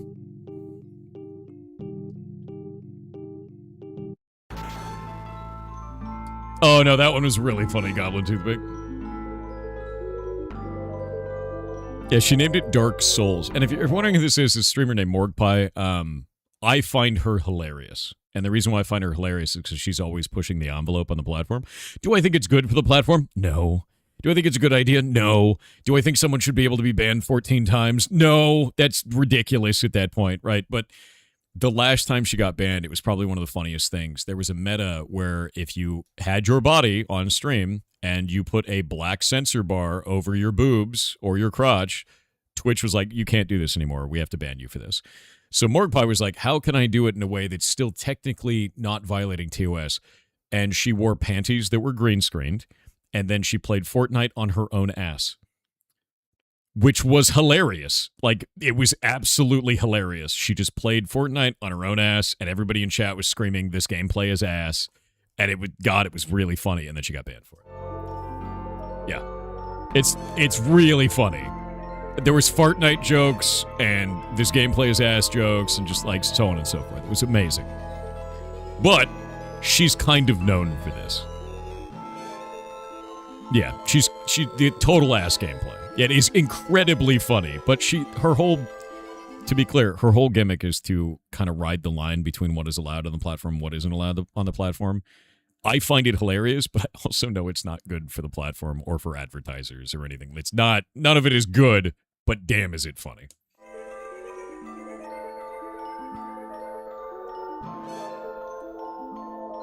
I know, right, Red? Yeah, just pen testing the rules.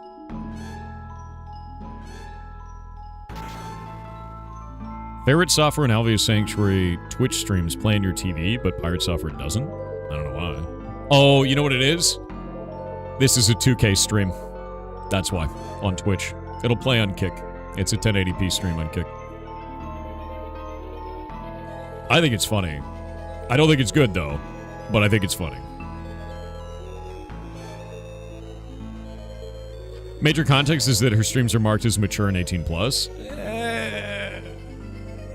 Some articles made it seem like she was influencing younger audiences. Yeah, that's not true. Definitely not younger audiences at all. Her streams are marked for 18 plus, and you do have to click through it. I still don't think that's like, honestly, I'm gonna be real with you. Twitch probably isn't doing themselves any favors by allowing that kind of content on the platform. They could probably get more in terms of ad revenue and more financial stability by not allowing that stuff. I wish Twitch would metastasize and split into two, where you have Twitch and Twitch After Dark. And this one allows adult content, and this one doesn't. So there's no more gray area in the middle, and they can make advertisers more comfortable by having a platform that has nothing to do with adult content, and they could garner new advertisers by having an adult content portion of the website that is only that, and then you can get different advertisers that want to advertise adult content. They'll never do it, but I wish they would. Yeah. Oh, by the way, it also increases the premiums you have to pay on payment processing when you have adult content. So that would, separating that would probably make the premiums better for that kind of a thing. And the reason why is, Ben, I'm gonna call you out for a moment. You know that moment after you're done? You know what I'm talking about. And then you refund the money because you feel bad? Payment processors know about that moment too. That's why they charge an extra premium for adult content. Yeah, that's the reason. So, a lot of chargebacks happen for adult content. Who knew? Yeah. But no, that is, they do charge extra for anything related to adult content. Any of that. You never consider that? Yeah, it's a pretty common thing. Let it sit like in the credit card statement? All right. It wasn't me. It was a hacker. Yeah, exactly. But no, that is... Those are generally seen as risky transactions. Riskier transactions, they carry an extra premium cost for them. They split that off. That side of the platform would still be able to do that, but it'd be a little bit more expensive, right? For the streamer, not for Twitch. Clarity premium, yes. My cat was on my keyboard, I swear. Wow, I can't believe your cat can type in your name, your address, and all of your credit card details. That's one hell of a skill. Impressive. Very funny, dude.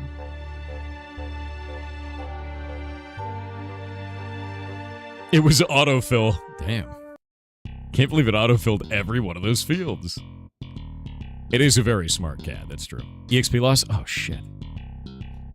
Ah! Wait, how much did I lose? Not like this. Not like this, my dude. Oh, 28%. Oh. No, I don't want to say that. No.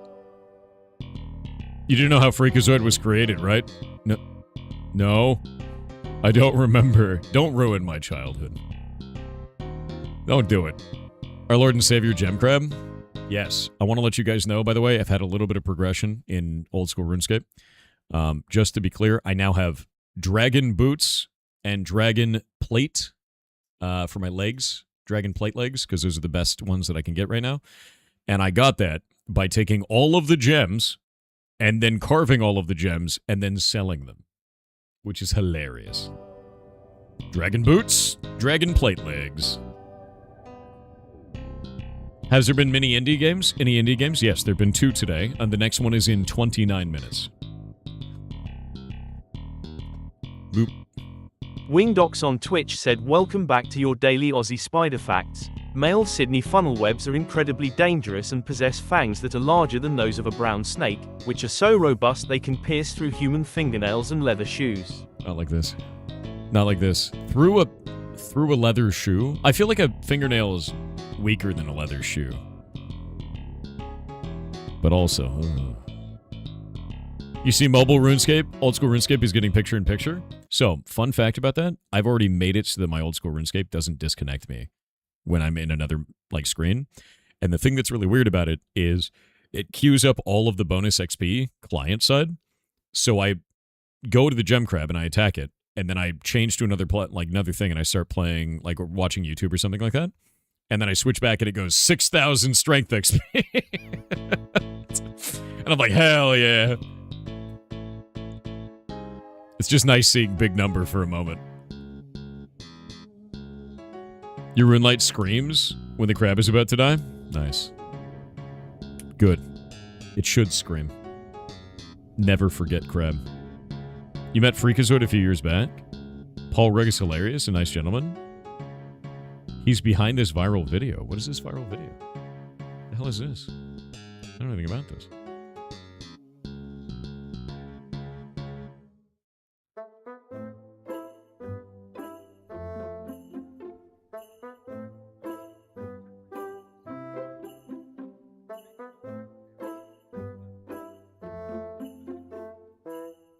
His dog...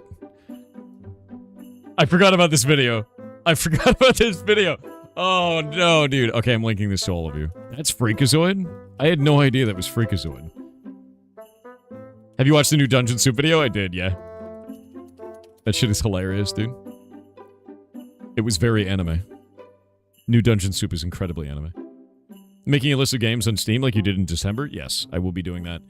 It's either going to be today or tomorrow. When I do it, I am very tired. So. Paul Rudd, I think it is. Rudd, not Rugg. But no, that's very funny. Is it Paul Rudd? No, it's Paul Rugg. It's with 2 G's. It is. Bro, what is that dumpy? Why? Dude, it says Paul Rugg. It says Rugg right on the channel.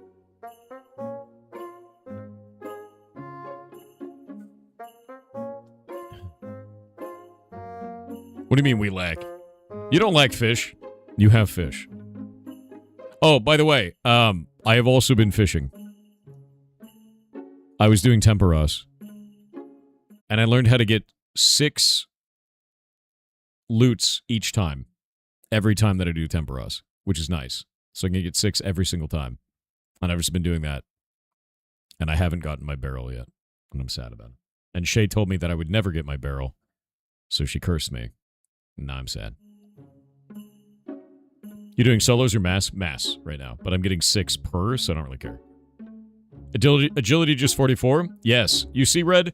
I'm not getting agility yet. Do you know why? Because there's something that I wanted to get last time that I didn't get. That this time I'm going to get. Before I agility max. And that's in Karamja. There is a journal. And if you get the medium journal, all of your EXP gains at Brimhaven are increased by 10%. Seeing as 90% of my experience gains were Brimhaven, I'm going to do that.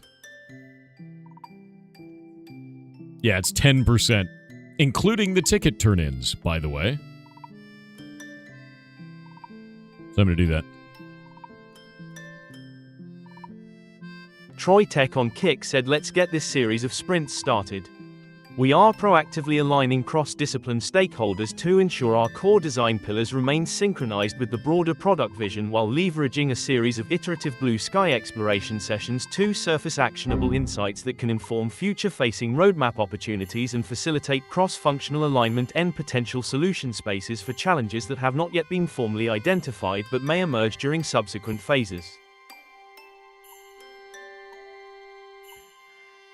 Hey everybody, glad we're starting the stream now, and nothing at all happened before this whatsoever. Definitely no other TTSs have gone on in the stream, and no one should go and read them or look. Not at all. Nope. I free you from it. Yeah. Arthur05 on Kick said, here's the thing, there's a difference between when a casual 40k enjoyer says the Emperor is waking up vs a 40k lore nerd like me. The Emperor waking up doesn't mean H is getting up.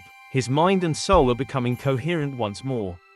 He can't leave the throne not cause of the Astronomicon, the lighthouse in the warp. He can technically still run while off the throne. It's the Titan-sized Imperial, Eldar Webway gate built under the throne that goes directly to hell thanks to Magnus, doing nothing wrong. So here's the big question that I have.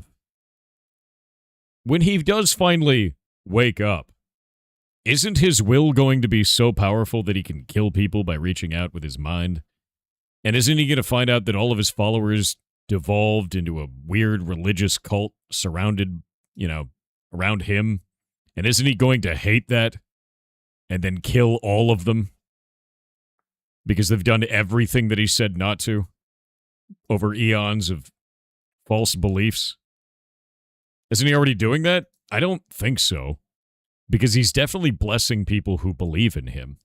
There are instances of Space Marines surviving things they shouldn't because their belief in the Emperor is so strong that it altered reality. So there is that. But I don't know, dude. I don't think any of that is good. I also think it kind of jumps the shark on the story. It kind of does, where you've created this situation where if the Emperor awakens, it kind of ruins the whole point. It ruins the stasis that the universe is in. That's what the Marines believe. I mean, it's kind of orcish. It's a little bit orcish. A little orky. Good morning. I want to say thank you again. Got a year and a half with your promotion. Good advice on questions for me to ask. Thank you again. Anytime. Nice job, dude. That's on you. Good job. Proud of you, man. He already knows and he does. How does he kill them? That is what happens. It is canon. Who does he kill? Also, I'm going to be honest with you. Space King is canon. And you can't take that away from me.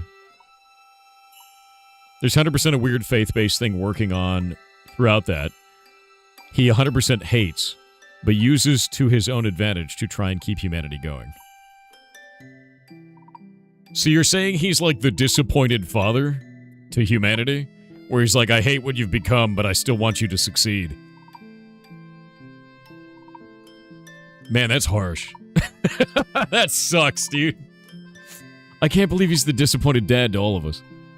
He uses globules? True. That is true.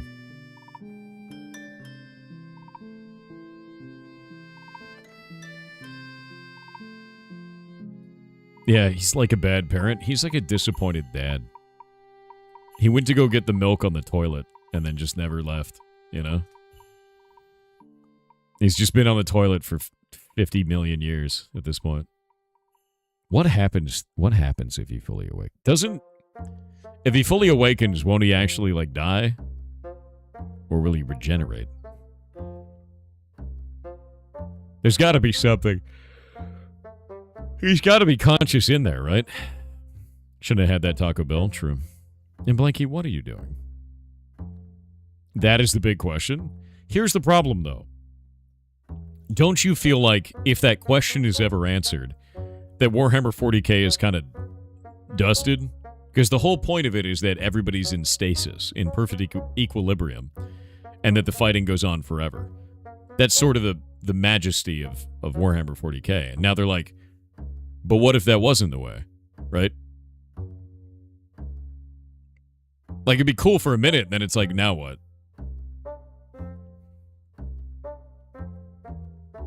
He is also not devoid of sin. I never thought he was. Remember when he killed a bunch of people for fun? He's not a good dude.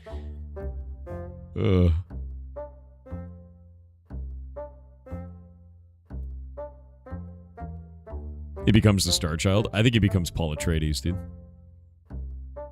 The man has hobbies. You know what his hobbies are? Sitting on a chair, dying, and killing others. And bitching from beyond the grave. Look, I'm going to say something a little heretical, but I need you to understand. I think that once you turn into beef jerky, you don't get a vote in what direction humanity gets to go. And the Emperor is beef jerky. I'm just saying. Little heretical, but somebody had to say it, okay? It's only a little bit of heresy. It's a little bit. It's a tiny bit of heresy, dude. You were all thinking it. You know it. You know. Beef jerky doesn't get to vote, chat. Thor not beating the Zinch allegations. Why would I beat the Zinch allegations? Why would I do that? Wait, how would you know that I'd be a follower of Zinch unless you knew things? You don't know things, do you, Kelthurin? You don't have knowledge of things. You haven't been looking into things, have you? I mean, that would be a little Zinchian, wouldn't it? Just a little bit. Wanting to know.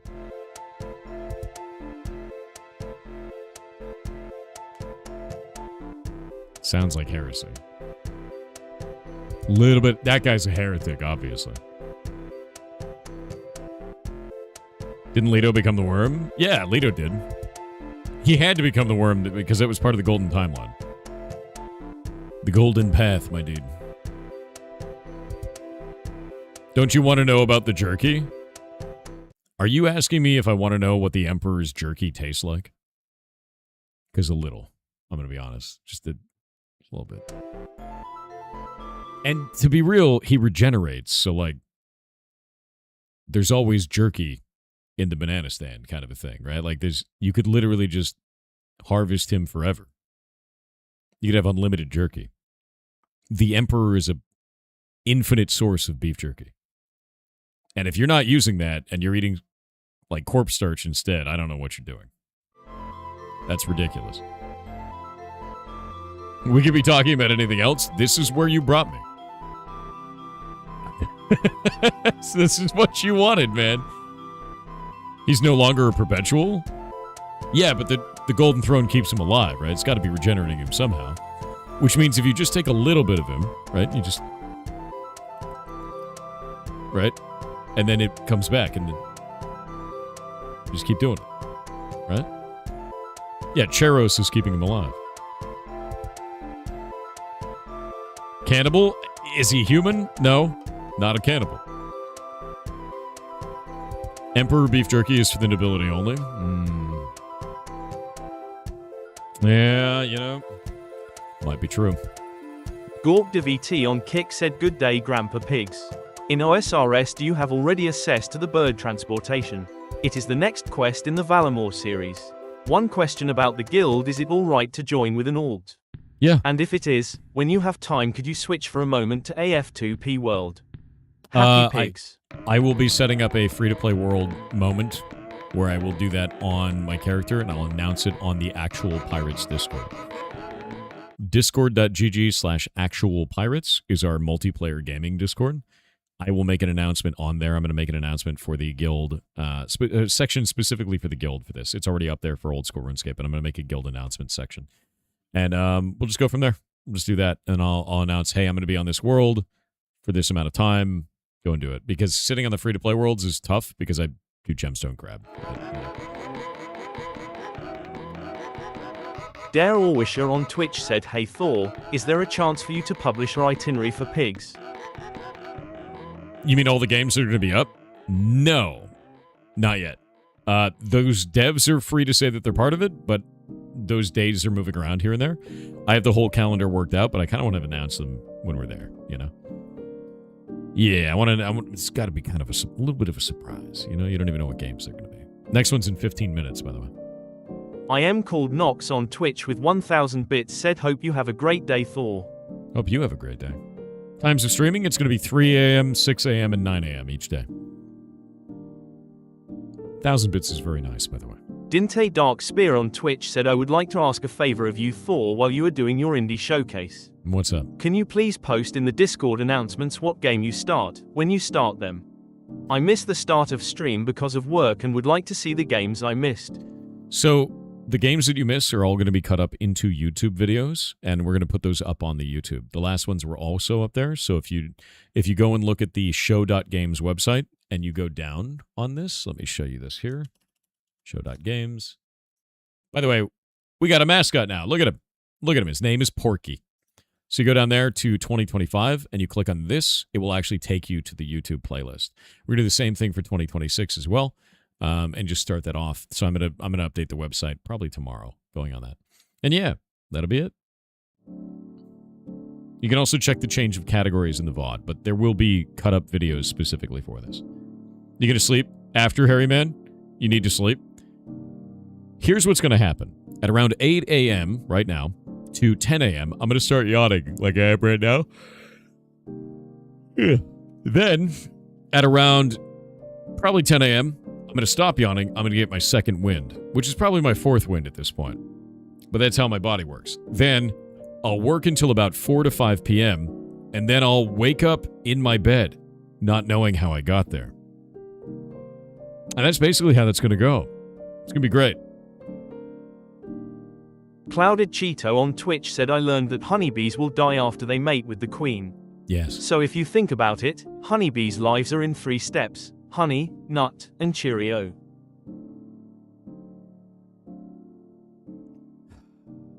Oldest one in the book. Ridiculous ass bastard. Silverheart_grin on Twitch said hello Thor, I hope you're well. Oh, yeah. I have a writing, design question and wanted your opinion. What's up? Innuendos aside, do you prefer soft or hard magic when it comes to storytelling? Whatever your preference, I'd love to hear some examples as to what you like. Thanks in advance. I like both. When you say soft magic, it makes me think of technology that people don't know how to describe. As an example, if I told you of a magical force that travels along these specialized conduits, these specialized, the special material, right? And if you touch it, it can kill you, but it can power great machines. You could have this whole thing of like medieval sort of understanding of this, and then you talk about electricity. It goes over a filament, and it can light things on fire. And if you touch it, you die, right? Like, and it lights up the air. You can actually see it, and then all this kind of stuff. And describing it that way, and it's just electricity. To us, it's something mundane, but to somebody else, it could be magic. And I played a D&D game a long time ago. And the way that it had something like that in it, it was a bunch of wizards came through a portal, and they had black wands, and they kept turning the black wands and using them on us, and 1 damage, 1d4 damage, 1d4 damage, 1d4 damage, 1d4 damage, and they were moving together as a group, and they escaped back out through a portal, and we managed to kill one of them, and it was guns. They were from the future. That was the whole point of it. And it was like, that's really cool, and since it was done, that it was described by the DM in the way that you don't know what it is, and they're using wands, which is the thing that you would understand as a character. It was just more entertaining and more interesting, and like, I like stuff like that. I think that's cool. So when we're talking soft magic, I think of high technology that characters believe is magic. Electricity is magic, right? Like, that's a really good example. You have a square in the palm of your hand that gives you information about anything in the world. That's magic, right? And then you talk about hard magic, you think like LoL like has Fireball. But if you look at D&D wizard spells, for instance, there's a little bit of soft magic joke component in there. Like if you do, what is it called? What is it? Let me grab this. Yeah, mind read. Detect thoughts. If you look at detect thoughts for D&D, this spell actually requires a component. It requires a copper piece because it's a penny for your thoughts. Every one of the spells that has a material component has a jokey thing like that I don't think a lot of people pay attention to, and I always thought were really funny, right? I think, if I remember correctly, Fireball is a piece of bat guano and something like that. Yeah, morsel of food to talk to animals. There's just like little, beans for wind. That's another one. And I love that because I think it adds a little bit of, is he a wizard or is he a magician, right? Yeah, like stuff like that is just really funny. And so when you're talking soft magic, I think of little jokey things like this of like, is it actually that? Or you're not detecting thoughts, you're just kind of, you're tricking them and you're like, hey, penny for your thoughts, man. And I think that's really fun. It makes wizards more interesting and that kind of, it makes magic more interesting overall. Yeah, detect thoughts is a coin. Yes. Very fun. Yeah, I hope that makes sense. It's kind of rambling way to talk about it, but I do like magic in settings, and I think it's really cool. One of the ones that I always do in my settings is belief ends up being reality. if you have enough worshippers in a god, that god gains power. If that god loses worshippers, they lose power and they become like a deposed god. And that's how the old gods happen. They just don't have any power anymore. They can turn back into lost souls or just average normal people, kind of like orcs. Yeah, and I love that. I think it's a fun way to do it. It makes it very entertaining up until players figured it out and then used it to their advantage and blew up an entire plane of existence, which was great. It was a great way to do it. Terry Pratchett book. What is that? Which Terry Pratchett? Oh god, it's launched past. Which book? Your setting is 40k orcs. The funny thing is I wrote that setting when I was like 14, long before I knew about any of that shit. I just thought it was neat, right? You know? Pyramids? What do you mean pyramids? Homestead has that style for Roman gods. Romestead? What the hell is Romestead? You're talking about American gods, yeah. I have learned now that there are many pieces of media that do this, is the idea. So, like, American Gods does that, Warhammer 40k Orcs does that, and it just seems like kind of a cool thing, you know? Pyramids 1 also has the same premise, does it? There's Darktide Badge event going on right now, FYI. Cool. Yeah, we're doing this instead, though. Yeah, Terry Pratchett's approach to gods. I like it a lot. I think it's a cool way to do it. What? You hate the man. Why do you hate the man, Red? Red full of hate? There's a Terry Pratchett book called Pyramids, which is about that.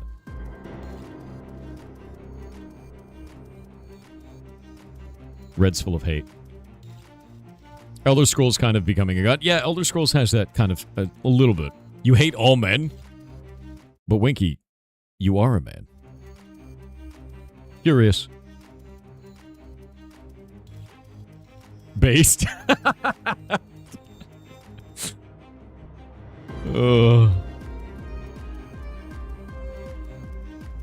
You hate yourself? Winky, no. Winky, you're going to come over to my house. We're going to have the bro-BQ. You're going to feel good about yourself by the end of that. All right? You're not going to hate all men anymore. You're going to love yourself. The bro-BQ is going to fix you. Through the power of meat, friendship. That's right. It is not a sausage party. There are other meats involved. How dare you? How dare you besmirch the good name of the bro-BQ, dude? The bro-BQ sounds like exposure therapy. I'm down. I actually, to be real with you, I've been practicing a whole bunch of different stuff on my grill because I hadn't used it before. And it is, it's a vicious beast. I accidentally got it to 540 degrees this time. It's basically a furnace, but cooked the potatoes real nice. So, getting there. There's going to be bratwurst for sure. What have you been practicing? Mini foods. Accidentally? Yes. No, it didn't burn anything. Didn't at all. You bring a nice steak or three? I was going to do a brisket, too. We're going to have a whole bunch of shit. Is it gas or coal? Coal. Yeah. No gas. It's charcoal. And I have big chunk charcoal, and I've been learning how to make my own charcoal. Because I have a lot of wood. It's good.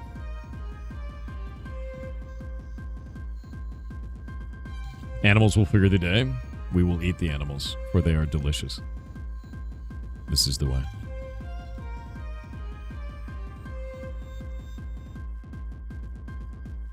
Add leaf blower, and I guarantee you can get it over 500. Oh, I definitely could. I'm trying not to. You should practice barbecuing. It's a skill for sure. I will tell you one thing. Every time I barbecue, Shay says we should barbecue every meal, and then like I come back into the house, and my face and my skin and everything feels gross because immediately I just get covered in smoke. And it's just like, I feel like I was like working in the mines kind of a thing, dude. It's like, it's not good. It's not good. Bauble on Kick said Thor, merchant of soft pirate wares, agility-driven maxer of toes, goblin lord of the lost woods, lemon of great length, high fungiculturist, Fuzzy Aerodynamic Noodle Business Damage Control and Recovery Leader, Grand Veteran Glizzy Peeler, Warden of the Third Pantry, and Keeper of the Emergency Sport. Hi. Hi. How's it going, man? Hope you're having a good day. Outrageous, dude. By the way, this is my task list, to be clear. I need to do these, which is what I'm working on right now. So fishing, I'm getting to 65. I already have mining. Actually, no, mining's at 37 right now. I have agility, herb lore, crafting, hunting is going to be in there. I've got my quest points. I need to get farming. I need to get wood cutting. And I need to get fishing. So the fishing is what I'm working on right now because it's the hardest one to get it to 65. I have it like 50-something right now. Let me see. Let me get these gems. That's why I've been doing Temperos. I'm at 51. I will have 65 by tomorrow or the next day because of Temperos. So I'll do that. And then after I get that done, I'm going to go for the Karamja medium. That's what I'm after. I'm going to go for it. I also need to get Taibo One-Eye Trio and reach 100% with Taibo One-Eye Cleanup Favor. And I don't know how to do that quite yet, so I'm going to learn it.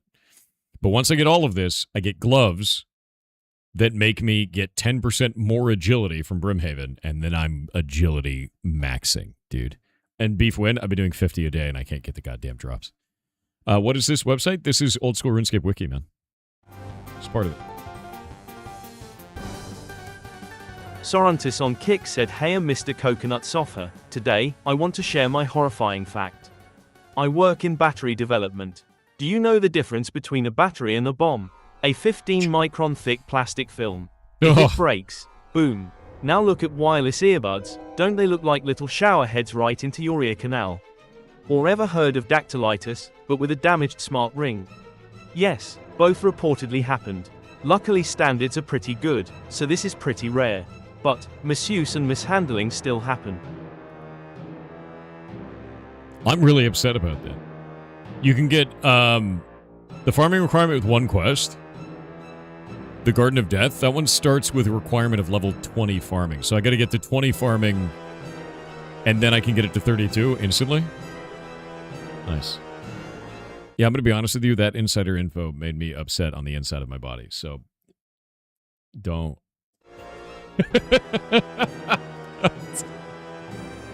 Blamo Sound on Twitch said, "Hello Thor, hope all is well. It is. I remember you talking about nuclear fusion a while back. I am big nerd for construction and I found this YouTube channel, the B1M, that showcases interesting construction builds around the world. Ooh. Well, the cool thing here is that they toured the nuclear fusion research plant being developed in France and went through the interior showing parts of the plant that will never be seen by the public. Link incoming https:// That's kind of cool. Hell yeah. All right. Are you guys ready for the next game? Are you ready for the next game?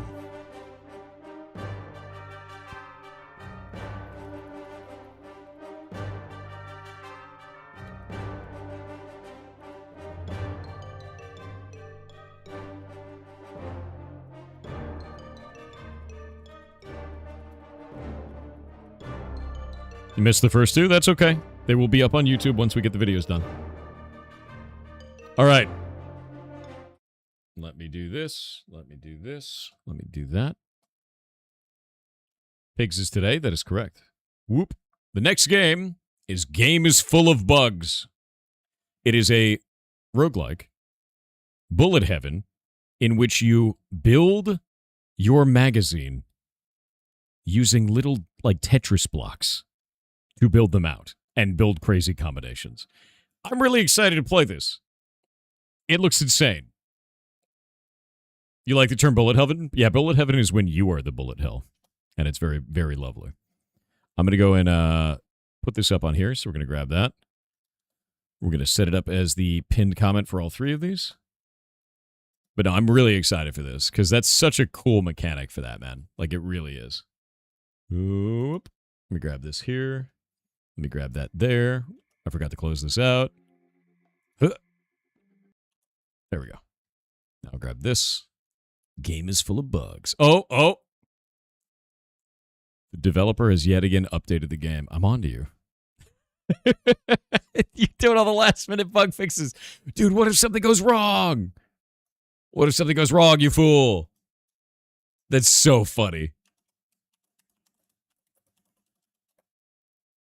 Are you in chat? I'm on to you. I'm going to make fun of you. If something goes wrong, it's going to be hilarious, dude. Hold up.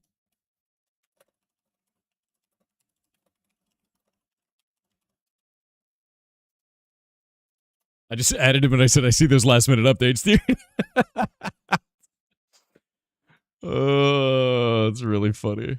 That's really funny. All right, we're going to pull the game up. We're going to do it. Now update it again. It's too late. Music is cool. Hold up. Up. Oh, no, he said, boy, do I have a story for you when we get into call. Oh, no. All right, hold up. My man. Yeah, I kept seeing the updates, so I was like, oh, that's not good. I'm going to give him a minute. Is it going to work? Are you going to work?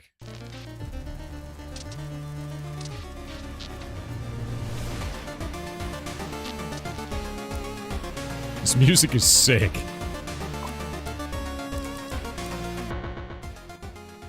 I'm going to turn it down here, and I'm going to turn it up here. Yeah, it is a jam. Hold up. I've got it almost ready. There we go. Look at this. That looks great, dude. Yeah, I kind of just want to listen to this for a minute, dude.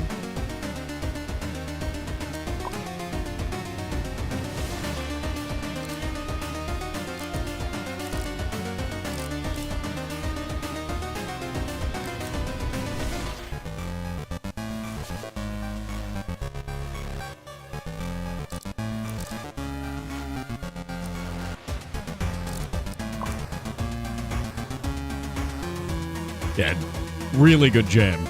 Really good. Also, to be clear, Mega, since you are there, if anything goes wrong and it crashes or anything like that, don't worry about it. Welcome to a live broadcast. Anything that can go wrong will. It's totally fine. All right, let's rock. Love it. You appreciate that? Anytime. Yeah. I had a game blue screen my whole computer last time. We still played it. It was a nightmare. It was hilarious. Hello, civilian. My door. Yes, it was. Are you the one posing under the internet alias Master Bug Blaster? Yeah. Perfect. The country needs you. Get him, boys. Oh, shit. This is what happens when you post on the internet, chat. Don't ever post on the internet. They'll take your chair, your gamer chair. True. So what exactly is going on? Bug aliens. They're invading and we must stop them. Okay, but what do you need me for? Well, as you have self-advertised, you are the best at eliminating bugs. What? I was talking about computer bugs. Computer bugs. Haha. What nonsense. Hold still. Oh. Did you just microchip me? We're approaching the drop-off zone. Just follow the lights until you reach the HQ. The path should be clear, but there's a gun, just in case. A gun! The story's gonna be silly. The story is awesome, dude. Hell yeah. Alright, we gotta reload. Oh, what happened here? So much for not needing a gun. I have to be careful. Maybe he had something useful on him? I love that. Look at the particles look really good on this. Squares as well, just with trails. It's very simple, but looks good. Collection of instructions on how stuff works. Item generator, pick up fallen parts from bugs and generate items from them. Dash a short distance. Nice. Hell yeah. See if his notes can help me. Love the UI, dude. That's got a lot of nice flavor to it. Look at that. It just twitches a little bit. There's a lot of flavor in this. Okay, so I can melee, I can shoot, and I can move. Got it. Cool. Space. Multiple charges that charge over time. Very cool.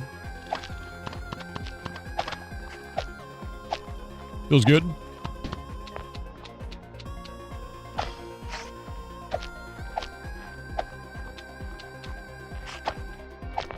Did I run out of ammo? The hell was that? Sure, that's the last of them. I'm out of bullets. And that big bug seemed to have really tough shell for a bit. What if there's any information about it in the manual? Bugs can have shields. Break them with a melee attack. Makes sense. Ew. What is that? Is it dead? No, it's producing eggs, man. Looks like it's dead-ish. That bit still seems to be doing something. Looks like the thing is cloning eggs. Wonder if I could use that. No, what do you mean use it? What? What?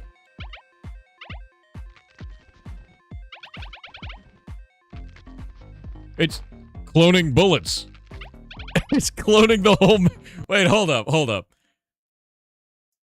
It's cloning the entire magazine for the gun. This is... I don't think I've ever seen a game do that. Or, okay. Oh, we've just stolen it. Alright.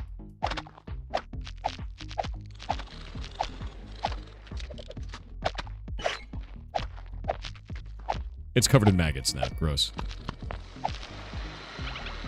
What is that? It's not like something is approaching. A lot of things.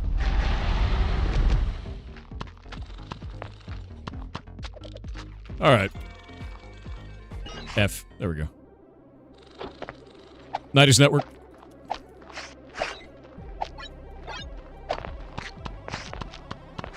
Okay. Okay.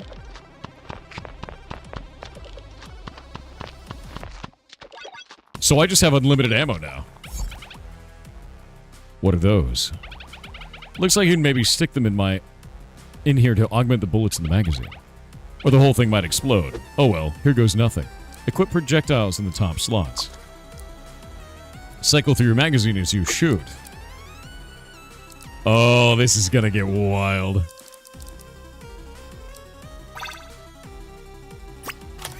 So now the first shot... Okay.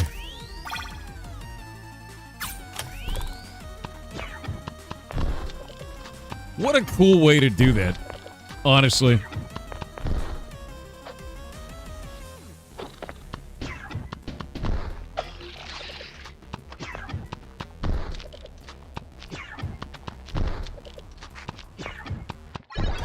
More.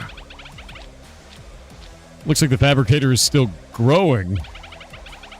And these projectiles seem to be laced with some extra stuff.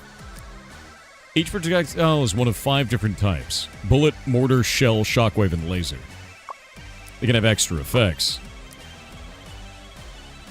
Base damage and repeat. Base damage, pierce, and chance to spawn chain lightning. Split shot. Alright.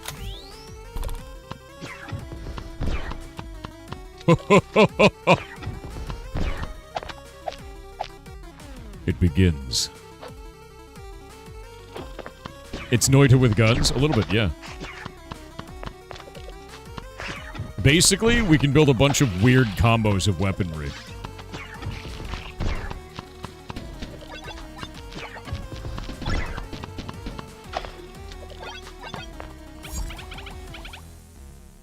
These are different, more gross. Maybe I can attach them below. I wonder if the dead guy had some information on this. Attach modules to projectiles to give them additional effects. AoE plus 100%.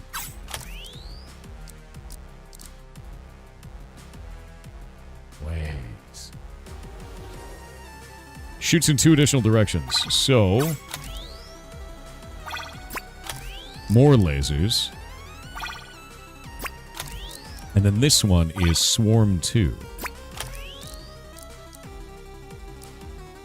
So now those split shot, and these ones have larger AoEs.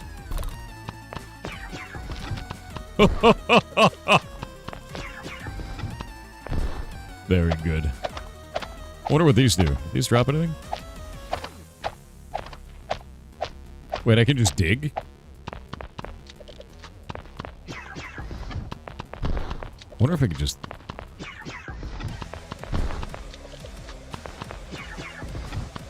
How far can I dig? What if it just let me keep digging?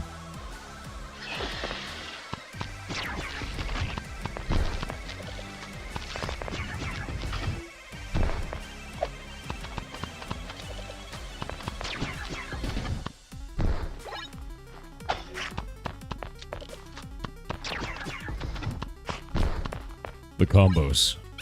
I can already feel them. More space below. Alright. Modules grant their effects to projectiles through teeth. Teeth only work one way. Okay, this repeats. So if we do... I see. This makes it winged. What does winged do? Has 3 homing strength.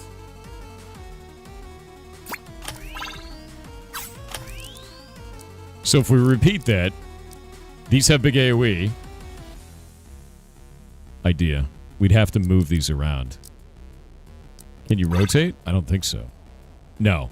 Teeth only work one way. So if we get one that goes here, it'll make it so that all of them get this one through the teeth system. Right now, these get winged and AoE. These get repeat and swarm.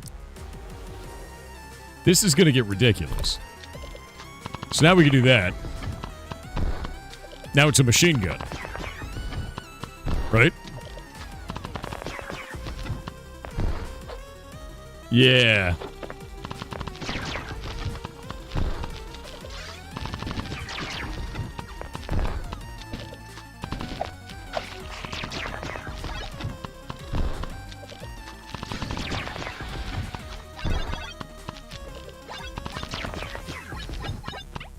We'd love to see it. This is blinking. Alright, this item thingamajig the dead guy had. I guess I have enough scrap for an item now. Let's see what I can do with it. These items come with extra stuff. Nothing is perfect, eh? I have to be careful with what I choose here. Okay, so this buffs enemies when I get an item. If overkill damage exceeds 10, release a shockwave dealing 50% of the overkill damage. Shockwaves have 50% increased chance to destroy normal enemy bullets. Lasers have a 30% chance to break enemy shields. But that makes Bumba enemies shoot 3 additional times. I'm gonna do lasers break shields. Red mushroom? That's new. Oh wait, I think I saw something about them in the manual. Chop red mushrooms for healing. Destroy bug bullets with melee attacks. Just be careful with the glitchy ones. Glitchy ones can't be stopped. Got it. So red mushrooms are a health pack.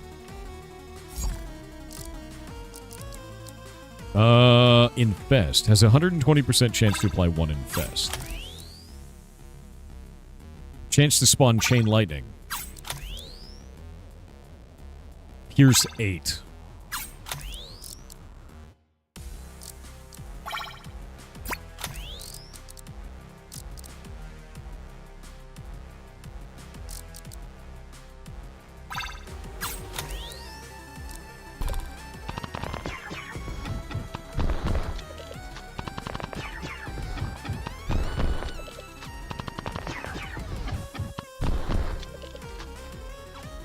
It's going good.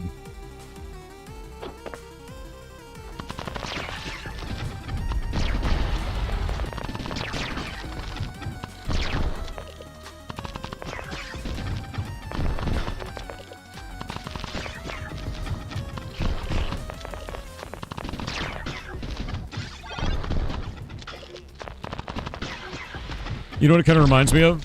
Nuclear Throne and Enter the Gungeon had a baby, and then gave it Noita guns.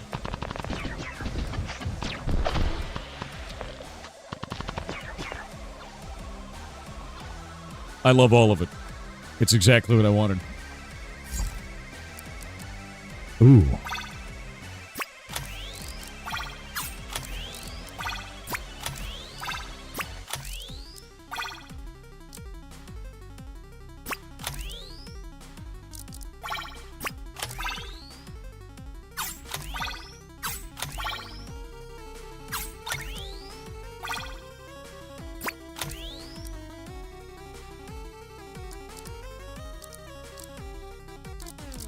Swarm, swarm. Winged. Repeat. AoE.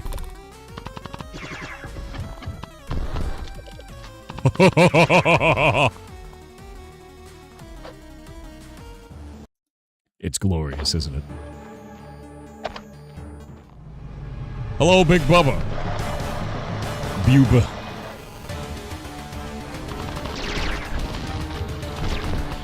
What boss?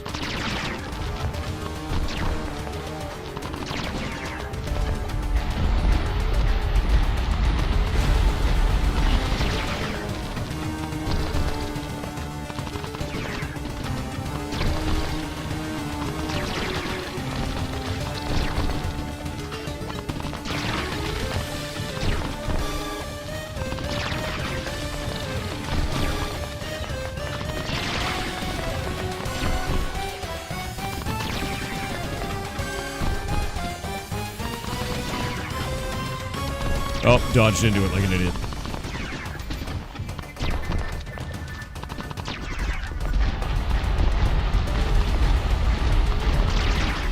I don't know if I'm supposed to win this.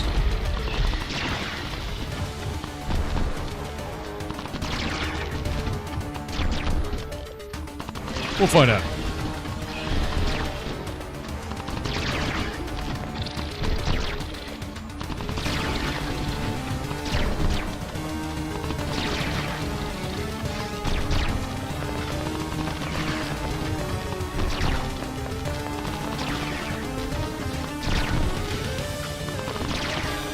Oh.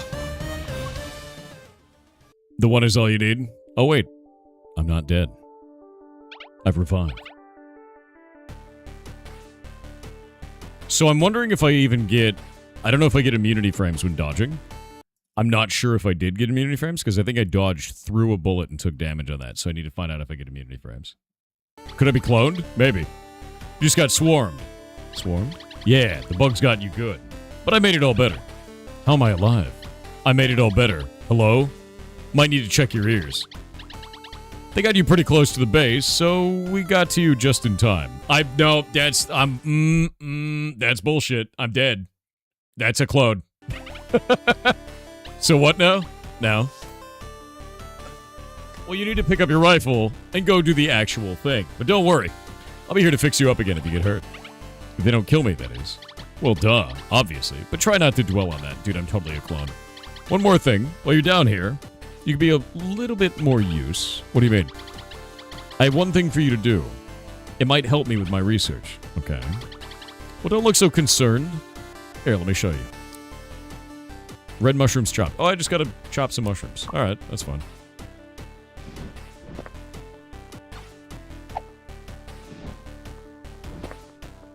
Meta progression time. Hello, soldier. Soldier? I knew you were the right person for the job. I almost died. Yes, yes. Excellent. Anyway, to business. I have the first mission for you here. Mission? Yes. The pilot will take you there whenever you're ready. Any questions? Yeah. Good man. Dismissed. Great. Highest threat shroom biome cleared. Dude, I'm absolutely I'm like 5 clones at this point. Is that man an ant? He's very ant-like. Hey. Hey, you survived. I was worried for a second. Yeah, lucky me. You're the one supposed to take me back to the bugs that almost killed me, right? Yep, that's me. Let's go. Now, where's the cloning machine? Dude, I know, right? One more thing before you go. This is my old Pathfinder. It should help navigate the caves. You can whip it out whenever you're away from bugs by pressing M. Alright, cool. We got a map now. Oh, that's really neat, actually. Space Invader mode.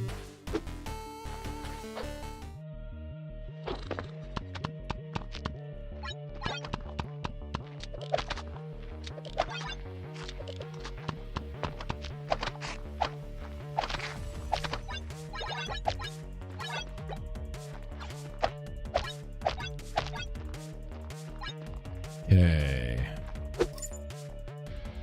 Let's go. So that one is like a big thing, but there's something off to the right. Oh, they actually have the symbols above it. All right, let's see. Range plus 50%. We'd love to see that.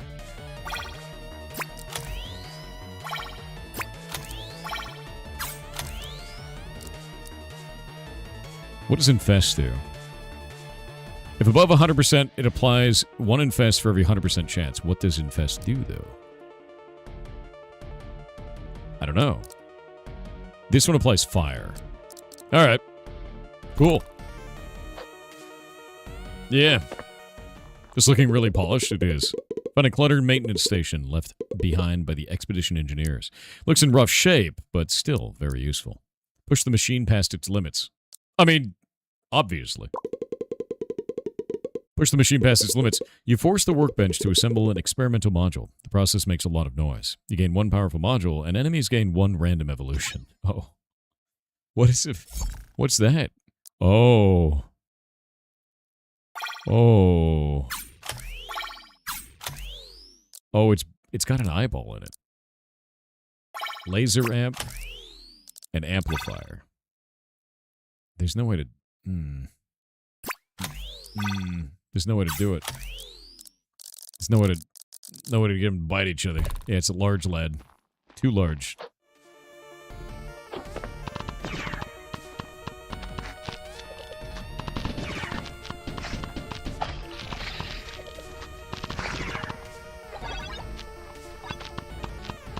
I love the fire. All bullets have a 40% chance to also fire backwards. Increase your max health by 50% and heals you to full. Gain 1 extra ability charge. Oh, we got ads. We're gonna wait. Porky is so good! Hell yeah, dude.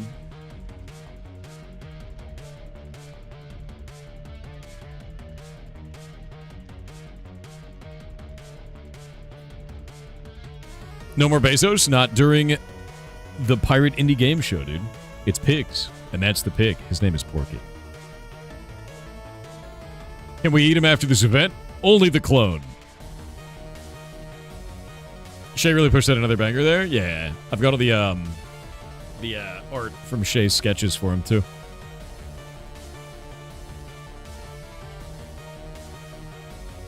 What, clone? Don't worry about it. It's fine. It's probably fine. Slushberry Games on YouTube with $5 said, "Hey kitten, how do you combat the, I really want to get this done tonight after work. Then after your 14 to 16 hours day, you just feel exhausted. 77777. See, here's the thing. When I do that, and I have that excitement for that, I feel, I know this is probably weird, I store up tiny pieces of energy. So that when I finally get to do the thing, I'm so excited to do that thing that I don't even think about it. Right? Like, I just don't.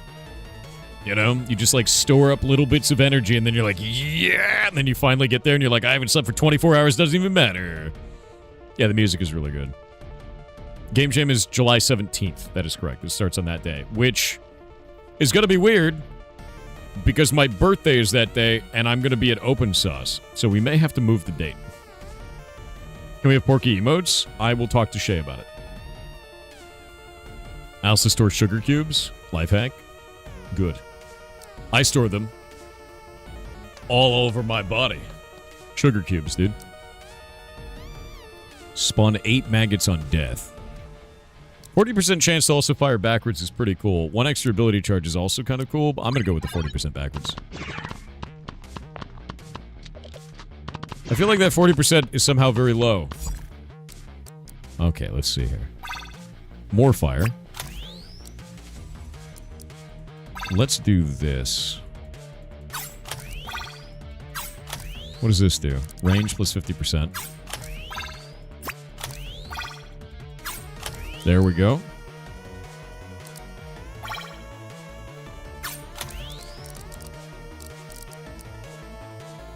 Wait, this doesn't have any teeth.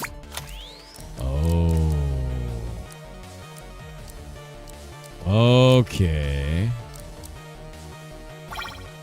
Better idea.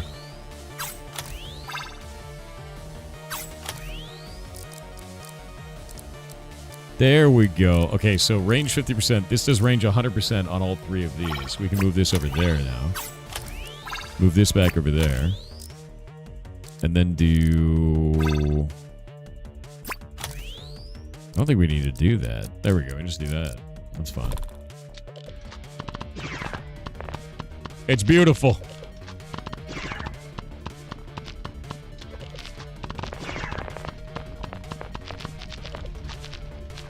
Nice. This Tetris version is kind of weird. It's pretty good.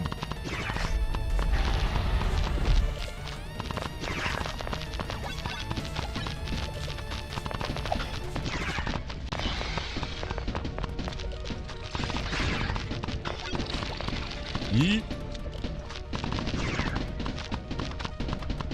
Fire hurts them through the shield. Okay.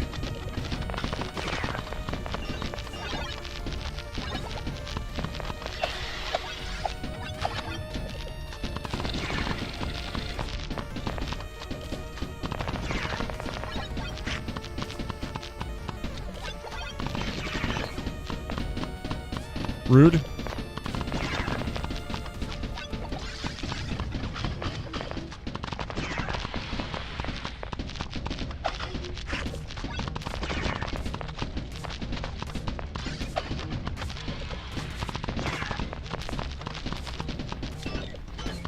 Wait, what's hurting me? Something was hurting me over there, and oh, it was a maggot.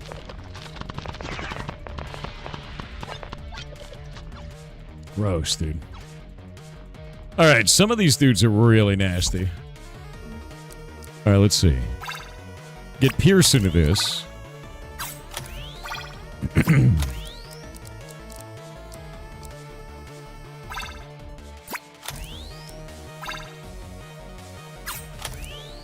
It's gonna get weird.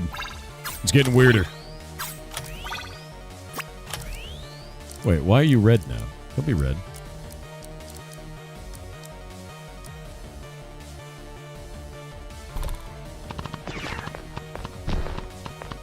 Nice.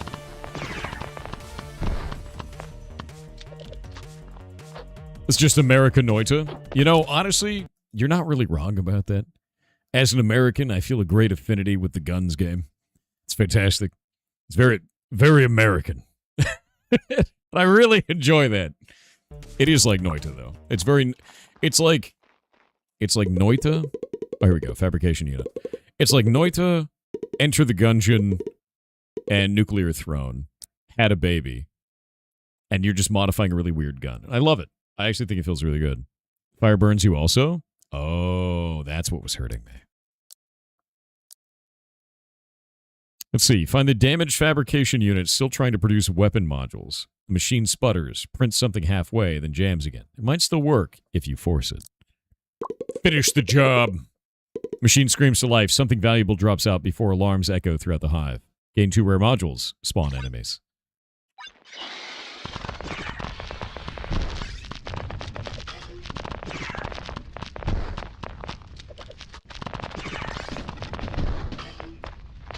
Nice.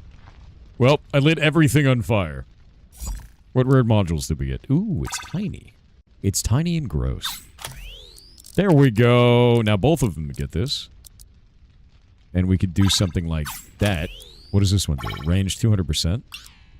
That's kind of weird. We can do... maybe one of these. Wait, what happens if I put this... something like that?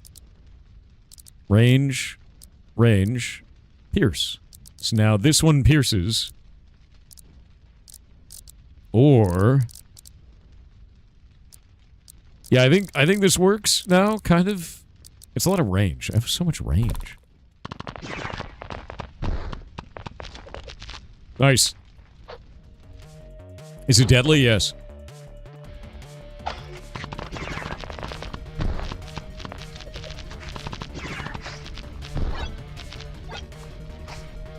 There's so much fire.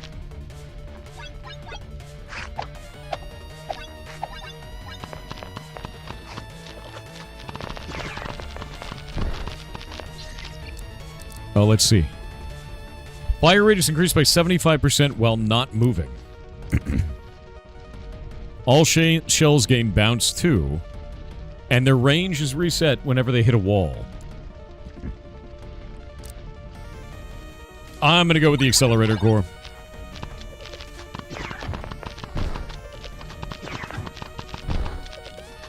Yeah!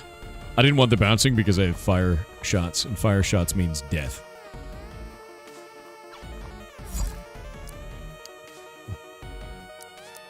We're getting weird now, you know? You know what I mean? There's like a lot of weird happening there, maybe.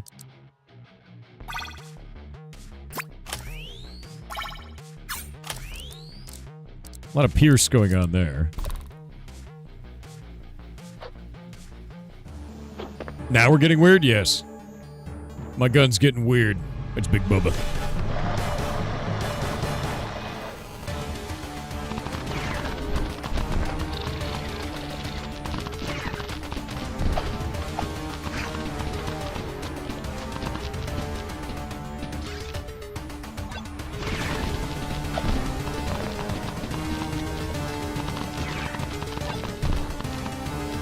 Hell yeah.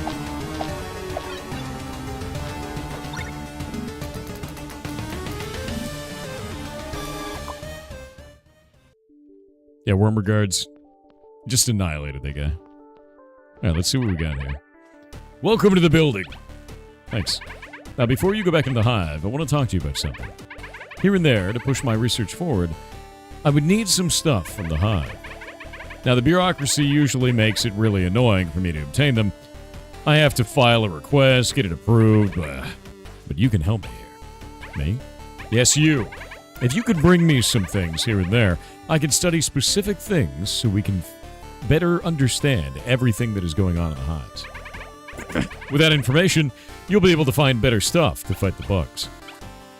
So what kind of things are we talking about? Well, you actually brought some stuff already. Oh, I thought they looked useful, yeah.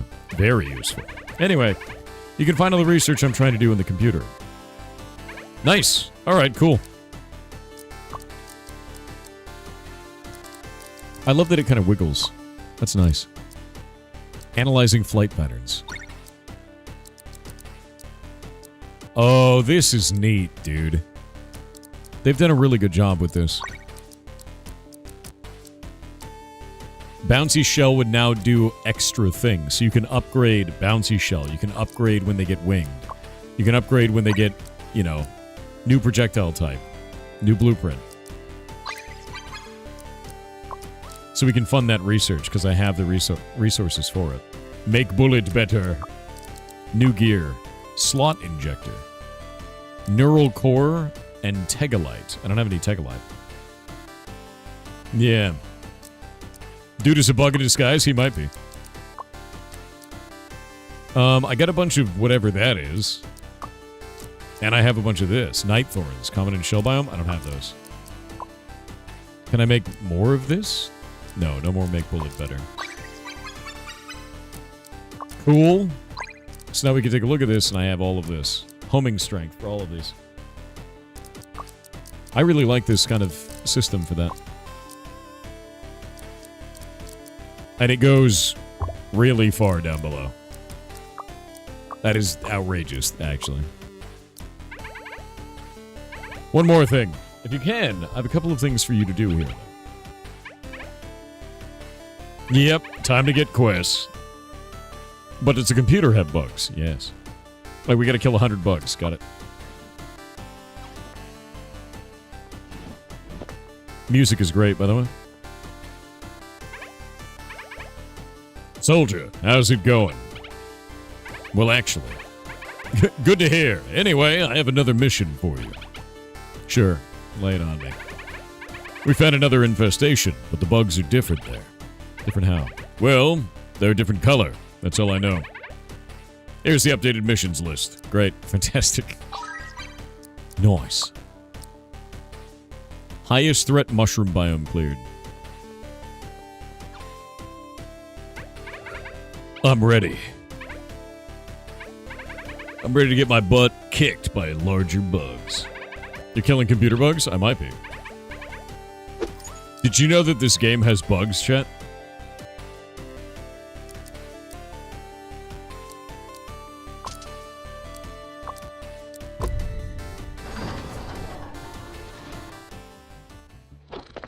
Democracy. Okay.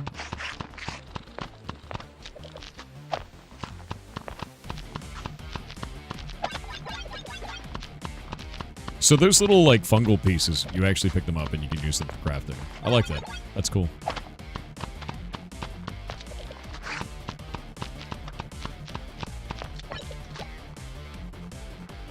I'm gonna go the unknown. Infast 120%, minus 15% range. AoE. Shock. Nice.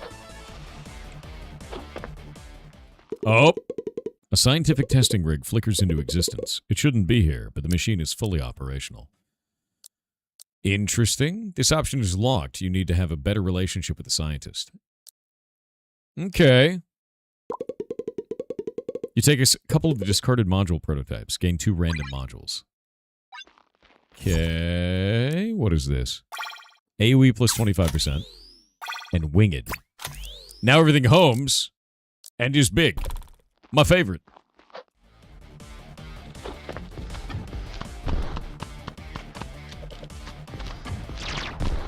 How does a shockwave home in? I don't know how that works. Lasers are 100% longer. Lasers have 30% chance to break enemy shields. Shockwaves have 50% chance to destroy normal enemy bullets. Huh. That makes the enemy heal. I don't like that. Let's get the concentration prism, even though I don't have lasers yet. Because I haven't picked that up yet. Maybe it unlocks something for getting new items. I'm gonna put that there. Put the bomba here. Actually, these are shockwaves, aren't they?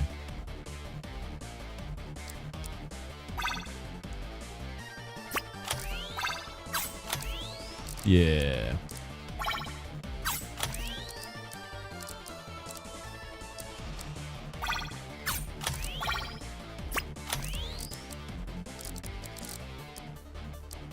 So now we can put that there. And then we can take this one. There we go. Can't heal 0.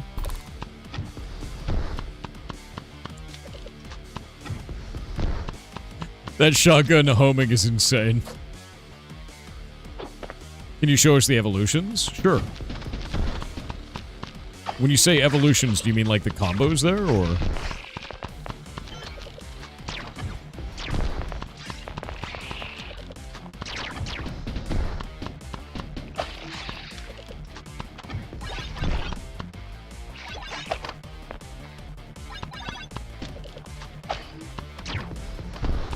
Yeah, the homing is really good, but it's also like super short range right now. It says check evolutions at the top of the magazine thing. Oh, this is all the evolutions of the enemies. So as I get power-ups, it also powers up the enemy forces, and it looks like what they have right now is a plating that upgrades all those monsters, right? That's whenever I choose my thing. It's like they have an extra health bar on their armor plating. Because of the armor plating, rather.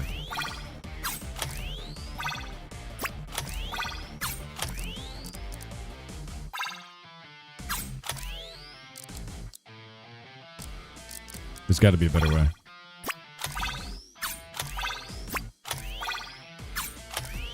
See, AoE and winged.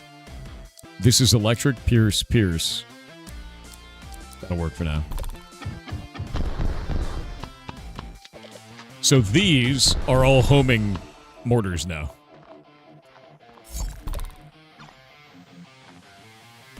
We need another one of these.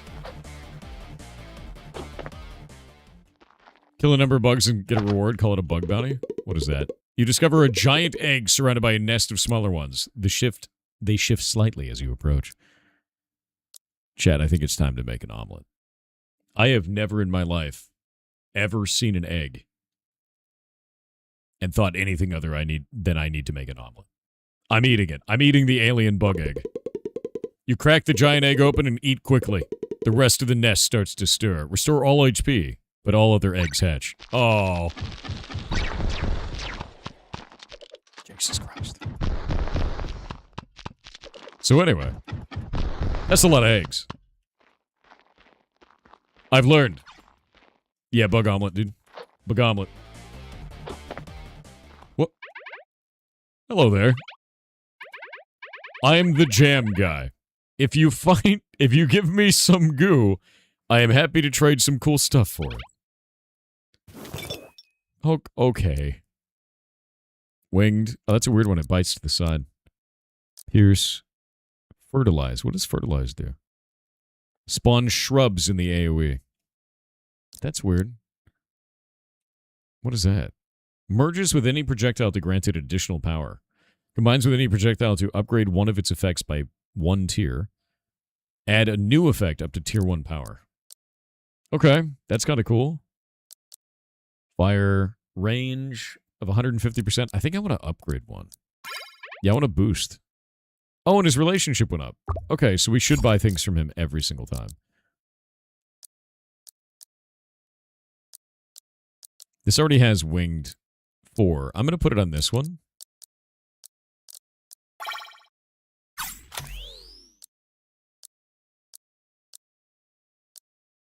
Add range. Or... Yeah, we're going to add range. There we go. Yeah, he's the goo man, dude. He's the jam man. Alright, here we go. Big Bumba. That's a horrible looking one. I don't like that.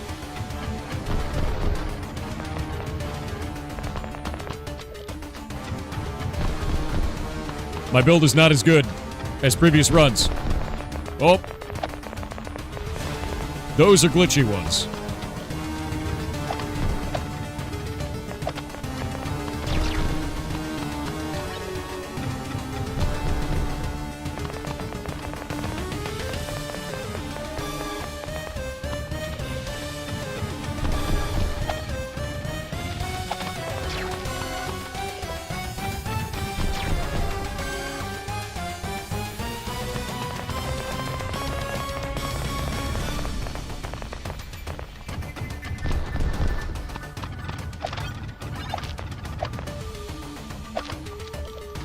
What is he covered in?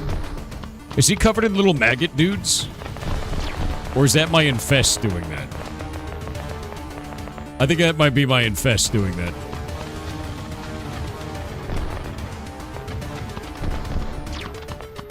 It does look horrifying.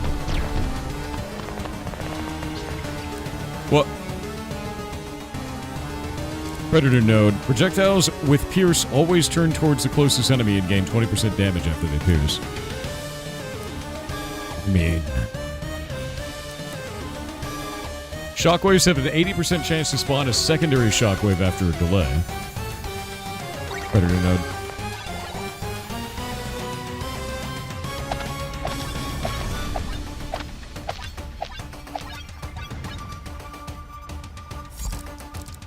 Alright. Bonus range. Boost 3. Again. AoE increased by 75%. Good. Again. Oh, it's already gigantic. Alright. Oh. Area of effect modified. What's this one? Piercing? There's got to be something we can do with that. There's got to be a way.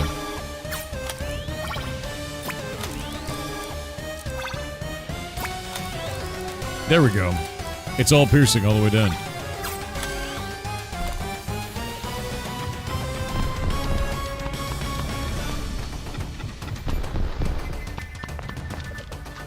Good. Would it still be cyberpsychosis if the person in quest showed all the symptoms except for violence towards others? Yes. I think so, anyway.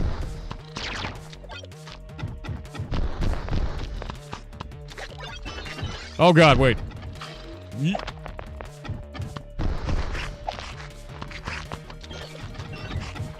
Oh god, I gave him 3 extra attacks. That's why that's happening.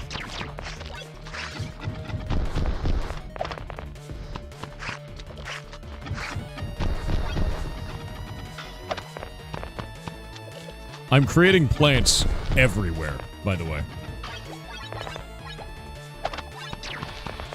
Like, these plants are being created by my abilities. All shells gain bounce too. Yeah, all shells gain bounce too.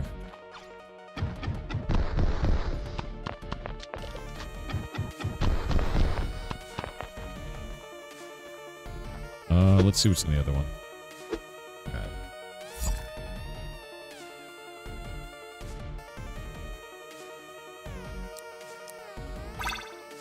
Yeah, cyberpsychosis is always a really interesting topic, to be honest with you.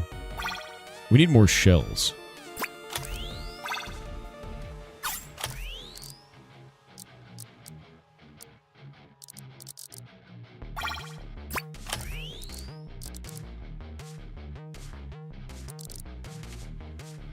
That is not a shell. That's a shell. What does that one do? Electric? The chance for chain lightning. These just give them a bunch of pierce. I think I want to do range on this. Yeah.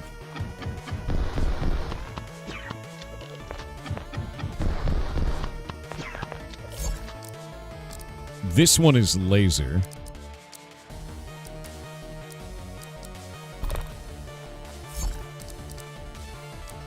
I'm gonna do that. Infest on it. Yeah.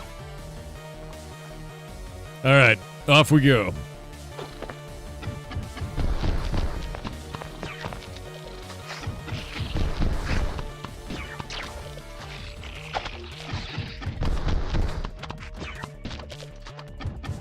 The bounce is starting to get kind of ridiculous.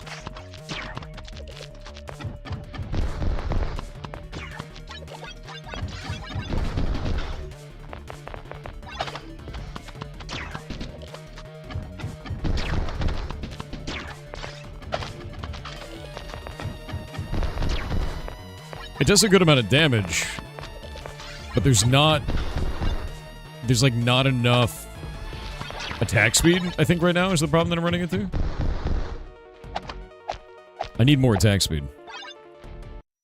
I think I can get that with this build somewhere though. Maybe I just get better shots and I get rid of my mortars, because the mortars are just like, they're vicious, but they're just slow, you know?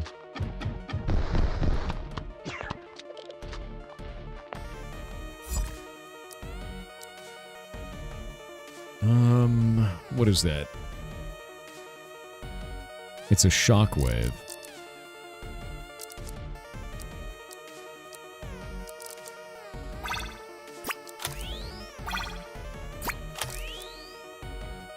That one's a laser.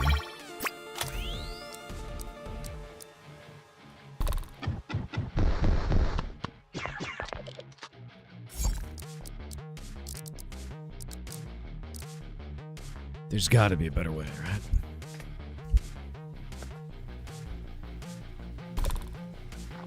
Probably just want shells to have range and pierce. That's kind of what I'm thinking. Because if I can do that on there,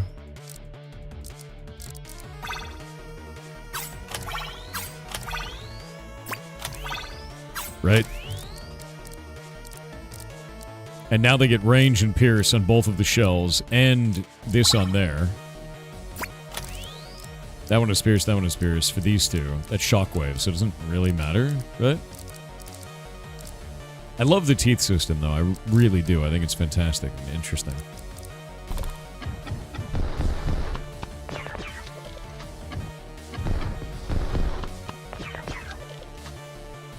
There we go.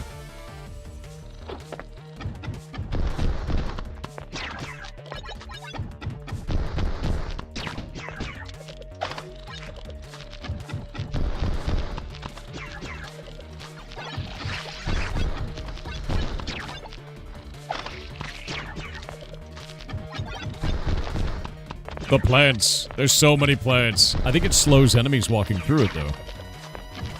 Like, when I put undergrowth like this, I think it's actually making them move slower through it. Yeah, it is. Look.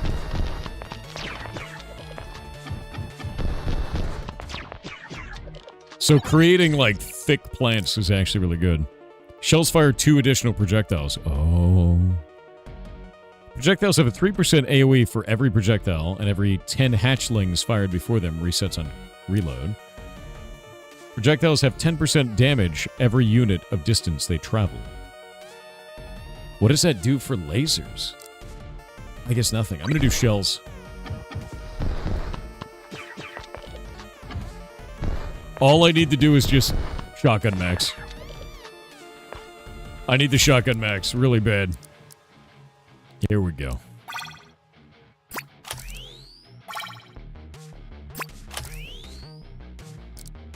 It's time, chat. It's time to shotgun max.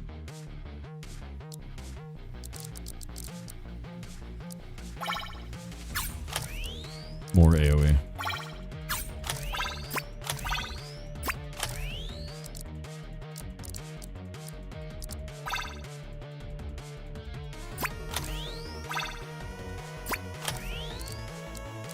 That one doesn't actually apply to anything. That's very funny. There we go. This one will give him Pierce. And then we can just put Pierce there. This one would give Wing, but we don't have any, like, room for it, so...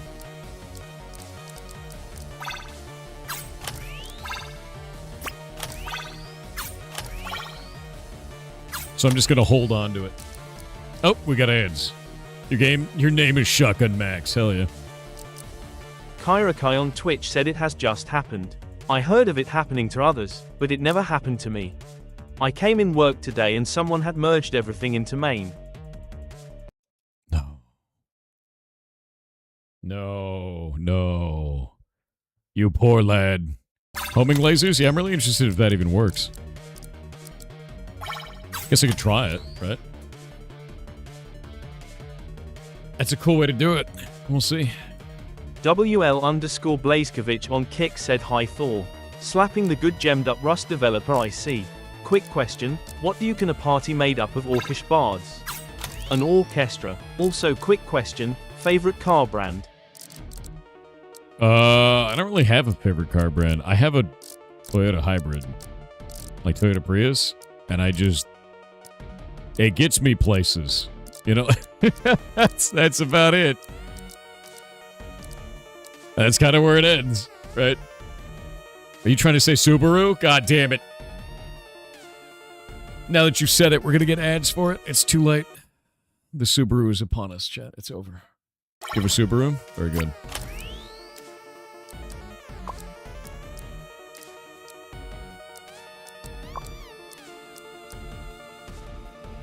We have so many shotgun shells. Range, Pierce. I should put homing on it somewhere. Oh, it goes do anything.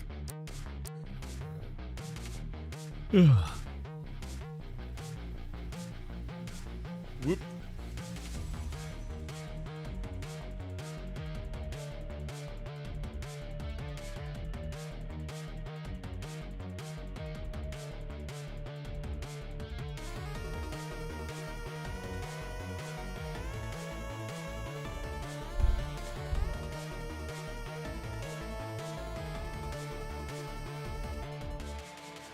You're currently getting a Honda ad on Twitch? I think we have to talk about Subaru beforehand. Okay.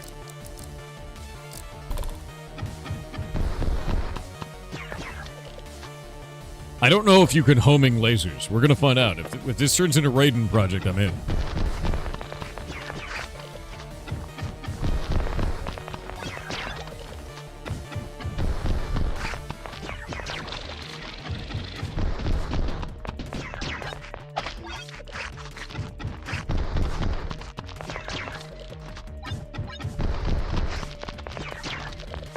Oop.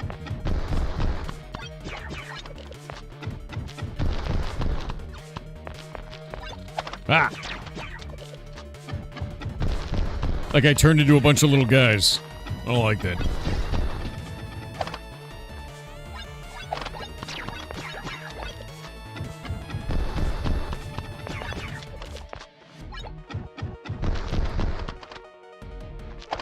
That guy is tanky as all hell. Actually. Yeah, that guy's really tanky. Alright. We got anything good in here? Looks like a big no. Okay. Another shotgun shell. Inherently comes with Pierce 6. But comes with the bug of minus 10% damage.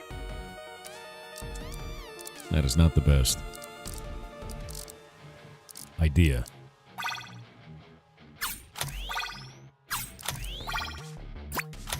There we go. So they only track downwards. It's not going to work any other way. So we put it there, it's not going to do anything. Pierce on that is funny. What kind of bullet is that? That's a shockwave, yeah? It's a shockwave with 200% range, though. I wonder if that works. Wait. Okay, so range on a shockwave causes the shockwave to appear away from you. AoE size in a shockwave makes it larger. Because this is increased range, so that shockwave shoots off into the distance.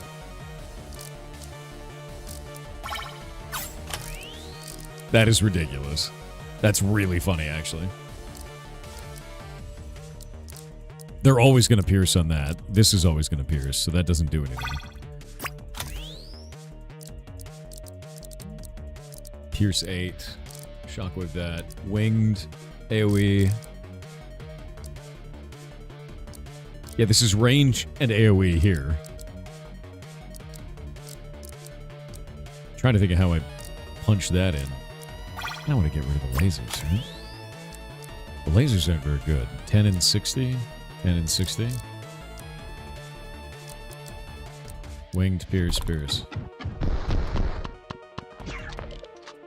There we go. Alright. When you want to swap the shotgun, or shockwave shells? I think eventually, yeah. Probably gonna get rid of them. You discover a living research node. Salvage research components. Yeah. 10 scrap? I wonder if that's actually useful. Oh, it's gross. The empty husk of a nest crawler. Its digestion chamber still churns slowly, recycling whatever falls inside. I mean...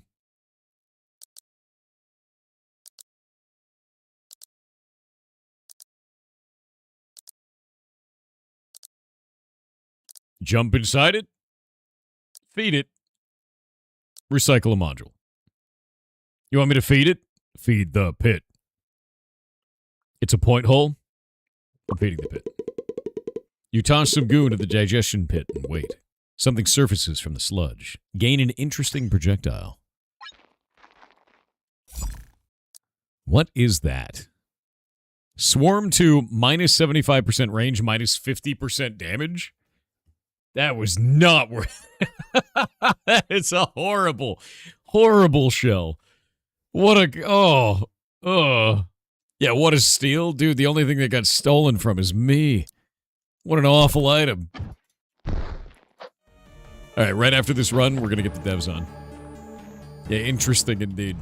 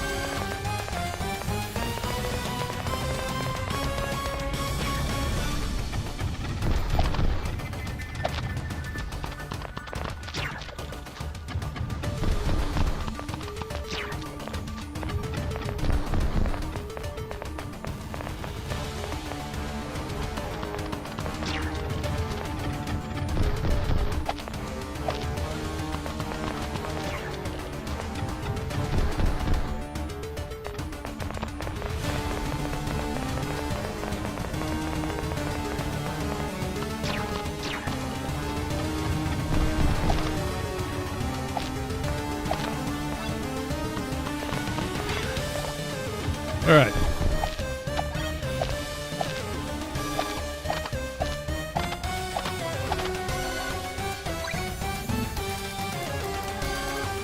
The boss. I like that you can copy the seed at the end of the run, by the way.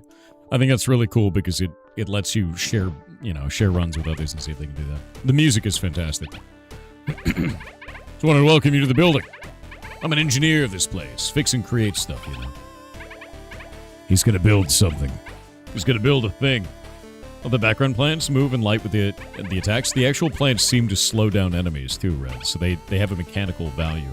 And that was caused by my weaponry fertilizing the ground to do that. It was one of the affixes, which is really interesting. Yeah. I like that it is both visually interesting and mechanically interesting at the same time.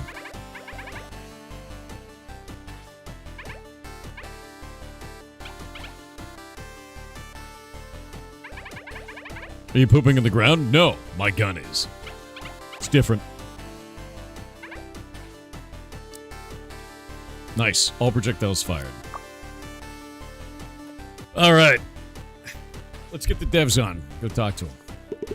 Give me just a moment. Oh?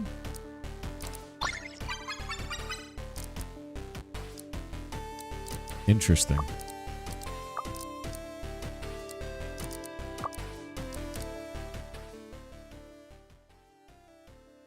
As cool as the music is, we need to be able to hear the dev.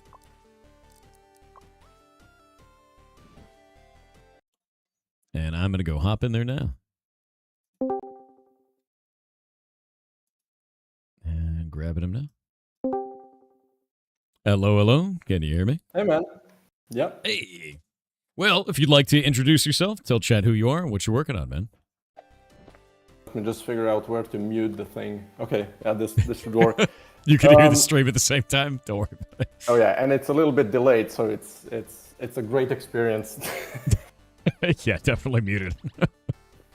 So yeah, my name is Andras. I'm from Slovenia, and I've been working on this game for way too long. I'm working on it mostly alone. I have some friends helping me out, and the music has been commissioned. So just to get that out of the way. And a little bit of art, but you've seen none of the art that has been commissioned. It's just in the bestiary. Yeah, that's about it. So, how long have you been working on this, actually? I've been working on it for about 3.5 years now. Nice. Although a lot of that has been kind of wasted because if I would just...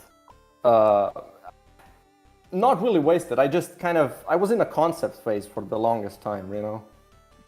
That makes sense. Yeah, no, I mean, I'm going to be honest with you, dude. This is a really polished, awesome feeling experience. Like, it's funny, too, because I've seen quite a lot of games come through and quite a lot of games that we've played before. And you're getting published by Outer Sloth currently, right? Yeah. Yeah, because this is, the thing is like, this feels like a very well-polished, larger team kind of a game. And you're saying that you did this mostly alone and then you're doing contractors for certain activities on this? Yeah. Yeah, no, you're doing a fantastic job. Like, straight up. Oh, thanks. Like, really, really is. Like, I thought this was going to be like a team of 5 or more. So, no, this is great. I mean, if you would look at my code base, you would... No one has to see that, though.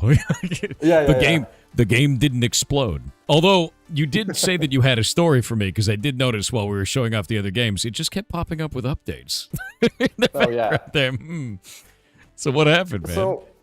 So basically, I assumed that I'm going to be on the call as you play the game. And then I watched your stream when you played the first game, and you're like, oh no, I'm going to play it alone. And I'm like, oh shit, what if something goes wrong? And then I go fixing some stuff that might go wrong.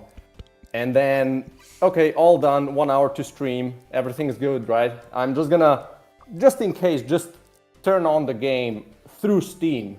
And I can't operate the main menu. And I'm like, no, not now. Last minute changes. Oh, the bane of all existence, dude. No, I get it.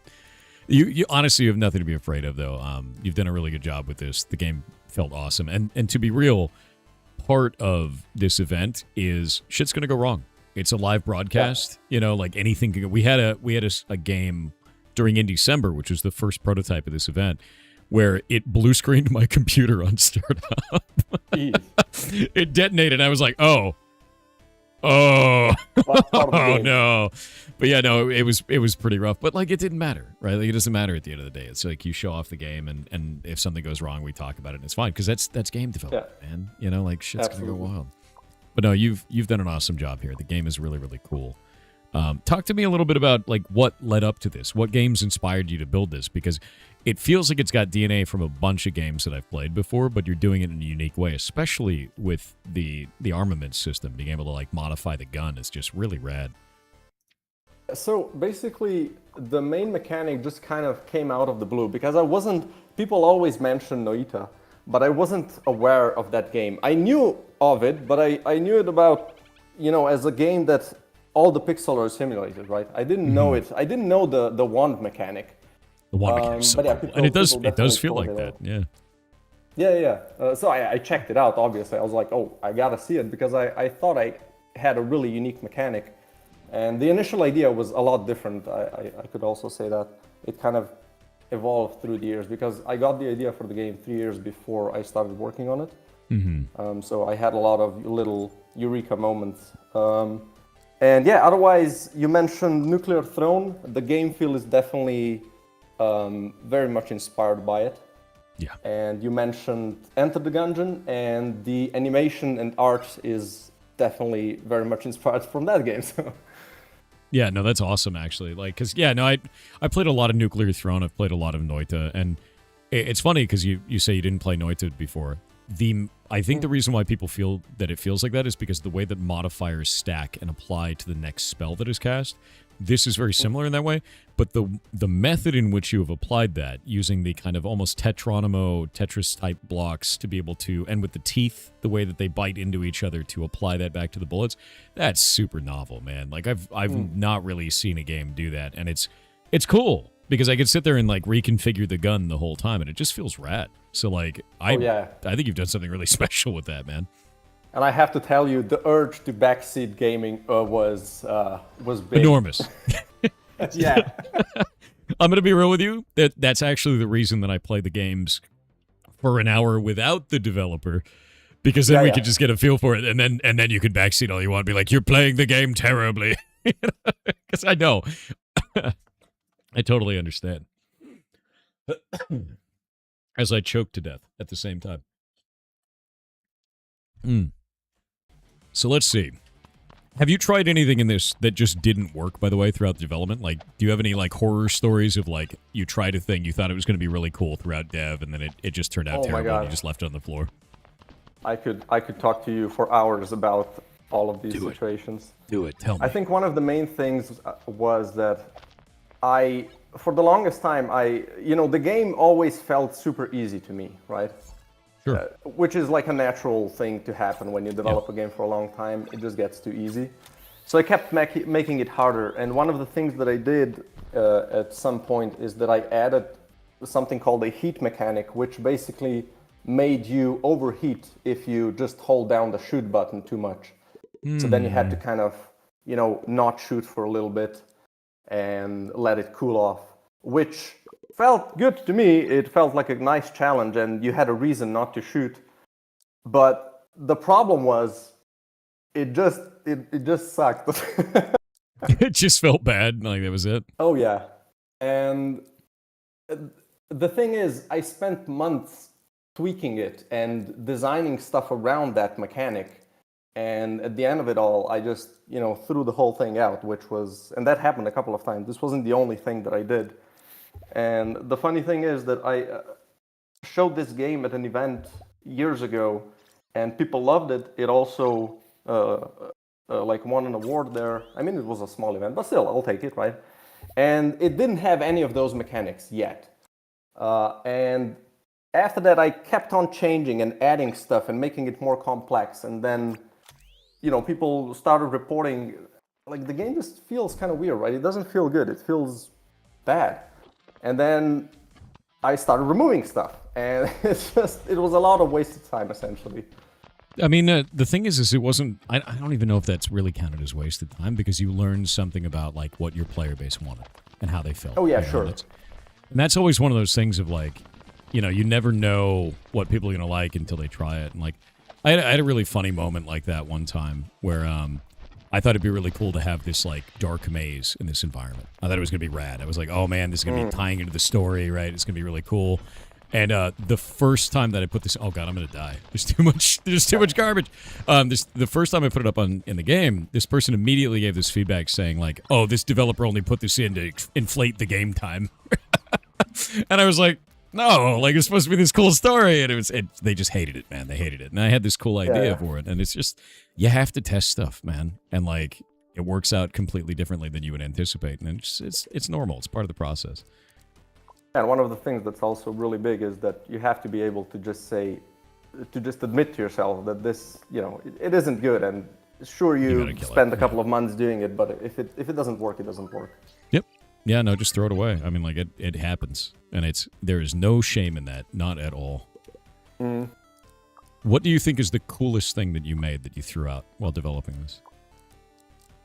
I had another, essentially, instead of that heat mechanic, I made a biomechanic or biomech mechanic, which essentially your whole magazine had an affinity towards the biological or towards the mechanical side. And depending on what you equipped, it pushed that affinity towards one on the other side. And then everything, all the bullets, all the modules, everything scaled with one of those two things, which made it incredibly cool to make builds. But as I showed it to testers, they were like, I don't even know what the hell is going on. Yeah. I don't get it. So it just felt weird for the players. Yeah, it was just too much. So I did put some of these mechanics to some of these outfits that you've already unlocked one, but that one is pretty, you know, it's pretty tame. It's pretty normal. But I did add some of the mechanics that I was playing around with to these outfits because I was like, you know, if people can try them out and if they don't like them, they don't have to play that outfit and it's totally fine. Yeah, I mean, like, that's kind of what I just did there. I found that I really want an active dodge. And, like, that armor doesn't have an active dodge, and it felt super strange immediately.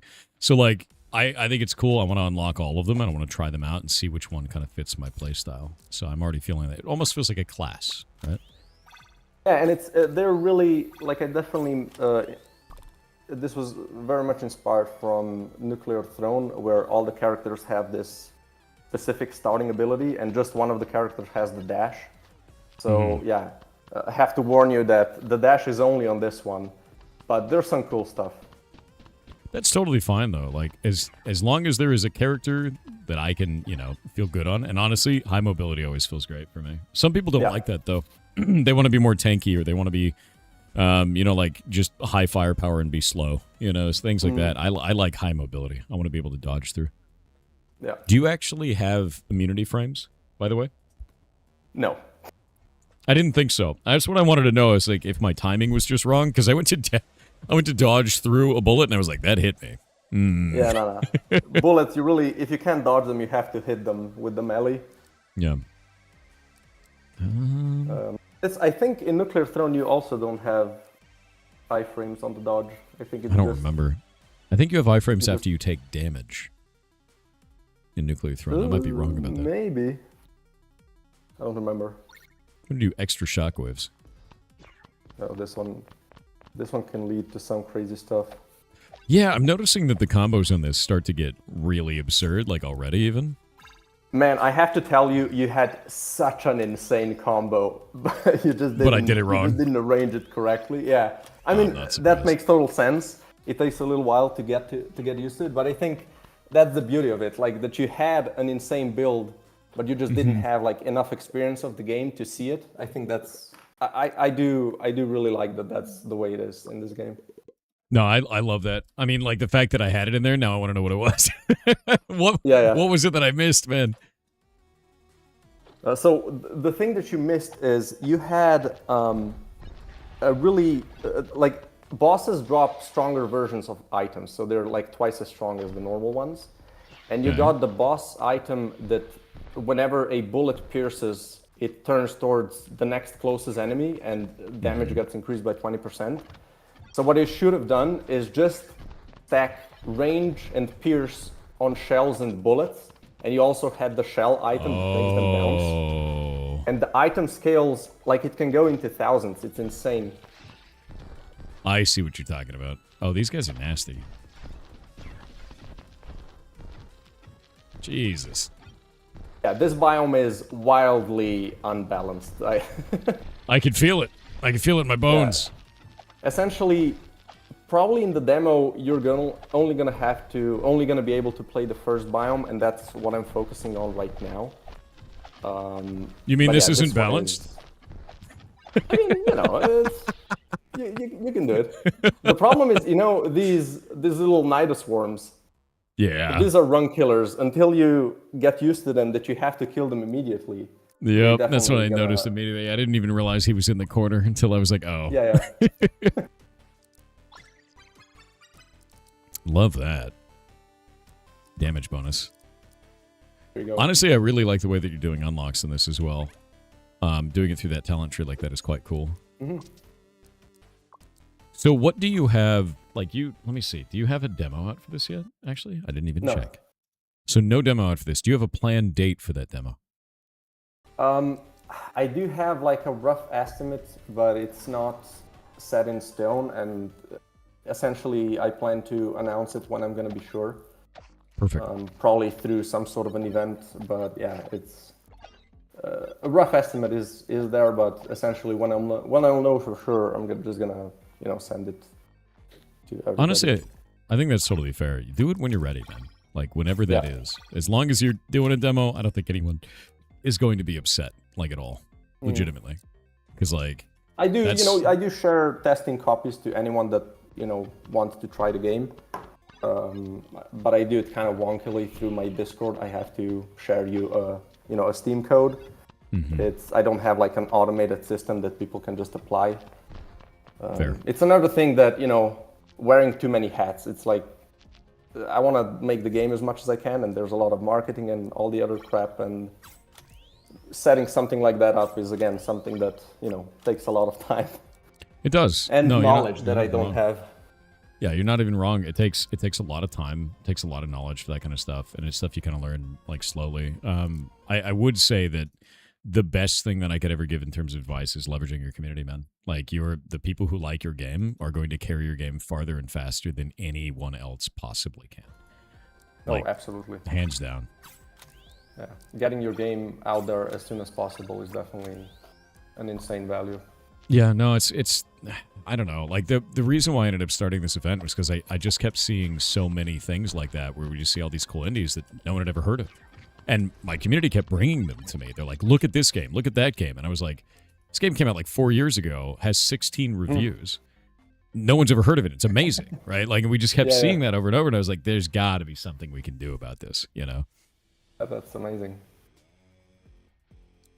Man, Bro, try this one. Plating. This is good. Just take the bottom item. Oh no, I didn't take the bottom one. No. You can save some. You can press escape. Really? And I'm kind of behind, and save and quit and then continue. My stream is behind, so my instructions are gonna lag as well. Does it let me pick a different power? Oh, it totally does. Yeah. Interesting. You can repeat the whole room. Everything is the same. It's seated, so it doesn't actually remove it. You can save scum.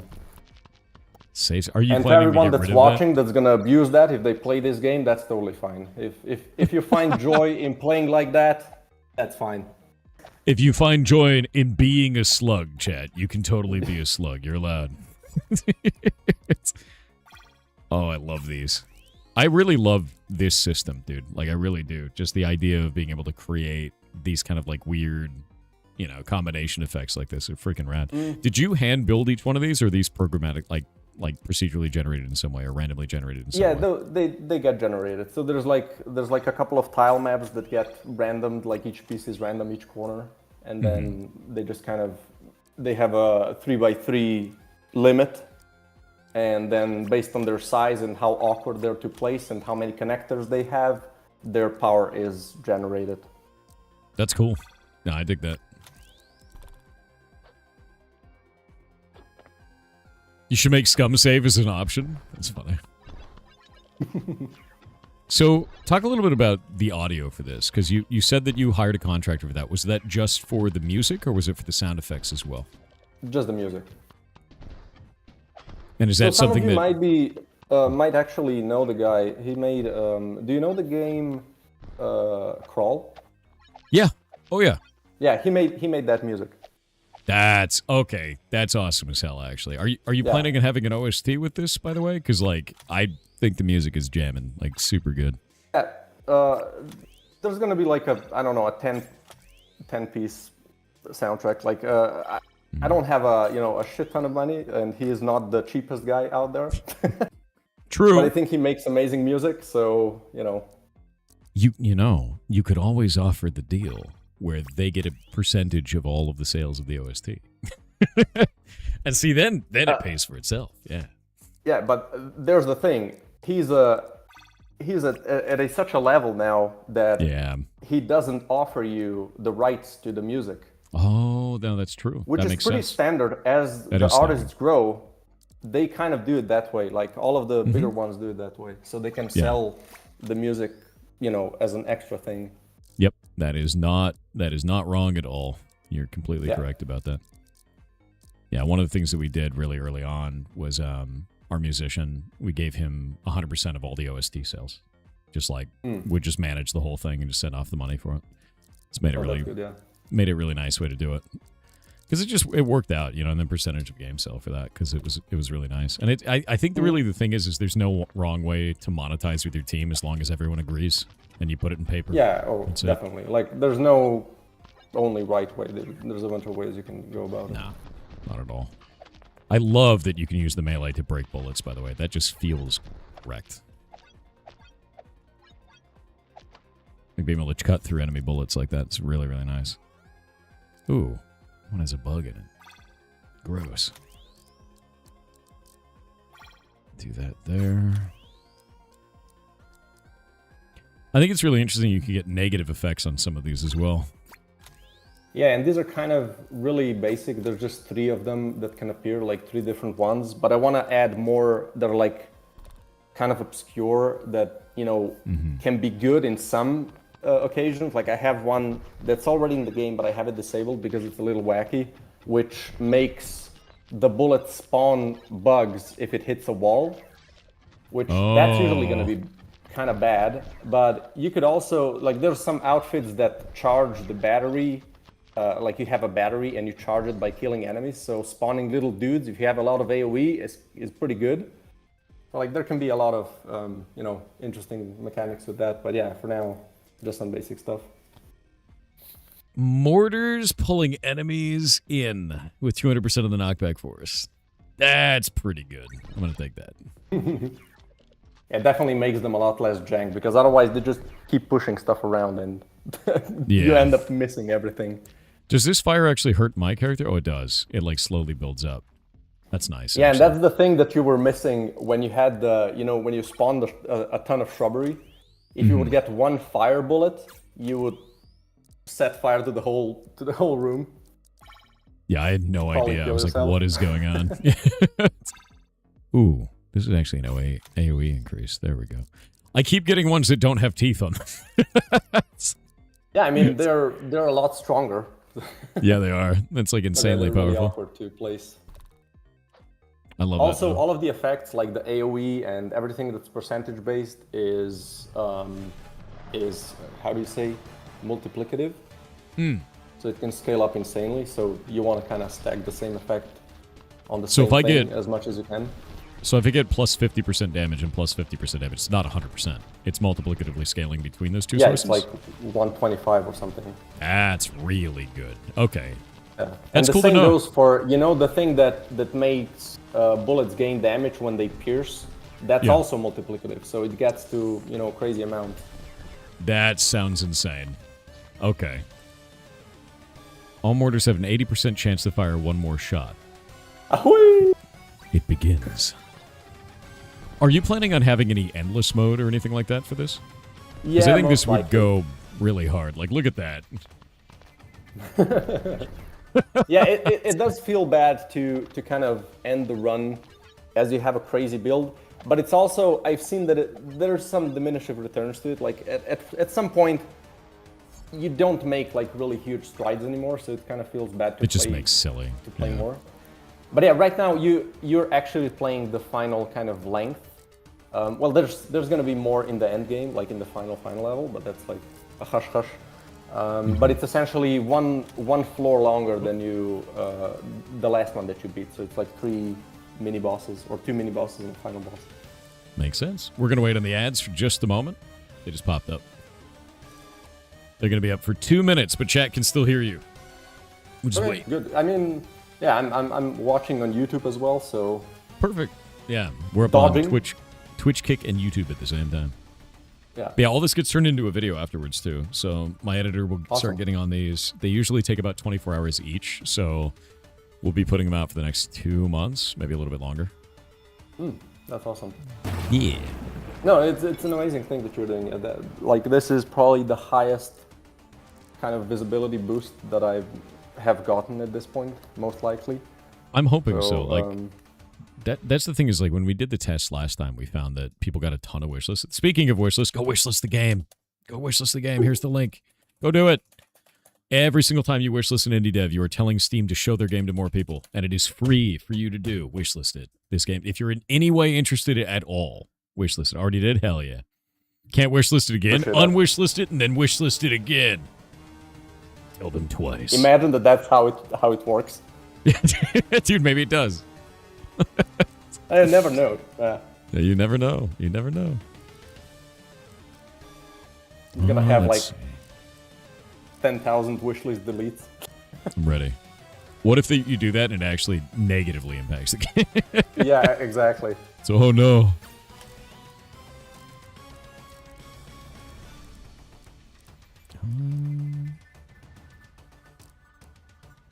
We have so many boosts.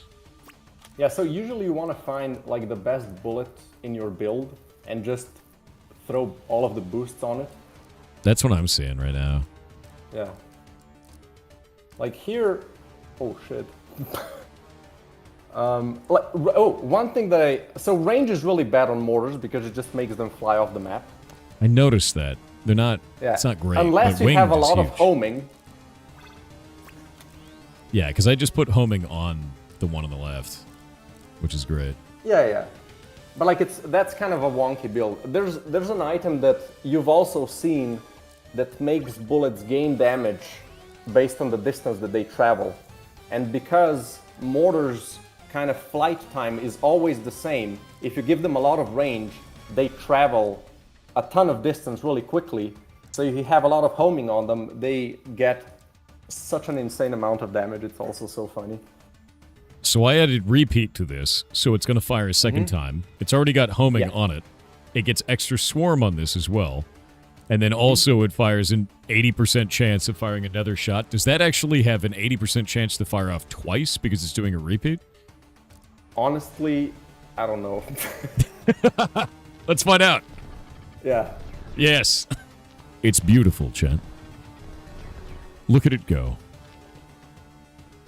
Let's go through here.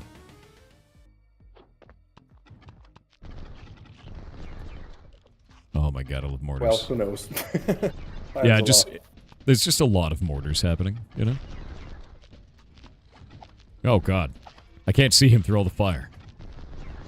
I have so many bullets.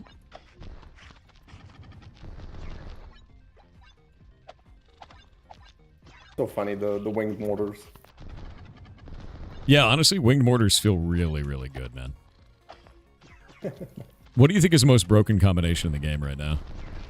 Oh, there's like this. Wait, was it the shockwave build? Yeah, there's a shockwave item that increases the range of all future shockwaves until you reload. And then you get, and it's by a tiny amount, right? Or like a couple of percent. But then you get the item that you've also gained that makes stuff spawn shockwaves if they overkill. And that spawns a bunch of shockwaves. So by the end of it, by the end of the magazine, your shockwaves just start covering the entire screen. and then you get the item that makes shockwaves destroy bullets, and you're just immortal at that point. Pretty funny. That is really funny, actually. But there's like a bunch of builds that just break the game completely. It's hard to say like which is kind of the craziest. I know a friend of mine played the other day, and he had like in the billions of damage, which is funny because the most health something has is 3,000, I think. Oh. So yeah. That's, honestly, that makes it fun though. Like if Yeah, I it think so goes, too. if you can go like absolute giga damage and go crazy with it, that's a fun Yeah. experience. Even if it's temporary, even if it's just for that run, And it's like really, I think really it's hard fun to to repeat. chase these things. Yeah. So are you thinking about like doing anything like leaderboards or challenge runs or anything like that for when you launch? Oh, I have considered leaderboards a lot. It's just one of the things that I'm again a little afraid of setting up, Mm-hmm. What are you afraid thing- of for it? Are you worried it's going to So- impact the game in a negative kind of like cultural way? Oh, no, or, no, no. Or technical? No. It's just difficulty? how to, just technical part, how to, I'm sure it's not that hard. Probably you just host some sort of a spreadsheet on a server. It but yeah, depends. Are you doing Are Okay. you releasing only on Steam or are you releasing on consoles too? Yeah, I'm gonna be releasing on consoles as well. When you release on consoles, it gets a little more complicated. If it was Steam only, they have full leaderboard support for everything. It's actually phenomenal. Oh, right. Yeah. That's true. Yeah, it's like super useful for that. But no, if you're doing console, that does get kind of complicated. You do have to store Yeah. them somewhere. I don't know what solutions, like if you do it like, what consoles you planning to launch on? If you can say, that is. And that is yeah, eventually, right? Yeah, exactly. Like none of them are confirmed, but I am talking to a porting company or all of them. So hopefully, as many as I can, but probably the major three. Sure. But yeah, I can't say for sure. Like I can't promise anything yet. No, It totally. really It's depends. a lot of people don't realize how difficult it is to port to those things. For any of you Yeah, guys that and want to put your expensive. games on, like, expensive, very much so. When you want to put your game on, say, Nintendo Switch, right? They go through everything. All the UI has to be, like, to spec. All of the, like, there's certain colors you can't use. There's certain ways of, like, portraying controllers you can't do. Like, there's so many different things in, like, how it saves and everything like that. And it becomes pretty tough. I think that's one of the reasons why the Steam Deck is kind of such a godsend, is you just take your Steam build, you make sure that it works on Linux, and you're 90% of the way there. like that's it. And it's like, really, you got controller support, you're probably fine. And it's really, really helpful for that. Yeah. One of the funny things about when you try to make builds for consoles, and I haven't experienced that myself because I've always been doing this through either a publisher or right now I'm going to be doing directly through a company. But one of the things that is super funny is when they find an issue, they just reject your game, and they say why why it was rejected, but they don't check the whole thing. They just get to the first blocker, they reject it, and that takes like a couple of weeks, right? And then you have to go again, and it's a mess. Yep. No, I understand exactly what you're talking about. And you're right. It is a mess. Let's see. 40% crit bonus, but I can't connect it. Wait, maybe I can. Oop, there we you go. go. So now these both get Okay. winged. That one gets 40%, and now they both get 40% crit chance. There. So this You one's put going to this have one an below 80%. the third mortar. Yeah. Yeah. That could work. I think I'm going to leave it on this. I have so many, like, little... You know what they look like, man? They look like chicken nuggets. Oh yeah. Like, Yeah, each yeah, of yeah. these, it looks like a chicken nugget, man. It's like the most horrifying... It's like Tetronimo chicken nuggets. Oh, my God. What's this do? Damage bonus. Fire damage. Would you eat them, Chet? Would you eat the meatballs? The chicken nuggets? Meatball from ATH? It kind of is. It's meatwad, dude. Oh. Maggots really creep up on you in this. Yeah, the maggots are a mess.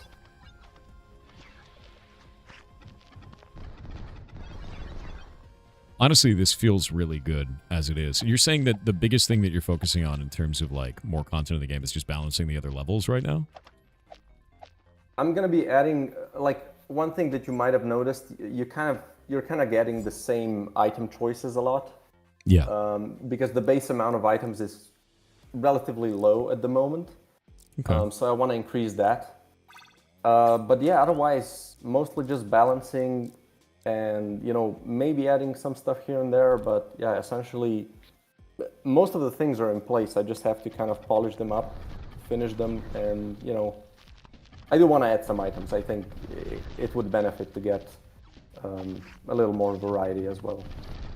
So, is there anything in your game that you wish you could change, but it's too far down the development process at this point for you to be able to go back and like switch it out? Anything like that?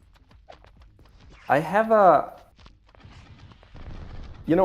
on the spot, I can't think of any like really large things. I know there definitely are things that I would want to change. Mm-hmm.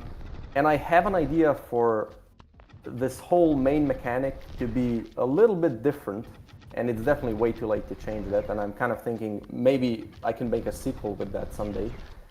But yeah, other than that, I'm actually, at this point, I'm quite happy with the whole thing. I think there's nothing like really crucial that I would want to redo. Well, that's good. I mean, that's a good spot to be in, man. Yeah. Oh, I see you've restricted me from escaping the map. Oh, yeah. I tried to escape.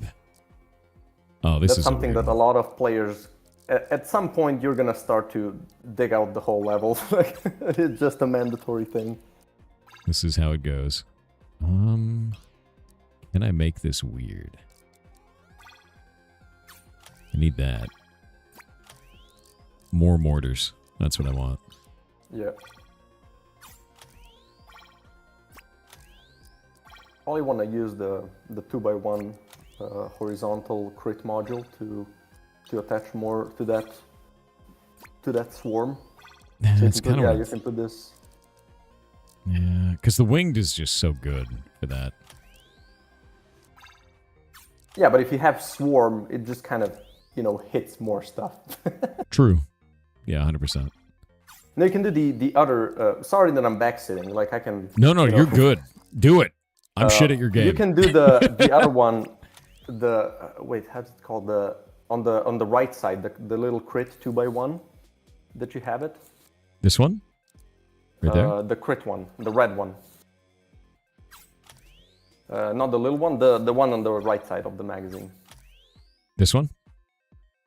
Yeah, this one, and you can. Like that? Yeah, and you can do it one to the right, yeah, and then put it up top. I can see that. Or like that, yeah, that also works. You have a lot on that. And then we can increase the AoE size of these.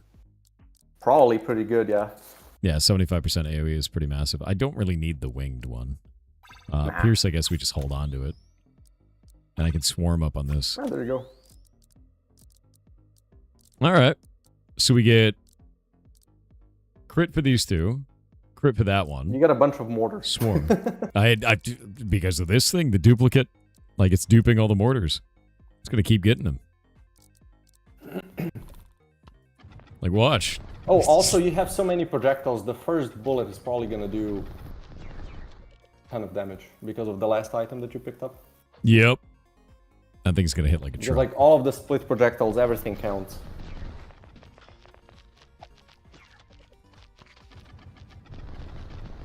Oh my god, they're all homing too. Can't see anything. It's hilarious. Yeah.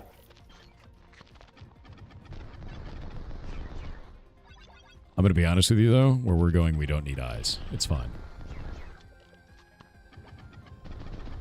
Funny thing you mentioned the dark level. I have a setting that makes all the lighting really low, and then I crank up the effects of how when like explosions and shooting happens when everything lights up, and it looks super cool. But I'm afraid of the same thing that happened to you, that people are just gonna be kind of not happy about it. Really? Mm-hmm. Honestly, I'd say try it, man. Just to see. Oh yeah, I'm definitely gonna, like, if nothing else, there's gonna be a challenge mission with that probably. So in the end game, as you finish like the main part of the game, there's gonna be like challenge missions that have all kinds of wonky modifiers. Mm-hmm. Oh, I dig that. Just so people can have some fun. Like some are gonna be super challenging, and some are gonna be just, here's like a crazy buff to you, and just go have some fun. I think that's fun, though. I mean, like, I like the idea of that. Challenge runs are really fun, especially in games like this. And you've got a really good setup where you can kind of, I guess, go ham with that, especially since you already have seeds for the run. You could do, like, a daily seed. Like, all of that kind of stuff would be really interesting, I think. Mm. Oh, you can check if you press F5. There we go. You can go, gain remove item in the third row or third column. There we go. Do that one. I'm on a delay a little bit. Oh, okay. So you have all the items that are in here. Yeah. So this is the dev tools, right? But you can scroll down and you can see how many evolutions there are. Man. You can combine these in such silly ways that the game gets really, really difficult or really, really funny as well. So this is actually wild too. Just the idea of like mushrooms are now a weapon. Destroying enemy bullets has 50% chance to fire your own bullets in the opposite direction. Mortar spawn 3 shells on impact. What? Oh, this one. Yeah, this. Dude, you can I'm gonna click take on it and then try just to see how. Yeah, just try it. What in the? Wait, and those count as shells. So if we have something that like does shells, it'll do that. I just took damage from my own stuff. Careful, yeah. I lit myself on fire. It's fine. Oh my god, dude, that's insane. If you get this item from the boss, it spawns 6 shells from every mortar, right? That's crazy, dude. I could see how absurd that ends up being. Yeah, 3 extra shell shots, right? Every time we do a mortar. Projectiles gain plus 10% damage every unit of distance they travel. No, I think that's awesome. Yeah. The last projectile in the magazine fires 2 times is also crazy. Yeah, and this gets all the repeat and everything. Is there any way to... Later on, you unlock stuff, something that can make bullets give effects to the bullet after them. So if, let's say it gives, AoE, and if it also has repeat, it's gonna give AoE multiple times, which, multiplicative. Crazy shit can happen. It's super funny. Is there a way to reduce my, say, magazine size? So I have even less bullets? You unlock some starting items called magazine mods that change how your magazine looks. So one of them does make it shorter and higher, so you have more space below. One of them also makes it so you have 2 of them and you can swap between them with shift, and you can kind of make 2 different builds in each of them, and both of them are really short. There's a ton of stuff that you can kind of customize and have like a different experience. That's awesome. No, I really dig that. So, I'm going to ask you a tough question. And this is, if you don't have an answer, it's totally fine. I know you have a publisher, but you may want to ask the community for this. How much do you think you're going to sell your game for? To be honest, to be honest, most likely, I think 15 is a really fair price. Okay. But I am considering 10. Really? So what makes you make that consideration? I'm interested. What's your thought process here? So, I don't like this thought process is the thing. My thought process is that if it's, $10, it's gonna be able to reach a wider audience, and it's gonna be, I guess that's it. It's just gonna have a better chance to reach more people. Because the thing is, my marketing is really, it's really weak. So it's hard to, I'm gonna cover a really, really tiny bit of the whole market. So if I increase that percentage, I think it can be a lot more valuable than getting more per per a single unit. Honestly, I completely agree with you. It's something that I talk about on the stream all the time. You know, it also goes along the route of localizing your prices for international audiences, right? Yeah. It Oh, is yeah, so for much sure. better since digital distribution, right? You don't pay per unit sold. You don't have to transport a physical good. You don't have to, print it or deal with loss or theft or anything like that. So the idea of one person buying it and enjoying it, maybe they tell their friends, right? And it immediately becomes a profit, even if it's, less individual income. It is more Yeah. overall. And I super agree with you. I think that's a really good outlook, man. Really, really good outlook. But like the other thing is though, and I'm curious to hear what you think, but I believe that if a game reaches a certain level of of quality and polish, which I think my game does definitely deserve the $15 mark. Yeah. I feel like it's fair to the other developers to give it that higher price, just so if people make smaller games, they don't get compared to games that obviously had a lot more time and effort put into them. It happens so much, people compare stuff to all kinds of games that are super cheap and like, oh, I could just buy that game for like $5, and it's like, sure, but like, I think it's a good thing to have a well-priced game in terms of fairness for other smaller developers. So, I think what you're describing is the Silksong effect, right? Silksong released it dramatically cheap. Yeah. No, I totally understand. It released at a very, very cheap price. It's $20 for Silksong, which is just outrageous amounts of content for that. It right? was absurd, yeah. Yeah, it's super absurd. And there's a lot of people that are making platform fighters that are now like, what do I do? Yeah, exactly. Like, how do I release like, a game that compares with Silksong? Exactly, yeah. If they're gonna price it 20, they're gonna be like, well, look at Silksong. Yeah, sure, but like they're covering the whole market. Like they could price it for $1 and it would be really successful for them. Yeah. The way that I look yeah, at it that's is it's kind of a double-edged sword there, because like, yeah, if you put something out that's an absolute banger for really cheap, everybody's going to buy it, and they may not buy those other games, and they may look down on them and be like, why did you make your game more expensive than this other thing, right? Yeah. And like, I totally get that. We have seen that with Silksong. People have been like, well, why would I buy this when I can just buy Silksong? Like, what's the point, right? The thing that I will always say that comes after that, though, is that moment is kind of a flash in the pan. It lasts until the grand majority of the population that wants to buy Silksong does so. And then after that, they move on, and they go buy new experiences, and they play new stuff. If you're worried about that, I wouldn't be in the long term. If you were launching it right around other people, I think that's more of a concern generally. But for that moment, like, that might suck for that moment, but long term, it's not going to matter. And I would price the game in a way that you would feel comfortable buying it, and you feel like other people would feel comfortable buying it. Because, again, digital distribution, man, like, you're not paying anything per unit. And the more people that buy your game, the more marketing you get at the same time. Yeah, exactly. Word of mouth is so powerful. It's massive. Yeah. Yeah, so like that's generally how I feel about it, though, is just that, like, get as many sales out as you possibly can, so that people, they feel comfortable getting it and they tell their friends about it. How do you guys feel about it, Chet? Compromise at 12. 12 is a weird number. I'm gonna be honest. When I see a game at like $12.99, I go like, what?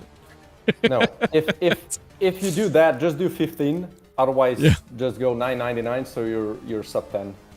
Yeah, no, I agree. I always think it feels really weird otherwise when you get like a game that's like, it's like a slightly weird one. You know what I usually say that as? I usually see. Yeah, 1356. Weird numbers. I usually see games that do that when they're the developers are non-American and they sell the game in USD and the conversion rate is odd. And you get a game that's like $7.99, or you get a game that's like $12.99, and you're like, that's a weird number. And then you look it up and you're like, oh, the dev is from a different region. And it totally makes sense then, but it does come across as weird when it's not like 5, 10, 15, which I don't know. I guess I don't know why as consumers we're trained to like those numbers, but they're nice. Yeah. And like, if I think this was like, I was talking to a guy that runs a company that kind of analyze prices, and he said exactly that. Like, if you do, what was it? Yeah, if you price it $7 $7.99, that's 10. People are gonna, yeah, that's 10 Yep. bucks. You might as well go 10. And the same with $12.99. Just do 15. It's the same thing. Yeah, no, I totally agree, and I think that's the thing that's really weird, I guess, about games in general is like, yeah, the pricing of things is more, it's more psychological based on the value, the perceived value of what it is that you're making, whether that value is realistic or not, right?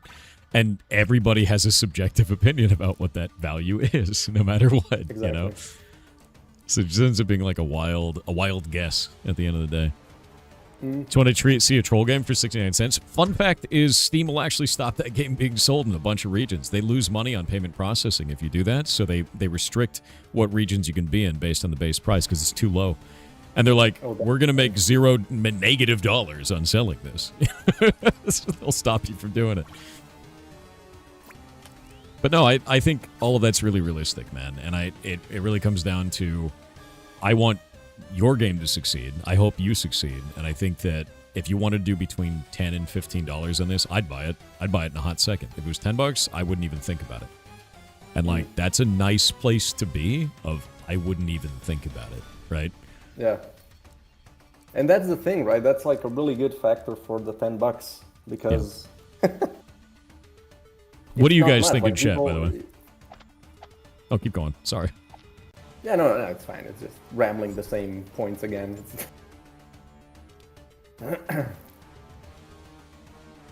I'm happy if the game does not cost over $40, and such a game as $10 to $15 is not too much, but not cheap handout price. Yeah, that's one of the things too. When I see a game that's like $3, I go, "What's wrong with it?" Oh yeah, Which is such a absolutely. weird thing to think. You're like, I don't think I'm getting good value because that's too cheap. Something's wrong. What are you doing? Yeah, but You it's know? the same like if you go into a market and there's a cheese that costs $1, you're gonna be like, well, that's rotten.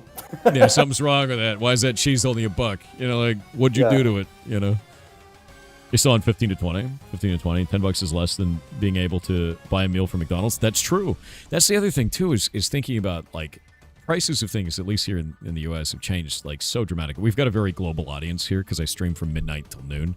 So we hit like all of the U.S. We hit like all of South America. We hit a bunch of Europe and then Australia. You know, and so like. Yeah. We see all these different economics between all these different countries and all the different, you know, all the different viewers there.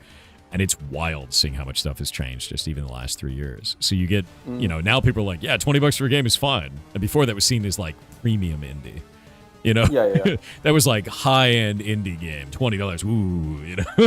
So it is changing for sure.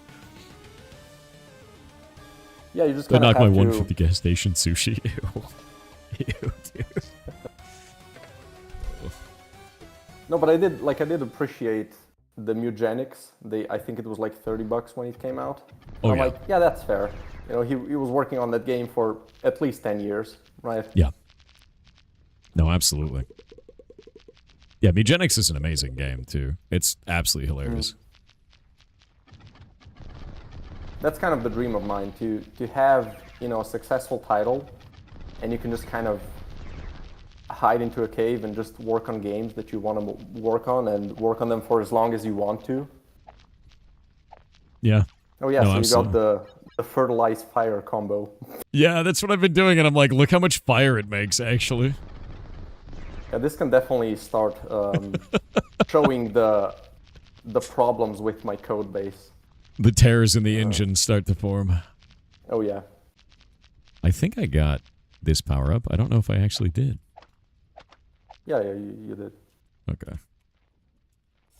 There we go. It's in there. All right, let's see. Range 100%.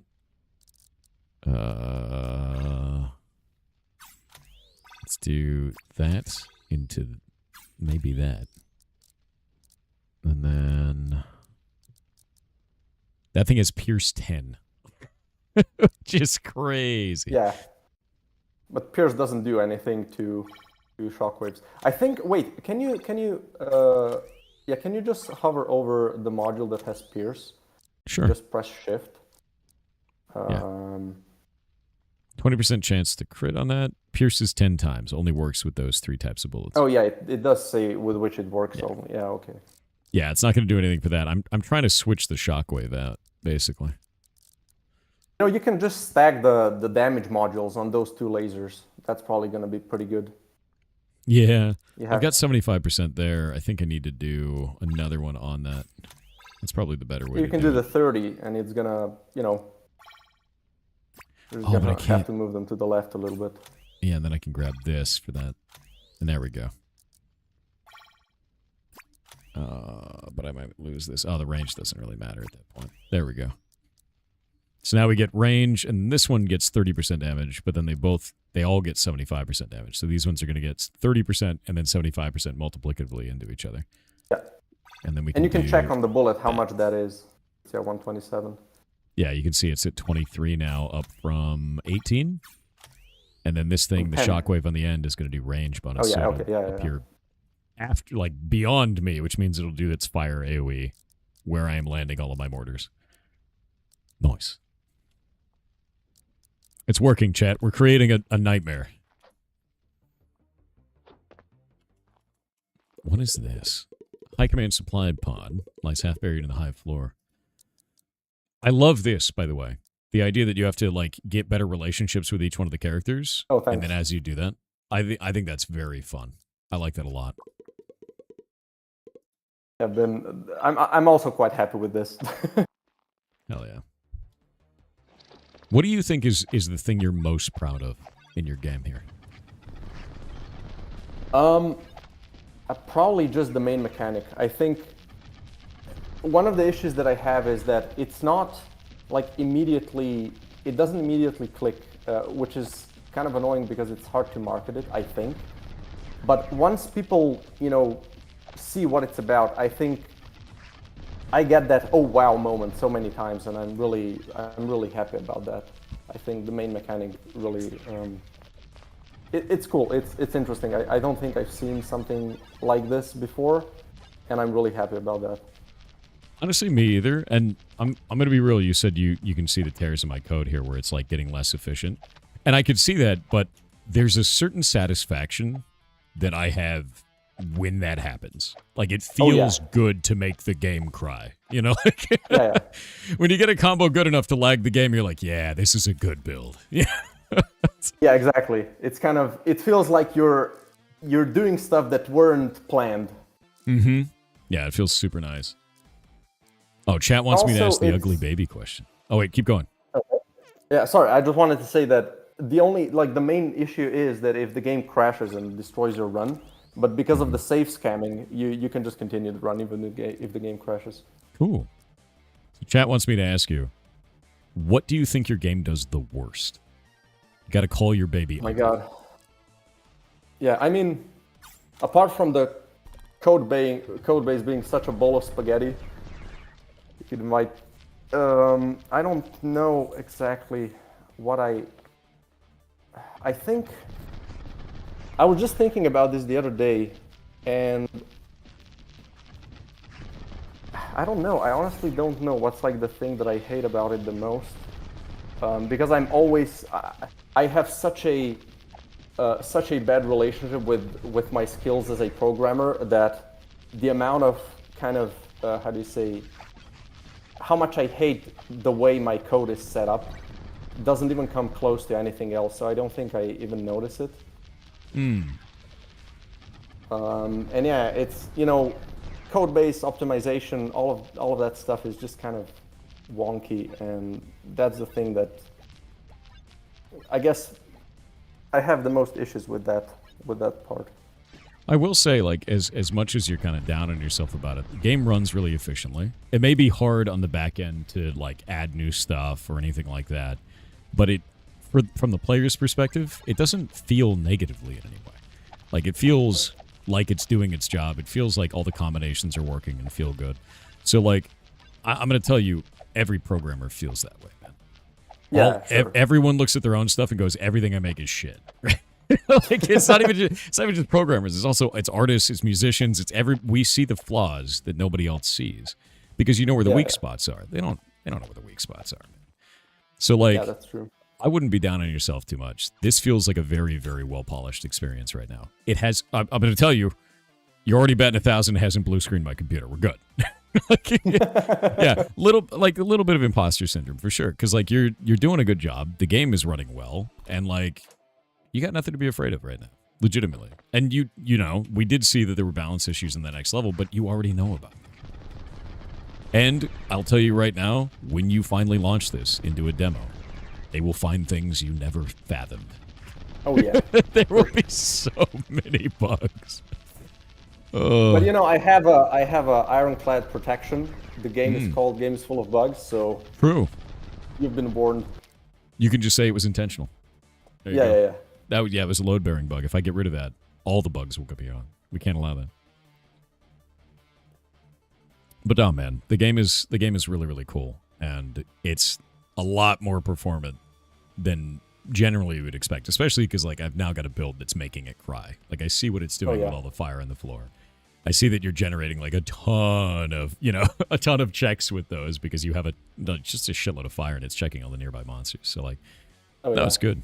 Yeah, I think this is the main issue with the game is the shrubbery, because it kind of interacts with everything. Mm-hmm. And that kind of creates some bottlenecks here and there. Honestly, though, they're not even that bad. I mean, unless you're having, unless this scales up to like, I mean, even with all the maggots on the screen, all interacting with it all at the same time, it's fine. And that it just ends up being a visibility thing for the player at a certain point because you've got, it's not really a performance thing, it's more like a visual clarity thing. But I did notice that you put enemy bullets on a layer above all the explosions. So because of that, it's very easy to see them. So that is a very, good appreciated, change on that. You did a very good job with it. I wish there was a way to display that for melee enemies. I think that's my only feedback for that. Visual clarity for when an enemy is doing a melee attack is very tough in an explosion. Yeah. One of the things that I kind of have planned is to have like a line indicator for melee attacks. And that could then also be placed on top. And one other thing that I would really wish to do is to have an outline for enemies that if the screen is covered with explosions, you can still see that outline, like a red outline or something, maybe only if they're close or something. But I don't know how exactly to go about that because, I mean, I guess, I don't know. I have no clue. Like the sorting layers and all that crap, I'm already worried. Yeah, no. Yeah, I understand completely. I don't think that it is... I don't think it's a problem right now. Like, only melee is the only thing I could say there's visual clarity issues. And it's just kind of hard to see through a giant wave of explosions. But, like, also, I sort of made that problem myself by creating a build that covers the entire room in fire. Yeah, and you currently have quite an intense kind of example of that. It's terrifying, actually. Like, I'm just sitting in the corner being like, please don't burn to death. Yeah. It is very funny, though. Also, I got saved earlier by the that power-up. That power-up gave me full HP when I had 1 health. Oh, yeah. Which is hilarious. But, dude, like, you got a lot to be proud of here. And I wouldn't be so hard on yourself. Because you're making something cool. And it feels good. And that's so hard to get right. There's been a lot of tweaking, but I think the game hasn't felt as good as it does now, and it's been going. It was an up and down kind of journey, but I think it's never felt as good as now. And one of the last things that I did is I made the game a ton easier. Really? So it used to be like very, very hard. Yeah, it used to be. I mean, it used to be challenging to me, which it's not a good sign. Yeah, I mean, if you're the one who spends all day on it, Exactly. It needs to be easy for me, but it also took me a while to understand that. But like you do get some challenges, some modifiers, because if you're gonna reach the end of this mission, the next mission you're gonna lock in this biome is gonna be the first mission that has a starting modifier, and then the more missions you unlock, the more kind of crazy starting modifiers they're gonna have. And those definitely get quite hard. So I think that's kind of, it's cool that you can just learn the game on, with this easier kind of setting, I guess. And then as you understand the magazine building mechanic and as you understand like the different intricate combos you can do, then you can get introduced to a bigger challenge and just have fun with that. No, it's cool. I think that's a really good thing. Like, I don't know. Like I've been through that process of like checking things out, and, like seeing how we could modify the game going forward, and it I don't know. That part always feels really good, man. It feels like the best once you kind of get that rolling. Yeah, that's true. By the way, Let's you're see. just before the final boss of this biome. The Doom Shroom. Oh yeah, It's pretty good. He's got a lot of HP. yeah. For And this me is to something that I've delete. added in the. Sorry. I said a lot of HP for me to delete.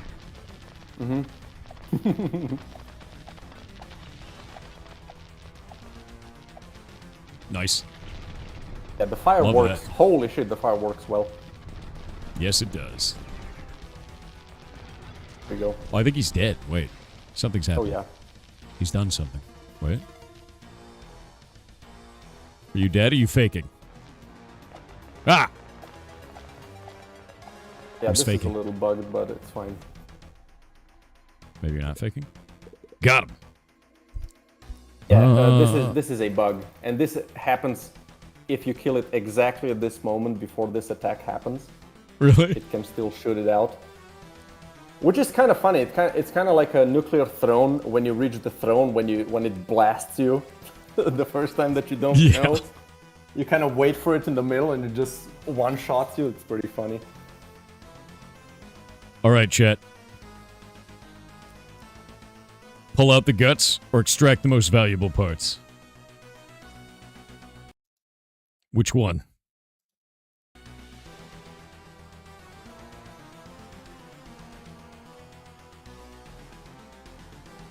Chat is saying the guts. Pull out the guts. Gain a sense. bunch of shroomerite. Guts. Oh yeah, I got an interesting question actually. How are you testing performance? Are you just doing a bunch of profiling, or are you like what are the tooling that you're using for this? Also, what engine are you working on? Yeah, so I'm working in Unity, so I have the Unity profiler. There you go. The thing is, I don't understand it super well. It's okay. There's like, as soon as those allocations are kind of shown, and I'm like, well, what is allocating all this memory? Like, what's happening? I don't know. And I know there's ways to check, and I'm gonna do that. But yeah, the profiler is gonna be something that I need to kind of understand more, to learn more, right? Yeah. No, it's always going to be that way though. Like, dude, there's stuff everyone learns every day. Like that, no one knows everything. There's no way. And I'm always finding new ways to do cool shit. And you'll do the same. Everybody else here will do the same. And that's just kind of how it goes. But like, that's cool. I think it's really neat. I think my favorite moment is when you find something you don't know, and you're like, oh man, I get to learn this thing. Like, unless it's Absolutely, shaders, yeah. then it's just witchcraft, and I don't want to touch Yeah. it. Yeah, no, those are a different beast. It's some other horrible thing. Profilers are black magic. They are. I've spent many a time in that. Nice. We've made the doctor happy. Now she can clone us better. It'll be Honestly, fun. not a terrible theory. Yeah, no, the moment I was like, I'm dead, that's a clone. There's no way. I got eaten by bugs. Yeah, like the game is definitely not story driven, but there's some I think satisfying lore to like about it, I guess, to discover. That's all I'm gonna say. No, I dig that. I think you've done a really good job, though, man. I really do. And I am sure your game is gonna pop off. Like, Oh, I appreciate that. it's got all the DNA that it needs to in the genre that does, that has already gotten great games here. It feels like it stands on its own among basically every other game I've played there. Like Enter the Gungeon, you've got Nuclear Throne, you've got kind of weapon combinations that feel reminiscent of Noita without being them, And like it's good. Like all of it is just good. So like you've hit on something that is cool here, and you've polished the living hell out of it. So awesome job, man. I really appreciate that, man. Yeah, absolutely. Chat's like, let me give you my money. I need this game. Yeah. Well, Well, you can think just come into my Discord server, and I can give you this exact copy to try it out. Let me grab a link to your Discord real quick. I think it is up on your Steam. There it is. Got it. All right, chat. Great. I'm going to give you the Discord here so you can go join that. Join up on that Discord. Ask for a copy of the game if you're super into it. Boop, boop, boop. That Discord's going to go wild. Oh, one of the things you may have, go look at your Discord real quick. If enough people join too quickly, it'll pop up a yellow thing at the top. Hit accept, and then it won't think that they're rating it as bots. The goblins hit shit. Okay. Yeah, goblins hit shit really hard sometimes. So, does it have a Steam page? It does. Yeah. Here, let me pop this up for you guys so you can go and wish list it as well, because you really should. If you're really interested in this game. Review alert. Yeah, there it is. That's the one. Mark is resolved. Yeah, mark is resolved. It'll block them from going in otherwise because there's so many people hitting it that Discord is trying to protect itself from the goblins. No, it's just they're too powerful. Jesus. Enjoy your wave of people. Oh, I appreciate that. It's like I have like 200 something, so it's I'm having a really hard time reaching wider audiences, I guess. Honestly, my hope is that things like this help with that, man. And like your game is really cool. Definitely. This would be one of those games where like if it didn't reach a wider audience and we never heard about it and we found out about it like 2 years from now, we're like, holy shit, this game is awesome.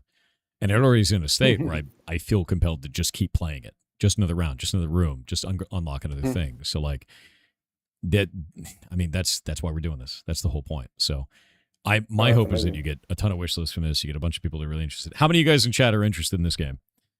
Say me. Say me. Just like other great bullet heavens. Yeah, I mean, the thing is like, yeah, look how many people are. They're just going crazy in Twitch chat right now. I really appreciate that. And over and kicking YouTube now too. Yeah, because like you just wishlisted it. That's awesome. Yeah, because it's fun, man. And like, I don't know. Sometimes you need like just a game where you blow up the screen. Like, you just do. Right? Exactly. Totally. And I think the other thing too is like it's really nice feeling because the grid-based way that you did this with like destroyable walls feels nice.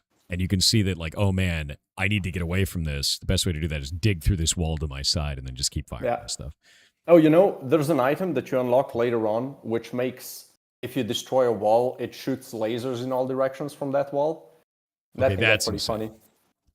That's actually really funny because then you could do mortars into wall destruction, into lasers from like, Yep. Oh, and are then, there any?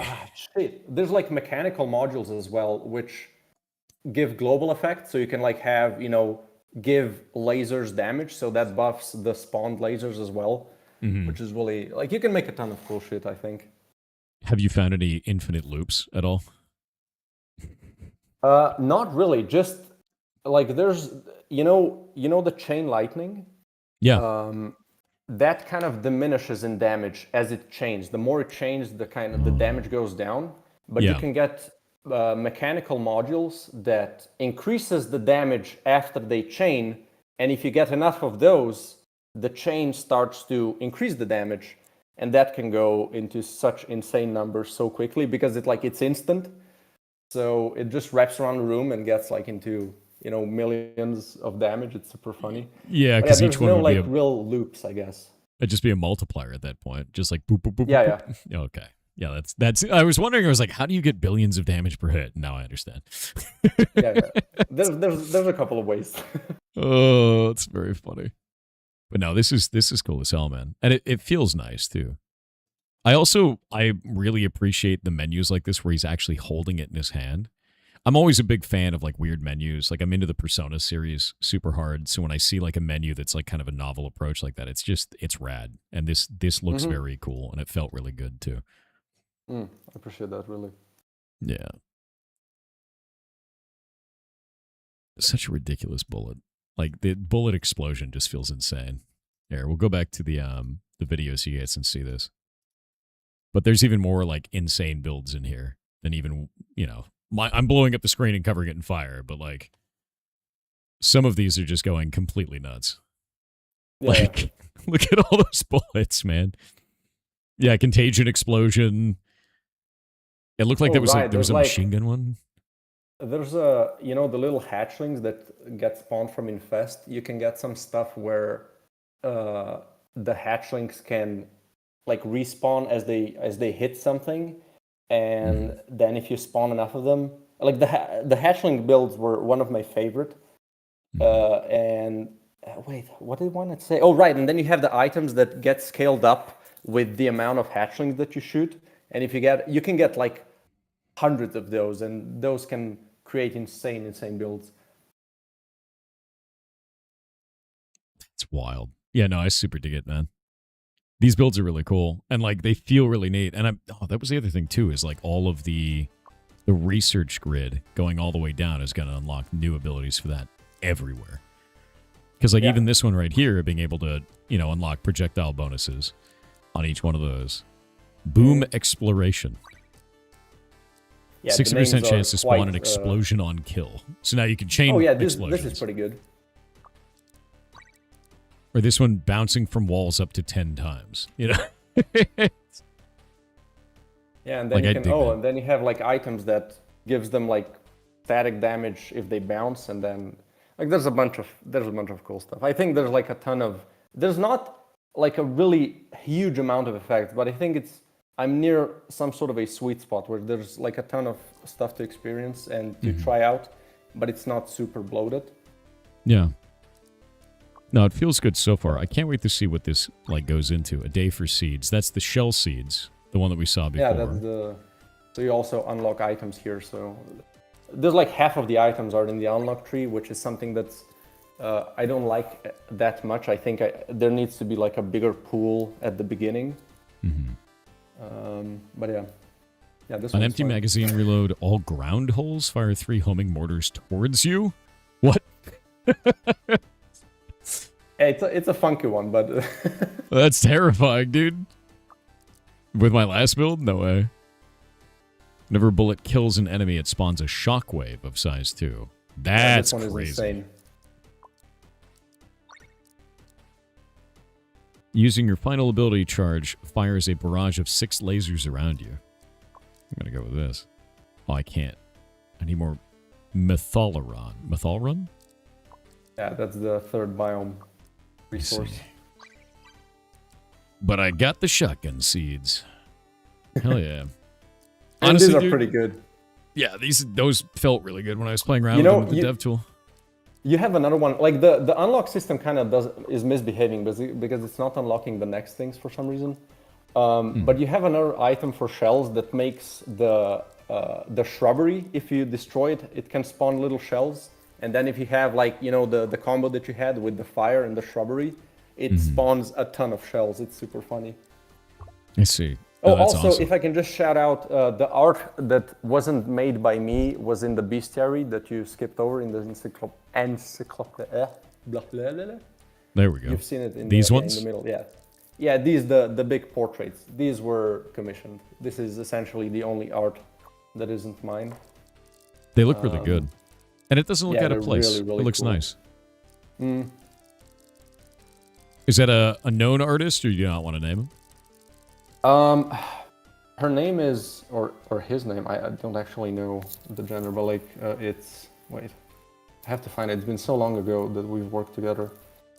And I'm not that good with names. Bera, so B-E-R-A. I found them on Twitter. Wow. And they're really, really good. That's awesome, actually. Yeah, this is really cool. These look great. Yeah. It kind of reminds me a little bit of, probably like Look Outside, if you've played that. Have you seen that game? Not familiar. Yeah, Look Outside is we had them on from like before, but it's a horror pixel game, and it's just phenomenal. Like it's really cool. And Frankie Pixel Show is the artist for that, and he just makes crazy looking shit. Yeah, this looks cool. Yeah, because the idea was like the initial idea was because in the game they're kind of pretty cute, and I wanted to make portraits that makes them appear really kind of creepy and scary. Really scary, yeah.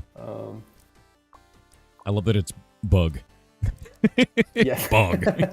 Yeah, the names are pretty special. I love that, actually. No, this is cool because, like, yeah, you have this kind of like simplified pixel art here, and then you have this like really sort of like this one, very Cthulhu-esque over on the side. Oh yeah, I love that. I think it's cool because it kind of adds to it in a lot of ways. I love the lighting on these two. They look really nice. Yeah, no, they did a great job. Well, rock on, man. Well, I am interested. If you had any advice for newer developers, somebody who's just starting out now, what would it be? Boy, I don't want to say the generic make small games because Everybody everyone's does gonna say hear it. that.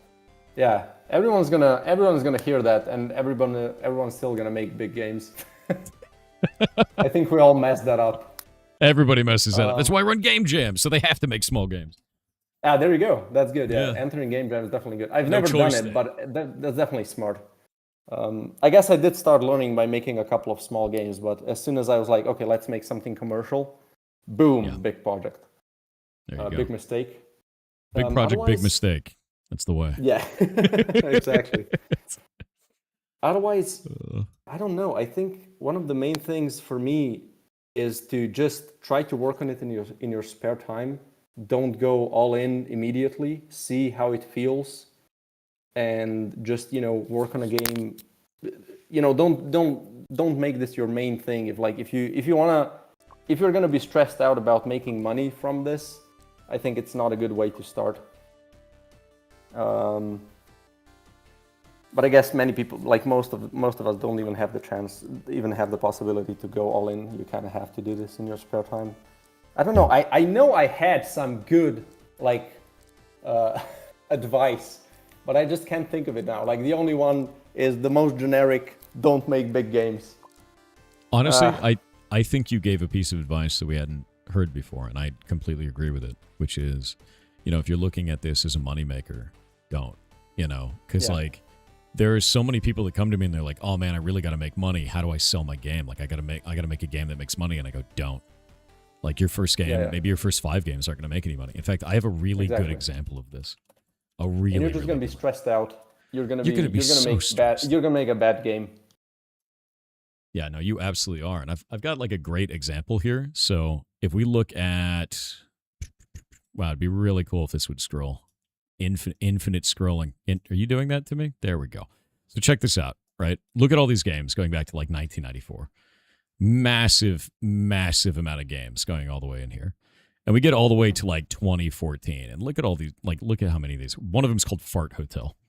And if you look at Fart Hotel, it's a phone game in which you select one of 9 people. And then if you get the one right, then you got them. And everyone's like, oh, you got the farter. And if you get them wrong, they all laugh at you like they're in a fart cabal. Because you got the wrong fart. It's a ridiculous game, right? Awesome. Like really weird. The dev of this game got feedback from someone saying that his characters look creepy and that they look like animatronics. So he made a game about creepy animatronics. This is Scott Cawthon's games, dude. Oh yeah. And in the same year he released Fart Hotel, 2014, he released 2 Five Nights at Freddy's games. So like, look at this backlog of all the stuff he had made that you've never heard about. Dozens, almost 100 games that you'd never care about, never heard about, don't know anything about. That's insane. Yeah, this is Scott Cawthon's origin story, man. It's Fart Hotel. And then he just made Five Nights at Freddy's from then on. And I think that's the biggest thing of you could go a decade like he did of making games that no one has ever heard about or cares about. And you have to have a love of the game, dude. Like you got to love making weird shit. And not worrying about it and not treating it as this is my get rich quick. This is my financial success. Oh man, this game has to succeed because it probably won't. And that's okay. Yeah. Then you make another one, right? And that's it. And I think that Scott Cawthon's story is probably the best example I have of that look at all these weird games. Yeah, that's one of them's called Legacy of Flan. He made a bunch of slots games, right? There's so many, there's weird games in here, man. And I kind of want to go through and play them because they're so strange. Yeah, we go again. Exactly. So I think that's the most realistic advice. And it's one that we haven't really heard before. Usually people are like you said, make small games, but it's no, don't see it as a financial thing. See it as a hobby. See it as something you enjoy. Yeah, exactly. And if you enjoy it and then it makes money, congratulations. That's it. Yeah, right? you can go pro. Yeah, then you get to make stuff. You get to keep making stuff. And if it doesn't make money, guess what? Keep your day job and keep making stuff anyway. You win either way. Yep. Now, this is cool as hell, man. I think you've done a really good job. Well, Thanks so much. with that in mind, is there anything you'd like to leave chat out with? Not really. I'm kind of really happy with the whole experience. I really appreciate all the feedback and the opportunity. Super cool. Yeah, hell yeah.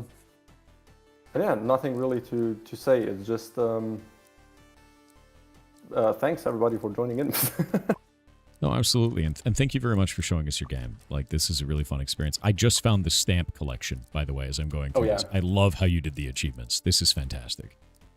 Yeah, this is one of the things that I'm kind of, every platform has their own thing, and I'm like, I'm just gonna do them in-house, like in the game, and then just duplicate a couple of them on the platform if they have like, Steam achievements and stuff like that, but I want to have them in the game.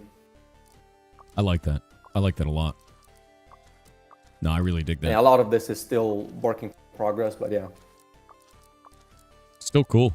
I dig it a lot. How many stamps, dude? Look at all these stamps. Every single one of these, right?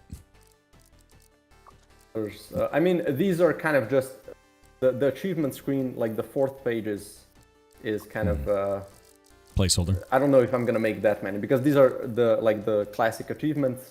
The other ones are for beating missions, and yeah, I'm gonna see how many of these I make.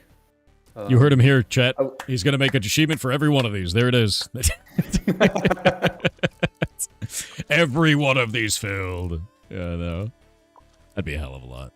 But this is cool, even for like challenge run kind of stuff of like obtained when completing all the missions for the section, heroic versions, and then collecting all the stamps from this section. It's just neat. And it's cool because you've done this as a tabbed system. So if you want to add more levels in the future, you can just add another tab. There you go. Exactly. I think it's very awesome. Yeah, completionist kicks in. Exactly. You love collecting Steam achievements? I think stamps are cool. Like a big stamp dork. So like, by our powers combined, 100% the video game. Yeah, 10,000 achievements. 10,000 years achievement, dude. But no, I want to thank you very much for coming on. This is, your game is really cool. It really is. Thank you so much. Yeah, I appreciate it for the opportunity. This is really, it's awesome. Absolutely, man. Well, I want to thank you, and I will talk to you later, man. Thank you very, very much. Awesome. Appreciate it. See you around, dude. Yeah, you too. Bye. What a cool game, man. Legitimately awesome. Love the hell out of this.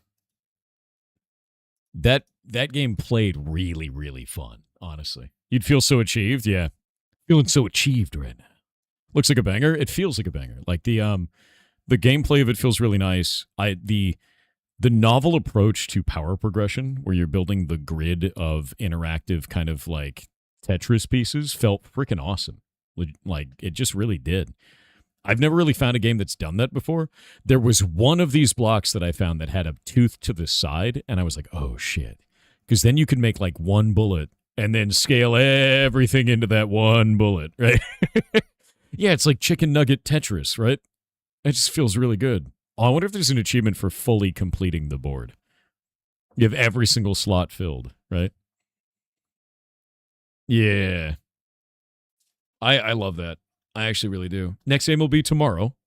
But these 3 games today were freaking awesome. I'm going to be getting the list set up probably tomorrow is the idea. Up for Steam, so we'll have that up.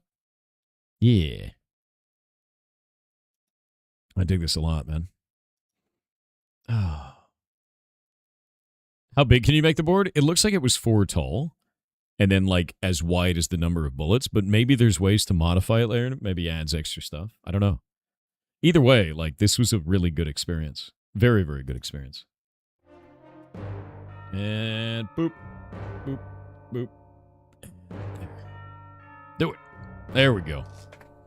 How many games are you going to show every day? The plan is for most days, we have 3. Let me see.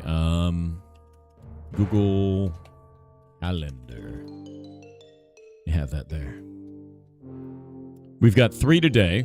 Those are done. That was Rogue Voltage, Ad Iterum, and Game is Full of Bugs. And then tomorrow we have 3. One of the ones tomorrow is one of the games that we saw at in December. I mixed in a couple of games from in December so you guys could get a follow-up on what happened, right? And I think that'd be kind of cool to see, like, how did your game do? Did it meet your expectations? What happened, right? Went to bed and you're still here? I stream 12 hours a day, man. But yeah, so I think that'd be kind of a fun thing to do. So we're gonna be catching up with one of the devs from December. We'll go from there. Yeah, repeat. I want to do that every time. I'll be like, how did it go? You know? I'm glad for that. Yeah. And I think that'd be really fun to do that. So we're going to have the first game tomorrow is a repeat to see how it went. And then the second and third games are new games tomorrow.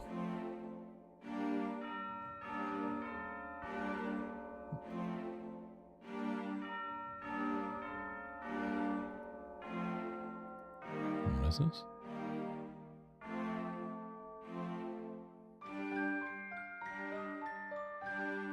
No, we're gonna get rid of that, dude. Boop.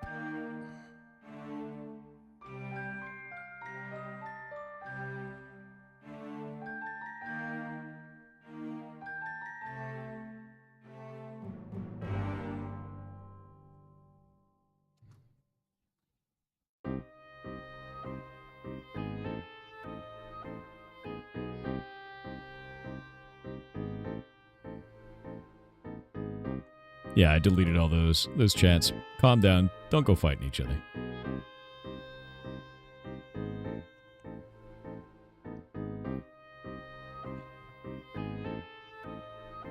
We learned some things about Kick reporting and banning. Oh? I don't think you can report people on Kick yet. Unless they added that feature. Is that new?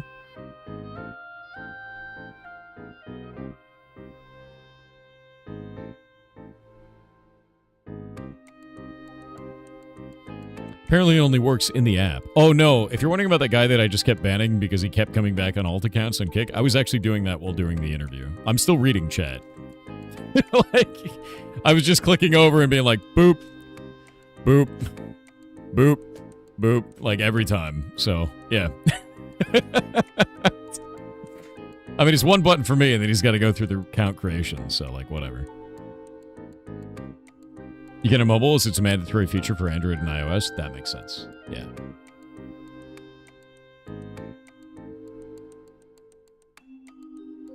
Yeah, reports still have to be done manually on Kick. Yeah, they do.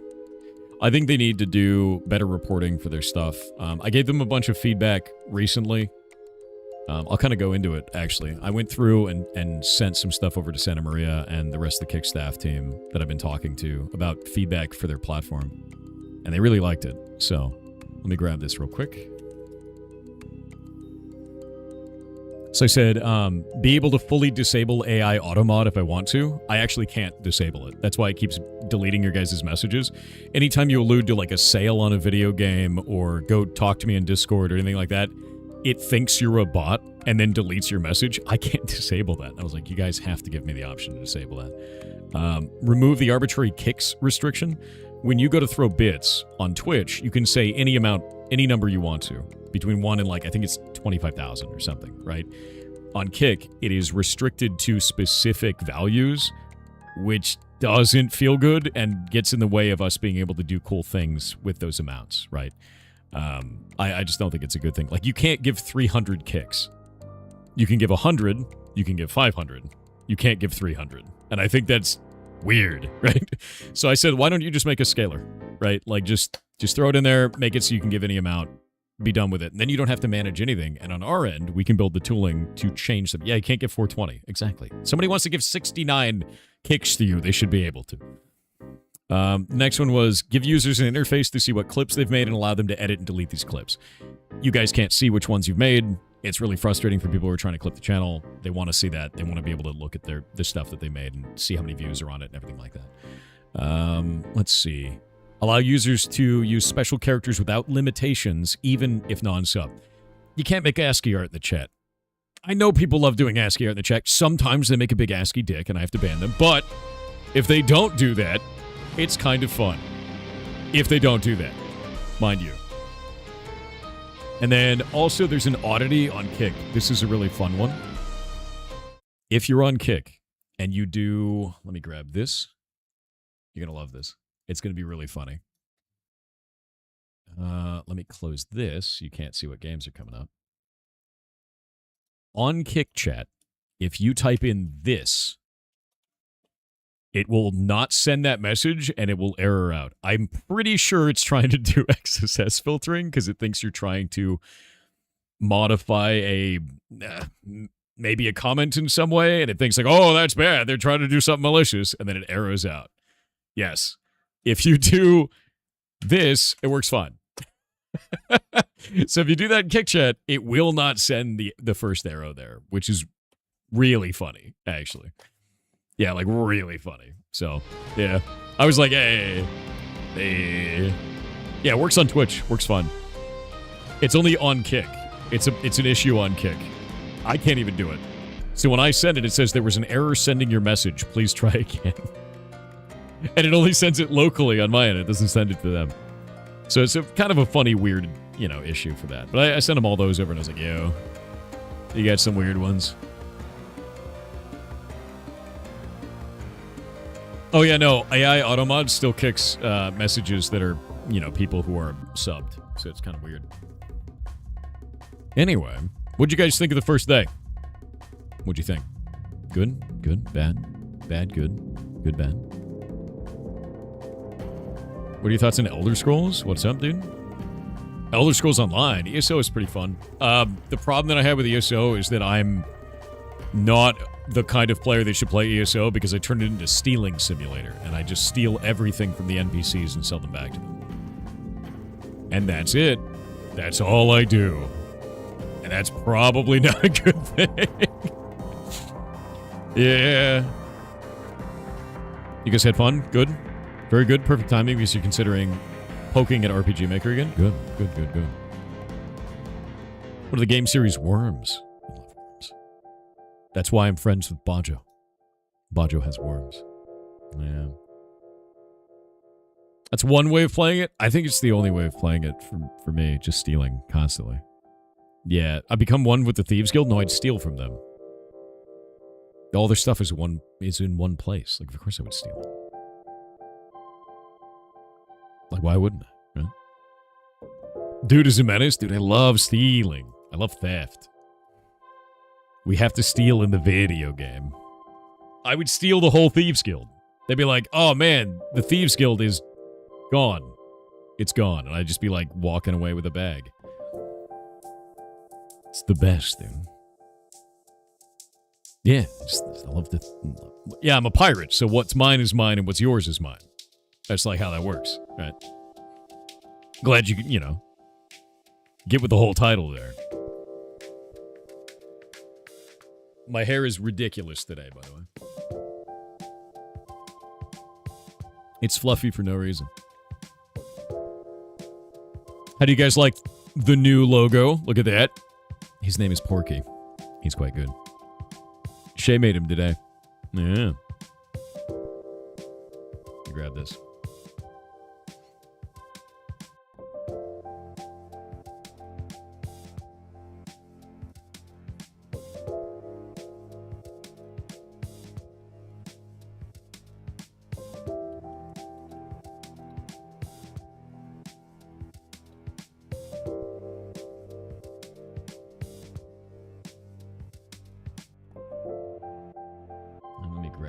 This. Oop. Grab that.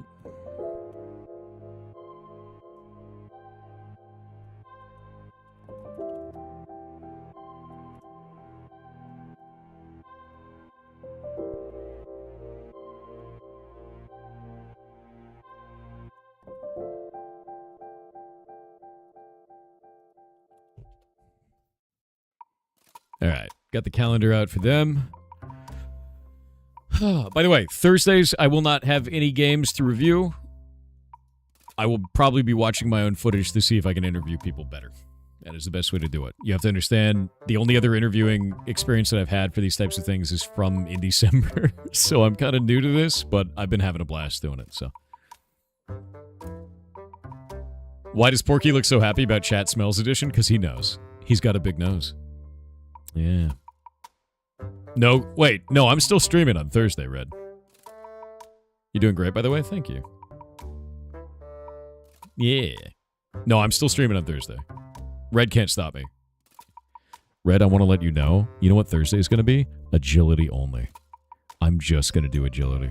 And there's nothing you can do to stop me. It's going to be 10,000 hours agility pyramid. Agility pyramid forever. Agility pyramid. Dude, rest. You can't make me. You can't. That's right. The mayor of Catherby says that chat doesn't smell and that you do. The mayor of Catherby is right. I did take a shower today, though, right before the stream. But now I've been sitting here for 12 hours in front of these lights, so... Full sending HD Tomax? What do you mean HD Tomax? Don't answer that. Don't answer that, man. Agility pyramid scheme? What do you mean agility pyramid scheme? Oh, okay. Actually, wait, I understand now. Red, I'm going to need you to do a little bit of agility, but I'm going to grant you access to this secret course of agility.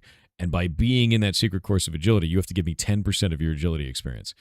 However, you then can invite 2 others to my secret agility course and take 10% of their agility. All right, we're just going to keep doing that. But when you do that, you need to also give me 10% of all agility that you gain from those. You see how this is going, right? So like, you're gonna funnel it up. You're gonna funnel up that agility right to the top of the triangle. Definitely not a pyramid scheme. It's a triangle scheme. It's different. It's different. It's not a 3D object. It's a single triangle, right? See? Good. Perfect. Yeah, not a pyramid scheme. Agility triangle scheme. Yeah. Yeah. Reverse funnel. It's a reverse funnel. It's a reverse funnel. It's a yield sign in which you shouldn't yield and should just keep getting more agility. Yeah, trickle up economics, right? That's when you take all the economics and you trickle them right to the top, and then you keep them there. That's how it goes. Yeah, the agility training triangle. You figured it out. 1 out of diamond? That's twice the triangle, really? That's too many triangles. We can't handle that. Think of the profit loss if there was 2 triangles. Insane. Couldn't allow it. You either have 1 triangle or you have 3. That's why the Triforce exists. I rest my case. It's not a scheme, it's a structure. True. That's right. Late stage agilitism, dude. Slarduk on Twitch with 500 bits said hello Mr. Thor. Congratulations on a successful start of Indie Summer. Great games so far. A few things from me. It is not your birthday, but it is mine.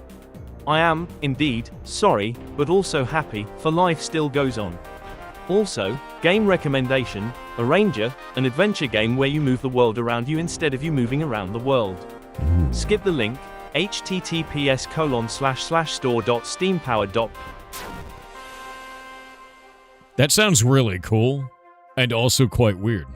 Don't let him steal from the orphans. I will always steal from the orphans. In We don't underscore want Blanky Batman. on Kick said I now shall provide all with a high-quality shitpost, game about music, https://store.steampower.com/app/3646020/ultimate_drummer/ check it out. You will love Ultimate it. Drummer? I will check that out. I will definitely check that out. Ultimate Drummer. If it's a cool drumming game, I'll send it to my buddy, Mr. Griggles. Talk to him about it. What is this? You have a whole month. A whole moth of interviews? A whole moth? Like Mothman? Like Mothman's statue? That's a lot of moth. That's too much moth. Yeah, that's too much moth.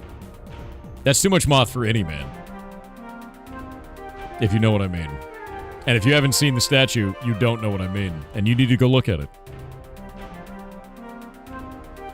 What? That person's never seen the Mothman statue. I can't show the Mothman statue on Twitch. I'll get banned.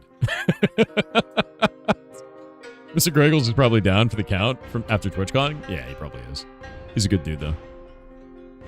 Mothman has a lot of cake. Mothman has too much cake. That statue... People go to the Mothman statue to put coins in its butt crack because they stay.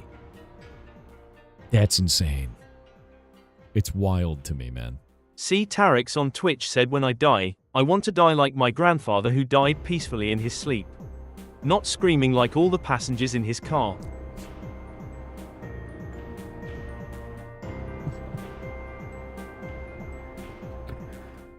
My man, why? Why? Can you show the Mothman statue in a GIMP suit? Well, I mean, we've learned from Twitch's moderation in the past that technically I should be able to show a GIMP suit on stream and not get banned. 2 of them even. However, I think the reason why is this. Twitch has a very serious policy about nudity, and what way to be the least nude possible than to wear a GIMP suit? That is actually the least nude. I mean, I'm just saying, right? You can't actually be less nude. W0B1ing binary 1 in on Kick said we can mute people as chatters. Cool function. Yeah, that's good. I think you can do that on YouTube as well. Go on Kick then?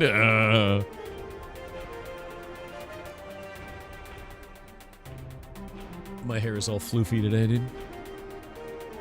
Time for the goblins to gift Thor a suit. No, do not. Damn it, dude. G-Scout_7777 on Kick said, if the link is for the pigs event, gems. is it a sausage link? Yes. Yes, it is. It is actually a sausage link. God damn it, dude. Look at all the gems I got. Hell yeah. April 1st stream. Banana. Oh, no, dude. No, dude. Why is Mothman bannable? Go look at the statue. You tell me. We send one to Winky to wear for his Notorious G.O.B. Notorious G.O.B. is pretty cool, actually. VVVA on Twitch with 500 bits said, hello Mr. Soft Hair. Warning, link incoming. Better hide Zelda. God damn it, dude. Alright, there we go. What? Oh, I put in my old number. God. There's too many numbers. There's too many numbers, chat. I have too many of them. There we go. Now we're good. What, banana? You only remember long lemon? Good. Oh, the gems. I've actually gotten a ton of gems today, too. These diamonds are worth... How much is that? 21k? It's getting there. And I have 2 more dragon stones to sell. Excited.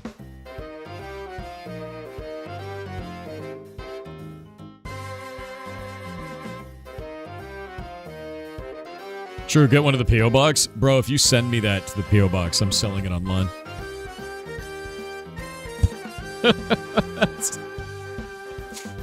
Let's never show it on stream. That shit's going away.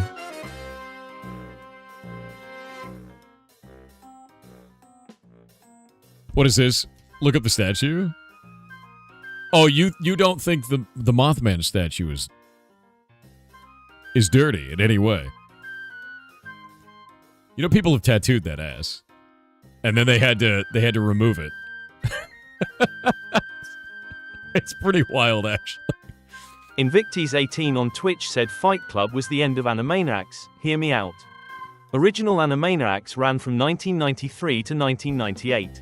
Fight Club came out in 1999. The voice actor for Yakko was Rob Paulson. His name was Robert Paulson. Fight Club killed Yakko.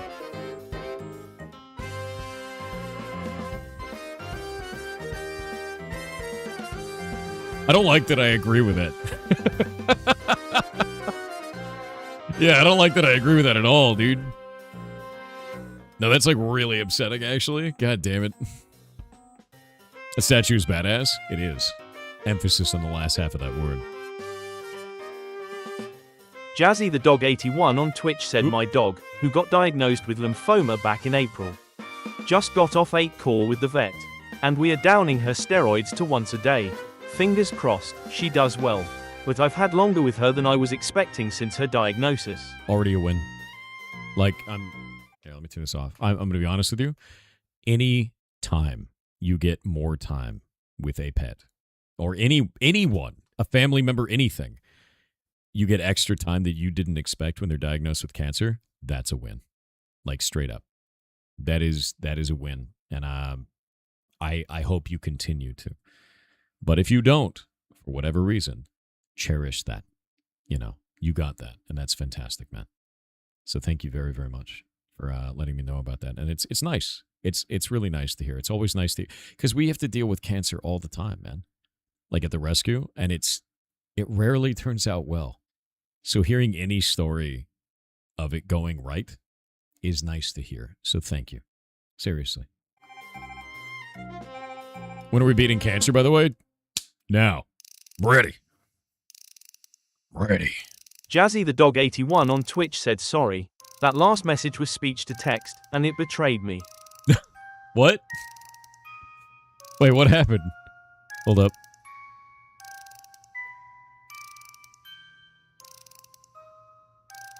What was the other message?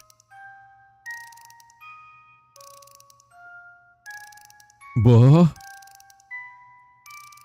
Hold up. No, I think it worked fine. Yeah.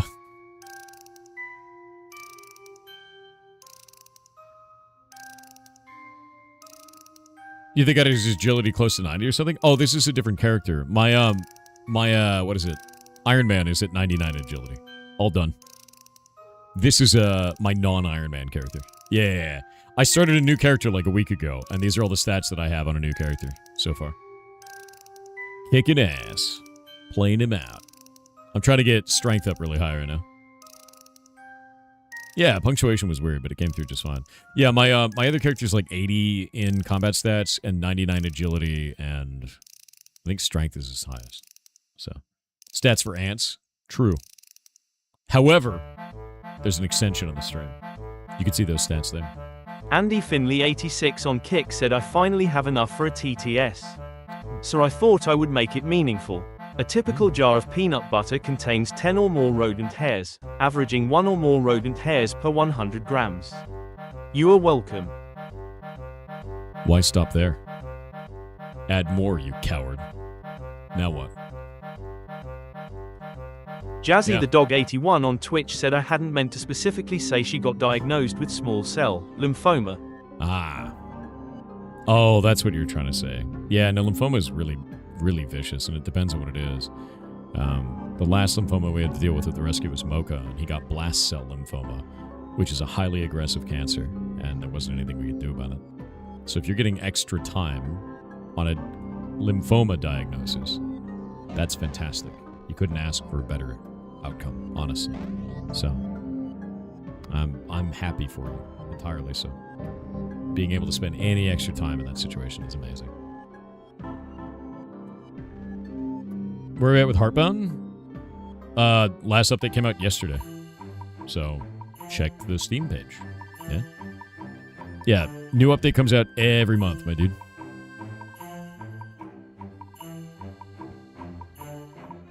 Trucker Kane on Kick said Yaha. Greater Minnesota, Greater Oh, Minnesota, no. Yaha. Greater Minnesota, Greater Minnesota, Yaha. I should have Greater never given you this Minnesota, power. Greater Minnesota, Yaha.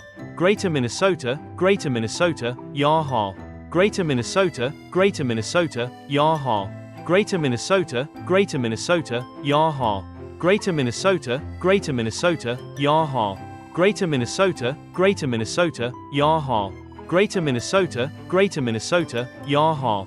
Greater Minnesota, Greater Minnesota, Yaha. Greater Minnesota, Greater Minnesota, Yaha. Greater Minnesota, Greater Minnesota, I should have never done this. Yaha. I should have never given the Greater power. Minnesota, Look at him now. Greater Look at him. Minnesota, It's a Doug Yaha. Doug stream now. Look Greater what you've done. Minnesota, Greater Oh, God Minnesota, damn it. Yaha. Greater Minnesota, Greater Minnesota, never gonna stop. Yaha. Greater never gonna stop. Minnesota, Greater Minnesota, I Yaha. asked Greater Eddie to give you Minnesota, 500 Greater Minnesota, characters Yaha. on your TTS, Greater Minnesota, and I Greater regret it Minnesota, every day. Yaha. Greater Minnesota, Greater Minnesota, Yaha. Greater Minnesota, Greater Minnesota. I finally ran out of gas, dude. I'll skip him. I'll do it.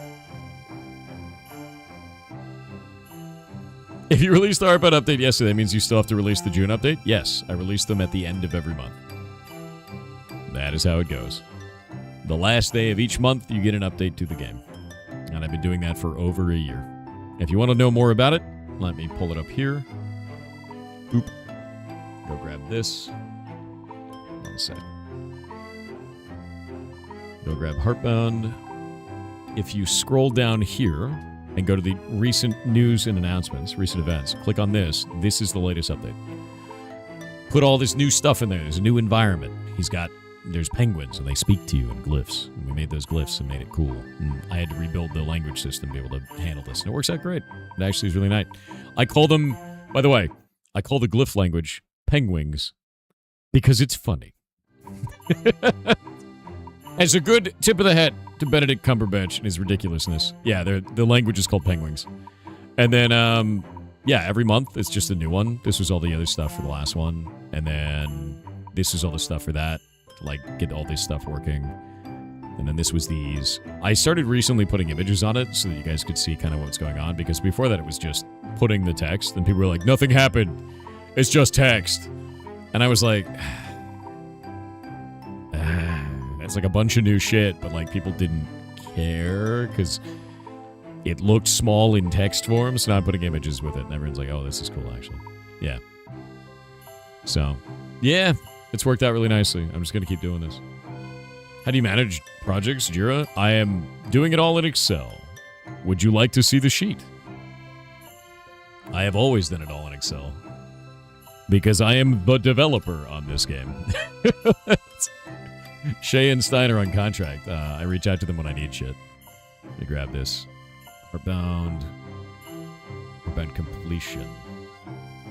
Boop.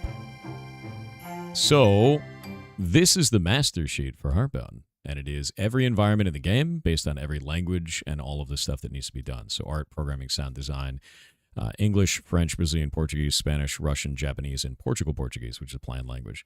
And if you go and look at all the tasks that are in here, this is everything that needs to be done. However, the last thing that needs to be done for Animus is actually very close. I'm just waiting on art from Shay. So I moved on from there, and I'm working on this environment here, which now has all of the art, programming, and sound is mostly done for the pipes, and the implementation is done. So this is actually close to about 80% now. I've got a little bit more on that to go. This one is finished. The next room is going to be Muspelheim Throne, which should be out in this month's update. And that's what I'm working on it. Yep.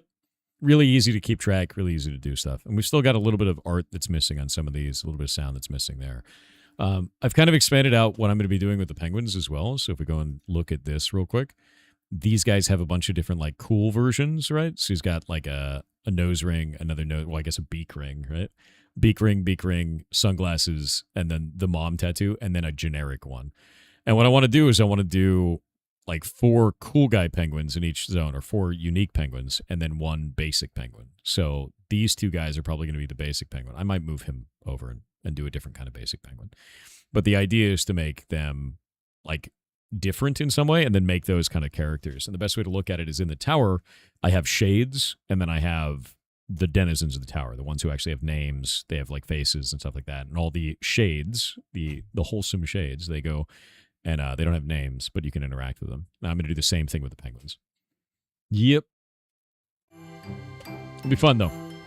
But yeah, so if you're wondering about updates, just look at the Steam page.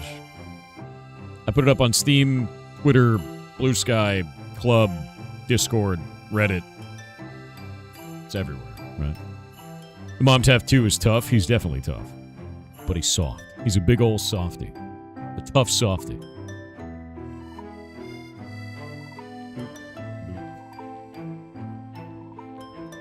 Yeah, I don't know, man. It's fun.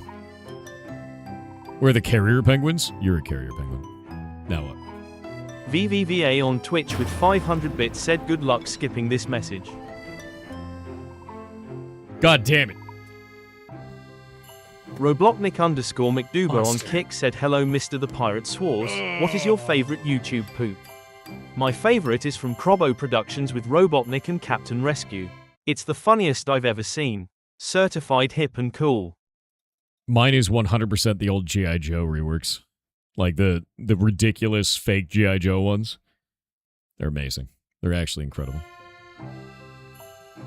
Tatsumi_ogre on Twitch said Greater Minnesota Yar Chaos Greater Minnesota I'm Greater skipping it. Minnesota Yar I'm skipping Fine it. Greater Minnesota Yar Skipped. Made it. Trucker Ridiculous. Kane on Kick said I have a pen. I have an apple. Apple pen.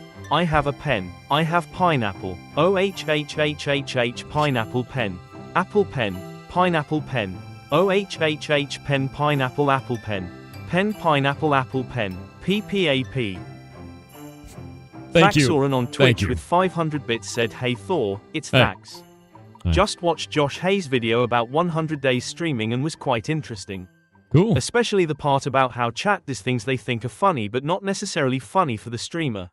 Yes. So that being said, I am sorry if the cringe was a little more than it should.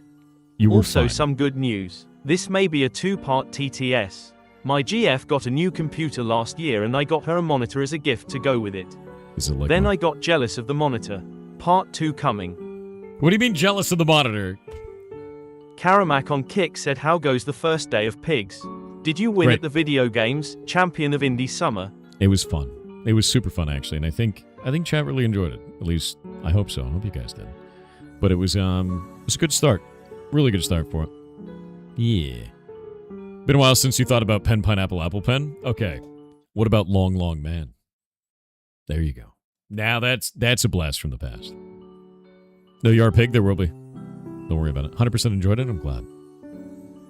Hope your day is going well. It is. Been crab slapping, interviewing indie devs, having a good time.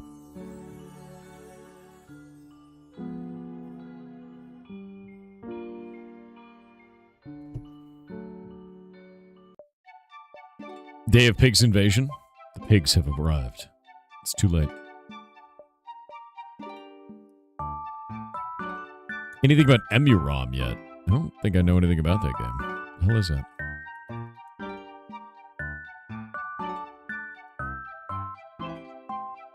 Let's see.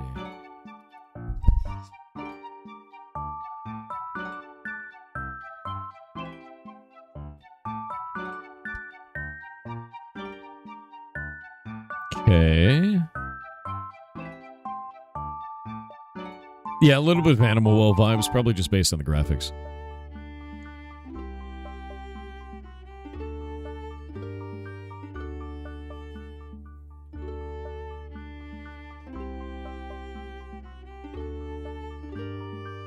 Oh, we're playing this.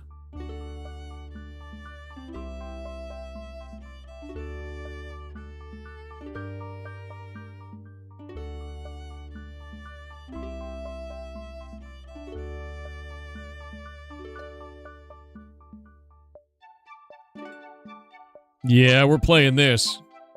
It looks cute. It looks like something I'm going to lose my mind in. 100%. No, that looks like a game. Yeah, I'm gonna be well adjusted at the end of that one. Yup. That'll be the next puzzle game. Done. Yep. I'm down. That looks great. Interesting mechanics.